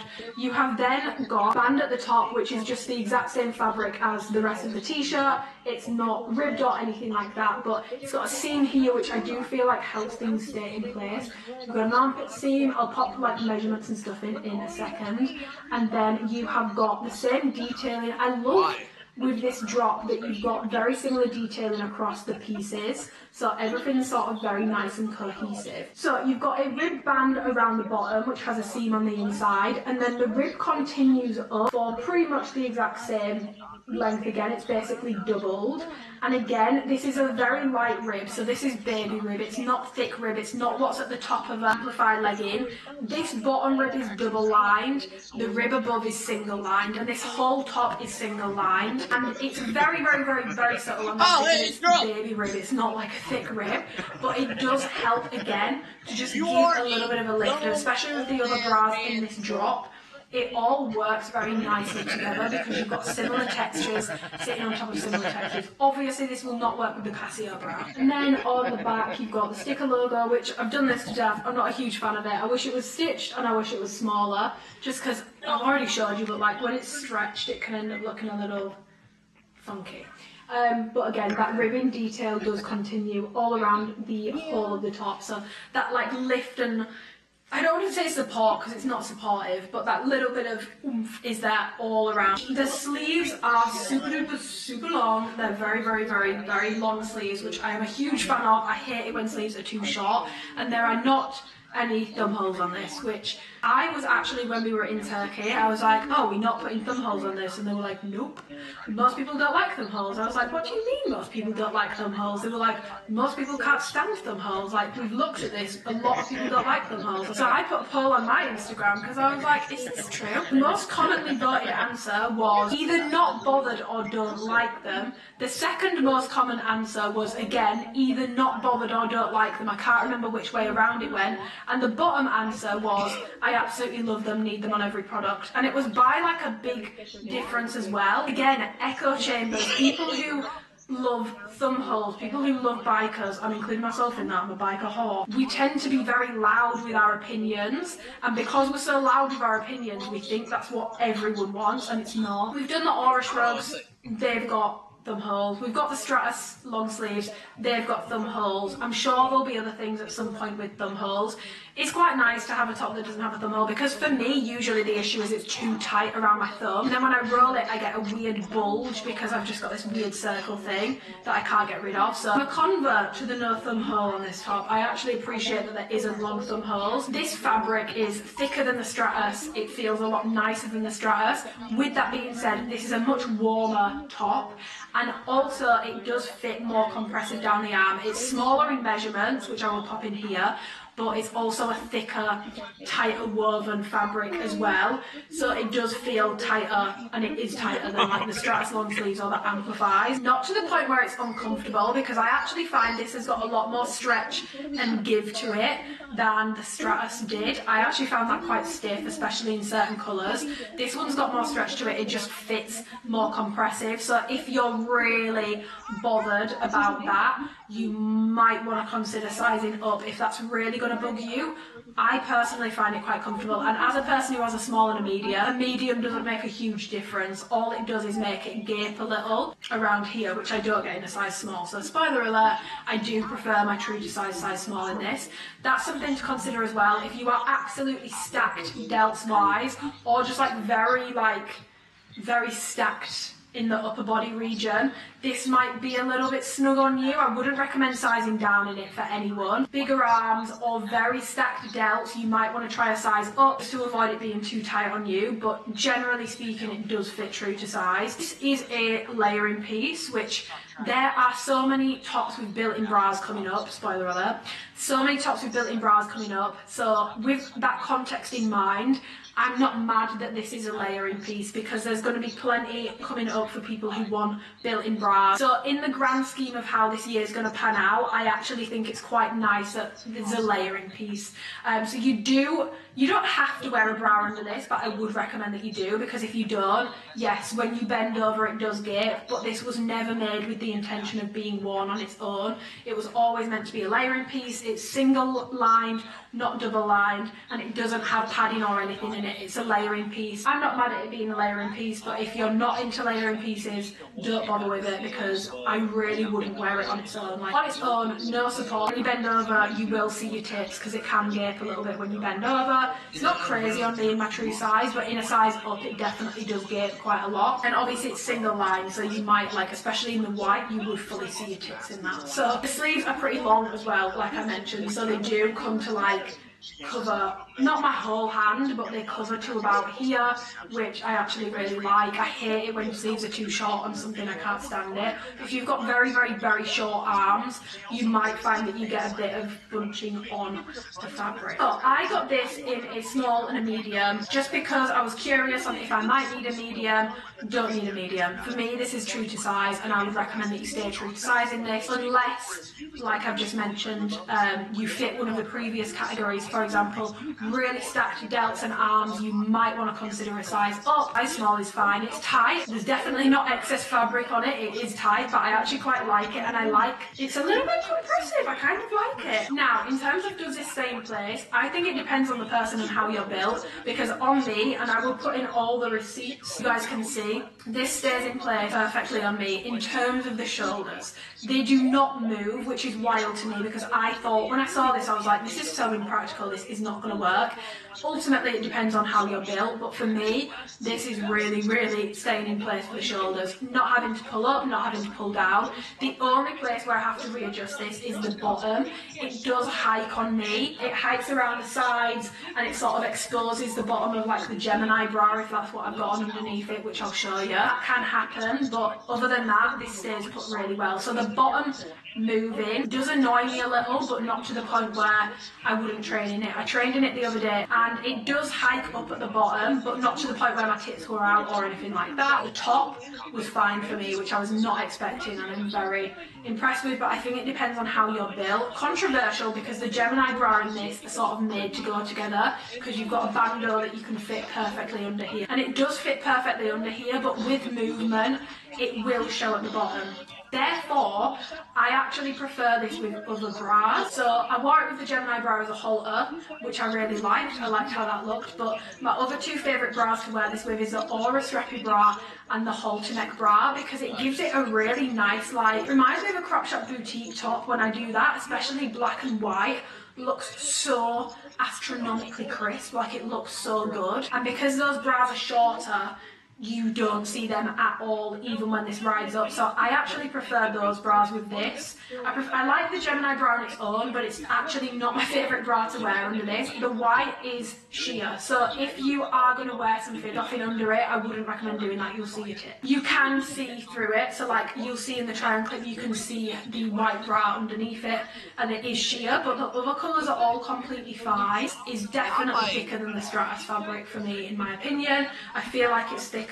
It feels nicer, it feels more comfortable to me, and I much prefer how these feel. In terms of like being fuss free, obviously the Stratus is more fuss free because you've got a lot more coverage, it doesn't move around as much at the bottom, but in terms of if you wanted something cute, I really like this. Being completely honest, I wouldn't hit up a body in it because I think it just annoys the shit out of me, and I don't like having tight things on my arms when I'm training up a body anyway. But for a leg day or a low impact workout, if you're into like yoga or Pilates and stuff, I really like this, and it doesn't bug me on a leg day at all. So to round it up, keep in mind it's a layering piece. It's not to be worn on its own. If you are wanting something that's like got built-in bras and stuff, wait for some upcoming drops and you will get much more bang for your buck out of those products than this one. If you're looking for something that's a little bit different, because it is a little bit different, it's a bit more girly, and to be honest, for me, I think the pink is a bit too girly. I probably won't wear it, but the black and white, I'm going to be wearing the shit out of, because I feel like they just look so pretty. Sizing wise, like I said, generally true to size, unless you have really capped delts and a lot of muscle on your arms, like your arms are bigger than the average person, you might want to size up. And usually, just something to note as well, with like the recent Amplify long sleeves, I have found that the sleeves pill very quickly. I had my gym bag on yesterday and it didn't pill. The sleeve of this, the only part where I've like pulled it is I've snagged one of the seams on a barbell already, but none of the actual fabric snagged, and I was using dumbbells and stuff in my hands, and like I said, these sleeves are long. Okay, final two products. These are very, very, very simple products, so it won't take me long to run you through these. We've got the OT Slit Tank. So this is a very plain body fit cotton tank. They have switched their cotton manufacturer for some pieces to Turkey. I've also been there. It's in my vlog if you want to watch it. This fabric is 47.5% cotton, 47.5% modal, and 5% spandex. If you know anything about modal, you know it's going to make something soft as shit and hella stretchy. Like, this is incredibly soft and incredibly stretchy and very comfortable. Details wise, you've got this sort of slit on the front, which is quite a big slit, I must say. It pulls quite wide when it's on as well. It sort of sits like this on me. It's quite a deep slit and it pulls quite far apart. Very plain, to be honest, guys. It's a cropped vest. It hits way above belly button. It's quite a cropped vest. Covers like the bottom of the sports bra basically. And then on the back, it's like that, which I'll be honest, I feel like it looks a little strange. I wish it just wasn't there at all, because they've actually done like a really minimal branding on this with this little wolf tag. I would have loved it if they just left it at that. I'm happy with that. I like the little wolf logo in a size small. Stay true to size or size down, especially if you want it tight fitting. These don't stretch out, but when you wash them, they go back to their original size. So they don't shrink, because I have had time to wash these, but they do go back to their original size. So if you were concerned that it's going to stretch out over time, maybe, but just after washing once, it did snap back to its original measurements. I personally wouldn't spend my own money on this, just because for me, first of all, it's a little bit too thick for me. Like, I would have to wear something very nude underneath this to not see it. Like, it's very, very thin, guys. It's incredibly thin, and I mean, it's very comfortable. It's beautifully soft on the skin, but it's also started to get some bubbles. It's not picking up on the camera, but it's already started to get some bubbles on the fabric. So for me personally, wouldn't buy this. I don't think they'll be outrageously expensive. The fabric feels so nice, but the fact it's bubbled already, and I've worn it twice for try-on clips, and it just doesn't feel like anything groundbreaking to me. Like, the baby tees felt like such a good fit, and like I really like how they were a bit of a thicker fabric. This doesn't feel like anything groundbreaking. In terms of fabrics it's similar to, it basically feels like the cotton version of the ultra soft range.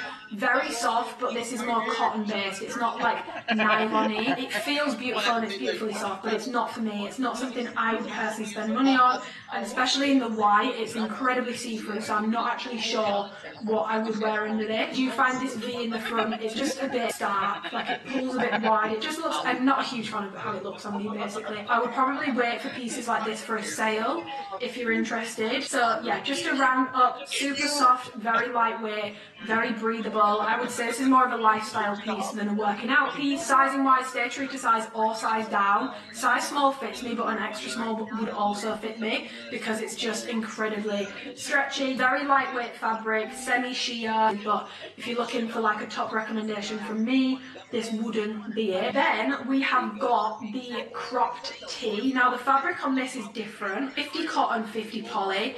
The fabric on this reminds me of like the brushed crest tees or like the Align tees. It's a very soft, or even like the Skims boyfriend tees. It's a very soft brushed feel, whereas the modal top I've just shown you, it's very soft, but that feels a bit more slick. This definitely has a bit more of a brushed feel to it, and this is in the heather grey colour. So it's a very boxy fit. I'll pop measurements and stuff on the screen, but branding wise, you've got that little wolf logo again. It's very, very cropped, like very cropped. And then on the back, you've got the Alphalete logo, which is basically sort of like heat printed on. I would say if you want to try and get a bit more extra length, you can definitely size up at least one size, if not two. I wouldn't size down in it. I would say to stay true to size or size up if you want to try and get more length. Oh, and also it doesn't shrink. I washed it and it didn't shrink whatsoever. The measurements were the exact same. I wouldn't put this in like a top pick must-have category, but I do actually really like this if you are in the market for a crop t-shirt. Now, if you are buying activewear, you have probably got 1,000,001 t-shirts. You probably don't need another one. I would bet money on it. But if you don't have many crop t-shirts, or you're in the market for something a bit more plain, you know, it's not super garish on the back or anything like that, and you're someone who likes to roll things under, this is a good option in my opinion, purely because there's very little fabric under the bust because it's very cropped. So by the way, don't wear this without a bra because you lift your arms, your tits will be out. It's very cropped, much more cropped than recent crop tops that they've done. But sometimes I like to tuck t-shirts, and sometimes there's just way too much fabric and it makes it look very bulky. You get such a clean finish with this if you tuck it because there's barely any fabric to tuck. So if that's something that you like doing, it could be a good choice for you. But again, I love this fabric, and again, it reminds me of that like brushed crest fabric, but with a little bit less stretch. I personally wouldn't spend my own money on this because I've got way too many t-shirts, but it's not a bad product. And if you were like really wanting to pick between what I've just shown you, like the OT slip tank and this, I would recommend this over personally, but neither are an absolute must. The fabric does feel very nice, and this does feel more worth it than the slick tank. The fabric's a bit thicker, but not too thick to the point where you'd be sweating. It's very lightweight, but it's not sheer, for example. And it feels really nice, but it's nothing groundbreaking. It's just a crop t-shirt. So yeah, sizing wise for this, stay true to size, or you can size up just to make it however you prefer it to fit, to try and get a little bit more extra length or to make it a bit more baggy. I wouldn't size down. It's very cropped. Don't wear this without a bra because you will see your tits if you raise your arms. But for anyone who likes to tuck t-shirts but doesn't like having too much bulk, it's a pretty good option because it's very, very, very, very cropped. Okay, I'm now going to very quickly run you over the men's pieces that I didn't get to review last time because I didn't get them before the drop, but I now have them, so I'm going to quickly run you through. So they did some men's ribbed tanks, which came in white, black and grey, and they're on the website now, so you can see all this stuff already. They came in white, black and grey in 2 packs, so the value for money on these, I'm not going to lie, is pretty good for Elfleet standards. It's pretty good value for money, especially the fact they come in 2 packs. I bought these, even though it's men's, I was like, I love tanks. Like, if you watch my YouTube videos, you know I wear stuff like this all the time. Fabric on this is 92% viscose, 8% spandex, and this is not coming out of the Turkish factory. This actually says made in Bangladesh, which I don't think I've ever seen on an Elfleet label before, which is interesting. But it's a very soft, it feels modal-ish, even though it's not. It's a very soft, very thin, ribbed fabric. If you've had any ribbed tank ever that feels soft, it feels like that, and they are full length. These come tiny. I bought Dan these in a large, which is his usual size. He needs like XXL. So if you're a man, size up 1 or 2 sizes because they come tiny, like they look like a strip of fabric. This is giving on me Rihanna circa like 2016, nips out, tits out, everything out. I don't mind that, but I would need to wear nipple covers with it because it's very sheer. I don't know, there's something about like a sheer ribbed tank that I've always liked how it looks. Maybe I'm a whore, I don't know, shoot me, you know, you have to catch me first, I'm like a whippet, but I've always liked it, I've always liked how it looked, but in an extra small for me I would say this is pushing it a bit. I would have to nipple cover it, but even then I think it's pushing it a bit. I wouldn't size down in these, I should have got a size small, I sinned, I was wrong, but the value for money on these is nice. They are very long though, like it comes past my hips and I've got quite a long torso, so do be aware they fit quite long. Not a must have, nothing groundbreaking, but I do like the fact they sold them in 2 packs because the value for money is a lot better. Sizing wise, if you're a woman and you want like a fitted tank, stay true to size, but if you're a guy, size up 1 or 2 sizes because these run so incredibly tight. Next up, we have got, I think this is the grime tee in the colour that every man and their dog got. And obviously paired with cotton candy, which was I was going to do that as well, so I'm not judging. But everyone's been wearing this with cotton candy and it looks so cute. Are 100% cotton. But yeah, it's basically got a grime logo which is stickered on.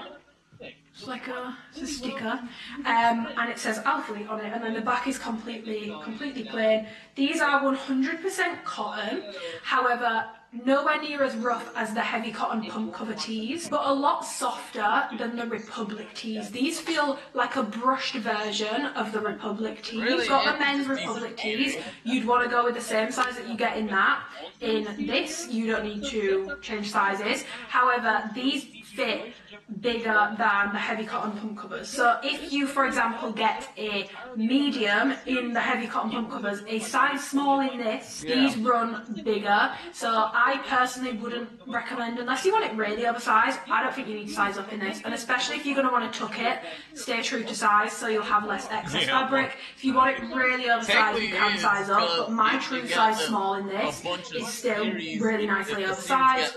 No issues with it whatsoever. With it being 100% cotton, it likely will have a bit of shrinkage in the wash. I've not been able to wash this, but it likely will have a little bit of shrinkage in the wash. So maybe factor that in, maybe go up a size to give it a chance to shrink down a little bit. That might be something to factor in, but yeah, the fit is the same as the Republic tees, and if you don't have those but you've got the heavy cotton pump cover, these fit bigger. So say you're getting a medium in those, you might want to get a small or even extra small in these for the same sort of fit.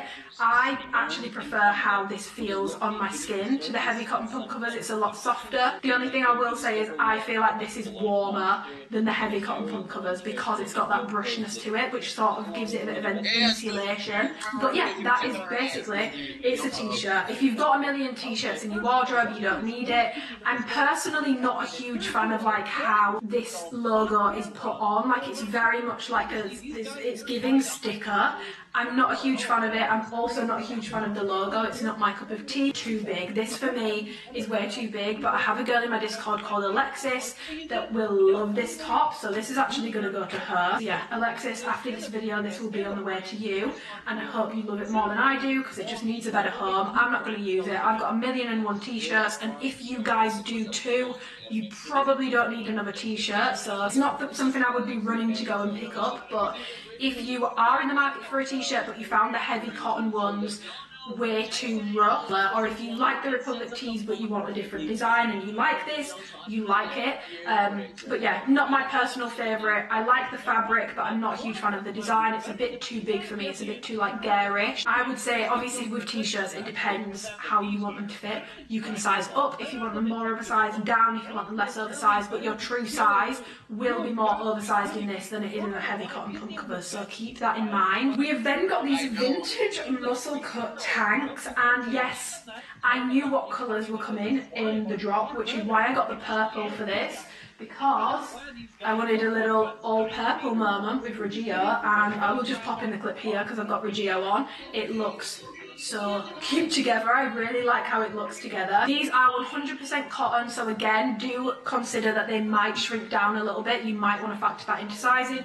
Not washed it yet, so I can't confirm, but 100% cotton, unless it's already been pre-shrunk. I'm not sure if this has, tends to shrink a little bit in the wash, so keep that in mind. But it will only shrink for the first few washes. It won't continue forever, but for the first few it will. I got this in an extra small because I didn't want it too big. It's fucking huge. Like, I should have done extra small. It is raw right at the edge on the sleeves, but it's not completely raw. You've actually got a seam here. These seams are sort of weird to me because it sits in front of the body. It doesn't actually sit on top of my shoulders, but maybe I'm just not like capped enough. It actually sits more like here, so you can see it from the front. It doesn't sit on top of my shoulders. Alphalete is like, it's not stickered on, it's like printed into the fabric, if that makes sense, which I much prefer. I feel like it gives it a more expensive look. And this fabric is like a, I don't even know how to describe it. It's like a heavy brushed cotton, basically, is how I would describe it. It feels really nice quality, but this will definitely be quite warm. This is not a lightweight piece in my opinion. I feel like this is going to be quite warm to wear. Like armhole, obviously you've got a little side chivvy out if you want, and then it's a very boxy fit. My vision for this was wearing it tucked or cropped, which I think is what I'm going to try. I think I'm actually going to cut this into a crop so that I can tuck it easier without there being so much fabric like bulging out of the bottom of it. I do feel like, obviously it's men's, so it wasn't made to fit me, but if you were a girl interested in this, I do feel like it looks very boxy up at the top. It's not the perfect vision that I envisioned. Basically, it's a bit too boxy. I almost want to cut these and make it like a proper muscle tank, but then it's going to cut off part of the logo, so I'm undecided on what I'm going to do there, but I will be cropping it because I think I do want to wear it. I'm just not a huge fan of this. I wish it was like, but it was for the guys, not the girls. So definitely don't need to size up, especially if you're considering wearing this cropped. You would want to size down as a girl. Guys, I'm not sure, but honestly this will fit Dan, and it's an extra small. Like, this will literally fit Dan, and this is an extra small, and he usually wears a large, so that's an example of how big these are. They are absolutely huge. So yeah, sizing wise, I would definitely size down if you're a girly. If you're a guy, I'm not sure, but I think Kieran's done a full like review, so maybe go and look at that. If you're a guy, he does hauls. Not many people do, but he does hauls for men. So if you're ever in need of men's advice, I would check out his hauls. He's pretty honest with things as well. I'm hoping the women's will have some cute, like, tanks coming up, because I know that's something, I think Hannah and Amanda really like those, so no doubt they will have been very vocal about that too. Melissa, and those will probably be coming. So this is not a must because I think we will get proper women's tanks at some point. And then the final thing is they launched like a whole new sweats line. So they did shorts, which by the way are like a 3.5 to 4 inch inseam. Joggers I'm not sure because I didn't get them. Reason why I didn't get the joggers is because they look like culottes and that is just not my vibe. I'm not a culotte lady. I've never been a culotte fan. It's not my cup of tea. It was giving edgy fashion boy vibes, which if that's your vibe, pop off, but that is not my vibe. I much prefer a straight leg jogger or a cuff jogger, and they would have been cropped on me as well because I'm a little bit taller. So I passed on those and I just got the shorts instead, in the hopes that these would be similar to the Here Comes the Sun shorts. Spoiler alert, I'm going to do the shorts first because I've already started now. Spoiler alert, they're actually not. They fit a bit more like flared out, and they definitely fit bigger than the Here Comes the Sun shorts, so they're very flared. They do have the same elasticated waistband at the top.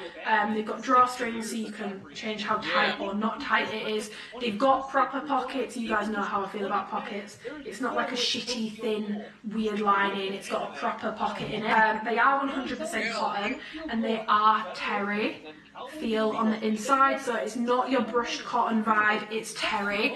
However, this is definitely softer on the skin than very terry was. I found that to be quite a stiff terry. This has got a bit more of a brush to it. It reminds me of my Worst Behaviour hoodie, to be completely honest, for a fraction of the price. These are very comfy, but they do fit a bit more flared than the Here Comes the Sun shorts, and they're super plain. The one thing that I just can't get on board with on these is this shadow pocket thing. To me, it just looks off, and I also feel like the pocket sits really far out on the bum cheek. You'll see what I mean in the trial clip. I just feel like it's not in the right spot. I don't know. Maybe it's because this was meant for men's and not women, so let me not rag on it too much, but I have washed these and they did shrink by like 0.75 inches, so do expect some shrinkage on these pieces. My shorts did shrink in the wash, but I would say to stay true to size with these or size down. If you want an oversized fit as a woman, stay true to size. They're very comfy for lounging in, but if you want a less oversized fit, you would want to take a size down because it is based off men's sizing. Like, they are men's, and a size small in these fits a lot bigger than a size small in the women's Here Comes the Sun short. They're comfortable, but it's not something I would be spending my own money on. I prefer the fit of my Here Comes the Sun one. I just can't get over the shadow thing. Like, it's really not for me. It just looks strange to me. It's not my personal cup of tea. And then we have got this hoodie, which sort of continues with the drops theme of like sort of raw edges. So this again, it sort of rolls at the bottom because you've got this sort of raw edge. Now, one thing I will say, these items in general before washing are a lot more brushed. Like this, it hasn't been washed yet and it's a lot more brushed, and it also feels a little bit softer as a result, whereas now that I've washed the shorts, they definitely have lost a bit. It's still softer than very terry, but they do lose a bit of that brushed effect, so do keep that in mind. But yeah, it's that terry sort of feel, but with a more brushed vibe to it. We've got a hood, obviously, crosses over at the front, no drawstrings, which I am a big fan of now. I'm not a drawstring lady. And then you've got Alphalete stitched on in a slightly raised sort of, reminds me of like that vintage sort of look logo. And then the wolf head. It says something above Alphalete, but I'm gonna be honest, I actually can't read what that says. Anyway, that's like printed in, but the Alphalete and the wolf logo is stitched in. And then you've got a continuation of the shadow. So that's not a pocket, it's a shadow. It's completely flat, there's actually no pocket there. It's a very boxy fit, got cuffed sleeves at the end, and it's again got that sort of washed effect to it, like all like the shorts did as well. So it's like black, but it's got like brown in it, sort of like a vintagey look, which I really like. Honestly, like the quality of this feels nice. It's a nice, lightweight, soft terry vibe. Again, I just can't get over the shadow pocket thing, and it's very big on the hoodie. So for me personally, this is a pass. I feel like they've dropped so many hoodies recently that I'm just like, but I do like the terry and I do like how it feels. But I'm not a huge fan of the fact it doesn't cinch at the bottom. I prefer a cinch at the bottom. I got a medium, and I definitely didn't need a medium in this. I could have done a small or even an extra small, and all the men said that as well. I remember Kieran saying that he didn't need to like size up, like he could have actually sized down. So you can go true to size or size down in these. I wouldn't say you need to size up unless you want it absolutely huge. Medium is my usual preferred hoodie size, but in this, a small or even an extra small would have been fine. So all the men's stuff I've just gone over is already on the website. The women's pieces are launching on the 27th of April at 12 PM CST, 6 PM UK time. So top pick, the Hallie long sleeve, and if I had to pick one colour I'd probably go black because I fake tan, and the white stuff I've already washed it twice because I've got fake tan all over it, and even now I've got fake tan on it again. So I'd probably do black, plus the black isn't as sheer as the white, it's not see-through as much. That's going to bother you, it's probably a safer bet, and it's just like black goes with everything, do you know what I mean? And I feel like for errands and stuff it'll look really nice. Low impact workouts, leg days, I really like it. Upper body I wouldn't bother because I don't like having tight sleeves on for upper body. It just feels very constricted for me in any long sleeve. Lower body, low impact workouts, running errands. Next up, top pick would be the biker shorts, and I would be picking those up in Reggio personally. That's my favourite colour in the bikers. It's my favourite feel and fit as well. That and Nebula are definitely like the thickest colours that have come out of this drop, and the ones where I'm like, yeah, this is really good shit. But for that reason, the 7-inch bikers in Reggio, I love. Just remember, if you're between sizes, instead of going up, you would want to size down for your bottoms this time because things are running a lot more true to size. So if you're on the sizing edge, you want to take that size down, not up, because it's not going to squeeze you like a can of biscuits anymore. Okay, it's going to look a lot more flattering. And then my final top pick would be the Gemini bra, and I would probably honestly get that in. I really like the Titan colour, I just do, but then I know I don't wear a lot of blue, so I'm like, what am I wearing that with?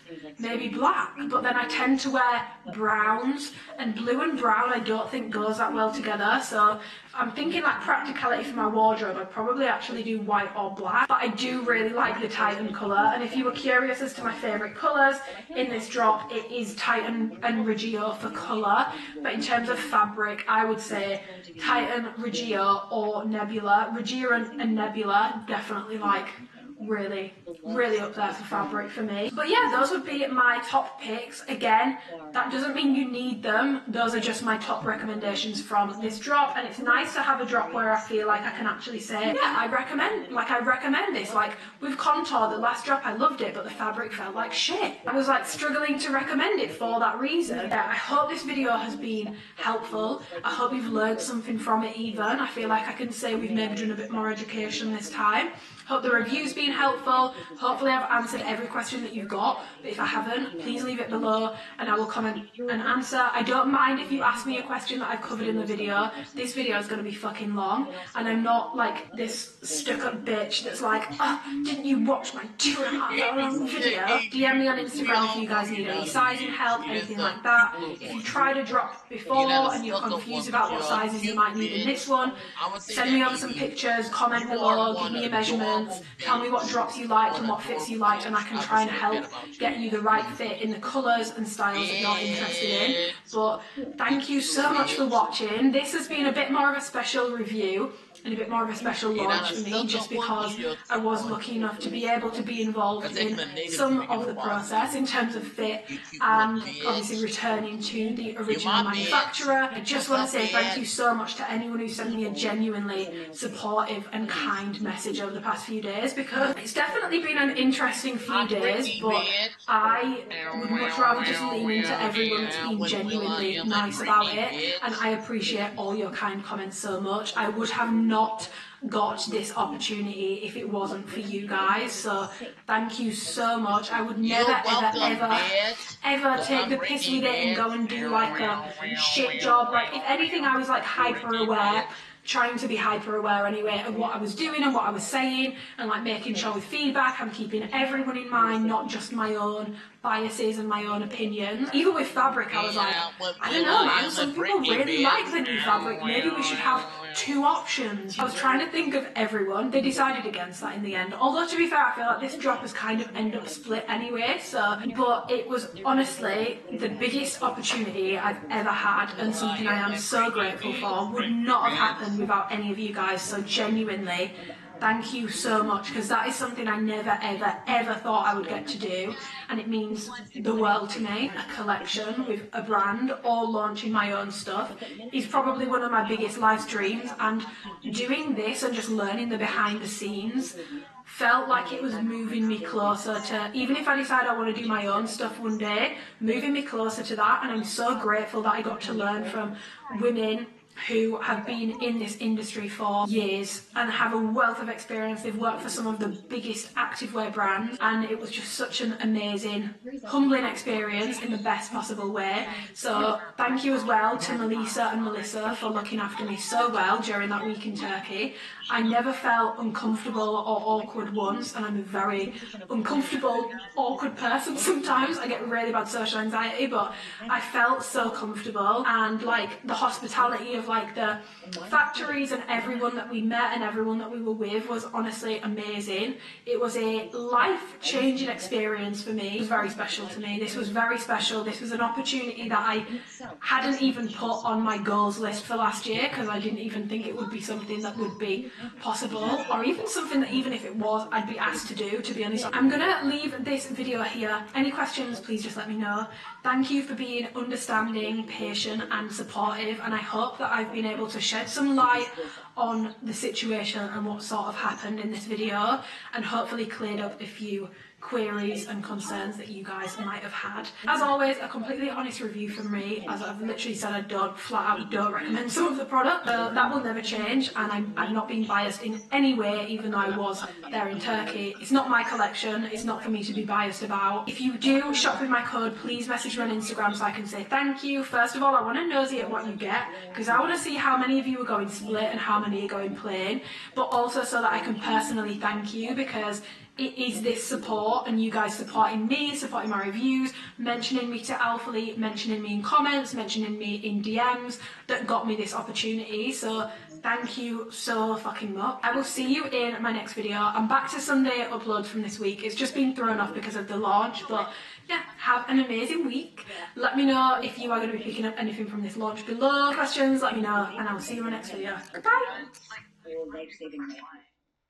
Stripping on the weekends, couldn't pay those kinds of bills. So she was forced to stay with this man who had suddenly become violent.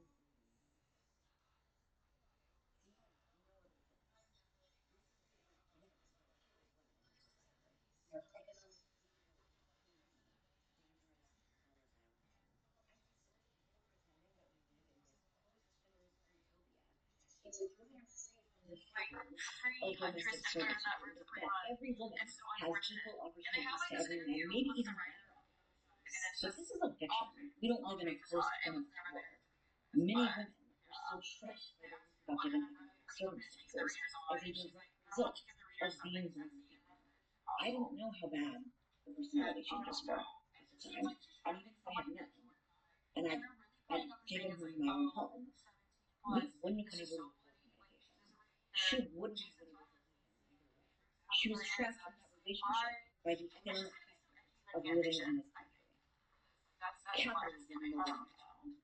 Millions of people are in this exact same situation. Forcing the reproductive half of the population to rely solely on their partner for health and economic stability, and even a social safety net in which they can easily and safely leave if the situation becomes unsafe. We create a world in which men are empowered to harm and murder women, and our justice system reflects this. Men who murder their spouses get less jail time than women who murder their spouses in self-defense. We've normalized this idea that women are the property of their husbands to dispose of as they please. There's even precedent for this in old common laws. What happens to a large percentage of women is that they want to have children. Grammarly now uses AI to help you write, not just revise. Type a prompt and generate a persuasive, mistake-free draft in seconds, personalized to your unique writing style. Download it for free at Grammarly.com. Even the ones who try to do so often find that their male partner refuses to pull his weight. What's more and more of this burden of domestic life.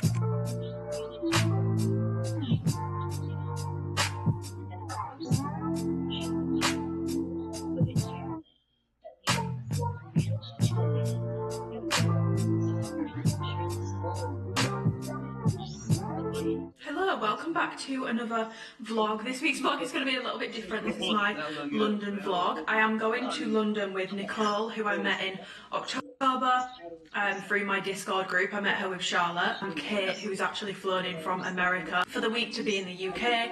Her and Nicole basically planned this. I think not through my Discord, but I think that's how they met each other. And then they very kindly asked me if I wanted to join, and I was like, fuck it, yeah, I'll join. So I'm joining them. I'm going down to London for the week, and I'm super excited. I feel like it's quite out of character for me. I feel like it's a little bit out of my comfort zone, but when I met Nicole, I felt so comfortable with her straight away. Like I felt like I'd known her for years. And when I met Kate in Houston, she was the nicest person ever, and I felt so comfortable with all the girls I met in Houston. So I'm super excited, and I would actually love to do more stuff like this and try and book, like, I mean, it cost me a lot of money, but try and book like places to stay for like multiple people, and like people, I don't want it to be like tied to me, if that makes sense. Like people can just come and meet each other and make friends, because I feel like making new friends in your 20s is hard, especially if you're like self-employed. It's even harder, but it's quite difficult. I feel like people have already got like their friendships from like growing up, and it can be quite hard. So I would actually love to do more stuff like this, and I fully intend to. But I have just finished packing, and I'm so proud of myself. So I've got my new bag from Anthropology, which is a huge shoulder bag basically, because if you don't know this, anyone, maybe like American people planning to come to London, like it's relatively safe, but I'm not sure I'm 100% comfortable walking around with my Prada bag on. Plus I can fit a lot more in this. I always end up having like coffee in one hand, water in the other hand, phone in one hand, like it's just too much. And plus I want to be vlogging, so I want to have a bag big enough to fit my camera in. And then for the rest of my packing, I've actually used my base stuff, which is the mini weekender. This isn't the full size, it's the mini, and this case here, which is the mini carry-on case. Obviously I've got the extender out, but honestly the amount of stuff I have fit in here is shocking. Small compartment under my weekender bag has got my makeup bag in, and like all my shower stuff, like everything is in there. So I'm quite proud of myself for me this is packing light for a week, okay? I know that to some people it won't be, but to me, I mean, I've definitely still overpacked, don't get me wrong, I've definitely still overpacked, but I honestly last night in bed was looking at my list and I was thinking there's no way I'm going to fit this in here. And to be fair, I am away for a week. I feel like taking a big case for a week is pretty standard. But this is the fit. I've got to get my train, and my train was, if you don't have a rail card, get one. It cost me £52 return from Leeds to London. So I'm going to go to the train station early and get some food, because I've still not eaten this morning yet. But I've just got a ribbed crop on that I've had for years from Zara, my Alpha Lee wide leg sweats, and then I'm going to tie a hoodie around my waist because it's very muggy weather at the moment in the UK. But let's freaking go! So we've got to our apartment that we were staying. We're staying in Brixton, so we're all on the base height. We've all got base cases. This is mine, very well packed, like I explained. But this is one of the bedrooms. They've all got nice little towels on, and we're in like a penthouse thing. So we've got like a balcony that basically goes all the way around the outside. And then if you come through here, you've got another bedroom, green pillows, lovely day for a Guinness. Bit of a mirror, and again the balcony goes all the way around, like wraps around. And then in here you've just got a cupboard with a load of shit in it, and then in here you've got the main bathroom. So obviously you've got a bath, shower, toilet, mirror. It's very like immaculately clean and like new in here. Very much enjoying. Then you've got another toilet, so this one's just a toilet, just a standard bog. Then you've got this room, which is really cool. It's got a very like low to the floor bed. Again, you've got the balcony that wraps all the way around the outside, and this is, we're looking out over Brixton. Nicole and Kate are just in the kitchen. So this is the kitchen. We've got the kitchen area here, and then we've got friends. Kate and Nicole, say hi to the vlog. And Nicole's got her lovely new cup, which Kate so kindly gifted us, and I've got one as well. We've just been doing a gift swap. It's like parent swap, but with gifts, and apparently this one doesn't leak, so apparently it's going to be better. Stanley, but they've just been swapping all the contraband over, so now that all the OG amplifiers been exchanged, there's nothing there. I've got But yeah, this is the other half of the, it's like a kitchen living area basically. I feel like I'm on Made in Chelsea, but I'm not, I'm in Brixton. But Made in Brixton, but I'm not mad at it. I honestly feel like I would quite like to decorate a lounge space like this. Yeah. It's nice. I like the way this couch is. Open. Yeah. And it's like, it's got little pops of colour, you know, it's not grey everywhere.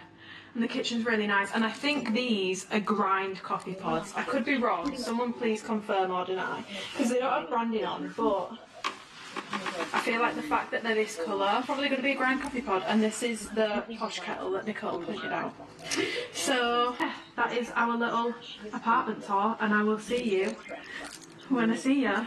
Say goodbye to this segment, guys. Bye! It's been real. Morning. It is, what day are we on? It's Friday today and Gabby's coming today. I was rubbish at vlogging yesterday, but I've told Kate and Nicole that they need to grab me by the balls and be like, bitch, pull out your camera and get some vlog footage, because yesterday, to be honest, obviously it's my first time meeting, well not my first time meeting, but my first time spending proper time with Kate and Nicole, so I don't want to be like pulling my camera out every 5 seconds, but we did yesterday. It was a nice like settling in day, so I'm going to try and vlog more from today. But yesterday what we did was we went to John Reed Gym, probably one of the nicest gyms I've ever been in, and the music was absolutely sensational. Obviously we've got another blank street. I will be getting another blank street at some point today. I've actually downloaded the app so that I can do the rewards thing, and then we went to the Tower of London, and then after we met up with Aisha, who runs my socials page for Coach by AV, but she's also just my friend. I've spoken to her for years on Instagram, and honestly, like, meeting anyone that I speak to through Instagram, like you guys, when I meet you in person, it feels like I've already met you. Like, I was sat in Blank Street with her yesterday and I was like, oh, it's just dawned on me that this is the first time meeting you, but it's never awkward, like you just give off the best vibes. So today, Gabby's coming, so we're about to go and meet her. We're going to walk around Central for a bit, look in some shops, and then we're doing the Harry Potter tour. So yeah, I feel like I'm doing more tourist stuff on this trip than I've done in London in like 10 years, but it's quite nice. I've never done the Tower of London before. We are a deeply unserious country, like the people in the fluffy hats, it's such a serious job and I just can't take it seriously. But I might be flicking between this camera and my Canon G7X just because it's a bit smaller and I don't want to be getting told off for having a big camera out in shops, so the quality might flick, but it should still be like a pretty good quality camera. But yeah, it's my mission to vlog more today, and I wanted to show you the view. I'm sat outside, so obviously we're staying in Brixton. Let me just knock the brightness down. So obviously this is the view around where we're actually staying, but I find the skyline so cool because it's not going to focus, but you can see basically Central. You can see the Shard is the massive pointy building. It's the biggest building in London, I'm pretty sure, and that's where all the like cool offices are. So that's all Central, but then you've got all the residential stuff like a bit further out, and it's such a mishmash of like architecture styles, which I find really interesting about London, because usually I just stay in Central, I don't venture out. But Margaret, guys, we're going to, I can't turn it around, we're going to Blank Street. Nicole, what did you order? White chocolate. Wait, let's call matcha. Yeah, white chocolate matcha. Yeah. Kate, where are we going? We're going to their favorite place, Blank Street. It is the place of the trip. We picked up a new friend. Say hi, Gabby. Have you got any words of wisdom? I feel like I did this when I met Kate. I was like, say hi to the dog, and they were like, I would say it was Christy who like forgot her name. But it's a very sunny day, guys. Stunning. We've acquired the matchas. Nicole, 10 out of 10. Gabby's still waiting. But also, oh, this is milkier today. This is more chocolatey. I think this is less sweet than the blueberry, but more milky, creamy. Is that a good thing or a bad thing? Good thing. I don't think the blueberry's a bit too. It can be quite sweet. Do you prefer sweet or creamy? Blueberry then, I think you should get the blueberry one. This isn't as sweet. It's like a difference. I do blueberry, but we found what syrup they use, so we'll put it on the screen. Nicole asked, she was like, is this what you use? And he was like, yeah. So, also the blueberry syrup I have is the one that they use. Confirmed that. We're walking to Piccadilly so that Kate can go to The big waterstones. But how cute is this? Blue, yellow. Balamori. My lady's house. We've come to Whole Foods for lunch, so I've got a jerk chicken wrap. Nicole's got a vegan bonanza. Oh, what's this? Oh, that's potato, isn't it? Yeah, potato. Kate, what did you get? Mac and cheese and broccoli. It's balanced. Protein, fats, greens. Gabby, what did you get? Halloumi wrap. I also got one of these, which I've never seen before, so hopefully it's nice because it's dairy free, so I won't shit myself. Guys, we were just walking down this road and then Nicole was like, Amy, look, they're opening a worst behaviour store, guys, so if you want to feel before you buy, May 2024. It's not, but we hope and pray. If I had a pen, I actually would. We're just walking through Soho, we're on the way to Gymshark and Lululemon. Live fast, die young. Guys, we're on an enemy turn. We're in the Gymshark shop. I'm here for research purposes. We don't have an excuse. There's no excuse. We're in the lift. I'm not doing in the lift. It's so small. Yeah, apparently our lifts are really small according to Kate. It's very busy. Many a sports bra. We've come to, is it cream or creme? Cream or creme? I'm not sure. But they do these massive cookies. Oh, it's warm. I thought it was delicious. Taste test. Oh, yeah. See, you guys get the royal plain hot chocolate. Oh, yum yum yum. We love a bit of nut and white chocolate. Oh, that's funny. We're at the Harry Potter tour. Adopted another child. Hello, Reese. Have you got any words of wisdom? I have no words of wisdom. But he's enjoying his cookie. Oh wait, let's get a good. Oh yeah. Is it actually a croissant? It's like a mix. It does taste good. And there's lots of children because it's the school holidays. Yay! Cause some chaos in here. So those are the actual costumes that were worn by the twins, James and Oliver Phelps, during filming. And at the top of the Great Hall, overseeing the exams, we have everyone's favourite teacher, the fearsome Dolores Umbridge, played by Ellen Staunton. Little thing you might not notice about Umbridge, as she goes through that fifth film, her costumes get more and more pink. When she arrives, it's a pale pastel pink, but to symbolise her getting more powerful and taking control of Hogwarts, her costumes get brighter and more shades.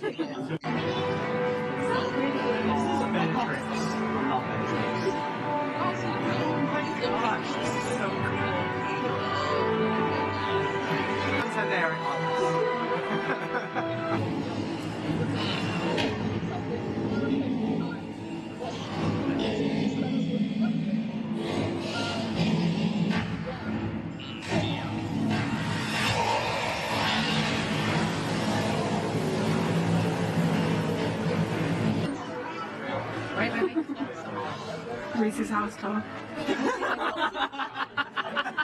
When you were under the stairs.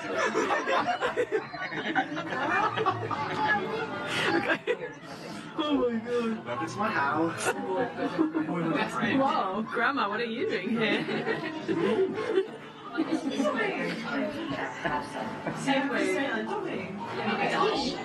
Don't be understand. It's just that not it is.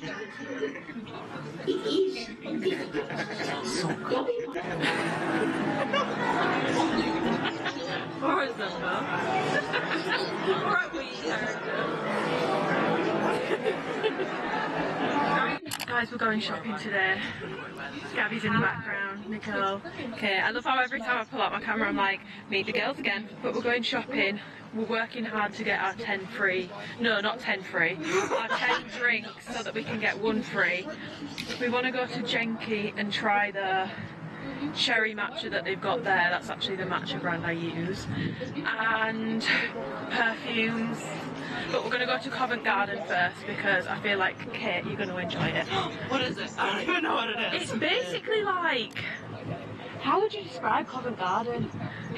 It's a very old building, might be older than America. Older than my country! It's just cute vibes. They have people doing opera as well. My dad goes and watches. He loves it. But yeah, we're gonna go to Covent Garden, so we'll see you there, guys. Woo! Bye! Gabby's had a flop, guys. It's a bit burnt. She's got, oh, that is burnt. It is. No.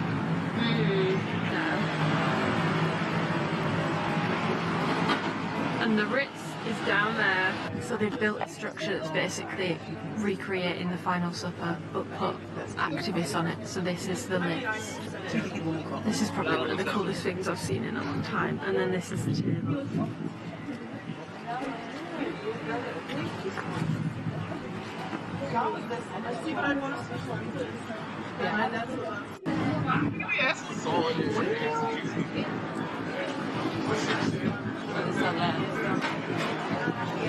I think it might be hats, milady. Got cherry drinking. You can get that hot food stuff. Stuff around the outside. What do you think? Oh, I don't know. Sorry. I don't think I've mixed it properly. I like it. I like that. It's sweet but not too sweet, like it's a little bit bitter. I need to mix it. That's what it looks like.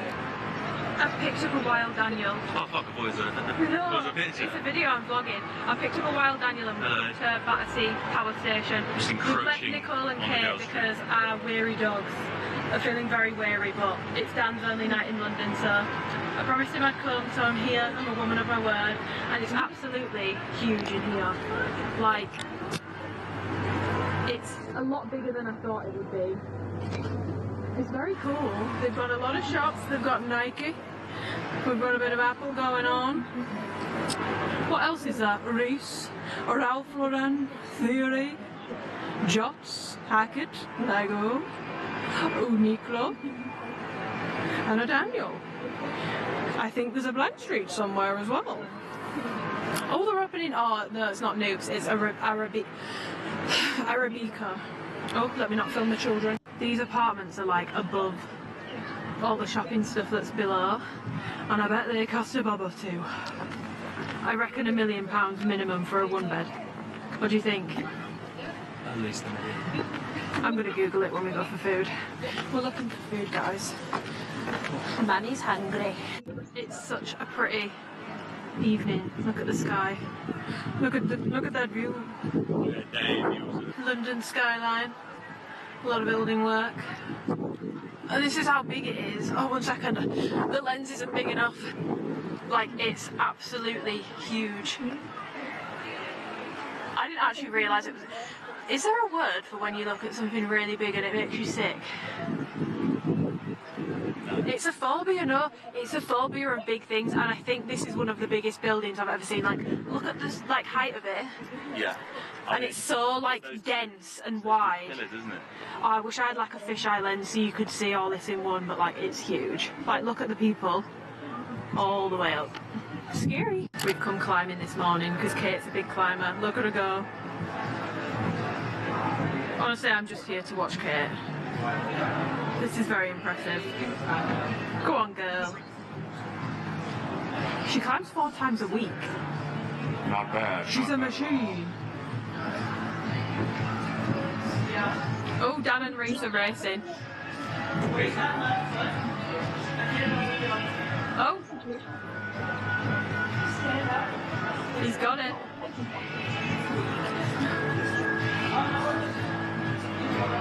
Come on, trust that left hand. There we go. Right foot up. Boys supporting boys. No, not that thing. You can use it. There's a red thing just when you're... Put your foot. Use that. That's easy, yeah.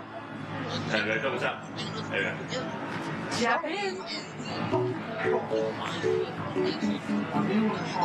Here she goes.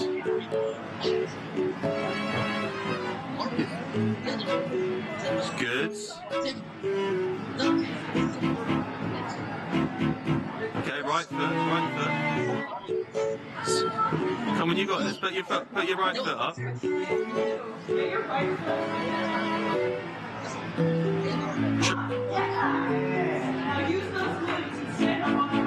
going. That's good. That's good. Yeah, touch it. 2 hands. It's okay. It's okay.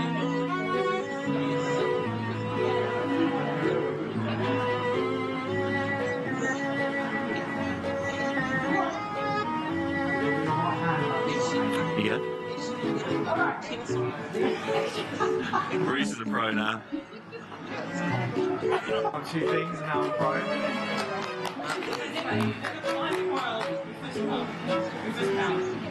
How was that? I slid. I feel I may be a world-renowned climber. Yeah? That's some big energy out there. You touched the top. Yeah. Kate's gone to the Arsenal match, so we've come to Farmer J's. Nicole, what have you got? I have cauliflower, yeah, sweet potatoes, yeah, or yams, rice, and tofu. And I've got grains, harissa chicken, sweet potato, and the miso slaw. I've also got a drink from Harris. Can we see the daylight robbery? Oh yeah. 7 great British pounds, worth every penny. And then I actually got a matcha cookie. So we're going to eat this now and then go to Selfridges. Oh, we've just got back. My feet have never hurt this much in my entire life, but today we've done less steps. Today we've done 10,000. Yesterday we did 20. Both days before were around 15. I think I'm on 11,000. Nicole's got shorter legs than me. My feet are killing. We're back home, but I'm going to give you a haul of everything I've bought so far because I've actually accumulated more than just a book now. So the first thing I bought, since I'm not here, is a book called Sensitive. This was actually recommended by my therapist a long time ago, but I didn't buy it because I didn't think I'd read it, but I'm going on holiday next month, so I'll read it then. Oh, it says, shattering the myth that being sensitive is a weakness. Sign me up, so I'm going to read that when I go. My bag stinks of perfume because we've been on a perfume spree today, whilst my lady Kate's been at the Arsenal match. They've lost 2-0. But the game is the game, you know. You're not guaranteed anything in football. Macassa. Needed a moisturiser. I wanted to try the multi-peptide Naturium one. Sold out everywhere. So I'm not trying that, and I actually need one, like I don't have any moisturiser left. So I have made a purchase of the Kate Somerville goat milk. I got it in my advent calendar. I got the full size of this in my advent calendar. It's just dawned on me I had the full size, and it doesn't irritate my skin. I feel like it's just a bog standard good moisturiser that doesn't irritate my skin, so that's why I bought this, and it was 20% off. I then bought the fermented Camellia creamy cleansing oil from Naturium. Don't know why, it was just speaking to me. And obviously smelled a lot of perfumes. Juice Box Karaoke Heart smells so nice, but it's a very strange scent because how it smells at first, it's giving Bath and Body Works, which by the way, not a bad thing, but I'm not spending £200 on something that smells like a Victoria's Secret body spray or Bath and Body Works.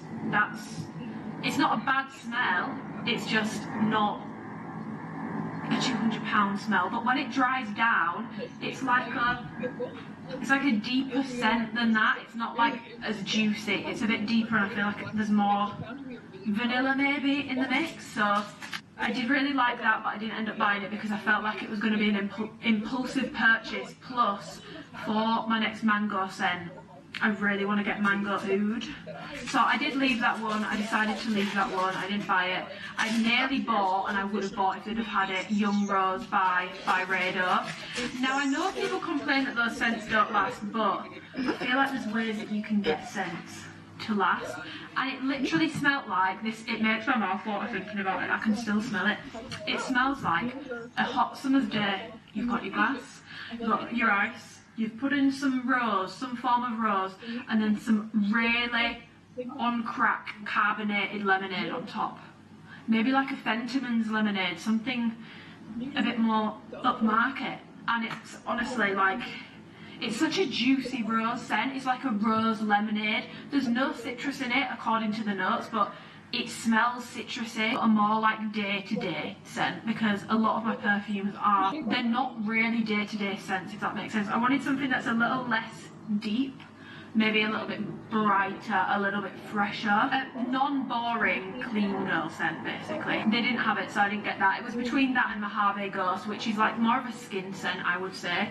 Anyway, I ended up buying the most sensible purchase, which is Inicio's Side Effect, because I've wanted this for a year and a half. I keep buying other perfumes, but I still have always had this on my wish list. And the packaging, like, this is heavy. Like, this packaging is insane. And here she is in all her glory. The only thing that annoys me, well, not annoys me, but is frustrating about Inicio is they only do, well, this is 90ml technically, but they only do one size for the fragrances, which I do find slightly annoying because I don't have too many perfumes yet, but I know I will get to the point where I've got too many perfumes to have them all in 100ml, because I like to switch my scents, so I'm not gonna necessarily want 100ml of any scent, and if I do want more, I'll just rebuy it. Obviously, if you don't have as many fragrances, it makes sense to get 100ml because you get more for your money and it'll last you a lot longer, but that's the only thing. But I love this scent, I'm obsessed with it. I've gone through like 6 samples of it. Like all my scents, it won't be for everyone. It's a much like deeper scent. There's no cherry in this allegedly, but I do get cherry, and I know that sometimes what I've learned from perfume talk is that sometimes not every single thing is listed in the notes, but it might actually be in there, if that makes sense. Plus, certain things mixed together can give like a specific scent. It's just like a really like sexy, deep scent that's very different to anything else that I have. But yeah, this was my main purchase of the day. Oh, hi Nicole. Hey, hey, hey. Hey my lady. Nicole, did you buy anything today? The Kylie's up. Yes, Nicole bought a t-shirt from Kai. Would you like to show the vlog? How are they wrapped it as well? Here, it smells like 5 different perfumes. Hello, Nicole. Don't be shy. Show the people. Oh, we're getting an unboxing. Gymshark girlies really wrapped it nicely, didn't they? Yeah, we went to the Gymshark Selfridges concession. Very cool, I must say. Very aesthetically appealing. Here you go, my ladies. Nice close up. Yeah, it does feel nicer than Skims, I will say. It does. Should do a little punch through test. Oh, it's getting a little shaky. But I think that will actually... Probably slightly cheaper, £45, I'd say. It does feel bigger. I honestly feel like this feels nicer than Skims, I'll be honest. I give these to Kate because to me it's just incredibly selfish to keep these when I've already got the perfumes. So I'm going to give those to Kate when she gets back from the Arsenal match to cheer her up a little. But yeah, this was my main purchase of the day. I'm very proud of myself for not being like, I'm going to buy the juice box right here, right now, because I was, yeah. See, hear that? Nicola's proud of me. Even if no one else is. We got a juice in Harrods, I think I already showed you, and like a boba tea thing. My dad wanted some Angelica, but alas, they didn't have any Angelica. The man actually looked at us like, we were like, where's the dried Angelica? And he was like, I think we out-Tory'd Tory with that one. But yeah, I guess my dad's just really bougie because even Harrods does not sell it. When we were walking, this is a PSA for anyone who romanticises London, okay? No, romanticises the UK, okay? For my American ladies, because I don't want anyone to come here and be bitterly disappointed. I feel like anywhere I've ever been that's so hyped up, I'm always disappointed. And I feel like British men are very hyped up, and I wouldn't want anyone to be disappointed, so I would like to share with you some really sweet words that we heard at 11 AM yesterday morning on our walk to the train station by a man passing through on his bike. It was giving Notting Hill, your girl swallows my kiss. She F's me, she F's me, then she F's you. Your girl slops me, I will lay you out. And I just think that sums up British men perfectly. That is quintessentially British. PSA for anyone that does romanticise the UK.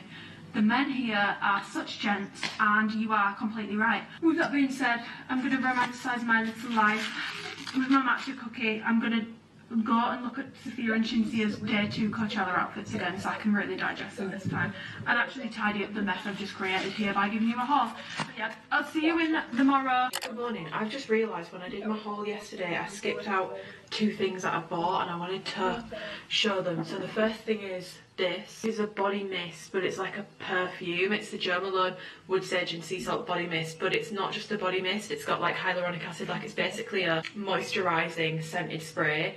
And the woman in Jo Malone, basically my sister got a wedding scent from there, and she bought this as a layering piece. She didn't go with this overall scent, she's got something else to go on top, but the woman was like, I wear this on holiday, like, and I smelled it and I was like, that's such a nice clean smell, like I would love to smell like that. So I did actually order this from Selfridges last week, and they sent me an empty box, so I got a refund for that and I went into the store and bought this. So it was actually really good value for money as well. It was like under £50 for like 100ml of product, which is actually quite cheap. I think that's cheaper than the actual scent itself, and the woman was like, I'll be honest, it lasts longer than the perfume. I also bought a Rare Beauty blush, which I've never tried anything from Rare Beauty before. Hello, kids. I've never tried anything from Rare Beauty before, but they had the powder blushes in when we went into Space NK on like one of the first days. So I bought this one, and it's actually like, this camera is not picking up how pretty this colour is. This is in the shade Joy, which I think is one of the most popular ones, but it's just so stunning. And I've only got powder products on today, I don't have any liquid, and I feel like it's giving me a really nice glow. So 10 out of 10 recommend this. I am loving it.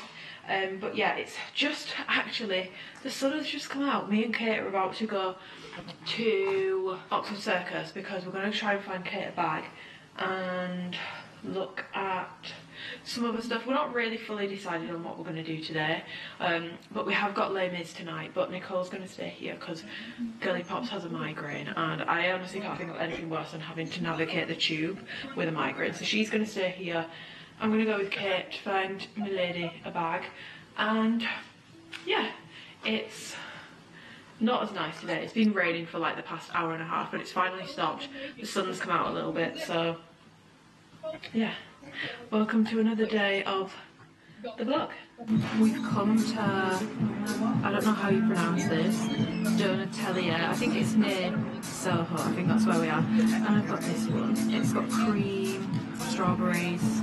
This looks like a cake, and then it's a donut. This is Nicole's, and then that's Kate's.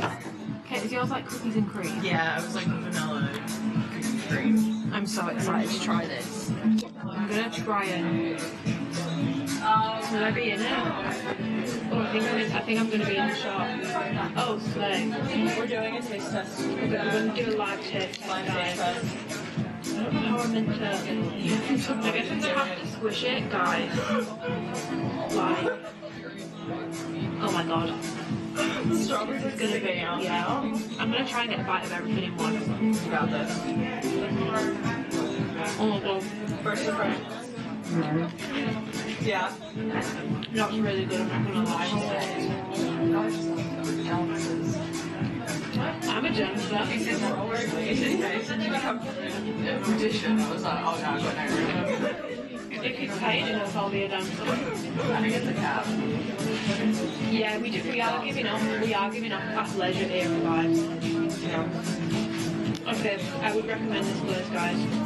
This is what it really looks like when it's like squished down, but 10 out of 10. This is influencing in real life. Oh wait, I've not done it. Nicole's looking at worst behaviour because I've got mine on. We've got more influence on the laptop. Kate's in the mix as well. Everyone's getting on the Hacko hoodie high.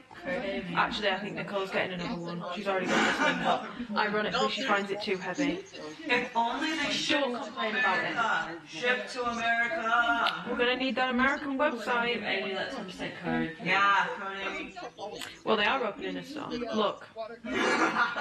I'll cut the ribbon. Honestly, it's fine. Honestly, it's fine. Fly 10 of my favourite Americans over.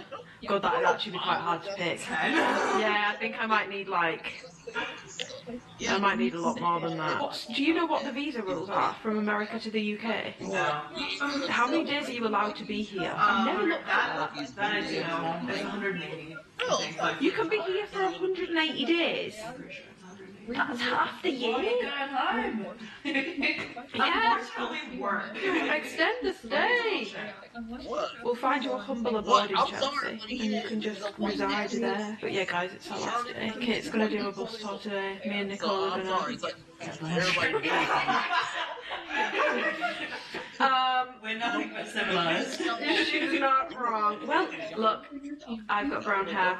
Nicole's got blonde. Sophia and Shinsia aren't here. God rest. They're in LA. So we're just. Sophia and Shinsia do.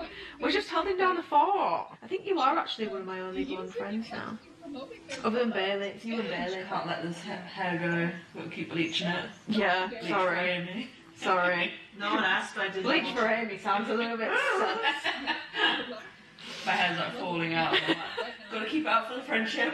I do wonder if Sophia and Shinsia feel the pressure to keep the hair colour the way it is. Yeah, because Shinsia wanted to go blonde, didn't she? That'd be a lot of damage though. Yeah. She does have a good head of hair, so. Yeah.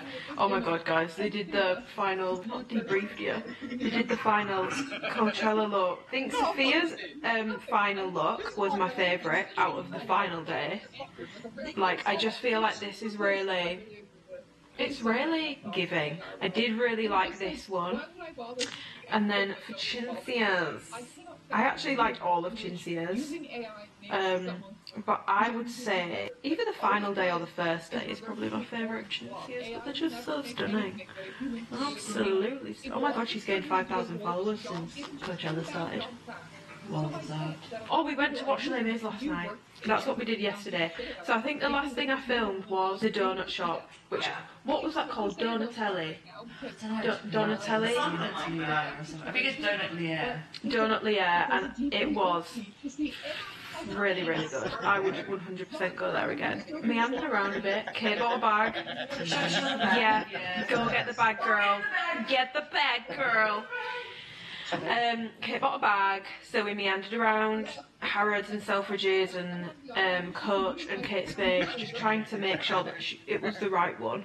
I bought some Korean skincare, which I'll show you later, and also some other things which I can't show you, but just know it's for research purposes, to be as helpful as possible for the ladies. This is Kate's bag. Go on, girl. It goes so well with the Alphalete hoodie coat, Amy. But it's my first, like, nice Bag. purchase ever. Like, normally I just wear backpacks. Yeah. I was going to use it last night and I'm very happy with it. Go, girl. And it's blue. It's Kate's colour. I love how you put in like brown and black and white. I love blue. It is a really, really good blue. Yeah, it just goes with everything, especially if you're wearing denim. I actually look like I'm drowning in this hoodie, but we move. And then we want to watch Les Mis, which I've never seen before. It's actually, I think it's one of my dad's favourites. I was saying this yesterday. I need to get it confirmed. I don't want to lie on Garth's name, but I think it is one of his favourites. And he will like go. And my sister has told me, I've seen him watch clips at home, so I know he gets emotional, but my sister has told me like the whole row just starts to shake because my dad's just going. Like musicals, but I'm not a fan of like absolutely no dialogue because I find it really hard to follow. I don't know why. So that's what's always put me off, but obviously because I basically gate crashed Nicole and Kate's London Bonanza. I was like, whatever you guys are doing, I'll slot right in there. So That sounds like you're like slotting into the goal for football. I'm just sliding in there. But I'm actually very grateful to the ladies for taking me to the Les Mis because I get it now. And the last 15 minutes made me cry. The whole time I was watching it, I actually started looking at the ceiling because I was like, don't think about your dad. Don't think about your dad. Do not think about Garth. We can't think about Garth. And then I just could not stop crying. Aww. It was lovely. And then we're going to Six tonight. I'm just so happy that you actually enjoyed it because like that's my favorite show and it made me so happy that you liked it. Yeah, I was scared, I'm not going to lie. I was like, I don't actually know if I'm going to enjoy this. Especially when I looked at the runtime and I realised how long it is, I was like, damn, that's a long time to be sat. But, like Batman, it was enjoyable. I guess we might see you at Blank Street. I've got 9 points, guys. Wait, let me just check I've actually got 9 points. And I'm not being delusional. I've like racked up the points, guys. 9 points, and these are all my orders. Oh, that's Yeah, those were all your orders. it's just 2 orders. The only thing that annoys me about Blank Street, which, guys, you do need to improve the app, because every single time, other than when I got a banana bread, which I feel like they have lots of, every single time I've ordered food, which is twice, they didn't have the breakfast burrito wrap when we got there, even though they said on the app that they did. So they had to refund us for that. And then when I went yesterday, I got a focaccia. But they didn't have the one I'd ordered, so I had to have another one, which wasn't the end of the world, but I don't think the quick-paced technology is quite there yet. That's my only concern, but other than that, very enjoyable. I also tried the golden matcha, which was surprisingly nice. I'm not going to say it's like better than the white chocolate or blueberry, but if you don't want something sweet, it's got a bit of a kick to it. It's got a bit of ginger in it, but I'm actually getting cramp in my hand now from holding my camera, so I guess we'll see you on the road. I think we're going to go to Humble Crumble today as well. So we're going to get Kate, my lady, some fishy and chips. And we've got 6. And we've got 6, but I can't show you that because it's illegal to film. Right, guys, we've come to somewhere called Fred's for a tiramisu latte. I'm going to do, go on girl. I'm going to do my little taste test already. I feel like I should take the biscuit off. We'll do it done.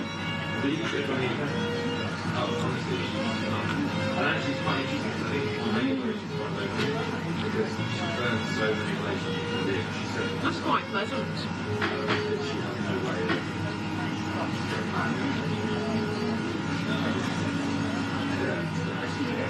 So I'm gonna get the drink. Okay.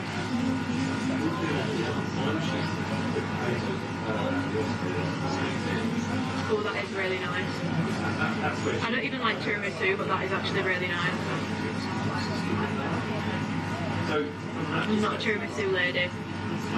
We've been shopping, guys. I bought another perfume from Byredo. I know that they get absolutely roasted because apparently the perfumes don't last, but I feel like this one does last on my skin. Also, I spray a lot of perfume, so I'll show you a bit later, but this is very nice, friends. I recommend. It's delicious. Okay guys, we're back from 6. It's later in the day, we went to Borough Market, we've done fish and chips. Bought another perfume, I bought Young Rose, which I was debating between Mojave Ghost and Young Rose. I went with Young Rose. It smells like, I think I explained this yesterday, but it smells like a crisp glass of rose lemonade, specifically in the summer with ice.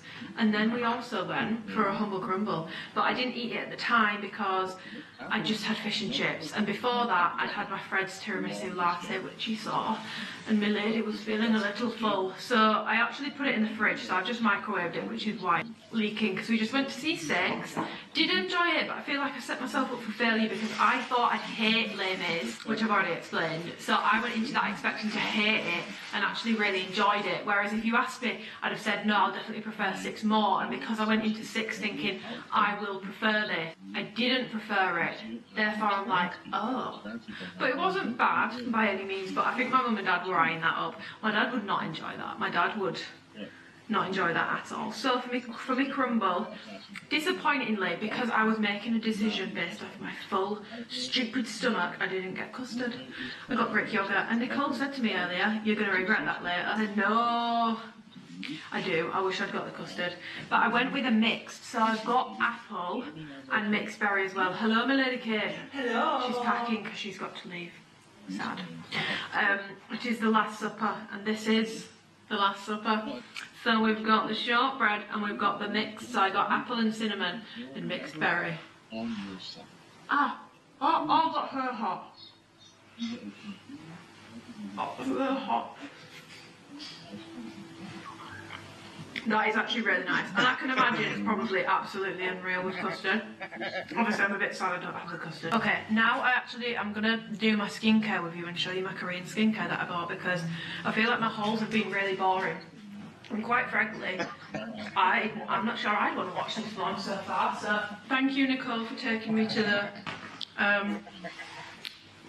pure soul Korean skincare shop. So first of all, obviously I need to take makeup off, so I'll show you this in action. I've used this 2 nights in a row now. It's the Naturium Fermented Camellia Creamy Cleansing Oil. Nicole said to me the other day, she was like, did you buy this because it's pink? Kind of, yeah.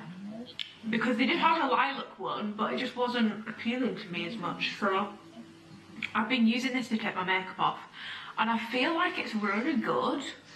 I mean, I would hope it's good because it was obviously more than like a £5 cleanser, which I just feel like it's really, really, really good at taking makeup off. And what I really like about it is my face doesn't feel stripped at all after. Obviously, I'm not sure this cleanser will work for everyone.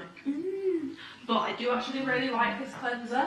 I need face towels. I always buy face towels and then I use them and then they just get stained over time, and then even when I wash them the stains don't come out, and then they just look gross, and then they just go a bit funky, and then I get rid of them, and then for like 6 more months I don't have a face towel. So why do I get black bogies when I come to London? It's actually making me feel nauseous. This is a point where Nicole's thinking I don't get that, but I do. You get black snot. You heard it here first. Nicole gets black snot. No, I noticed it too. Kate gets it as well. Yep. Finally, when I put this on Instagram, I felt like people were snot shaming me because they were like, no one gets that. I'm like, I get it. And do you know what else? I really want to know what they put in this London air, because my hair is like the knot I had in my hair in anthropology earlier. It looked like I had a dead spider in my hair, and my hair doesn't knot like that. It's just every 5 minutes I need to brush it because it's gone into a knot. If anyone has a scientific explanation, my lady would very much appreciate it. The cleanse is done. Oh, Kate's got the crumble. Which crumble did you get, Kate? I got the regular shortbread with apples and cinnamon and then cold vanilla custard. It was my first time experiencing like British custard. Has it been a good experience? Yes, however my Americanness wishes that it was a bit sweeter. That's because your taste buds are shot. All those E numbers. All those illegal substances. I'm sure we have stuff that you guys can't have as well, to be fair. What was it? Was it Twinkies that people said had rocket fuel in? And then I think they got banned in the UK. Was that real? Oh, I don't know if that was real, but that sounds really familiar. I think I remember that. Okay guys, so this is my skin when I've used that cleanser, and I feel like you've just seen, I mean I will have cut some bits out because I've yapped for too long, but yeah, I feel like you'll have seen how easily that's come off my skin. I'm just going to actually wet my face. I would just like to say there's no such thing as too much Amy yapping. There's what? No such thing as too much Amy yapping. I fear, ladies, I fear you might be biased. I fear you might be biased. Well, I'm excited to use this Korean skincare. Oh, you're doing Korean stuff. No pressure, but it better be good. Oh, another bite of crumble. Oh, yeah. Oh. I feel like I need Charlotte here for this question. But you might know. Serum first or toner? Whatever's thinner, so usually toner is thinner. Okay. Why did you ask me? What the heck? I just remember Nicole like quizzing Charlotte. Essence, toner, serum. These are the 3 things I bought just really quickly. I got a ginseng eye cream. This is actually for my sister, so I'm not going to use this because she wants an eye cream. Well, she doesn't want an eye cream, but we've come to the conclusion that she should probably have an eye cream for her wedding day. So I bought her a nice one and she can start using it now. And then I got this black rice toner for sensitive skin and a snail bee ultimate serum because I want to get on the snail hype. But snail mucin did not work for me. It broke me out. I know that's blasphemy, but it did break me out. I'm a little bit apprehensive because I have been breaking out recently and I feel like it's just cleared up. But hey ho, let's go in with some new products and irritate my skin again. So I'm going to use this first. First of all, packaging. Ooh, okay. I've used some toners before that are they feel a bit more watery than this. This one's definitely thinner than a serum, but it does feel a little thicker than water. This is nice. I think I put this on the back of my hand in the donut shop the other day. This is vegan, by the way, so that's good for the vegans. Wow. I've never used, is this Korean? Yeah. I've never used any of this sort of stuff before, but I feel like Rachel from Alpha Lee uses this. I don't know why, but the bottle's ringing a... She's got the best skin. If you want skin tips, go to her, although I suppose genetics play a role. We were talking about this earlier. I feel like my skin looks really good right now, Nicole. Thank you. It was actually Nicole that pointed this out to me. To be honest, shout out to Nicole and Kate for inviting me on the trip and letting me get a crash. Shout out to you for wanting to come with us. Are you kidding me? Any slave. I've already decided I'm probably gonna cry over that tonight. That you guys actually wanted to come here with me and spend this whole day. Aww. Now we're going in with a snail bait ultimate serum. I love how I just sound like this. Whenever someone says something nice to me, I get really uncomfortable and I do really weird stuff. So you shake it away. I think when I first saw Kate and Nicole the other day, I think Nicole said to me, she was like, oh, you smell really good, and I was like, guys, stop it. I just can't, I can't accept a compliment normally. I just feel like I have to make a joke about it. I don't know why. Is there a psychology behind that? Ooh, guys, she's gooey. She's got the goo to her.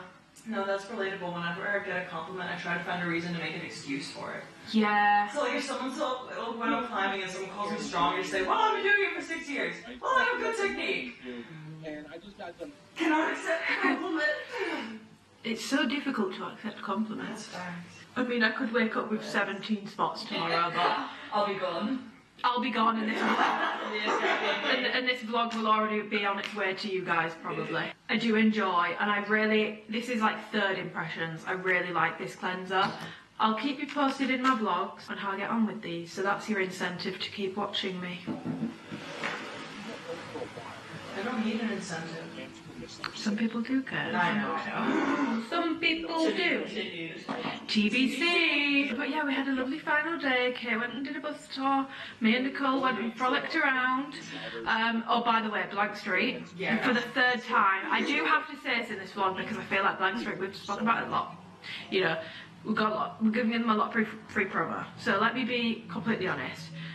I love a lot about Blank Street, but they need to fix their app because 3 times this week, and if it happens for the 4th time in the morning, when yes, we've both got 10 points now, so we will be getting our free drink, same pancreas, but every single time I've ordered food, when I get there, I just stand at the end, and then eventually someone comes up to me and they're like, we don't have X, and they either can't replace it or I have to get something different. Granted, you do get a refund, but you still keep the points, so I mean, who's really winning? But I do actually really want to try the breakfast burrito, and it's happened 3 times, and I feel like that's unacceptable in the space of a week. 3 times over the course of a year, maybe, but that's my only critique. And to be fair, the lady in the Blank Street in Mayfair today was really nice. That was a good Blank Street as well, lots of space to sit, and she gave us a free matcha cookie, which was really nice, although Nicole did leave hers all day, and the oil in the bag knocked both of us a little bit sick. Like, she's greasy, my lady. I did not. That's what the cookie was that you said you had. Yeah, that was the cookie. Right, but tomorrow we leave, so I think I might leave this vlog here. If I haven't left this vlog here, then you are gonna be able to tell, because it won't be the last clip in this vlog. But I think I am gonna leave it here.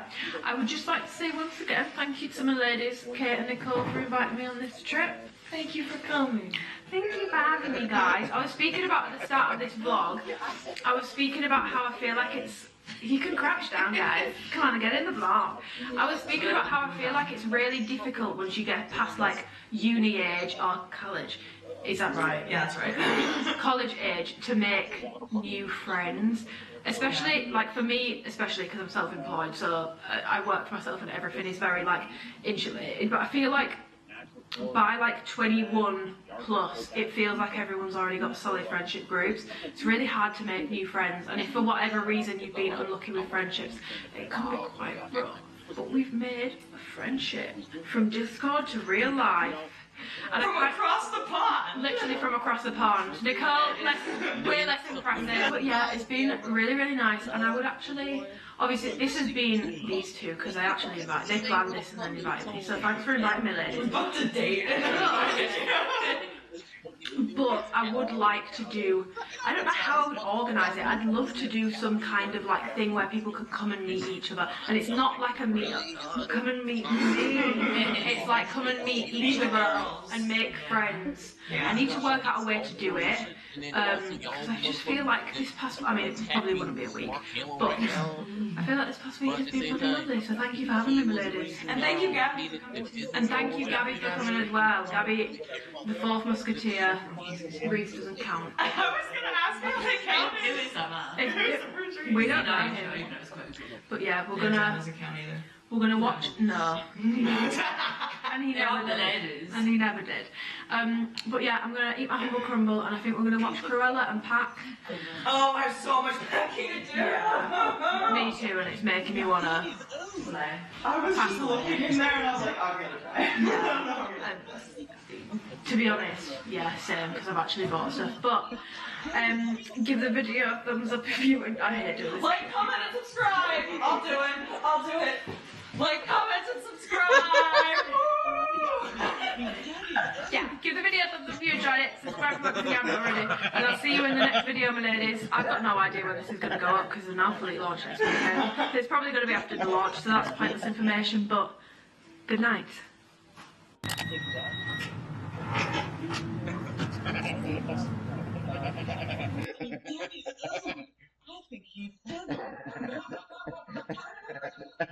What if you can create your own website by saying, this is what I want? With Wix, you can. Hello, everyone. Hello, Bailey. I mean, Daddy's old. I think he's 7. Hello, baby. Daddy's feet smell. Check it. How old do you think Daddy is? 42. I mean, Daddy's old. I think he's 7.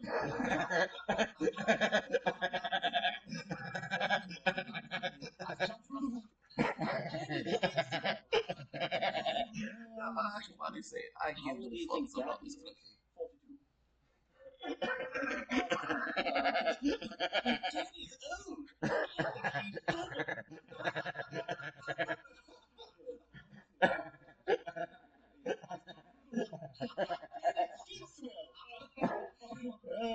Check it. How old do you think Daddy is? 42. I mean, Daddy's old. Oh,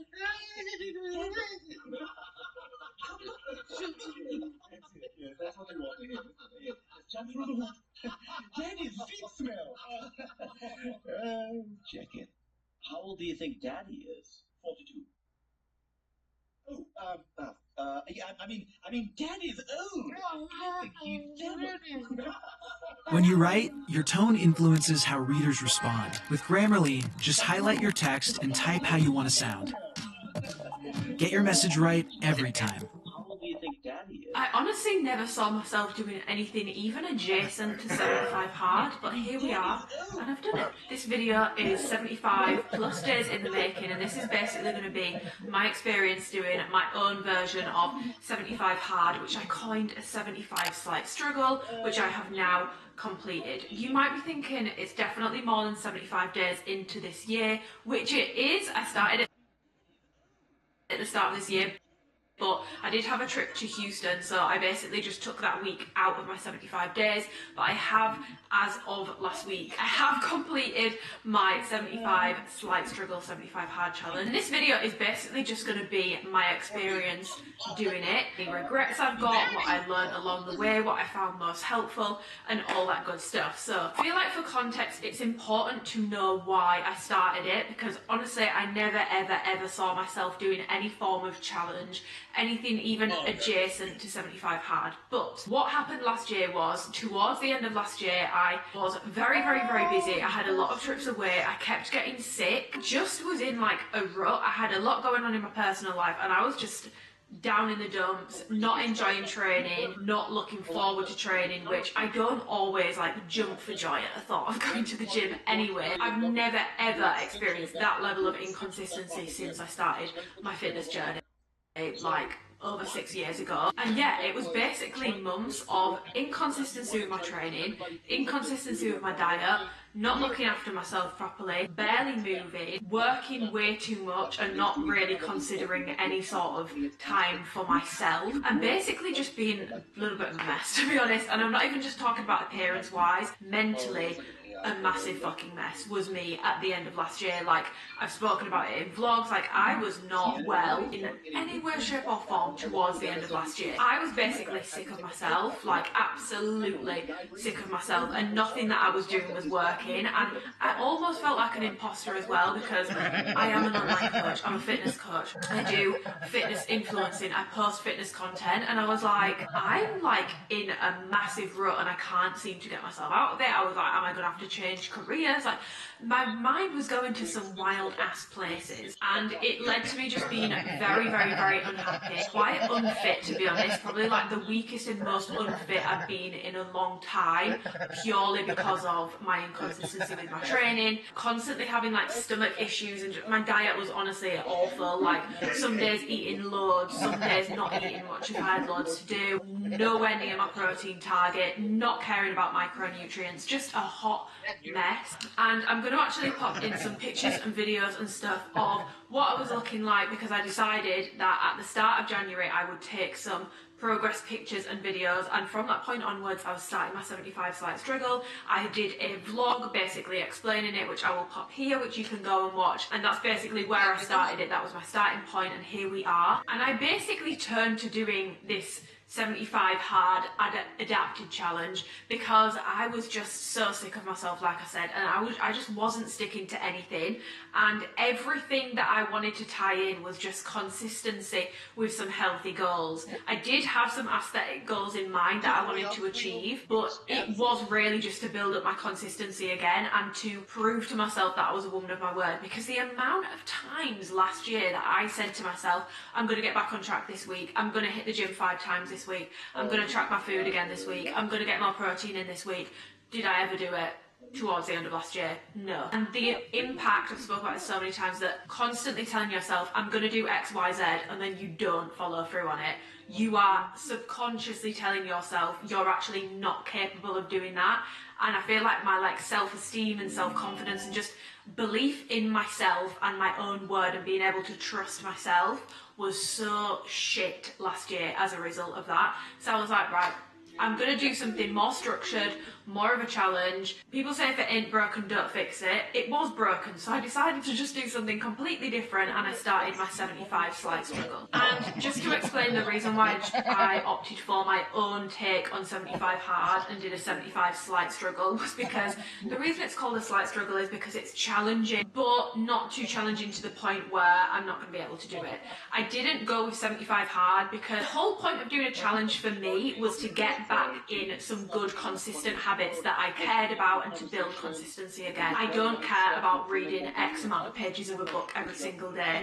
I don't want to get into the habit of doing 2 workouts a day. So for me, I wanted to use these 75 days basically to build habits that can take me throughout the rest of the year. Some of them might not work out and I might drop them, but that was the point of this challenge for me, not to go like balls to the wall, absolutely ham. That's not what I wanted to do, because also if I had tried to do 75 hard, the issue last year was I didn't care enough. Like, I didn't care, and I don't care about doing 2 workouts a day. I don't care about reading X amount of pages from a book every single day. I don't care about water intake because my water intake is already good. So it felt a little bit meaningless for me personally to do the actual original 75 hard, which is why I put my own spin on it. That's basically why I did a 75 slight struggle instead of the traditional 75 hard. Basically, I just wanted the goals that I'm working on to be in line with things I actually give a shit about, because you are way more likely to stick to it in that case, and it felt a little bit healthier for me personally to do this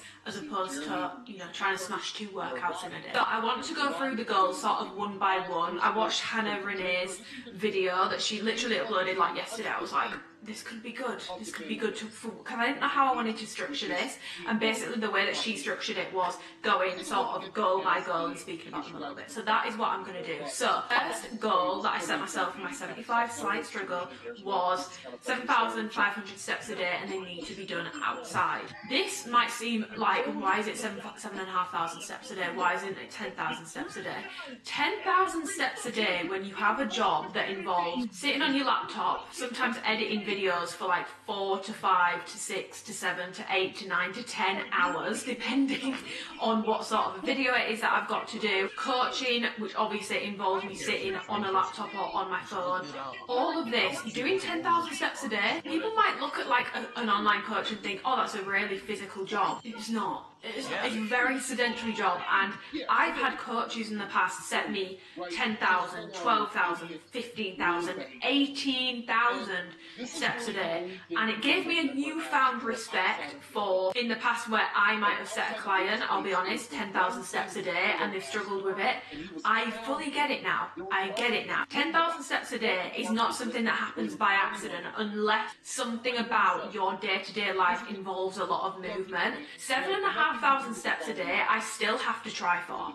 I still have to try for 7,500 steps a day. I did do it most days. I didn't hit it every single day. Some may say she failed the challenge, but if you look at my steps the past 3 months of 2023, my steps were averaging out at around 2,700 steps a day.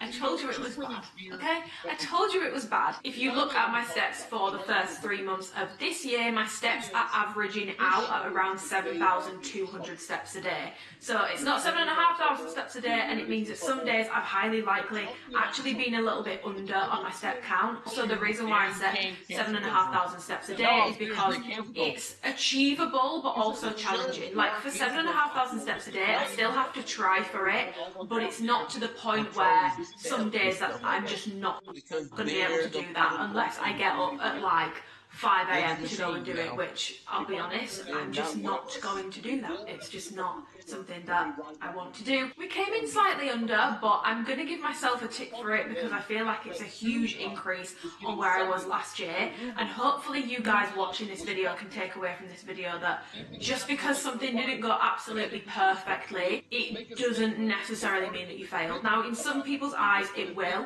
in some people's eyes it will, but not in mine, because I am much more of a believer in improving and consistency over time, not perfection.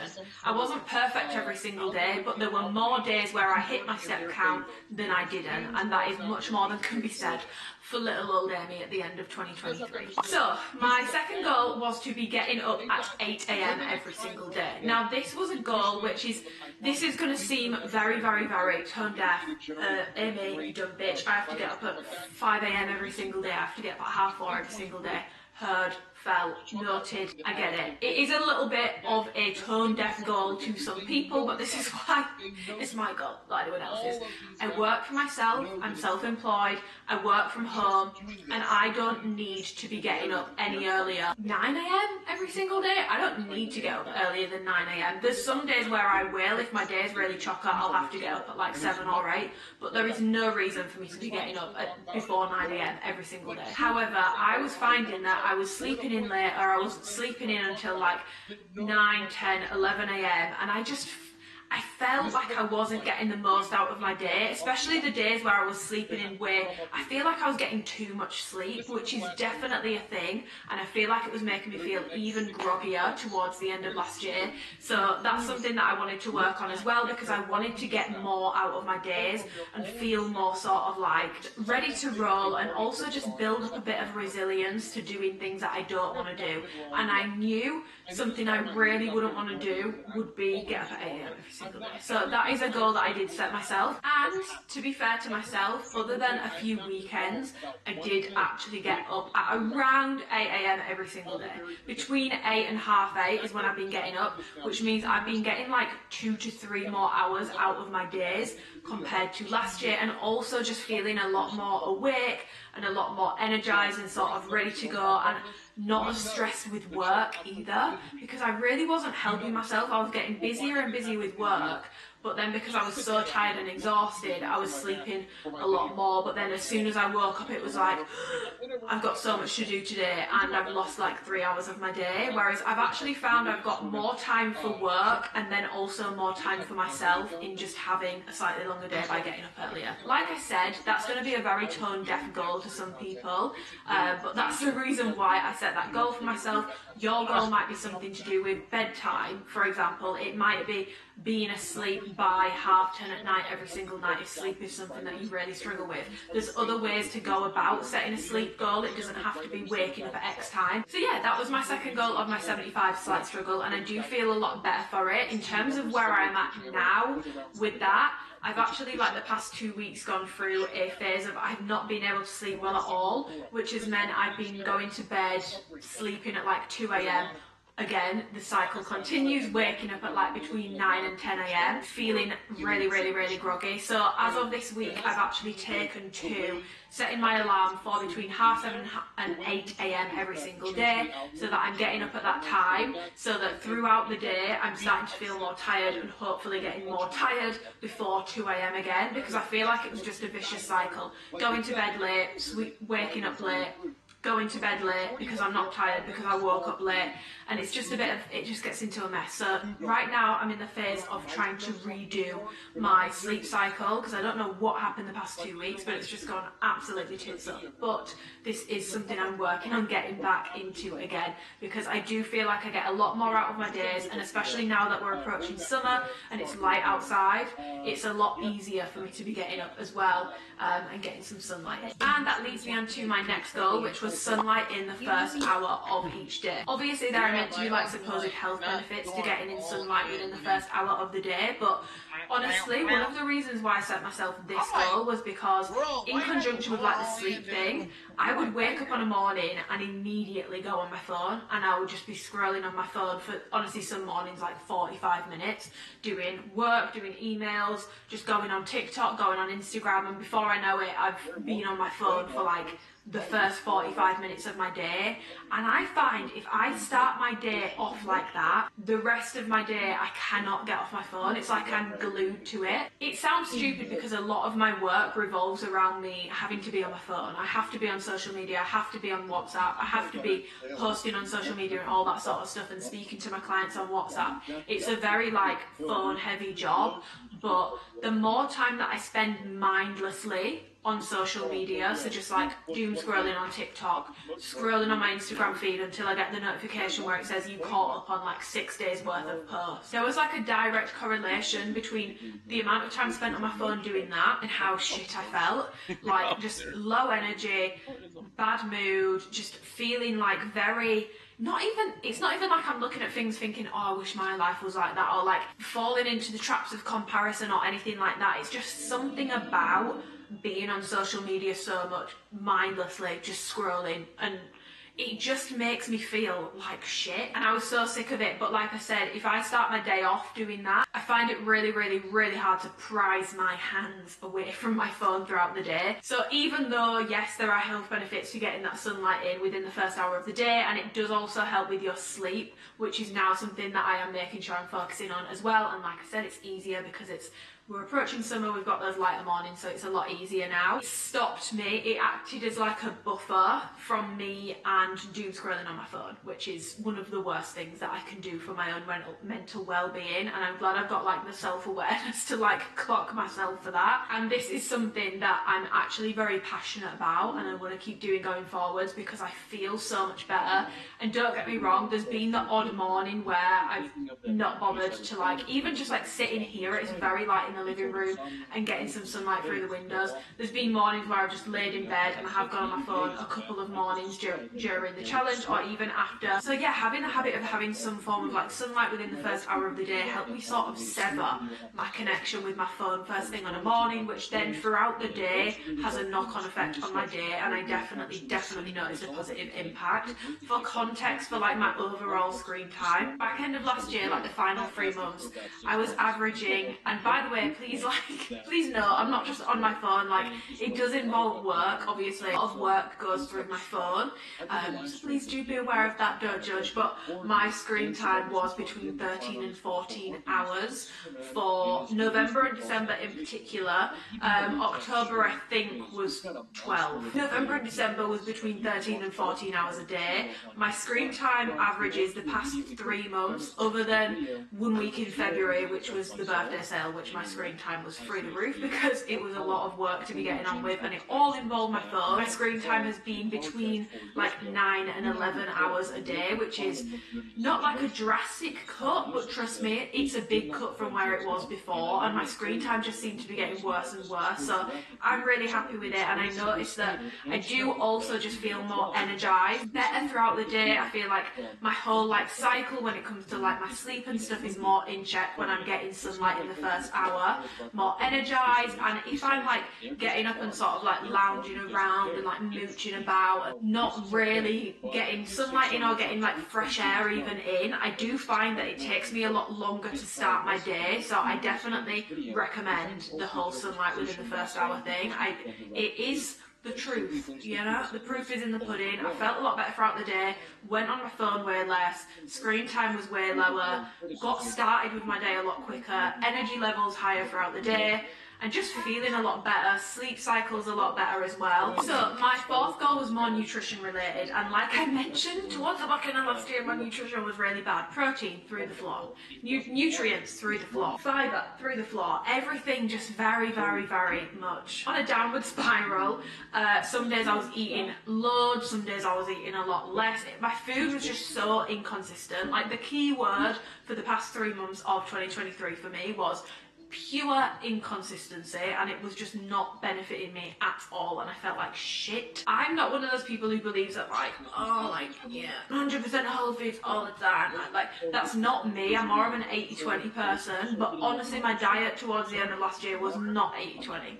It was more like 60-40, and I felt it. Like, I really did feel it. So I wanted to really kick myself into gear in January. This did entail also eating in a deficit, which I do think is important to signpost, because especially when I'm going to go over like the changes and show you some before and afters, it's not just that like doing these 5 things got me to where I am now. I was eating in a deficit, which will have helped me with in terms of like losing body fat and all that sort of stuff. So I was eating in a deficit. I was aiming to improve my protein intake in particular. That was a key focus. Stick to the deficit obviously, but then also vary my micronutrients. So I can get very like in the habits of just having like broccoli, and that's like all I'll have.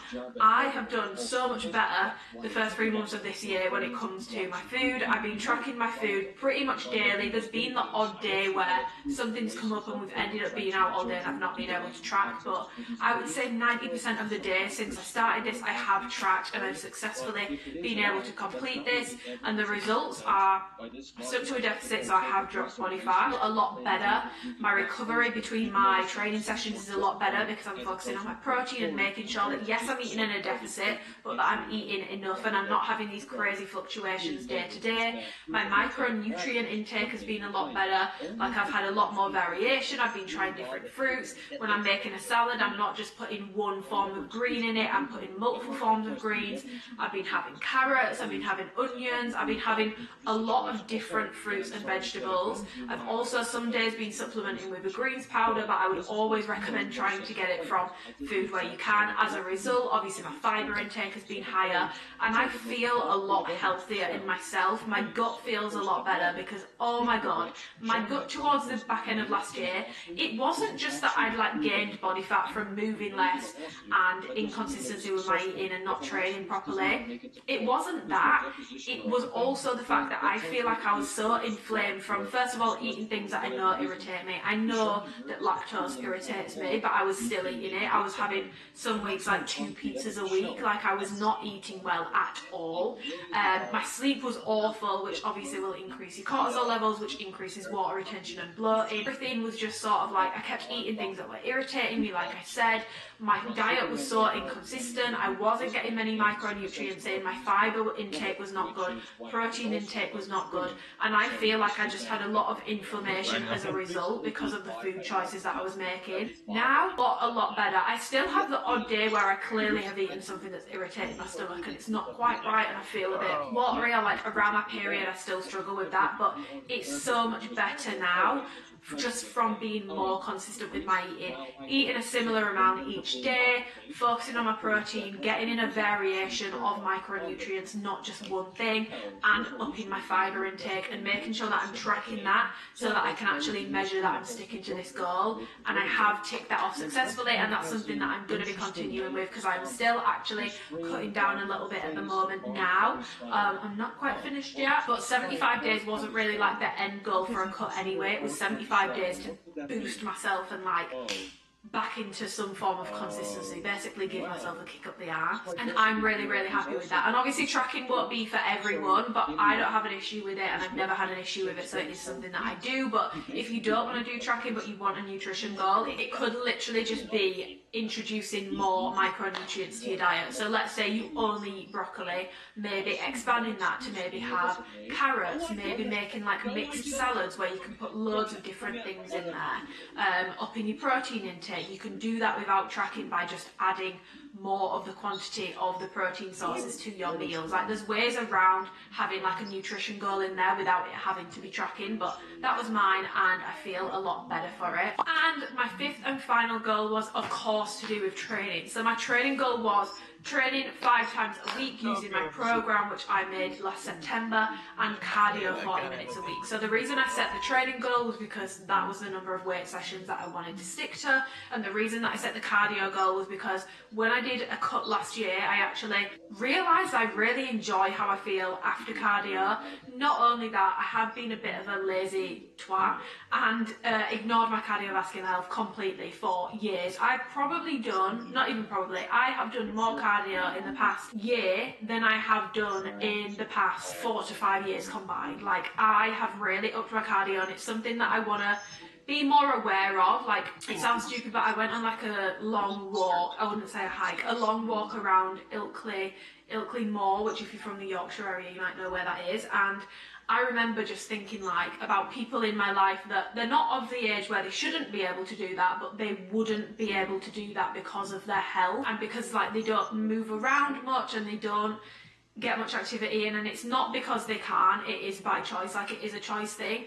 And I just remember thinking like for as long as possible I want to be able to go and do cool shit and go and see cool shit, go and sightsee, go and do these things. I don't ever want the fact that I've made a choice to not look after a certain area of my health to be the reason why I can't go and do things. So that's something that I really want to keep working on. So I still do cardio now. I've actually recently, for my April challenge, we're doing 60 minutes cardio a week. I'm really enjoying cardio. So with that being said, I absolutely smashed the cardio goal. I've tried new things. I've tried running on the treadmill. I've tried using the bike, which by the way, the bike is actually so good and it feels a lot less mentally taxing than the Stairmaster. Obviously the Stairmaster has been in there, but yeah, I've been trying running again, like running intervals on the treadmill, bike, Stairmaster, variations of cardio, and I've been absolutely loving it. I love how I feel afterwards, and I also just feel good knowing that I'm looking after my health as more of a whole, so I'm really happy with how that went.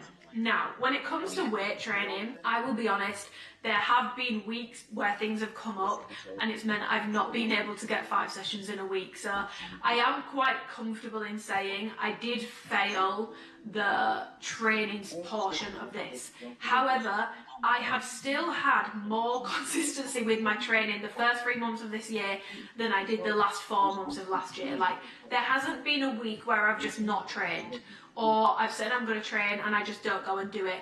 I have hit 4 sessions minimum a week every single week since I started doing this, so I am personally very happy with how it's gone. But yes, in terms of the actual 5 times a week, I did fail, but I do think this is sort of something I've reflected on, which is I'm not even sure if I do want to be hitting the gym 5 days a week. I don't think I enjoy training 5 days a week, so I don't know why I've been forcing it. Now, I might do that if I can find a way to split it that's more enjoyable, but I don't really like hitting upper body 2 times a week, and I feel like that's why I don't go 5 times a week, because I'll get my lower days in, I'll do one upper day, and then I don't want to do the other one. So that's something I'm sort of re-evaluating at the moment, and I might change my mind. I might be like, no, I do want to do upper 2 times a week, but I'm sort of re-evaluating if I do want to be training 5 times a week, because I don't know if I actually realistically do. So even though it's a fail, I'm still very happy with it because I have done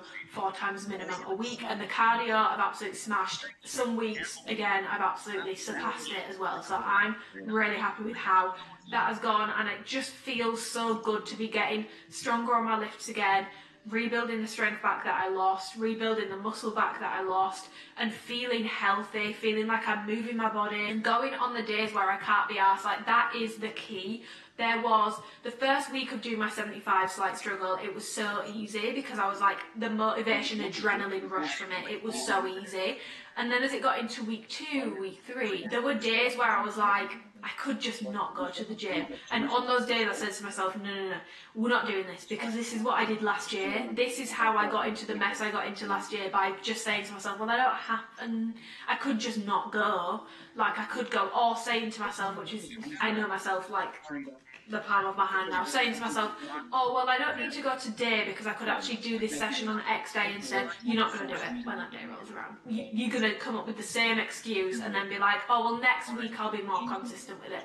Not doing that, put the pump in the brakes. And there is a fine line, which I am learning, between listening to your body when you are genuinely unwell or you really need to give your body a rest, and telling your body when to shut the fuck up. Or telling your brain when to shut the fuck up. Because truthfully, if I listened to my body every single day, there'd be weeks where I just don't train at all. But that's not good for me, because I'm not, you know, it's not the end of the world if I don't train every single week, but I don't believe it's good for my body to listen to every single thing that my brain wants to do, because my brain isn't always working in my favour. Sometimes it wants to take the path of least resistance, and if it's a really CBA day, the path of least resistance is to not go to the gym. But is that the right thing to do? No. So let this be a reminder. Yes, listen to your body, but it's really important to know when to push and when to pull. When to be like, okay, no, I really do need to rest, my body's telling me something, or my brain is actually just trying to talk me out of this and I'm being a little bit lazy. Because that was me last year. Like, other than the times where I was really unwell, which there was a lot of times where I was really unwell last year, a lot of the other times I was just being lazy. Like, there is no other word for it. I was just being lazy. I couldn't be asked to go, and I didn't go.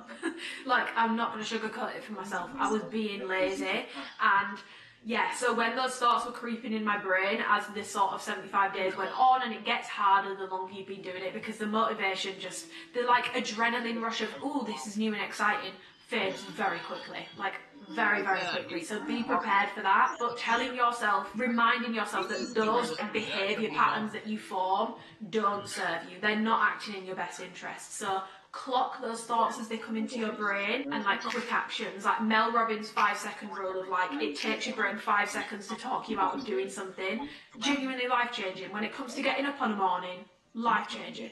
When it comes to getting out of the door and just starting to walk towards your car or towards the gym, if you walk there, doing that and actually like having some momentum and action behind what you're saying you're going to do, and quickly acting on it before your brain can be like, well, we could do this another day, or well, can't really be asked to do that today. Don't even give your brain the opportunity. Mel Robbins' 5-second rule, look it up. So the 75 days were definitely not perfect, and like I said, I had to take a break when I went to Houston, and I definitely didn't absolutely smash every single goal every single day. However, it is such an improvement on where I was at last year, and this is what I wanted. I wasn't aiming for perfection, and I think this is why I've always strayed away from challenges, and why I want to sort of encourage doing them in a different way. I don't think challenges should be these rigid things where you set it and then you can't change it. I think, you know, there should be like weekly sort of feedbacks with yourself, like what went well and what didn't, and whatever didn't go well, is it maybe something that you've done wrong, like you've not managed your time well, which means you need to manage your time better to get the training sessions in, for example, or is it that you've overshot the goal a little bit and actually you need to readjust it to make it more attainable? So let's say you set yourself a goal of 14,000 steps a day, but you work an office job and you have kids at home and there is no way you can get 14,000 steps in a day. Then after maybe a week, you would readjust that and change the goal. I don't believe that challenges need to be these like set in stone, rigid things. I think they should be open to changing as you go through to make them, yes, they should be challenging, that's the whole point of a challenge, but they need to be realistic. And if you haven't been realistic from the offset, it might mean that you need to make some adjustments, and there's nothing wrong with that. And I think that's what puts me off like the original 75 hard, is it's just too strict for me personally. For some people it will really work, the people that really need that discipline, but for me, like the idea of like I could get to day 56 and if I mess one thing up I've got to start all over again, that sort of for me just goes against everything that I believe in. When it comes to fitness and health, that just goes against absolutely everything that I believe in. So that's not something that I personally have practiced during this, but I am really, really, really proud of myself for actually being consistent with things again, sticking to something, sticking to my word and proving to myself that I can do the things that I say I want to do. It's just a case of mind over matter and not listening to those little things in my brain that are like, don't do that, like, oh, this would be easier. Because sometimes the path of like least resistance, like I said, is not the path that is actually best for you. And this is what this has basically taught me, and let this be a lesson in consistency, because this is where I am at now. And yes, I've had like numerical goals to hit, like my calorie target and my protein target, but truly like over the 75 days, I've not been sweating the small stuff. I've not been thinking like, oh no, like I'm 70 calories over on this day, or I'm 4 grams under on the protein. I've been focusing on consistency over time for my 75 slight struggle. I've not been aiming for perfection every single day. I've been focusing on consistency over time. All these goals are something that I wanted to be consistent with and build up from a place of complete inconsistency, no routine, no structure, no real even habits left anymore. I've needed to rebuild that from the ground up by just focusing on being consistent with things that really mattered to me. And as a result, it has tied in with my aesthetic goals of leaning out a little bit, building back some muscle mass that I definitely lost in the past few months of 2023, because I did start to lose muscle mass because I wasn't eating right, I wasn't training properly, I wasn't training enough, I wasn't training hard enough, and my protein was poor. Like, I did end up losing some muscle mass towards the end of last year. That's what happens when you've got like 3 to 4 months of really quite severe inconsistency, like some weeks not training at all. That's what happens when you fall into that sort of a hole. So now, 75-ish, like I said, days on, to be feeling leaner, which is something that I wanted to feel aesthetically, and to be feeling like I have started to build back some muscle mass that I lost. I personally am really, really happy, and I feel comfortable in myself again, which is invaluable to me. That is something that I really wanted to feel out of this challenge. I wanted to feel better mentally, yes. I wanted to build some habits back up, yes. I wanted to feel like I was giving myself the time of day again, yes. But I did also want to feel more comfortable in my body. I wanted to feel less inflamed. I wanted to drop some body fat. I wanted to build back what I'd lost, and I'm definitely on the way to being where I want to be with that. I'm not there yet. This isn't the end of my deficit journey, but I'm definitely getting there, and I'm really, really, really happy that I decided to take on this challenge, and I'm happy that I just sort of did my own thing, and I didn't let the fact that it's not a traditional 75 hard put me off. So if you want to do something like this, but the 75 hard rules are sort of putting you off and it's not really your thing, don't be shy to just make something up. All about trying to build things up throughout the month, trying to stay consistent, focusing on some goals that matter to you, and most importantly, just feeling good mentally, physically, because yes, obviously there's a physical transformation in this, but the mental benefits aren't even necessarily all tied to feeling better about how I look. Like, for example, the screen time one is huge, and I feel so much better in myself mentally. I feel more mentally clear, I feel like I've got more energy, I feel less down in the dumps, I feel less anxious, I feel less sort of like agitated even. I feel like when I spend a lot of time on social media, it just makes me feel very irritable and antsy, and I don't like feeling like that because it's not really very me. I don't like to feel like that. So, you know, aesthetic stuff aside and feeling better about that mentally, everything else just feeling a lot better mentally. And yeah, I don't have any regrets about doing it. I'm really happy with how it went. Yes, it wasn't perfect, but I knew that I wasn't aiming for absolute perfection every single day.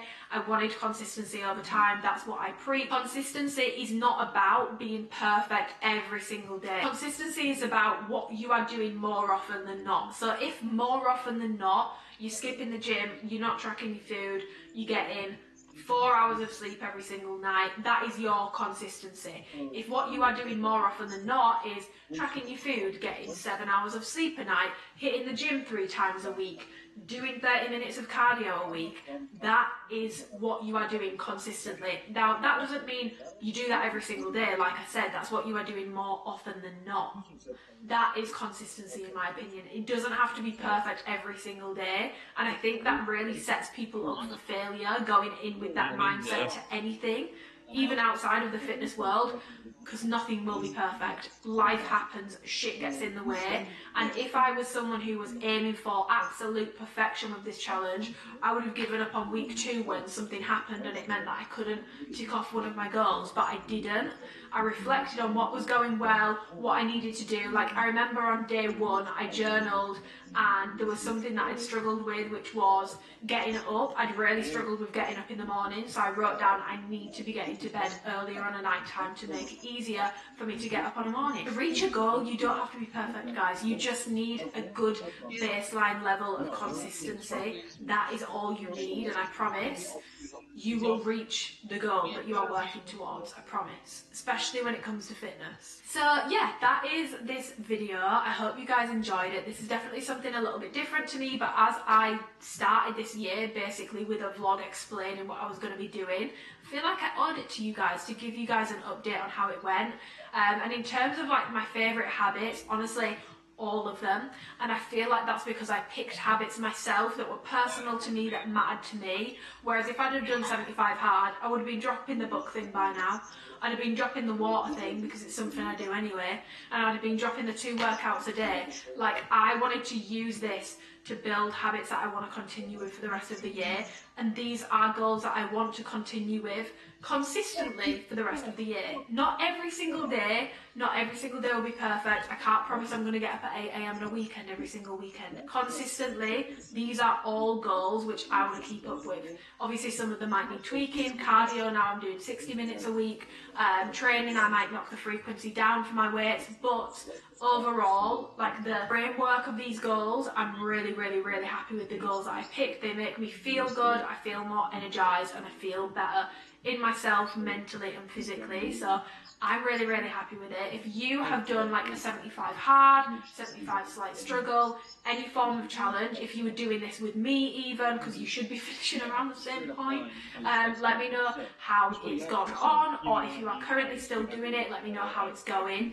But yeah, if you have any questions about my 75 slight struggle, let me know and I will get back to you. But yeah, give the video a thumbs up if you enjoyed it, subscribe if you want to if you haven't already, and if you have anything that you want to comment on, leave it below, because comments and likes do help me out a lot. It helps to let YouTube know that you guys are engaging with my content, and it pushes it out a bit more, and basically means I get to keep making videos. If you do enjoy them, do leave a comment, do like, subscribe if you want to if you haven't already.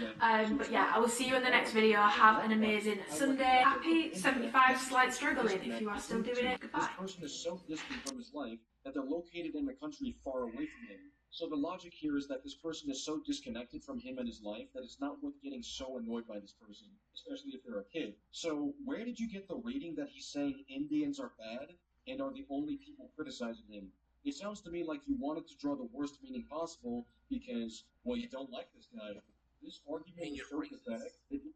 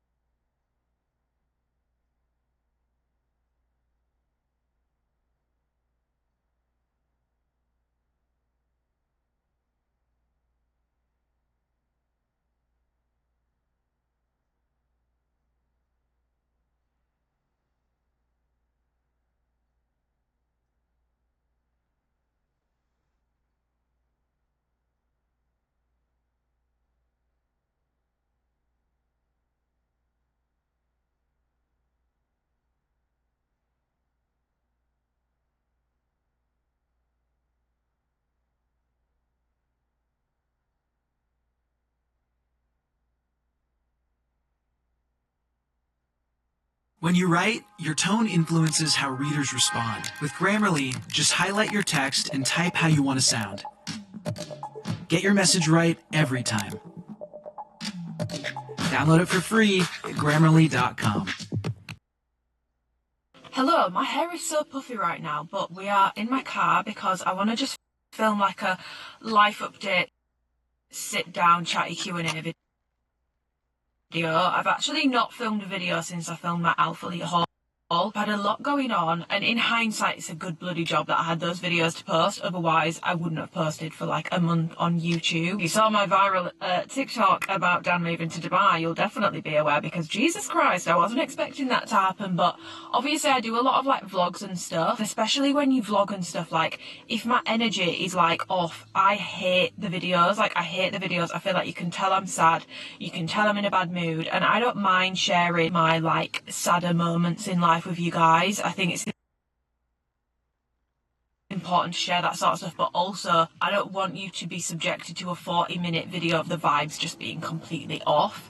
So I just needed to, obviously I've still been working in terms of like coaching and stuff and Instagram, and then the Alpha Elite launch was actually a pretty welcome distraction, but I just needed to not pick up camera because the videos would have been shit, and I hate posting a video I'm not happy with. I don't just want to upload a vlog one day and you guys be like, well, this is a different background, or if you've been watching me for a while you'll be like, oh, I recognise this background. So I just thought I would do like a life updates video, a chatty Q&A. So that's basically what this video is. I have honestly had the shittest past like 5 to 6 weeks. Honestly, you know when things just keep happening and you're like, nah, this has got to be a sick joke, like this has to be a sick joke.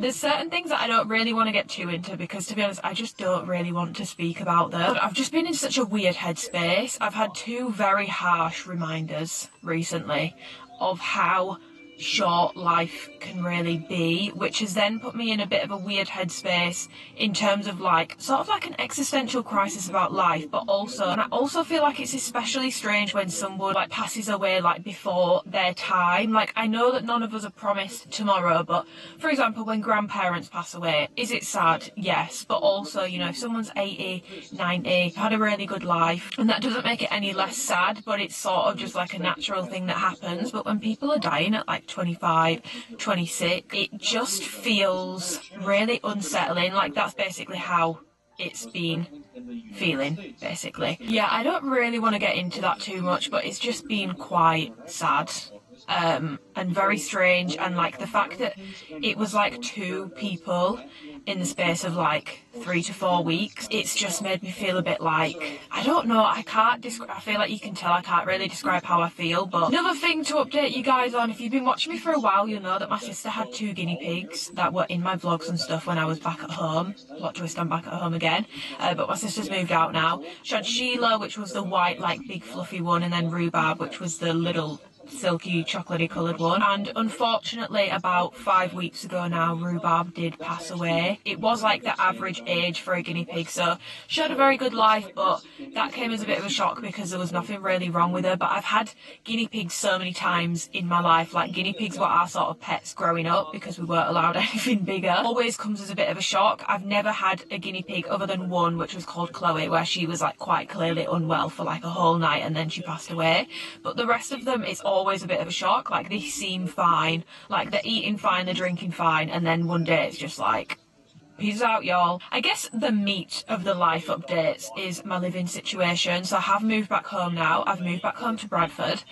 Dan has gone to Dubai. I wasn't even in the loop myself with that, neither was Dan, because it was such a hoo-ha. Like it was meant to go April 1st, then he was having issues with his visa, so it was May 1st. Then he was having real issues with getting like his medical exam, because obviously he's like a healthcare person, he's an osteopath. We were thinking, oh, he probably won't actually go until September now. So then I sort of like was like, okay, he's not going until September, and then all of a sudden, bam, he's going, and then he was meant to be going like 1 week, and then he pushed it back another week, and basically, space of 2 weeks, it went from I'm going in September to I'm leaving in like under 2 weeks.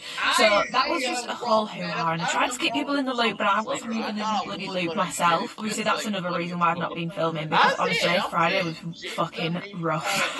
I had to move all my stuff out, and then I said bye to Dan. I didn't actually take him to the airport because I would then have to drive back from Manchester, and oh my god, the drive from Leeds to Bradford, that was bad enough, honey. Like, the tears were real. It's been very difficult, not gonna lie. I'm gonna try not to cry in this video, but everything in conjunction in the past 5 to 6 weeks has honestly been nothing short of fucking horrible, and it's just, there's never a good time for any of these things to happen, but Jesus Christ, talk about bad timing. It's not been the best month. You know, April, start of May was a little bit of a rough ride, but it's now Friday today, so I've been back home for a week. Dan's been in Dubai for a week. It's not been too bad yet, to be honest, in terms of like long distance and stuff. Like, we've spoken every single day, but I feel like it hits me on days where I'm not as busy, and my issue is, I mean, it's not an issue, it really bloody helps, but I will keep myself busy, like occupied AF, and I've kept myself really busy. I've been getting up at like 7:30. I've had so much to do anyway, because I'm actually going on holiday tomorrow, first family holiday in 5 years. I'm very excited. We're going to Lucca in Tuscany, so that'll be nice, and I feel like that's come at a good time as well. I'm not gonna lie, I'm not one to be like, I need a holiday, because I have a relatively very easy life, but like, fuck me, I need a holiday. My brain needs a holiday. I just need a bloody holiday, so I've got that tomorrow, but yeah, it's not easy, it's shit, and I actually made a TikTok about him moving to Dubai, and I just thought it was a little hee-hee-ha-ha TikTok. Oh my god, people were doing think pieces, and it went viral. It's got like 1 million views. People were doing think pieces in the comments about how the only hobby in Dubai is cheating, long distance never works out, and I've also had quite a lot of people asking me to speak about that in this video, because I put like a question box on Instagram, so I guess we'll sort of segue into the questions here, asking me about like how I sort of feel about things. Now, I don't want what I'm about to say to come off as cold in any way, but this is like a testament to how far I've come with like my mental well-being, so to speak, because I've always been someone that really struggles with relationship anxiety. I, 2 years ago, would be the sort of person, like before I checked myself into therapy, I was the sort of person where I would have ended up moving to a country, not a country, sorry, I know it's not a country, but I would have ended up moving somewhere where I don't want to bloody live, because I'm scared of losing someone, or because I don't want to lose that relationship. Amongst other things why I started going to therapy, because I was like, whoa, we're gonna have to draw the line somewhere, baby girl. Like, we can't be doing this, because you know deep down that's not what you want to be doing, okay? We're gonna have to really strengthen up that self-esteem and confidence and all that good stuff. So that was actually part of the reason why I did start going, and oh my god, I'm so glad I did, because honestly, I used to be such an anxious person when it came to relationships. Like, always thinking like, what if they don't like me anymore? What if they break up with me? What if he moves away and finds someone else? What if he moves away and then realises he doesn't actually like me as much as he thinks he likes me? What if he moves away and does X, Y, Z? What if he does this? What if they do that? All this sort of stuff. I've always been that sort of person. I'm very much a sensitive Sally. I pick up on tone changes. So if someone's tone is off, that's something I've always struggled with. I'm like a sponge. I soak up other people's energy, so it's really hard if someone's tone is off, or if they're in a bad mood, for me not to take that personally. I take it very personally, or at least I used to, and I used to think, oh my god, there's something wrong, they want to dump me, blah blah blah, and it's so unhealthy. Honestly, my stance now on like long distance and stuff, and like, are you not worried about cheating? Well, first of all, I'm not worried about that anyway, because if I was worried, I wouldn't be with someone that I'm worried about that with. Call me delusional, but I'm just not worried about it. Used to be a chronic worry about these things. Now I'm like, I also very much believe in the let them. Like, if someone's going to cheat, whether they're in Dubai, whether they're in Leeds, whether they're in London, wherever they are, they're going to bloody do it. Like, they'll find a way to do it. Yes, being further away makes it a lot easier to get away with it in secret, but if someone's going to do it, they're going to do it. Just in terms of like long distance and stuff, and will things work out? And obviously I don't want this to sound cold, because it's not cold. I've just come such a long way in how I used to feel about things. Like, I used to be so anxious and overthink all the time, and it was just so draining for me. Whereas now, and I'm not even just saying this to try and make people feel better who are going long distance and stuff, but honestly my mindset on this now is just, if it works out, like if it's meant to be, it will work out. And that doesn't mean don't put any effort in, sit back, see what happens, all that sort of stuff. That just means, look, if you know you're putting the effort in, if you know you're holding up your end of the bargain, and you're making an effort and you're trying, and things don't work out, then they're just not meant to be. And that's my basically ethos on most things in life. life now. Obviously that's not, like I said, to say just sit back and see what happens and don't put any effort into your friendships, relationships. If it's meant to be, it'll be, because obviously you need to put effort into things, but I do believe if it's meant to be, it will be. One of the most helpful things I ever learned when it came to my anxiety and stuff is just that worrying about things is a little bit silly, because worst case scenario, that thing does happen, and then even though you've worried, it's still not going to prepare you for actually dealing with when said thing occurs. So then you've worried twice, and you've probably spent months, even years in some people's cases, worrying about something, and probably made yourself quite unwell and just stressed yourself out. Best case scenario is that thing doesn't happen, but you've equally spent months being miserable because you were worrying about something so much. And I always remind myself of that when I start worrying about things too much, and that is basically that on that. I'm trying not to worry about things too much. There's a lot of people in the exact same position, and she was just saying about like not taking these sort of decisions personally. That's really fucking hard not to. I would be lying if I said there isn't little bits of me that have taken this decision personally, or that there's been times, should I say, where I've really felt this personally and felt like it's something wrong with me. But like some people were throwing the 2 pence in on the TikTok and being like, oh, you should have stayed, or a lot of the people were saying you should have gone. Like, sorry, this is not the 1800s where we just follow men everywhere they go to our mental detriment. Like, I do not want to live there, so I'm not going to do that. I'm just not going to do that. And if you want to know my reasons for not moving, I have actually spoken about on YouTube before, but in summary, family, work, and I just don't want to live there. And I feel like sometimes with relationships or life decisions, a lot of people struggle with coming up with reasons for things. Please know, especially ladies in particular, because we feel like we need a million different reasons, not wanting to move to a different country, not wanting to continue a relationship is a good enough reason. There doesn't need to be this big terrible thing or like this huge overarching reason behind every single decision you make. Also a reminder to ladies to make the decision that is right for you, because I feel like men are definitely more encouraged still to make the decision that's right for them, whereas women not so much. Like the ratio of comments under my TikTok telling me that I should have gone with him as opposed to the ratio of people saying that he should have stayed was wild. Like it was like 80-20, people just almost insinuating I'm stupid for not going. Bitch, I don't want to move there. Like, end of story. Also highlighted how fucking mean people are. Like, people really do online go out of their way to be mean and miserable and not helpful at all. Like, it really did highlight that for me, so that was an interesting experience. But yes, I'm back home.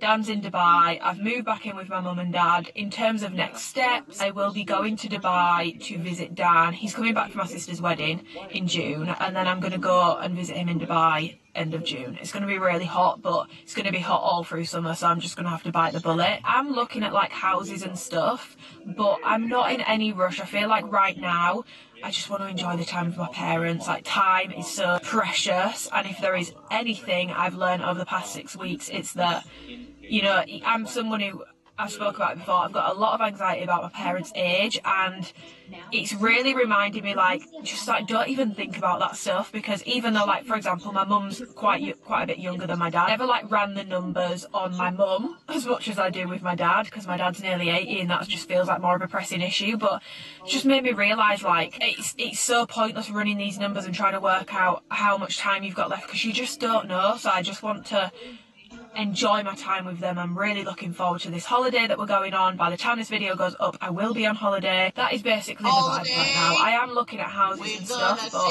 I'm not going to buy something that's not quite right just because I'm in a hurry to move out. Honestly, I'm quite enjoying being at home. I've not cooked my tea all week. I've made my lunches and I made my breakfast. I've been joining in on the family tea times, and it's bloody great. Gav's a great chef. It's been a very difficult past few weeks for a multitude of reasons. Obviously, people have passed away. Dan's moved away. The Alpha Elite launch, honestly, was fucking anxiety inducing. I really struggled with that launch. I think because I went to Turkey and then I don't want to get into that too much, but like that launch, I honestly felt like I'd been punched in the stomach. There is a new Alpha Elite launch coming. It's coming on the 30th, so it's actually a Thursday this time, 12 PM CST, 6 PM UK time. It's the new Tenacity range. There isn't any bottoms because they had an issue with them, so they've actually pulled them and decided not to launch them.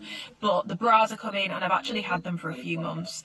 I've had them since I went to Turkey, so I will be able to go over all that, but my review might be up a little bit late because I get back on the 24th. I'm going to aim to have the review up 26th, 27th, I'm aiming for. But yeah, I'll pop in like the PDF of everything that's launching if anyone was curious. This is everything that is coming up. And yeah, a review will probably be my next video after this. I'm also considering vlogging Lucha, but I don't know if I want to. I don't know if I want to just like take it completely off or if I want to vlog it. I've not fully decided what I want to do there yet, so... Oh, sorry, I'm just moving you there so that I can sit back a little bit. So I thought I would get into a bit of like a Q&A now. On the topic of moving back home, actually, I wanted to let my YouTube people know when I get back from holiday, I'm going to start listing a lot of items. They're all Alpha Elite, and don't worry, you're hearing the word listing and you're thinking, bitch, you got that shit for free. I would never, will never, have never taken money for something that I got sent for free.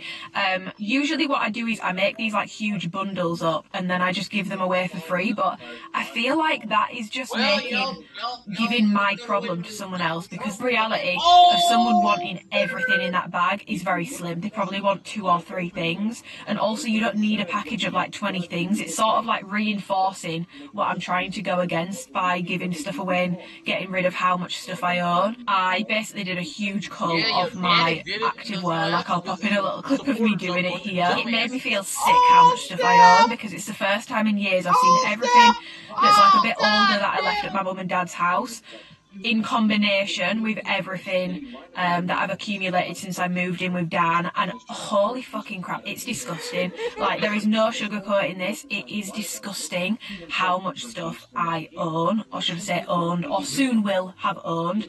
I still own a ridiculous amount of activewear, but obviously that's for work. But the amount of stuff that we own as influencers is actually, it's fucking grim. Like, it's so disgusting, and I don't know if it's like I'm about to hit 25, that prefrontal lobe is really developing, but it just really icked me out going through it all. It was gross, and like I didn't realise how much subconscious stress it was causing me owning this much stuff. Like, there's only so much room I've got, and I was like running out of room, and now I've got 3 empty drawers, which is unheard of for me. I've actually got space. I've got a quarter of the hanging space in my wardrobe free. I've got a quarter of my under bed storage free. Like, I've actually got storage again. So I'm going to keep on top of this now. Every single month when I get my Alpha Elite packages, I'm going to be giving things away that I either don't need or won't use. And just to clarify, you will see things listed that I've said I loved, and I do still love those items, but it'll probably just be that there might be another colour that I'm reaching for more, or just the sheer fact that I don't need to keep all this stuff even if I like it. Deborah's there. Hello, Deborah. There she goes. So yeah, I'm going to be listing everything. I'm going to try use a cross-listing app, so like Europe, America, UK, you can all be included in that. But everything will be listed for £5. Postage won't be included. It will be on top of that. For context, there'll be like tiny packages unless you order multiple things. US, I've just sent a package this morning and it cost me £7 to send a large letter. So like a t-shirt fits in a large letter, so that's £7, so that's about $10-ish, $10, $11. But all the money on the items, everything will be listed for £5, which is about $7 or $8. Everything will be listed for £5, and every single penny of that is being donated to Palestinian families. You guys know, if you're familiar with my channel, familiar with my content, this is something I've been speaking about for a while now. It felt like a good way to sort of give back to you guys for an absolute bargain, raise some money for charity, and then also make sure that you guys are actually getting things that you want, and not just me thrusting things that I don't want anymore upon you. And of course I will continue, as I have for the past like 5 years, to give things away to you guys completely free of charge. This isn't the end of that, but it's just the sheer amount of stuff that I've got. It's a really good opportunity to raise some money for a very worthy cause, and I will actually leave down below a link, Operation Olive Branch, which has a huge spreadsheet on it of like over 500 Palestinian families. It's got got their names, information about them, what they need help with, why they need help, and then a link to donate. So I'm going to leave that below because that's what I'm going to be using when it comes to donating the money. But yes, every single penny of that, I'm not pocketing a single penny from this. But yeah, those should be listed in a couple weeks time. It's going to take me a while, but I think I'm going to like pay my sister to help me with it. So I guess the first thing I wanted to speak about was hobbies.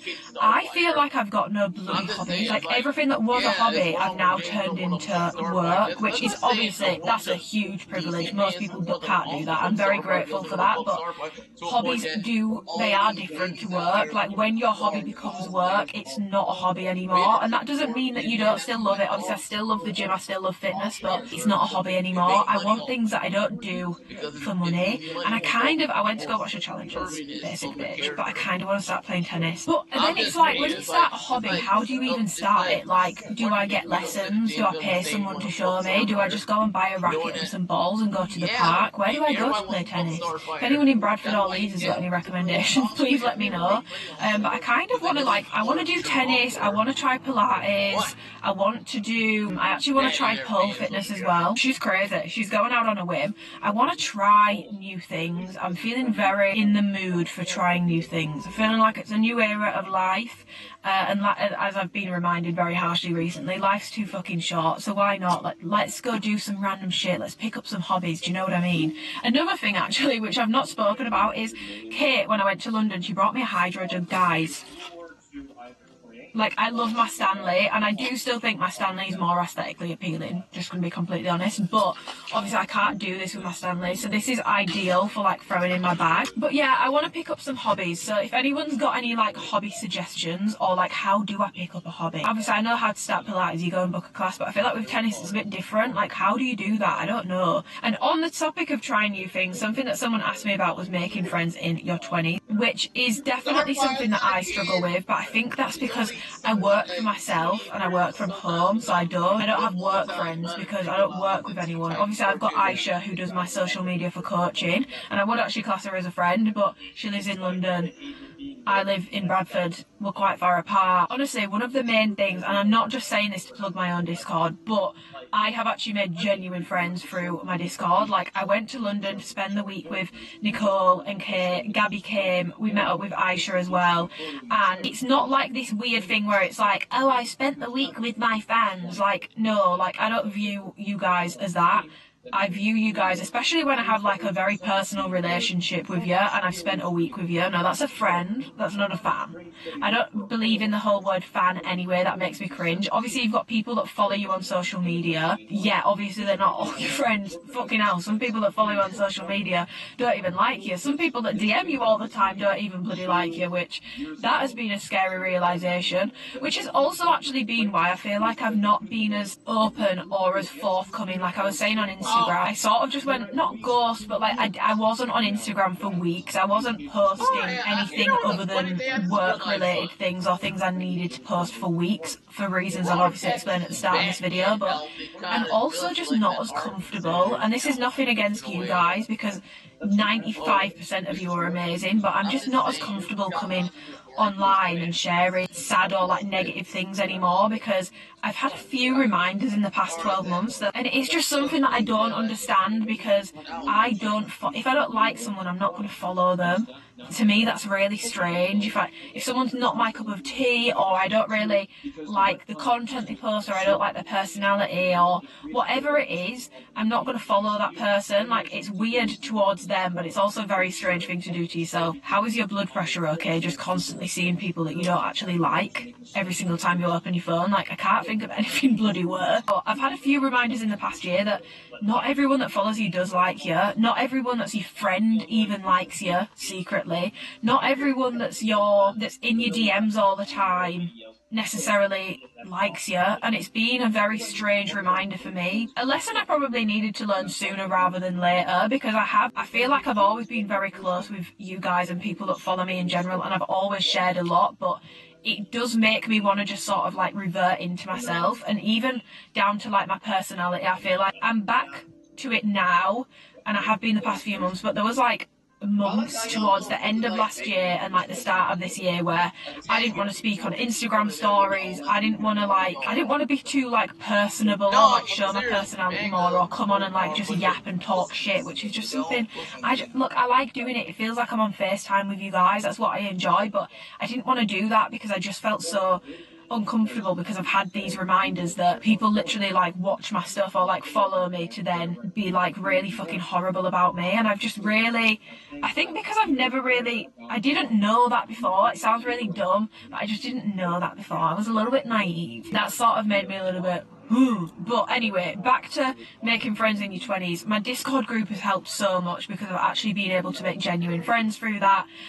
Working with Alphalete has helped me a lot as well because I've actually been able to make friends through that as well. But obviously that's a bit more difficult because I am in the UK, everyone else is in America. I'm going to be completely honest, I feel left out a lot of the time, probably like because of distance, but it's very difficult when you don't live in the same country. Honestly, the main thing that I would say is to like try and join communities online and then take it offline. Don't stay online with these things because I personally feel like I was so connected online the past year, especially since I made my Discord, but I've never felt more disconnected from my real life. And the past 6 weeks, especially with people passing away and stuff, it's really just made me want to like really hone in on like my actual real life, like the people that are like immediately around me, watering those relationships, reaching out to people a bit more, being a bit more forthcoming with things. The internet's amazing for making initial connections, but then where you can, try and take it offline, try and take it into real life, because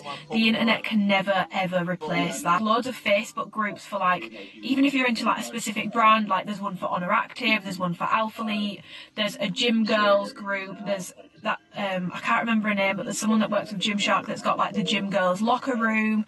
They do meetups through that. If you're into running, one of my old coaching clients, Martha Walsh, she is like huge on Instagram now. Absolutely, she's just the nicest person as well, by the way, if anyone was curious. She does running clubs. There's all these different things. So like if you are following like fitness influencers or you're into something else, try and join the communities and then see if there's anyone that's in your local area that you can go and meet up with. Common interests are a really good way. Like I've made new friends through basically activewear and fitness and the gym, and that's basically how I've been able to do it. So I would say common interests, because work friends and stuff are amazing, and obviously if you're able to do that, then that is amazing. But hobbies, common interests and all that sort of stuff will probably give you more long-lasting friendships, because a lot of my friends who have work friends, when they change jobs, they don't keep their work friends, they then make new work friends. So I feel like it might give you more of a consistent friendship if it wasn't tied to work. Obviously I can't speak too much on that because I work for myself and I don't have colleagues other than Aisha, and like I said, she's in London. But the internet's amazing for starting these relationships, but then try and take it offline. Try and take it offline. It's so much better, it's so much more fruitful, and that's actually something that I really want to start doing. Obviously I went to London with Nicole and Kate because they basically planned to meet up with each other and then very kindly asked me, and obviously I put out a feeler for my Discord and stuff, and some people were meant to come and then had to cancel on the day. Gabby was still able to come, but I actually really want to do more things like that where I put like a thing on Instagram or Discord or all of it, and YouTube as well, and you guys can basically come to like Manchester or something. I think I'll probably do Manchester next, and we'll organise something and have like a day out where you guys can meet each other. I don't really want it to be about meeting me, that makes me feel a little bit icky because bitch, who the fuck do you think you are? But meeting each other, like I want to meet you guys just as much. So meeting each other, and then we can make friendships, because I know that people have made amazing friendships. Like the girls who came to Houston last year from my Discord group are all still friends now. I think they're actually going away again with each other.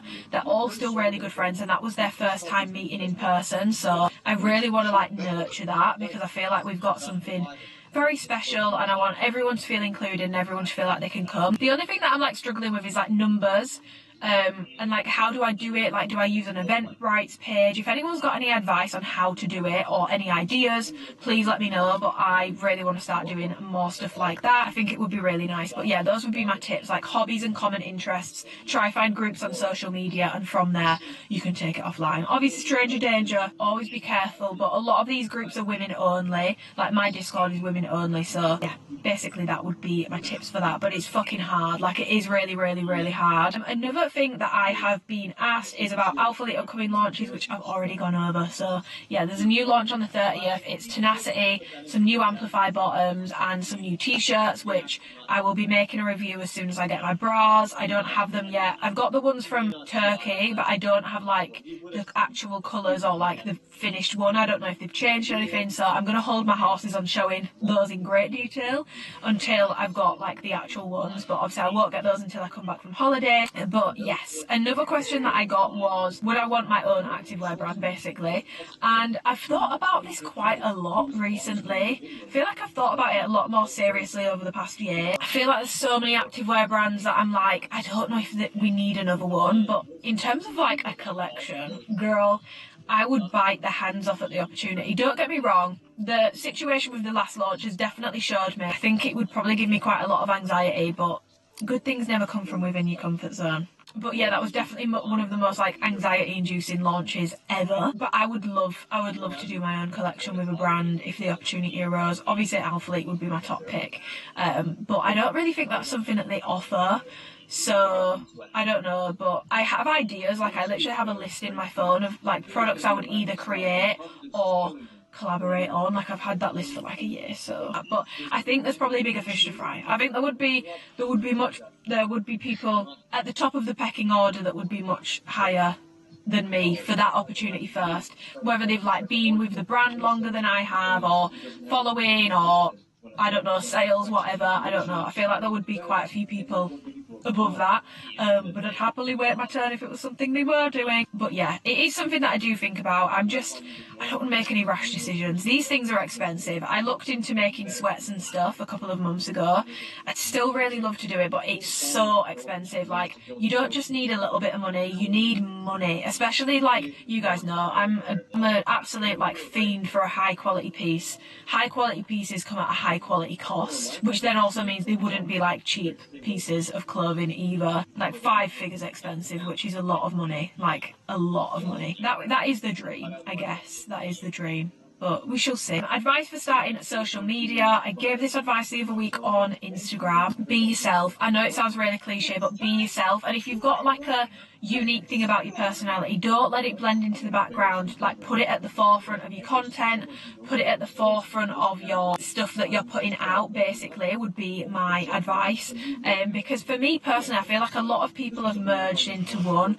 A lot of people's content looks the same. A lot of people's personalities have merged. Like, there isn't that much individualism online. So whatever it is that you've got that's a little bit more unique to you, definitely amplify it, if you'll pardon the pun. Definitely amplify that. Don't copy people. I always say, if you're copying someone, the best case scenario is you will only ever be a second-rate version of that person, because they are them, and you trying to be them, you would just be a knockoff version of them. Whereas if you're yourself, you can be number one, because you are you. No one else is you. You are you. The thing to be aware of, as I'm saying, don't copy people, is as a smaller creator, as you build a following, do be aware of the fact that you will get people. It's hard to say with social media and like copying and stuff, because nothing's an original idea. Sorry, you're really not that special. Most things online are not original ideas, but people do have like a certain way of doing things, or a certain knack to their like personality, or the way that they go about things, or like interests that they have, the way that they do things, the way that they produce their content, which can be quite individual to them. And something that I see all the time, which drives me insane, is people don't give credit, especially when it comes to smaller creators. Something I've noticed, which I find so interesting, and it has happened to me a couple of times, not that much, because guys, I'm a very small fish in this pond, you know. I don't think anyone's looking at me being like, ooh, I want a piece of that pie. But it has happened a couple of times, but I've noticed it with other people as well, is it's very rare for someone to give credit to a smaller creator, but they will happily give credit to someone that's got more followers than them, and I don't. It's very weird. So that's just something to be aware of. On the other side of me saying don't copy people, a lot of people can see when someone's being disingenuous, or when someone is like taking bits from other people it is very obvious when someone's doing it. So just be yourself, find your niche. Your vibe will attract your tribe. You will find your people. Don't worry too much about what other people are doing. Obviously be aware of trends and stuff, but curate a community rather than looking at followers, because a community will serve you so much more than followers will. Followers don't mean anything. A community is really, really, really important, and to be honest is why you should be wanting to do this anyway, to help people and to have like a community. Another person has asked me if I can speak about my nose job again. Oh god, I feel like I've spoken about it so many times. For anyone that's not aware, god, this is really blowing it out so you can't see. I got a nose job, my nose isn't real, I had a bump taken off it. I don't really have any further updates for you all. The only thing is, which someone did actually ask me the other day because she went to the same surgeon, she was like, oh my god, I just got on the plane and it swelled up so much, when does this stop? Never. My nose swells in the heat and on planes and stuff, and like when I cry it really swells, much more than it ever used to. I know that quite a few people always ask me about where I got it done, so just a heads up, he is retiring, so he won't be working in like a year's time, I don't think. But yeah, I don't know what you want to know, girl. Leave it in the comments, I guess. I don't really have anything to say. I know that you said that you were getting yours done, but I've got 2 videos on my nose, so I will leave those linked down below. But yeah, this is my nose, and I'm now like nearly 4 years. Is it 3 or 4 years? No, 3 years. I'm nearly 3 years post-op. This is my side profile. This is my nose when I smile. And this is my nose from the front, and then this is my nose from the other side. And yeah, it's basically it. I don't have any regrets. I am very happy with my nose. No, I didn't want a ski slope nose before someone comments. Every single time I speak about my nose, people are like, you've had a nose job? Like, ooh, like, it doesn't look like a nose job. And sometimes it's definitely a compliment, but sometimes it's definitely like, ooh, you should have gotten that smaller and more scooped out. Didn't want it like that. Didn't want it like that. Said that from the start. Yeah, I really like my nose. I feel like it kept character in my face, which is what I was actually panicking about just before I got it done. I was like, what if my nose, even though I hate it, what if it's what's holding my face together, and without it I look fucked? Like, what if I look really bad? Because I never, this sounds really, it shouldn't sound big-headed, we should be able to say things like this, but I never felt facially like ugly. Obviously I've had days where I feel ugly, but with my old nose I didn't think I was like ugly. I still thought I was like quite pretty. I think I look quite pretty, but my nose was something that I just really didn't like on my face. I just didn't like it on my face. Love it on other people, didn't like it on my face. Then I started to panic because I was like, oh, I actually do like how I look, I just don't like my nose, and what if my nose is keeping my face together? But I'm happy with it. I think it's kept character. I've still got quite a strong nose. It's quite straight, which I personally really like, and I'm really happy with it. I think it'll look good in years to come. You know, I'm not going to hit 60 and it's going to look weird because I've gone for something that's too small for my face. I'm honestly pretty happy with it. Any advice for breakups? My boyfriend dumped me last week. First of all, sorry to hear about that. I nearly said fuck your boyfriend then, but we don't know why he dumped you. You know, maybe it wasn't quite right for him, and you know, these things happen, but breakups can take you off guard sometimes. My number one favourite thing, and this is something that I got from, I think it was the girls' bathroom, like years ago, like probably 4 years ago. It was during lockdown. I was out on a walk listening to it, and they basically said, this is going to be fresh for you girls, so I understand, but it's only been a week, so it might still be too fresh. But in terms of breakups, I like to think about it, and this is what I always say to people if like a friend is going through a breakup, is this is one door closed, yes, and that's sad, that's awful. Feel what you've got to feel, don't suppress it, don't like go out drinking all the time and try to like plug your sadness with all this stuff. Obviously go and have fun if that's what you want to do, but don't distract. Feel what you need to feel, then you can move on. That wasn't right for you, that's why it's not worked out. So now, you might not feel like it right now, but it's actually really exciting because you now, they've just given you like the best gift ever. They've given you the gift of your time, because now they're not wasting your time anymore. You weren't right together, they're not wasting your time. They've given you a gift in letting you go, because now you are going to be able to find the person that is right for you. Think about how much like love and care and stuff that people put into relationships. Imagine putting that into something where like it's fully reciprocated and like it's just beautiful, and like, yes, one door has closed, but like 30 more have just swung wide open. Like, there's so much opportunity here. You can have more time for yourself, more time for your friends, more time for your family, more time for your career if that's something that you're interested in or of the age of. If you're studying, you've got more time to study, more time for your degree. You've also now got the opportunity for finding that right person, and obviously don't go out and do that right now, but you've got that opportunity there. You can now go and find someone that is going to be right for you, and I think that's really exciting. And it's a very like, ooh, that's a bit positive way of looking at a breakup, but it honestly helps me so much with anything in life that comes to an end. I always remind myself, okay, one door is closed, but like 30 more have just swung wide open. There's so much opportunity. Make the most of it because it won't last forever. Make the most of all this time with your friends, family, being able to just go and do what you want. The time you've got for your career, for studying, make the most of it. Exciting will it be when you find someone that is right for you and you can put all that love, care and attention and energy into the right person. That's bloody beautiful, that is. That is my advice on breakups. Feel what you've got to feel, but then this is an exciting opportunity and they've given you the best gift. They've given you your time. Another person has asked me influencer pet peeves. I actually don't have, well I do have a lot, but I don't want this video to turn into a very negative Nelly video. One of my absolute pet peeves with influencers is like trying to be relatable and like acting poorer than they are. Like, girl, we know you're pulling in like 50 to 100k a month. Why are you acting like you can't afford XYZ, or like you're going to be living off fucking rice and beans? Like, especially big influencers, like they will be earning that much money. Obviously it's one thing to be like conscious about money and not wanting to spaff it up the wall. That's smart, but like acting poor, acting like you've got a lot less than you have to try and be more relatable to your audience is just very strange to me. It's just something that I don't know, it just irks me. I don't know, but then I also understand why people do it, because as soon as people realise you actually make money, they won't like that. For me personally, all I need to want to follow someone, right, is a common interest. Say they're into the gym. I like the gym. I like the content they post about the gym. I follow them. Say they dress a way that I like. I will follow them. They have an interest in something I've got an interest in. Fragrance, I might follow them. I do not care how much money these people earn. I care about their morals. I care about their values. For me personally, I want to know things like where they stand on certain issues. For me personally, that is important. If I'm following someone, shopping through their affiliate links, basically funding their lifestyle, I do care about where their morals, ethics and values lie. But in terms of how much money they fucking earn, I don't give a shit. I don't need to relate to that. Jackie Aina is such a good example. I cannot relate to that woman. That woman's house, phenomenal. That woman's tax bracket, obscene.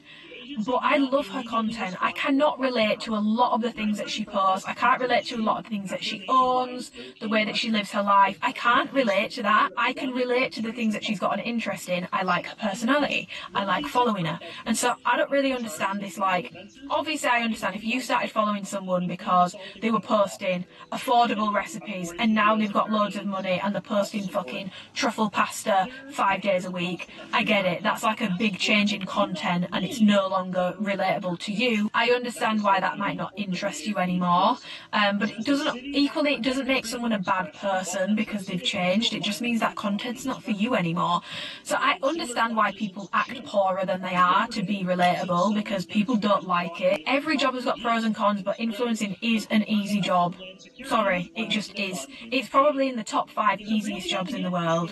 I understand why sometimes it gets people's knickers in a twist, but also the money that influencers are getting was once going to be spent on like a fucking piece of paper on the side of a building to a massive corporation. It's just a form of marketing. Like the money that was going on these billboards and to magazines and to newspapers is now going to an individual instead. Personally, I don't see an issue with it, but I understand it rubs some people the wrong way. But yeah, I feel like that's why people do it, but it still irritates me when someone acts poorer than they are, because I'm like, what? I don't get it. And again, I think it just comes back to like it's disingenuous, and that's probably like my number one ick in a person, is someone that's disingenuous.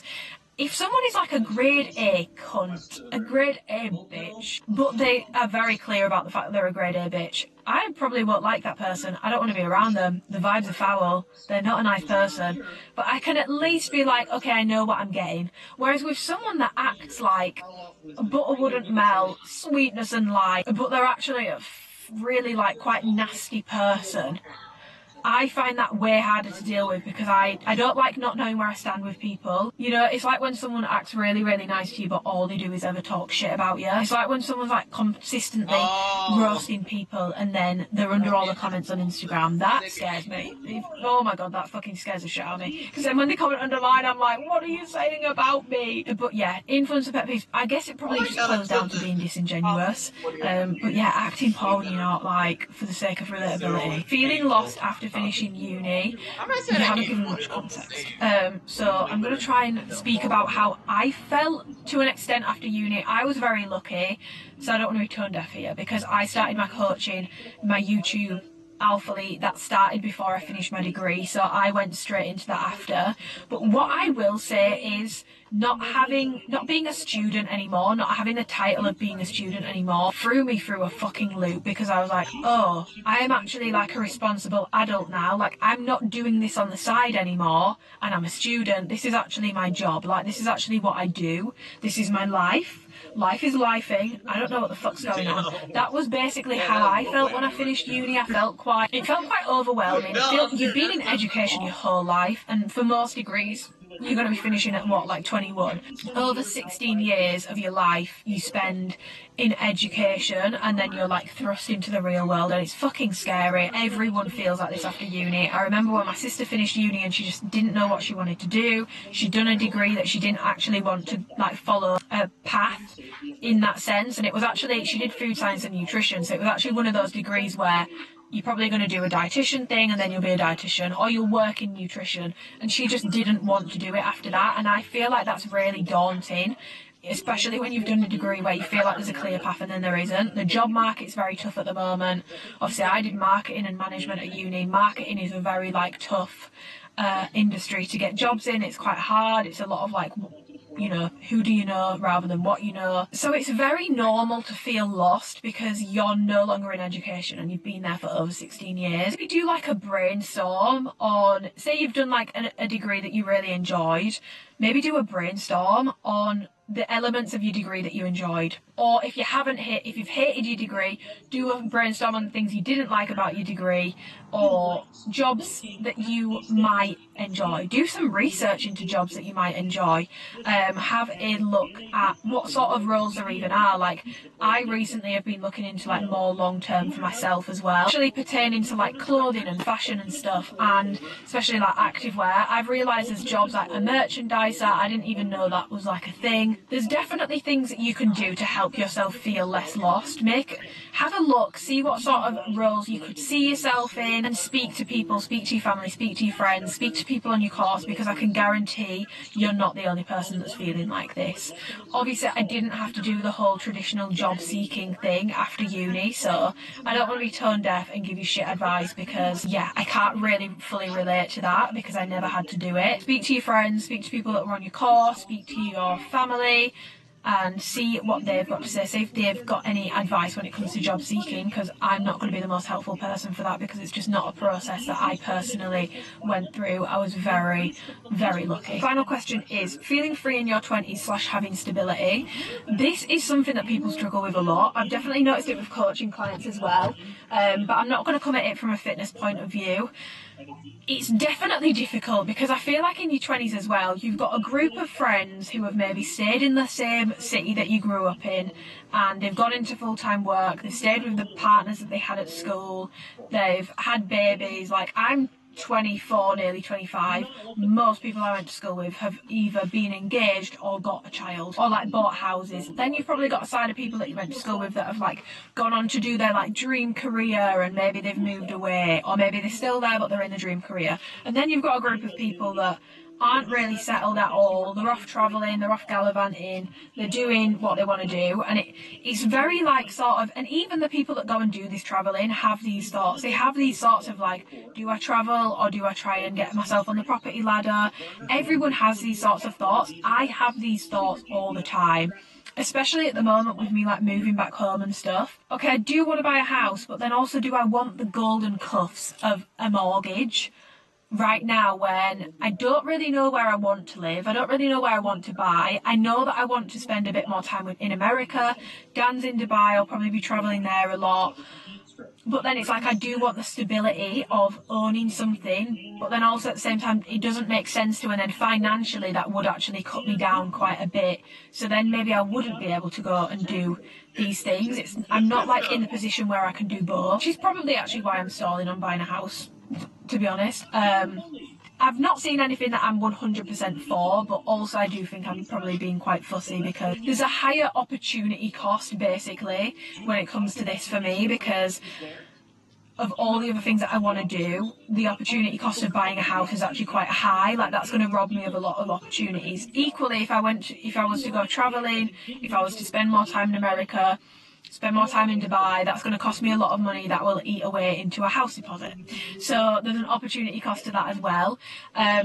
It's very hard to sort of find the balance between living free, doing what you want to do and having that stability. But one thing that I do is I'm very good with saving. Very, very, very good with saving. Ever since I started working for myself, I've been very, very good with saving. I don't spend most of what I earn, so to help give you the freedom to go and enjoy things and also give you some stability, first of all I'd recommend that you have an emergency fund. So if you don't have a house, you won't need it to cover like 6 months mortgage, but let's say you live with your mum and dad or you rent somewhere, you want to set up your emergency fund so you've got a few months of rent or board wherever you're staying at your mum and dad's house covered. If you've got a car, you want to have a few months payment for your car covered, a bit of money in there for like if anything goes wrong. And this won't be built up overnight, this will be like a good pot of money, but this will help to give you that cushion to fall back on. I would recommend starting to try and build up that emergency pot as soon as you can, because once you've got that and you know you've got those savings built up, it gives you a bit more of a safety blanket for if you do want to go and do other things. In terms of where you're going to put those savings, you're going to put them in a high yield savings account. Marcus by Goldman Sachs is about just under 5% at the moment. Interest rate, a lot of interest rates are higher at the moment, so there's a lot of banks where you can get a high yield savings account. I think Monzo has one which is 4 point something%. Put your savings in that. It's better there than it is in like your standard bank account where you're getting 1%. It's not a huge ton, but it will help you out. It will earn you a little bit of interest. You don't want to lock it away for like 10 years at like 8% because you might need that money within 10 years. That's the whole point of an emergency fund. The other savings that you've got, I would highly recommend, again, a high yield savings account. So this might be your savings for like travelling or going away somewhere. Deborah's there again. No, Deborah. Clothes, nights out, all this sort of stuff. Have that pot of money as well for fun. I'm not saying you have to save that up like and then burn through it, but like every month have like an allotted amount of money for like fun stuff, whether it's saving up for a holiday, saving up for some clothes, whatever it is that you enjoy, going out with your friends. And again, I would put that in a high yield savings account if you can afford to do so. I think something that could give you a bit of stability is putting some money away into investments. I'm not going to touch on that too much. I'll tell you what I've got. I've got a Vanguard Stocks and Shares ISA account, and I invest in the S&P 500 and an accumulation retirement fund. Those are my two investments at the moment. It will go up and down. You can lose money, so do not put any money in that. Even though people are like, it's a pretty safe bet, do not put any money in that you cannot afford to lose. The first 2 months I lost money on that account, and now I've got a rate of return since I opened it of 20.8%, so that's gone up a lot. Obviously that's a lot more than a bank will give you, but it's also much more risky because in a week's time I could lose all of that. So do not put money into these accounts that you can't afford to lose, but that will give you a bit more money and should help to give you a bit more stability. Yeah, I just feel like having some savings will help to give you that stability whilst allowing you to be a little bit more free, because you'll have money to do stuff because you've saved things up, but then you've also got the safety net.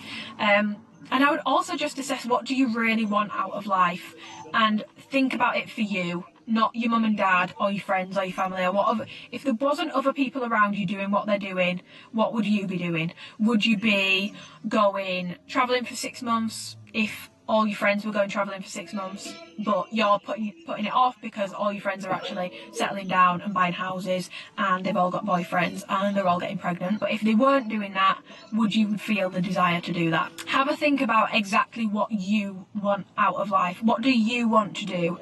removing what other people around you are doing, because a lot of the times we don't actually want to do what we think we want to do. We just want to do it because everyone else is doing it. That's how I felt with a house, and now I'm like, do I actually want the golden cuffs of a mortgage? I'm not sure. I really do want a home to call my own, but is now the right time? I don't know. So have a think about what you actually really want, and if there was no outside noise, in 5 years' time, what are you going to want to have achieved? What are you going to want to look back on? Are you going to want to look back on having a home and having a partner and maybe like starting to start a family? Or are you going to want to look back on going travelling and living in multiple different places, trying out different jobs? What is it that you're going to want to look back on? It's hard. I struggle with it, as you can tell. I feel like my thoughts are not very coherent. It's really difficult. But that's basically my thoughts on that. So I hope that helps. I've been talking for 1 hour and 13 minutes. So I'm going to stop this video now because I'm going to have to edit this probably tonight and then get it up for you guys. But yeah, I just wanted to say a massive thank you for everyone who's been so kind to me over the past few weeks. On Friday, I had a lot of messages about people checking in that I was okay, because obviously everyone knew, on Instagram anyway, that Dan had gone. So I massively appreciate everyone that's reached out to me. I want to apologise for just like lack of consistency on here. I was doing really well with it, and then honestly it's just been a really shit few weeks, and it's hard to come on a camera and act all when the vibes are just incredibly off. But I am feeling ready to like come back to filming videos again, so let me know any videos that you do want to see. But yeah, I just wanted to sit down and film this so that like everything's sort of addressed, if you will. When I go back to like vlogging and stuff, it won't be confusing as to why I'm at my mum and dad's house and where's Dan, and I just basically want this video here as a life update and just to chat with you guys. I love doing like sit down chatty videos. Do they do as well? No. Do I absolutely love doing them?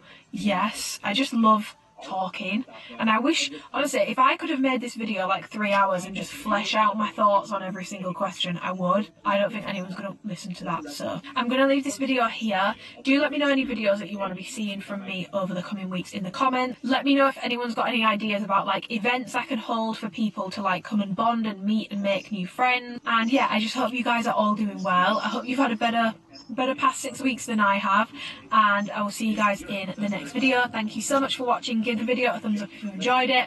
Subscribe if you want to and you haven't already, and I'll see you in the next video. Bye. First Slade became the inspiration for his cinematic debut as the caretaker, portrayed by Sam Elliott in the 2007 Ghost Rider film. Johnny Blaze's deal with Mephisto.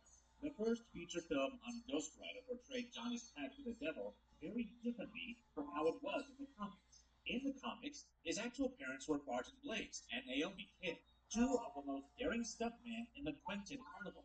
However, Barton died in an accident, and Naomi left with her 2 other children, abandoning Johnny, who was adopted by a fellow stuntman named Crash Simpson.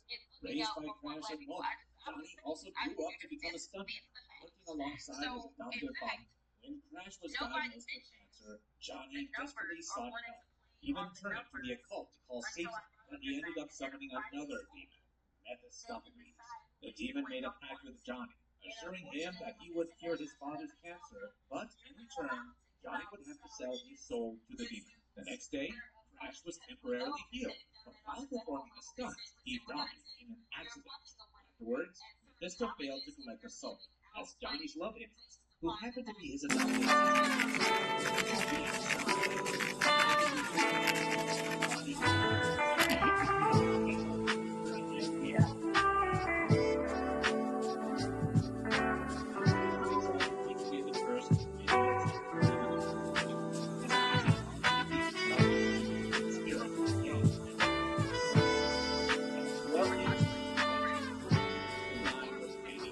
Welcome to my Italy vlog. Me, my mum, dad, sister, my sister's fiance Jack have come to Lucha. Pretty sure that's how you say it. I was saying Lucca, and then my nail lady Harriet was like, where do you mean? Where do you mean? Then she was like, oh, you mean Lucha? I was like, I guess I do. I guess I do. So that's where we are. It's in Tuscany. My sister is just, oh, she's in a vlogging era. Look at her. Look at her go. There she goes. Let me just turn the brightness down. But yeah, it's in Tuscany. We are literally in the arse end of nowhere. But this is the view from my bedroom. So when I wake up on a morning, this is what we're working with. It's very, very scenic. I'll give you like a proper... Oh, there she is, she's waving. Waving hello to the fans. Waving hello to adoring people. But yeah, I think we're just about to go to Carrefour, so... I might do some clips... Oh, birds! Might do some clips in Carrefour, but yeah, I've got this bucket hat on that I've had for years, but Catherine and Jack keep saying that I look like I'm going to Glastonbury. So now I'm not sure if I want to wear it, but this is my little OOTD. I'll pop you down here. I've got this little... Oh, this is not going very well, is it? I've got this little play suit on, which I've had for like 3 years now from Zara. I feel like lemon is very in, and I'm loving a bit of lemon at the moment. So this is my outfit. I'm going to put my off-white slides on. I've got my anklet on. The girls know as soon as you touch base in a foreign country, the anklet comes on. Yes, Catherine's fannying around outside. Deborah's calling my name. We must go. But yeah, welcome to a vlog. She's found the washing machine, the ironing board and the iron. Excellent. They are the newlyweds. Well, the nearly newlyweds. How many weeks, guys? Around 3 weeks, 4 weeks. Don't say that. Oh my god, I need to check that my dress still fits. Have you got on today? Something that doesn't need ironing. That's a good idea. I did pull a lot of stuff out of my case and think. I know. That's... I found an iron, so... Oh, where was it? There's a shed and there's a washing machine. Oh, is that the creepy looking thing? Oh, see, I thought that was like a creep room. And then Jack can finally be inaugurated into the A-Up chat. What a day, what a day. And forget the wedding, Jack. This is the real. We're in the land of the free. How is it? Land of the free, home of the brave. I've come to Carrefour. What's this? Oh, they got which one? Are these alcoholic or non-alcoholic, guys? I don't know. A foreign supermarket just hits different. Morrison's, eat your heart out. Oh, Prosecco.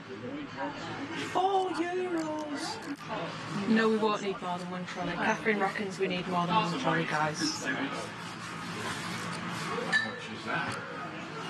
This is very British. Shocker at the alcohol. Don't vlog, guys. It's been an hour and 10 minutes, but this is a food shop. And Catherine's got some crocodiles. Okay, it's time for a tour of the villa. Catherine's going to film. This is on the left-hand side when you come in, and then you've got some red flowers here. Got some... Is this a lemon tree? I think so. I've got a lemon tree. They could be possibly these verbenas. Oh, verbenas? Never heard of a verbena before. We've got an outdoor seating area. Say hello, Mum. Hello. I have looked at how much it would cost to buy something around here. Not affordable, unfortunately. Come in. In here we've got Garth. He doesn't come with the villa, sadly, but we do have a lovely, lovely kitchen. He is currently frying some tomatoes. What? We're doing it all. Are you? Yeah. Alright. So he's frying some tomatoes because they were too soft. We have a fridge with many an item in. It's very dark in here, I'm not gonna lie, guys. And then no one's staying in here. No. Not yet, anyway. Maybe George and me will stay in here when they come next week. And we just want to follow through. This one, that's it. We won't give you a grandiose talk because it's a nice parents on tour. Come on, quick. Okay, then we go up the stairs. No country shops. This is Catherine's favourite thing. I do love these. If you drive past a house that you've had within a year's time that's got this outside it, that will be Catherine's house. Bathroom's in here. Where? Oh, that's just a bathroom. This is one bathroom. Very shower on the wall. But we left the window open. A bidet. This is Catherine and Jack's room. Lovely. Slanted ceiling, wooden beams. Oh, this is my dream. I could live here. Could you live here, Catherine? Quite happily. I'll show you my boudoir. I made my bed just for the occasion. It's my room. Sounds about right, Amy. Desk. To do some work. No work will be done. This is why I stole this room. Look at that view. Isn't that just lovely? Alright, Catherine. Oh, I've got it. Ooh. Oh, look at that view. And the bedroom's lovely. I've got a little clothing rail. I actually like the fact it's a clothing rail, don't you? Anyway, right, quickly. What we've got to do downstairs. We've got a lady with her tits out on the wall. In fact, we've got two ladies with their tits out on the wall. And shortly, We'll have 5 ladies up to 6 hours in the garden. 5? No, 3 in the garden, 2 on the wall. This is a living space. Lovely, lovely. Make sure you show the walls. Right. Howdy. Chaise long. Favourite in here, we can't escape her. She loves the camera. This is where we sit on an evening, as of last night. And now, Catherine. Some lovely lamps. Quite enjoy these. This is European living. Specifically Italian. Look at this lovely little seating area at the end there. Make sure you've got your jungle formula on. I have bed bug bags. Very fancy, don't they? Plenty of room for Horsing around. Then we're going to go down here. Yeah, Oh my run, god. Amy, run! What do you think I am? Now this is really quite something. Look at that, guys. We won't go all Bang. the way down. No, we can do it quickly. If you're quick. We won't go all the way down. Ah! Cramp, I don't know how you do this. That's not funny. Emergency, what is that even It's a life raft, isn't it? What are these? These are pretty, aren't they? I think they're olive trees. And then this is the pool area, guys. Look at that up there. All the hills.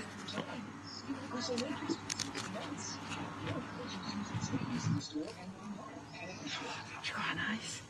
Nice temperature, can't wait to get in there. Loaded flowers. I just feel like this is so... And you know what? I think this is the perfect backdrop for you to finish. So, this is the villa, guys. I'm going to put my bikini on.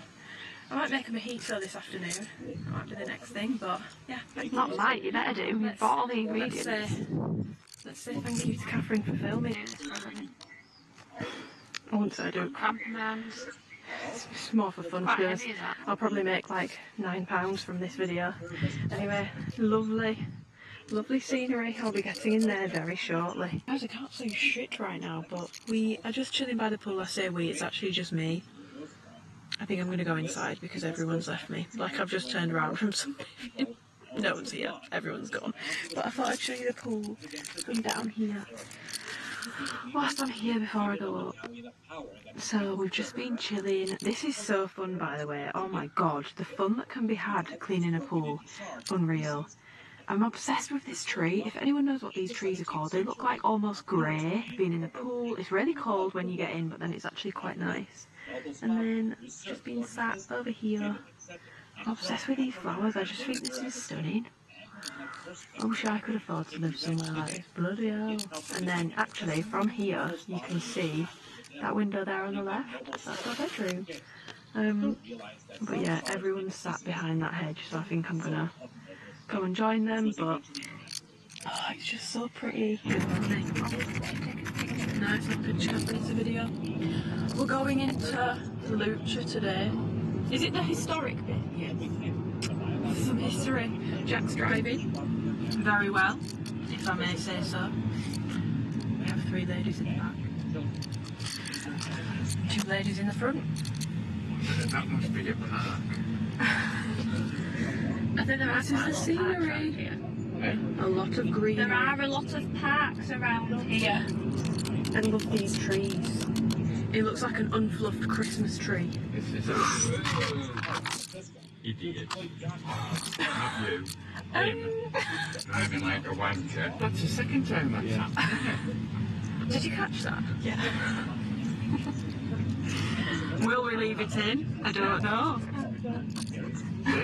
I said it's every time with that. It was a little bit scary. That's a nice house with olive trees. Yeah. Mind you, we wouldn't get much. Lots of nice houses and lovely greenery is the scenery. This is what the streets look like. Hello Catherine, hello Jack. Deborah's steaming ahead.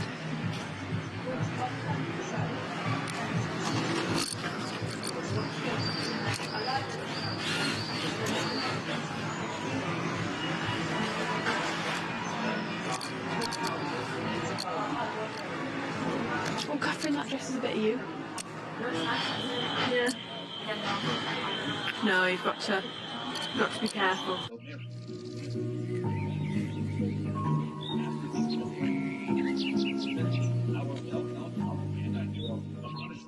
We've come to. Are we in Monte Carlo now? We're in Monte Carlo now. Catherine, what did you think of Lucha? It's nice. It's nice. I've come on my period, guys. Got a white dress on. Bloody hell, couldn't write it. Couldn't bloody write it. I've got really bad period pains as well, but we're championing on. It's very nice. There's a very cool Mini Cooper up here as well. And it's not too hot either. Oh, a little puddy cat. There's so many cats and dogs, guys. So many cats and dogs. This is a Mini Cooper. Look. A Mini Cooper 1300. I love the yellow. I do like the fact that they paint a lot of buildings yellow. There's a nice Porsche up here as well. Oh, it's all the way up there. And then we've got Garth and Deborah up there. But yeah, I think we're going to get some lunch now. And I need a wee. I need a wee really bad. Really, really, really bad. Ooh, that building's nice actually. I like the windows. Very cool. We've got lunch. Garth and Jack have gone for it. That's not in focus. Jack's is. They've gone for him. These beans are alright, they're not mushy.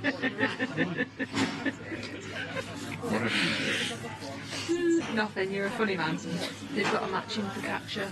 Deborah's got a vegetable salad. Catherine's got mushroom badger. I don't know what it is. And then I've got chicken salad, which looks yummy. Bon appetit.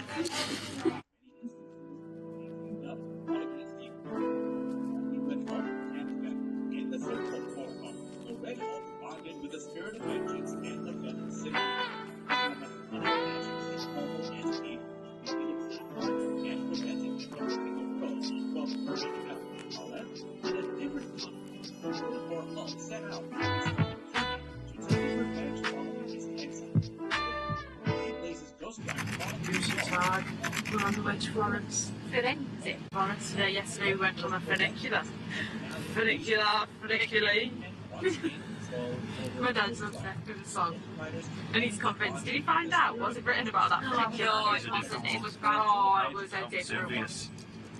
Which one was it for? That's Vesuvius. The funiculi song. But we all got an ice cream. I've not, no, sorry, not tonight. Cream of gelato. What did you think, Jeff? I thought very nice. What did you think, Catherine? Mum got pistachio.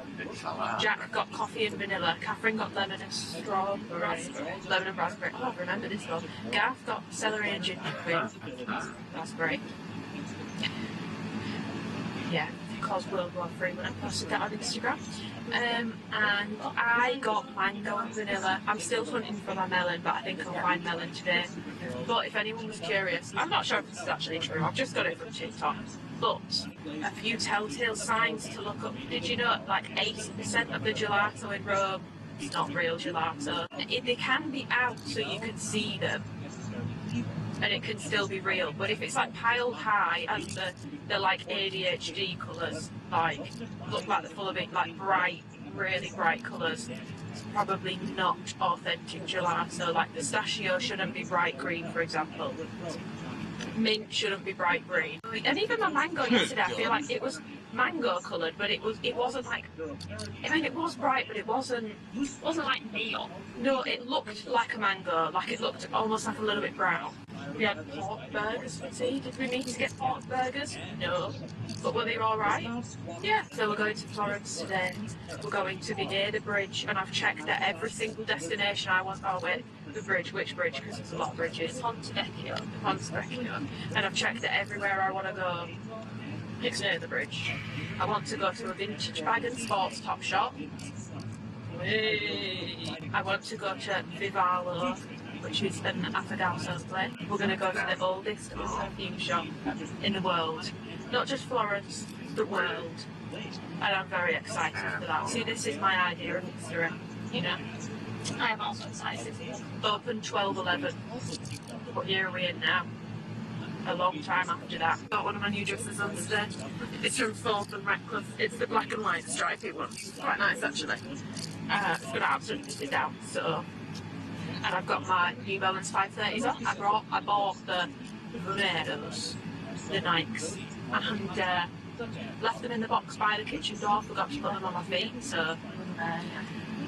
Blessing and a curse because it is going to piss it down today, so I'm going to be very grateful. I've got my battle 5:30. It's not saying it's going to piss it down, it's going to be some light.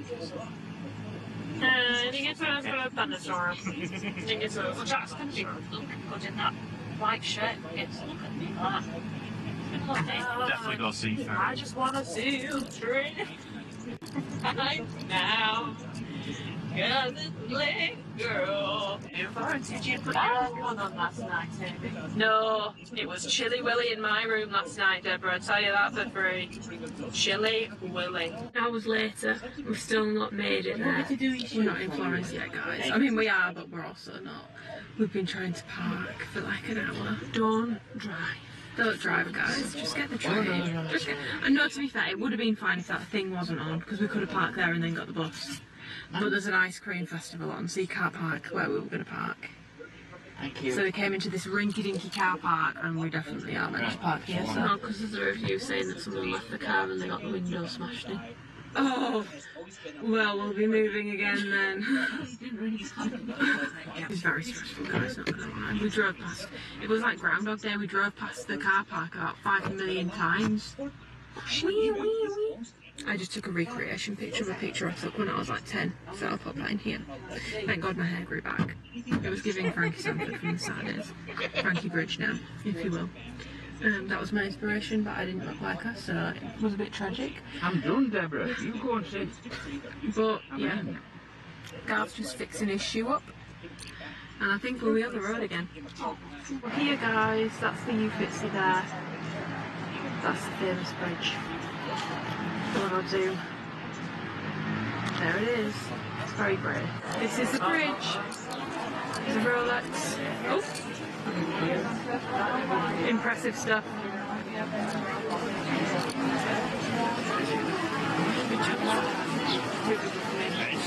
It is really busy.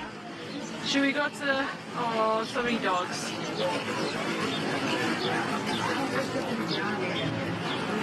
Actually, the perfume shop, me thinks. How cool are these rings? And then the bangle. The little tigers. The oldest perfume shop in the world.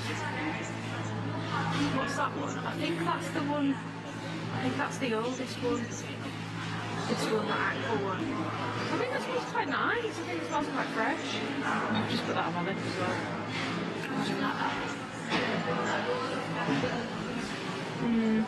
That's too rosy for me. It smells like a fresh rose. What an immersive art experience. Flowers on the wall.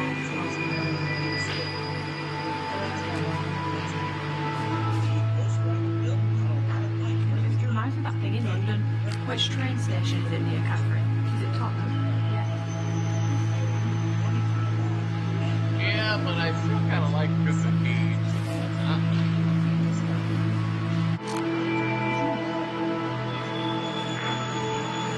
Get in it. Jack. Let's do it. It's not a picture of Theo. Oh, for the vlog. Oh, we're in yellow now. I'm sorry, I found it. That's easier it is. Hello, Jack. Like, I like it. I like Kristen Cage. I'm a fan of Kristen Cage.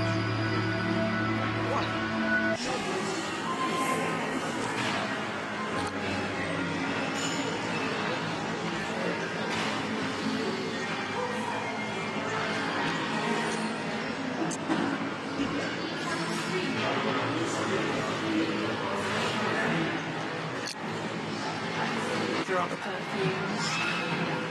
Was it this one that I liked? I can't remember. No, it definitely wasn't that one. That's the one I like most. It's very fresh and good. I got a perfume for my mum and a Discovery set, and Catherine got a perfume. Which one did you get? You didn't get the citrusy one, did you? That's the one Catherine got. I got the 1533 one.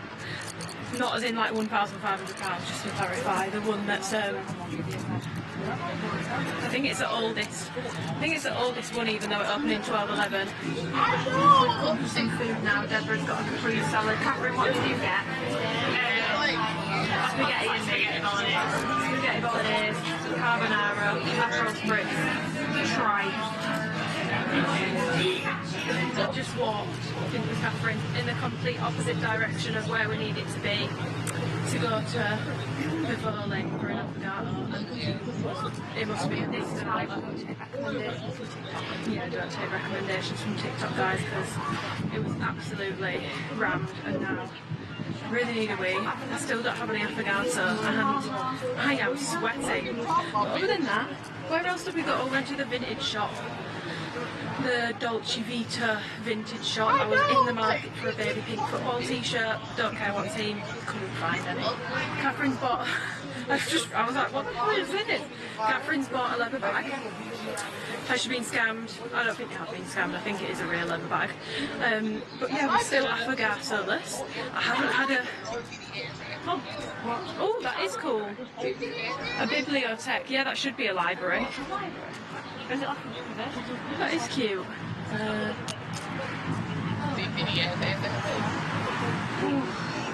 Do you know what the colour of that building looks like? A melon gelato. But yeah, you can see the big fat dome over there, guys. Oh! The dome is there. This has been a cute little walk. Deborah's steaming ahead. She's steaming. Look at her go. Go on, Deborah. What was that, Deborah? Sorry, I didn't quite catch that.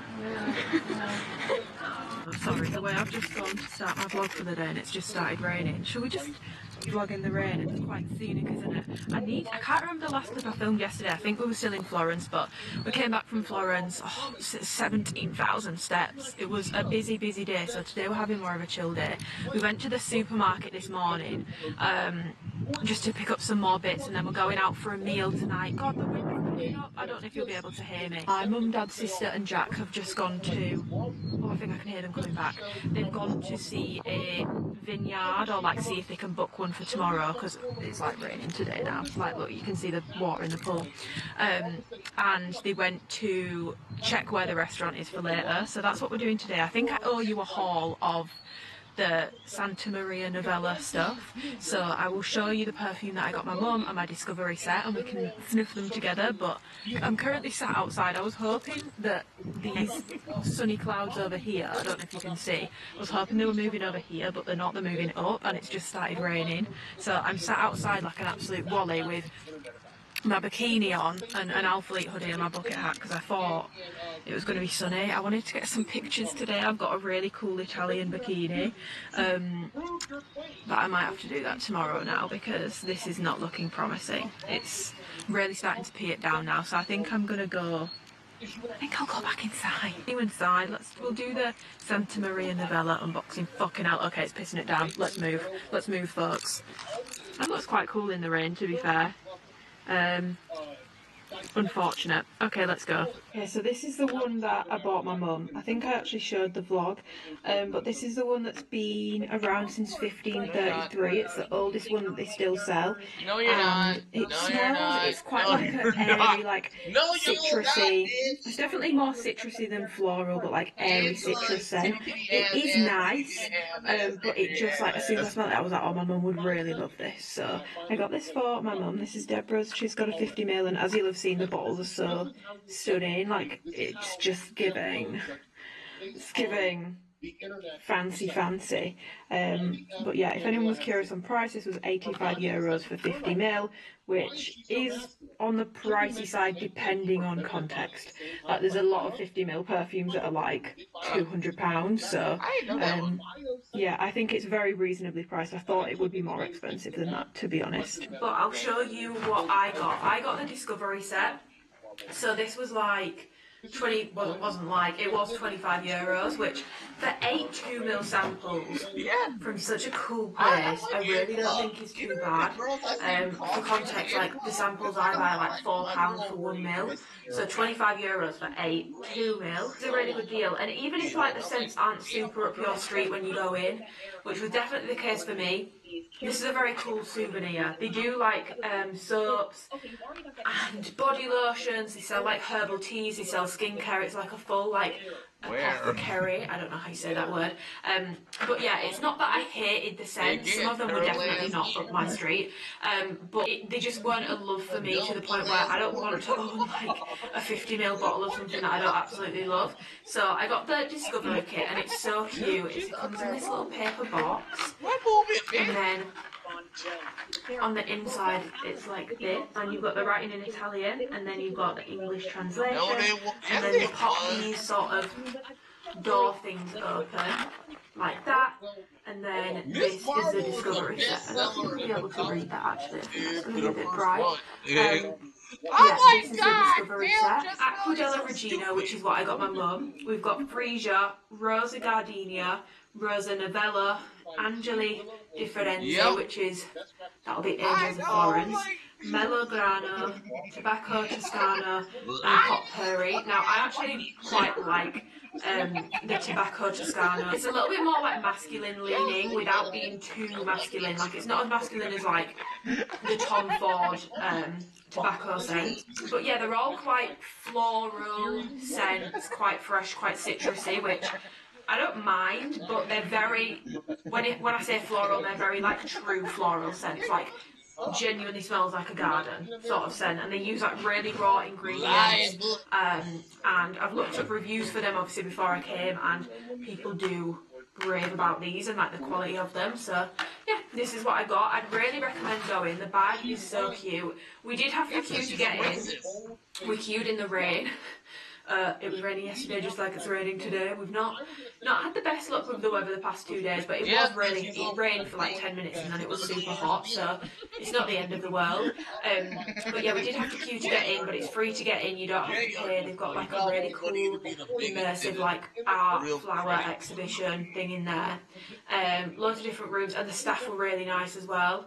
Like sometimes in places like that I get scared to go in, because I feel like staff like aren't helpful sometimes, or can be quite rude if you don't look a certain way. Staff were actually really lovely. Like that was probably one of the nicest perfume shopping experiences I've ever had. Obviously because the scenery was beautiful, but because of the staff as well. Like they were so helpful, so kind, not pushy at all, happy to let you spray things, happy to spray things on you so you can try things on your skin, not pushy with it. Really helpful, like you could tell them what notes you liked and they'd point you in the right direction of some that you might prefer. I definitely recommend checking out the 4 like newer ones that they've got. So they've got a lemon one, a magnolia one, and I can't remember the other 2, but they're in slightly, it's the same shape bottle, but the bottle's got more colour to it. So like the magnolia one's purple, the lemony one's yellow. Those were actually really nice, but they were a bit more expensive and still not an absolute love for me, because perfume's quite individual, isn't it? But regardless of if you like the perfumes in there or not, I feel like you don't go in there to shop. Maybe you do, maybe some people do, but you do go in there for like the experience, and I thought it was really sick. So 10 out of 10 recommend. It's obviously in the Santa Maria Square sort of area, it's just up the road. Recommend, like I mentioned, we went to Vivoli and I couldn't get anything because the queue was too long. If you're going to go there, either go really early or don't bother, because unless you're going to stand in the queue, there really is no point. And I don't mind queuing like we queued for the perfume shop, but that was quite a small queue and it went down really fast because obviously people are coming in and out a lot. That queue, I would have been sitting for like 1.5 hours, so yeah, I'm going to wait for my family and then I'll see you when I see you. Just got back from a meal, which I'll pop in some clips of. I didn't want to take my big camera because I only had my little bag with me, so I took my G7X, so the quality isn't like as good as this, but it'll bloody do. But yeah, we've just chilled by the pool today, which is why I never picked back up again after the perfume thing. But I will show you a little OOTD. Can I do it here? I think I can do it here. I'll pop you on top of the pillow. Does that work? I've got on this skirt from Fourth and Reckless. No, it wasn't. I've never heard of this brand before this holiday. The reason you did I got a because stripy dress from there, which I loved and everyone else loved.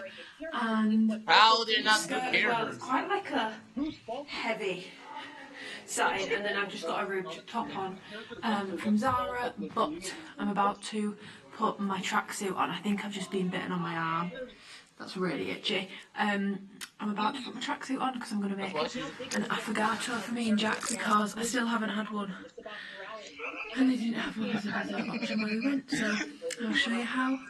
I've never made one before, but I'll show you how I'm going to make it. Sometimes if I put this on too much of a brightness, it puts me in slow-mo.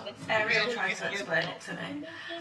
Yeah, I'm like, what the hell are you talking about? I didn't quite understand it, so sorry if this is a little dark, but when I put it too bright, it goes weird. So, this is the ice cream I'm going to use. I got it from the supermarket. It's just a vanilla ice cream. Gelato. Ice cream. Sorry. I've got 2 mugs. I wish these were a little bit smaller, but we're going to work with it. So, this is how I'm going to do it. Let me grab a spoon. Okay, so I'm getting my spoon. Just going to start scooping this in. 2.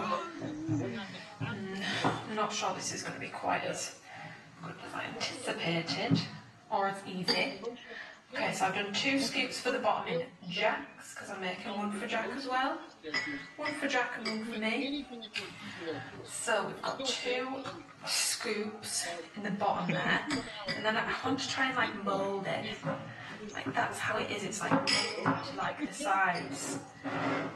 At the one on TikTok, I feel like this is going to be difficult because I feel like this needs to be a bit warmer. And so now, just for context, I'm trying to put some ice cream up the sides, just to give that immersive experience. Where did you go? Well, usually I'm gonna get my coffee. This is the one I'm using. Actually, it is. These are the pods that we're using. Catherine, please can you fetch me a small glass mug? I don't want to put the shots directly into the ice cream. The more in the time. And then pour them on. Ah, God, I'm so Probably itchy. It looks like I'm itching my nipple. And I promise I'm not, but I think... I feel like all of a sudden I feel itchy everywhere. I feel like I've just been bitten off being outside. The sides idea kind of failed, high key. It was meant to be like scraped on the side, but I think because it's like, obviously, it's not fresh. It didn't really work. But we're going to work with it. We're still going to rock and roll. Just a titty ass, dude. Yeah, there's some platter mug. No. Okay, so I'm just now going to put the coffee in. I can't show this because it's going to leak everywhere. Okay, both affogatos are ready. Let me just show you guys what these look like. So this is what they look like. This is not what I envisioned. Yummy, I yummy, yummy. I want some of that here, in my but it wouldn't work. It wouldn't hold. So this is what we're working with. 2 small spoons, please, Catherine. Take your pick, Jackie. Which one do you want? Okay, there you go. Thank you. We have our affogatos ready. Let's... Oh God, it does melt the ice cream. Obviously. Is it a fish? It has to be a clownfish? I get it. Try some. It's sort of like a Then why is it okay in the future? very milky coffee, essentially, isn't it? Because it melts the ice cream. Yeah, which like lumps of ice You're cream. not telling me that. Rate out of 10. I know. So it is. Yes. I'll take that, Jack. I'll bloody take that anyway. I'm going to sit with my dad now because they've called a general election, so we'll be watching the news for the next 3 hours. Register to vote, guys. Have your say. My buttocks are smooth, my mind is clear. Vote for whoever you want. Not you, get. It's pretty good, I'm not gonna lie. I said now we've just got to wait for everything to heat up. Yeah, I bought a whole bottle of rum at the start of the week I think I actually mentioned I'd make a mojito in this video, so I will make one. I've just not made one yet. Couldn't find limes though. Today was the first time I've seen limes. Me and Mum looked for ages in that co-op the other day. Good morning, it's our final day. We've come to Lucha again to actually shop this time. Dad says maybe move the car a little bit further forward because we didn't get to shop the other day because everything was closed. So I've just taken my braids out. My braids, my French plaits. How did they We're going to shop. How did they fail? What? What did you just say, Amy? Because y'all wagon. I said the P-U-S-S-Y wagon. There he is. Bit further.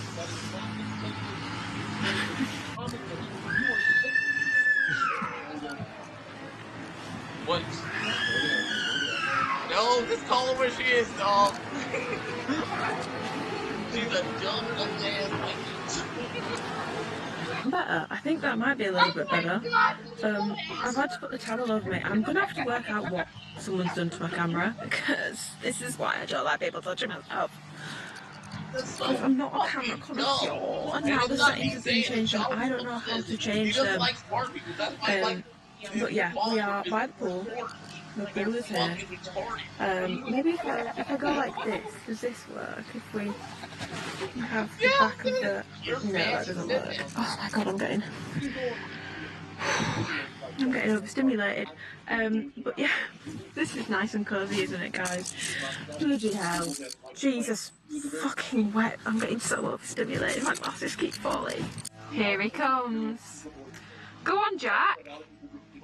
Another one. Yeah, you technically was Deadpool Windpool bit. Or it was everybody else's bit. Ooh. I'm serious. Excellent stuff. Garth's just getting his shoes put on. Iconic. Iconic. I wish someone put my shoes on. I actually ended up finding a panther ring, guys, for a lot cheaper than what I would have paid if I'd bought one in Florence. And actually, I think it's a bit easy to wear. Obviously, it's a very chunky ring. It's definitely not going to be like an everyday wearer, but yeah, this is definitely easier to wear. It's much less blingy. It's a bit more plain, but still with a little bit of sparkle. So yeah, it's because she's black. Is that going to focus? Yeah, here's my little panther. It just wraps around. It's no thicker than like this gold band I wear on my other hand, to be honest. So I'm quite used to having a thicker band on, but I think this is really quite sick, to be honest. Pretty happy with it. Yeah, this was the only thing I bought. I was in the market for like a skirt. I really wanted some like linen bits or like a skirt or a hat, but I actually ended up ordering some linen bits from Tala because they had a drop today and they've got like a deep V front waist skirt which looks so nice. So I've actually ordered that instead. I didn't really find anything. There was just nothing tickling my pickle other than my panther ring, which I'm very happy with. So yeah, I bought a panther ring. I have been sunbathing since we got back, as has everyone else. Tried to get some Instagram pictures. It's a bit too bright, so I'm just gonna have to filter. Oh bloody hell! I'm gonna have to filter them, but we can work with it. Here he comes! Whoa! Go on, son! Yeah, most of these characters. Go on, son! Sat-nav is terrible. It's so terrible, guys. Don't use the sat-nav in the higher cars because it's just taken us on a rampage. But we've come out. Oh, the parking brake is on! The parking brake was not on! Oh my fucking god! First you take us up a dirt track, then you just put the bloody parking brake on! Go on by itself, doesn't it? Fucking hell. Anyway, we've come out for food. It's our final supper. Alpha Tiers to have ordered a plate of meat. There's a leek flan, a beef tartar, and then we got bruschetta, didn't we, Catherine? We did. Big plate of meat. This is a meat in tortellini with a meat lagoon, and this is a bay leaf. I don't know. This is fish.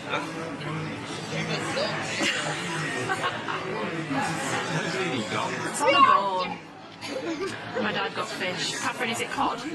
Yeah, don't want to make the right decision. And my mum got a lovely fish kebab. And me and Jack got fuck all. Me and Jack got pizzas. Mine's got mushrooms, olives, sausage meat and onions. And you've just got classic mine. Look at her. She's drunk. And really not. She's gonna stumble out of this beautiful Ford. Can't see you, mate. You're in the dark. Oh! Get a grip. Oh, she's like the ramblings of a drunken girl. Oh, go on, Catherine. We'll follow you up the garden path. Ooh. No, Catherine. No, we're not going in the pool. Jack! Mom! Mom! Let me in! Oh god, it's like a horror movie. Fucking hell. Fucking hell, lad. Okay guys, Catherine has secured the mint from the garden, so I guess final night, I guess it's time to make a mojito. This is not going to be an authentic mojito, I'm just going to tell you that right now for bloody free. By the way, fresh mint from the garden, you know. I just looked up the recipe and you meant to put like 8 to 10 mint leaves in each one. So I'm going to make 2 and we'll just share them amongst the group. And the limes, so I'm just going to put the mint in the glass because that's what it said to do. We're going to do half the lime. I wish I had like a wider angle camera. I'm sorry, why is that so I've actually decided to put the rest of the lime in there. Magda does not like learning people's background. In some sugar or some syrup sugar. So this is what I'm using. Is this the right thing to use? No idea. It's Mesura Liquido. Liquid sweetener basically. Not sure how much I meant to put in, but I'm just going to do... That's probably about right. I don't fucking know. I'll be so honest, I've got no idea. Then this is the rum I'm using. It's probably not the nicest quality rum. Oh, fucking hell. Of course you will, because she's a hoe. I don't want to put a lot of this in. I'm going to make these very weak, because I don't want to put in just what you want to glass for. You might as well have none in there. Catherine. Let's get fucked up, Amy! Party! That's it. Get fucked up, Amy! Yeah. Remember that video where that woman's cooking and she's like a shot of vodka? And she goes like this with the bottle. I'm sorry! She's like a shot of vodka. I'm the opposite. Quite frankly. Now we're getting the fizzing. This seems a bit still. I mean, it looks great. Look at that. Bottoms up. And the devil laughs.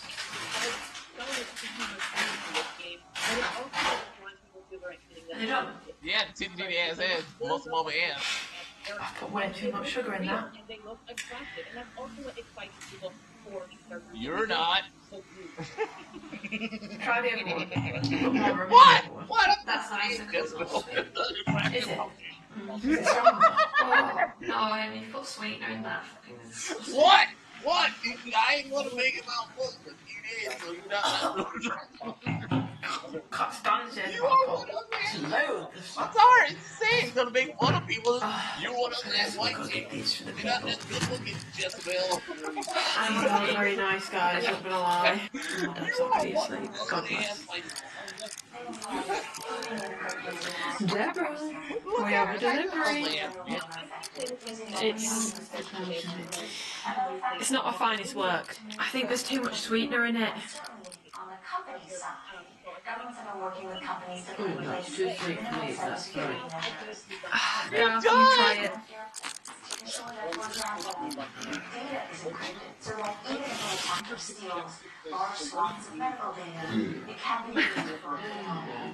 Oh, fuck, I fucked up, man. You don't even know why she dressed like this. Yeah, it's too sweet. Oh, they're far too sweet. Do you have any words of wisdom? How best is preparing against silence? No, I said, do you have any words of wisdom? Yeah, you have the house of the hellfire god. Don't wash the The cutlery hellfire in goddess the mess hall. I don't know what that and not means. the beginning. I've said that before. I've just been packing all my stuff up, so I've got my case here, got my alpha bag there, and then my bag within a bag here, and then some stuff that needs going in the morning, but I'm going to be so sad to not... That's my outfit, by the way, for the morning. I know! So What is he talking about? But it's just the nicest room. Like, this is definitely the nicest, like... We don't really do villas much, we usually do hotels, but this is honestly probably one of the nicest places I've ever stayed in, so shout out to my brother and my mum for finding it, and this is what it's like at night. Yeah, she's and you can see me getting into bed now because I'm a very tired lady and my flight's at like 10 in the morning, so we're going to have to leave at like 7, which means I'm going to have to get up pretty early. I think it's like 11, it's 20 past 11, so I need to get a wriggle on. I've just got word that the Alpha Fleet launch, I wish I could stay longer. Basically, this was already booked, but I knew that there'd be an Alpha Fleet launch around it. I wish I was staying now because the Alpha Fleet launch was meant to be the 30th. It's not going to be the 30th anymore, it's now going to be the 13th of June. So it's been pushed quite far back. Basically, long story short, one of the bras, which I've had for like over 6 months, so mine was fine, but it seems like something's gone wrong when they've mass produced them, and they were like ripping, and everyone's was ripping in the same spot. Now mine, that I've had since last year, didn't, but I feel like something must have changed between then and now. But I'm obviously glad that they've pushed it back because I don't want... It's such a nice top, and I was gutted that I was going to have to say to people, maybe don't buy this because this is going to be like over £40 and it's probably going to rip. So I am actually glad that that's done, that they're doing that. Obviously it's unfortunate, but it is what it is, and it's definitely the better outcome scenario. But yeah, I thought I'd be needing to like rush home for work and stuff. Obviously I've got coaching stuff to do, but I thought I'd really need to do a lot for that before Thursday, and now I've got like 20 days, so I've got so much time. The video after this now will probably be a haul and review, but I'm going to post this on Sunday. My video this week, so the week I'm away, my video was meant to be, or going to be, an Alpha Leak review, because I was going to sort it out when I'm home and I've got all my stuff, because some of my stuff wasn't delivered before I went away. But obviously there's no point now because it's just feels like it's too early, so I'm going to do it next week, work on it next week and get it up within the next 7 days of you seeing this vlog. But yeah, I am honestly so sad. I'm glad I'm not the only one who said that. It's like She-Hulk. Tonight was so nice. Obviously it's unfortunate about the heat unless it was fucking wrong. But I've honestly had such a nice time. It's been so nice. I think I mentioned at the start, we've not been on a family holiday since 2019, and it's just been really, really nice.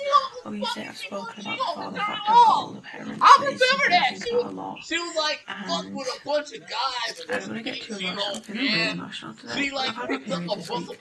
Very grateful that we got to do another family holiday. Hopefully we get to do more. But yeah, I wish I could stay longer. My mum and dad are actually staying because my brother is coming with his wife and my niece and nephew, George and Mia. So they're going to come on Saturday. So Mum and Dad have got the day to themselves tomorrow. I think they're just going to chill. I've got a week at home looking after Fudge on my own, but it'll actually probably be quite nice to be on my own and just... I'll have quite a lot to do, so I'll be a busy bee, but I honestly love doing this vlog. Not I feel really. like it's a little bit of a selfish. Not really. Post.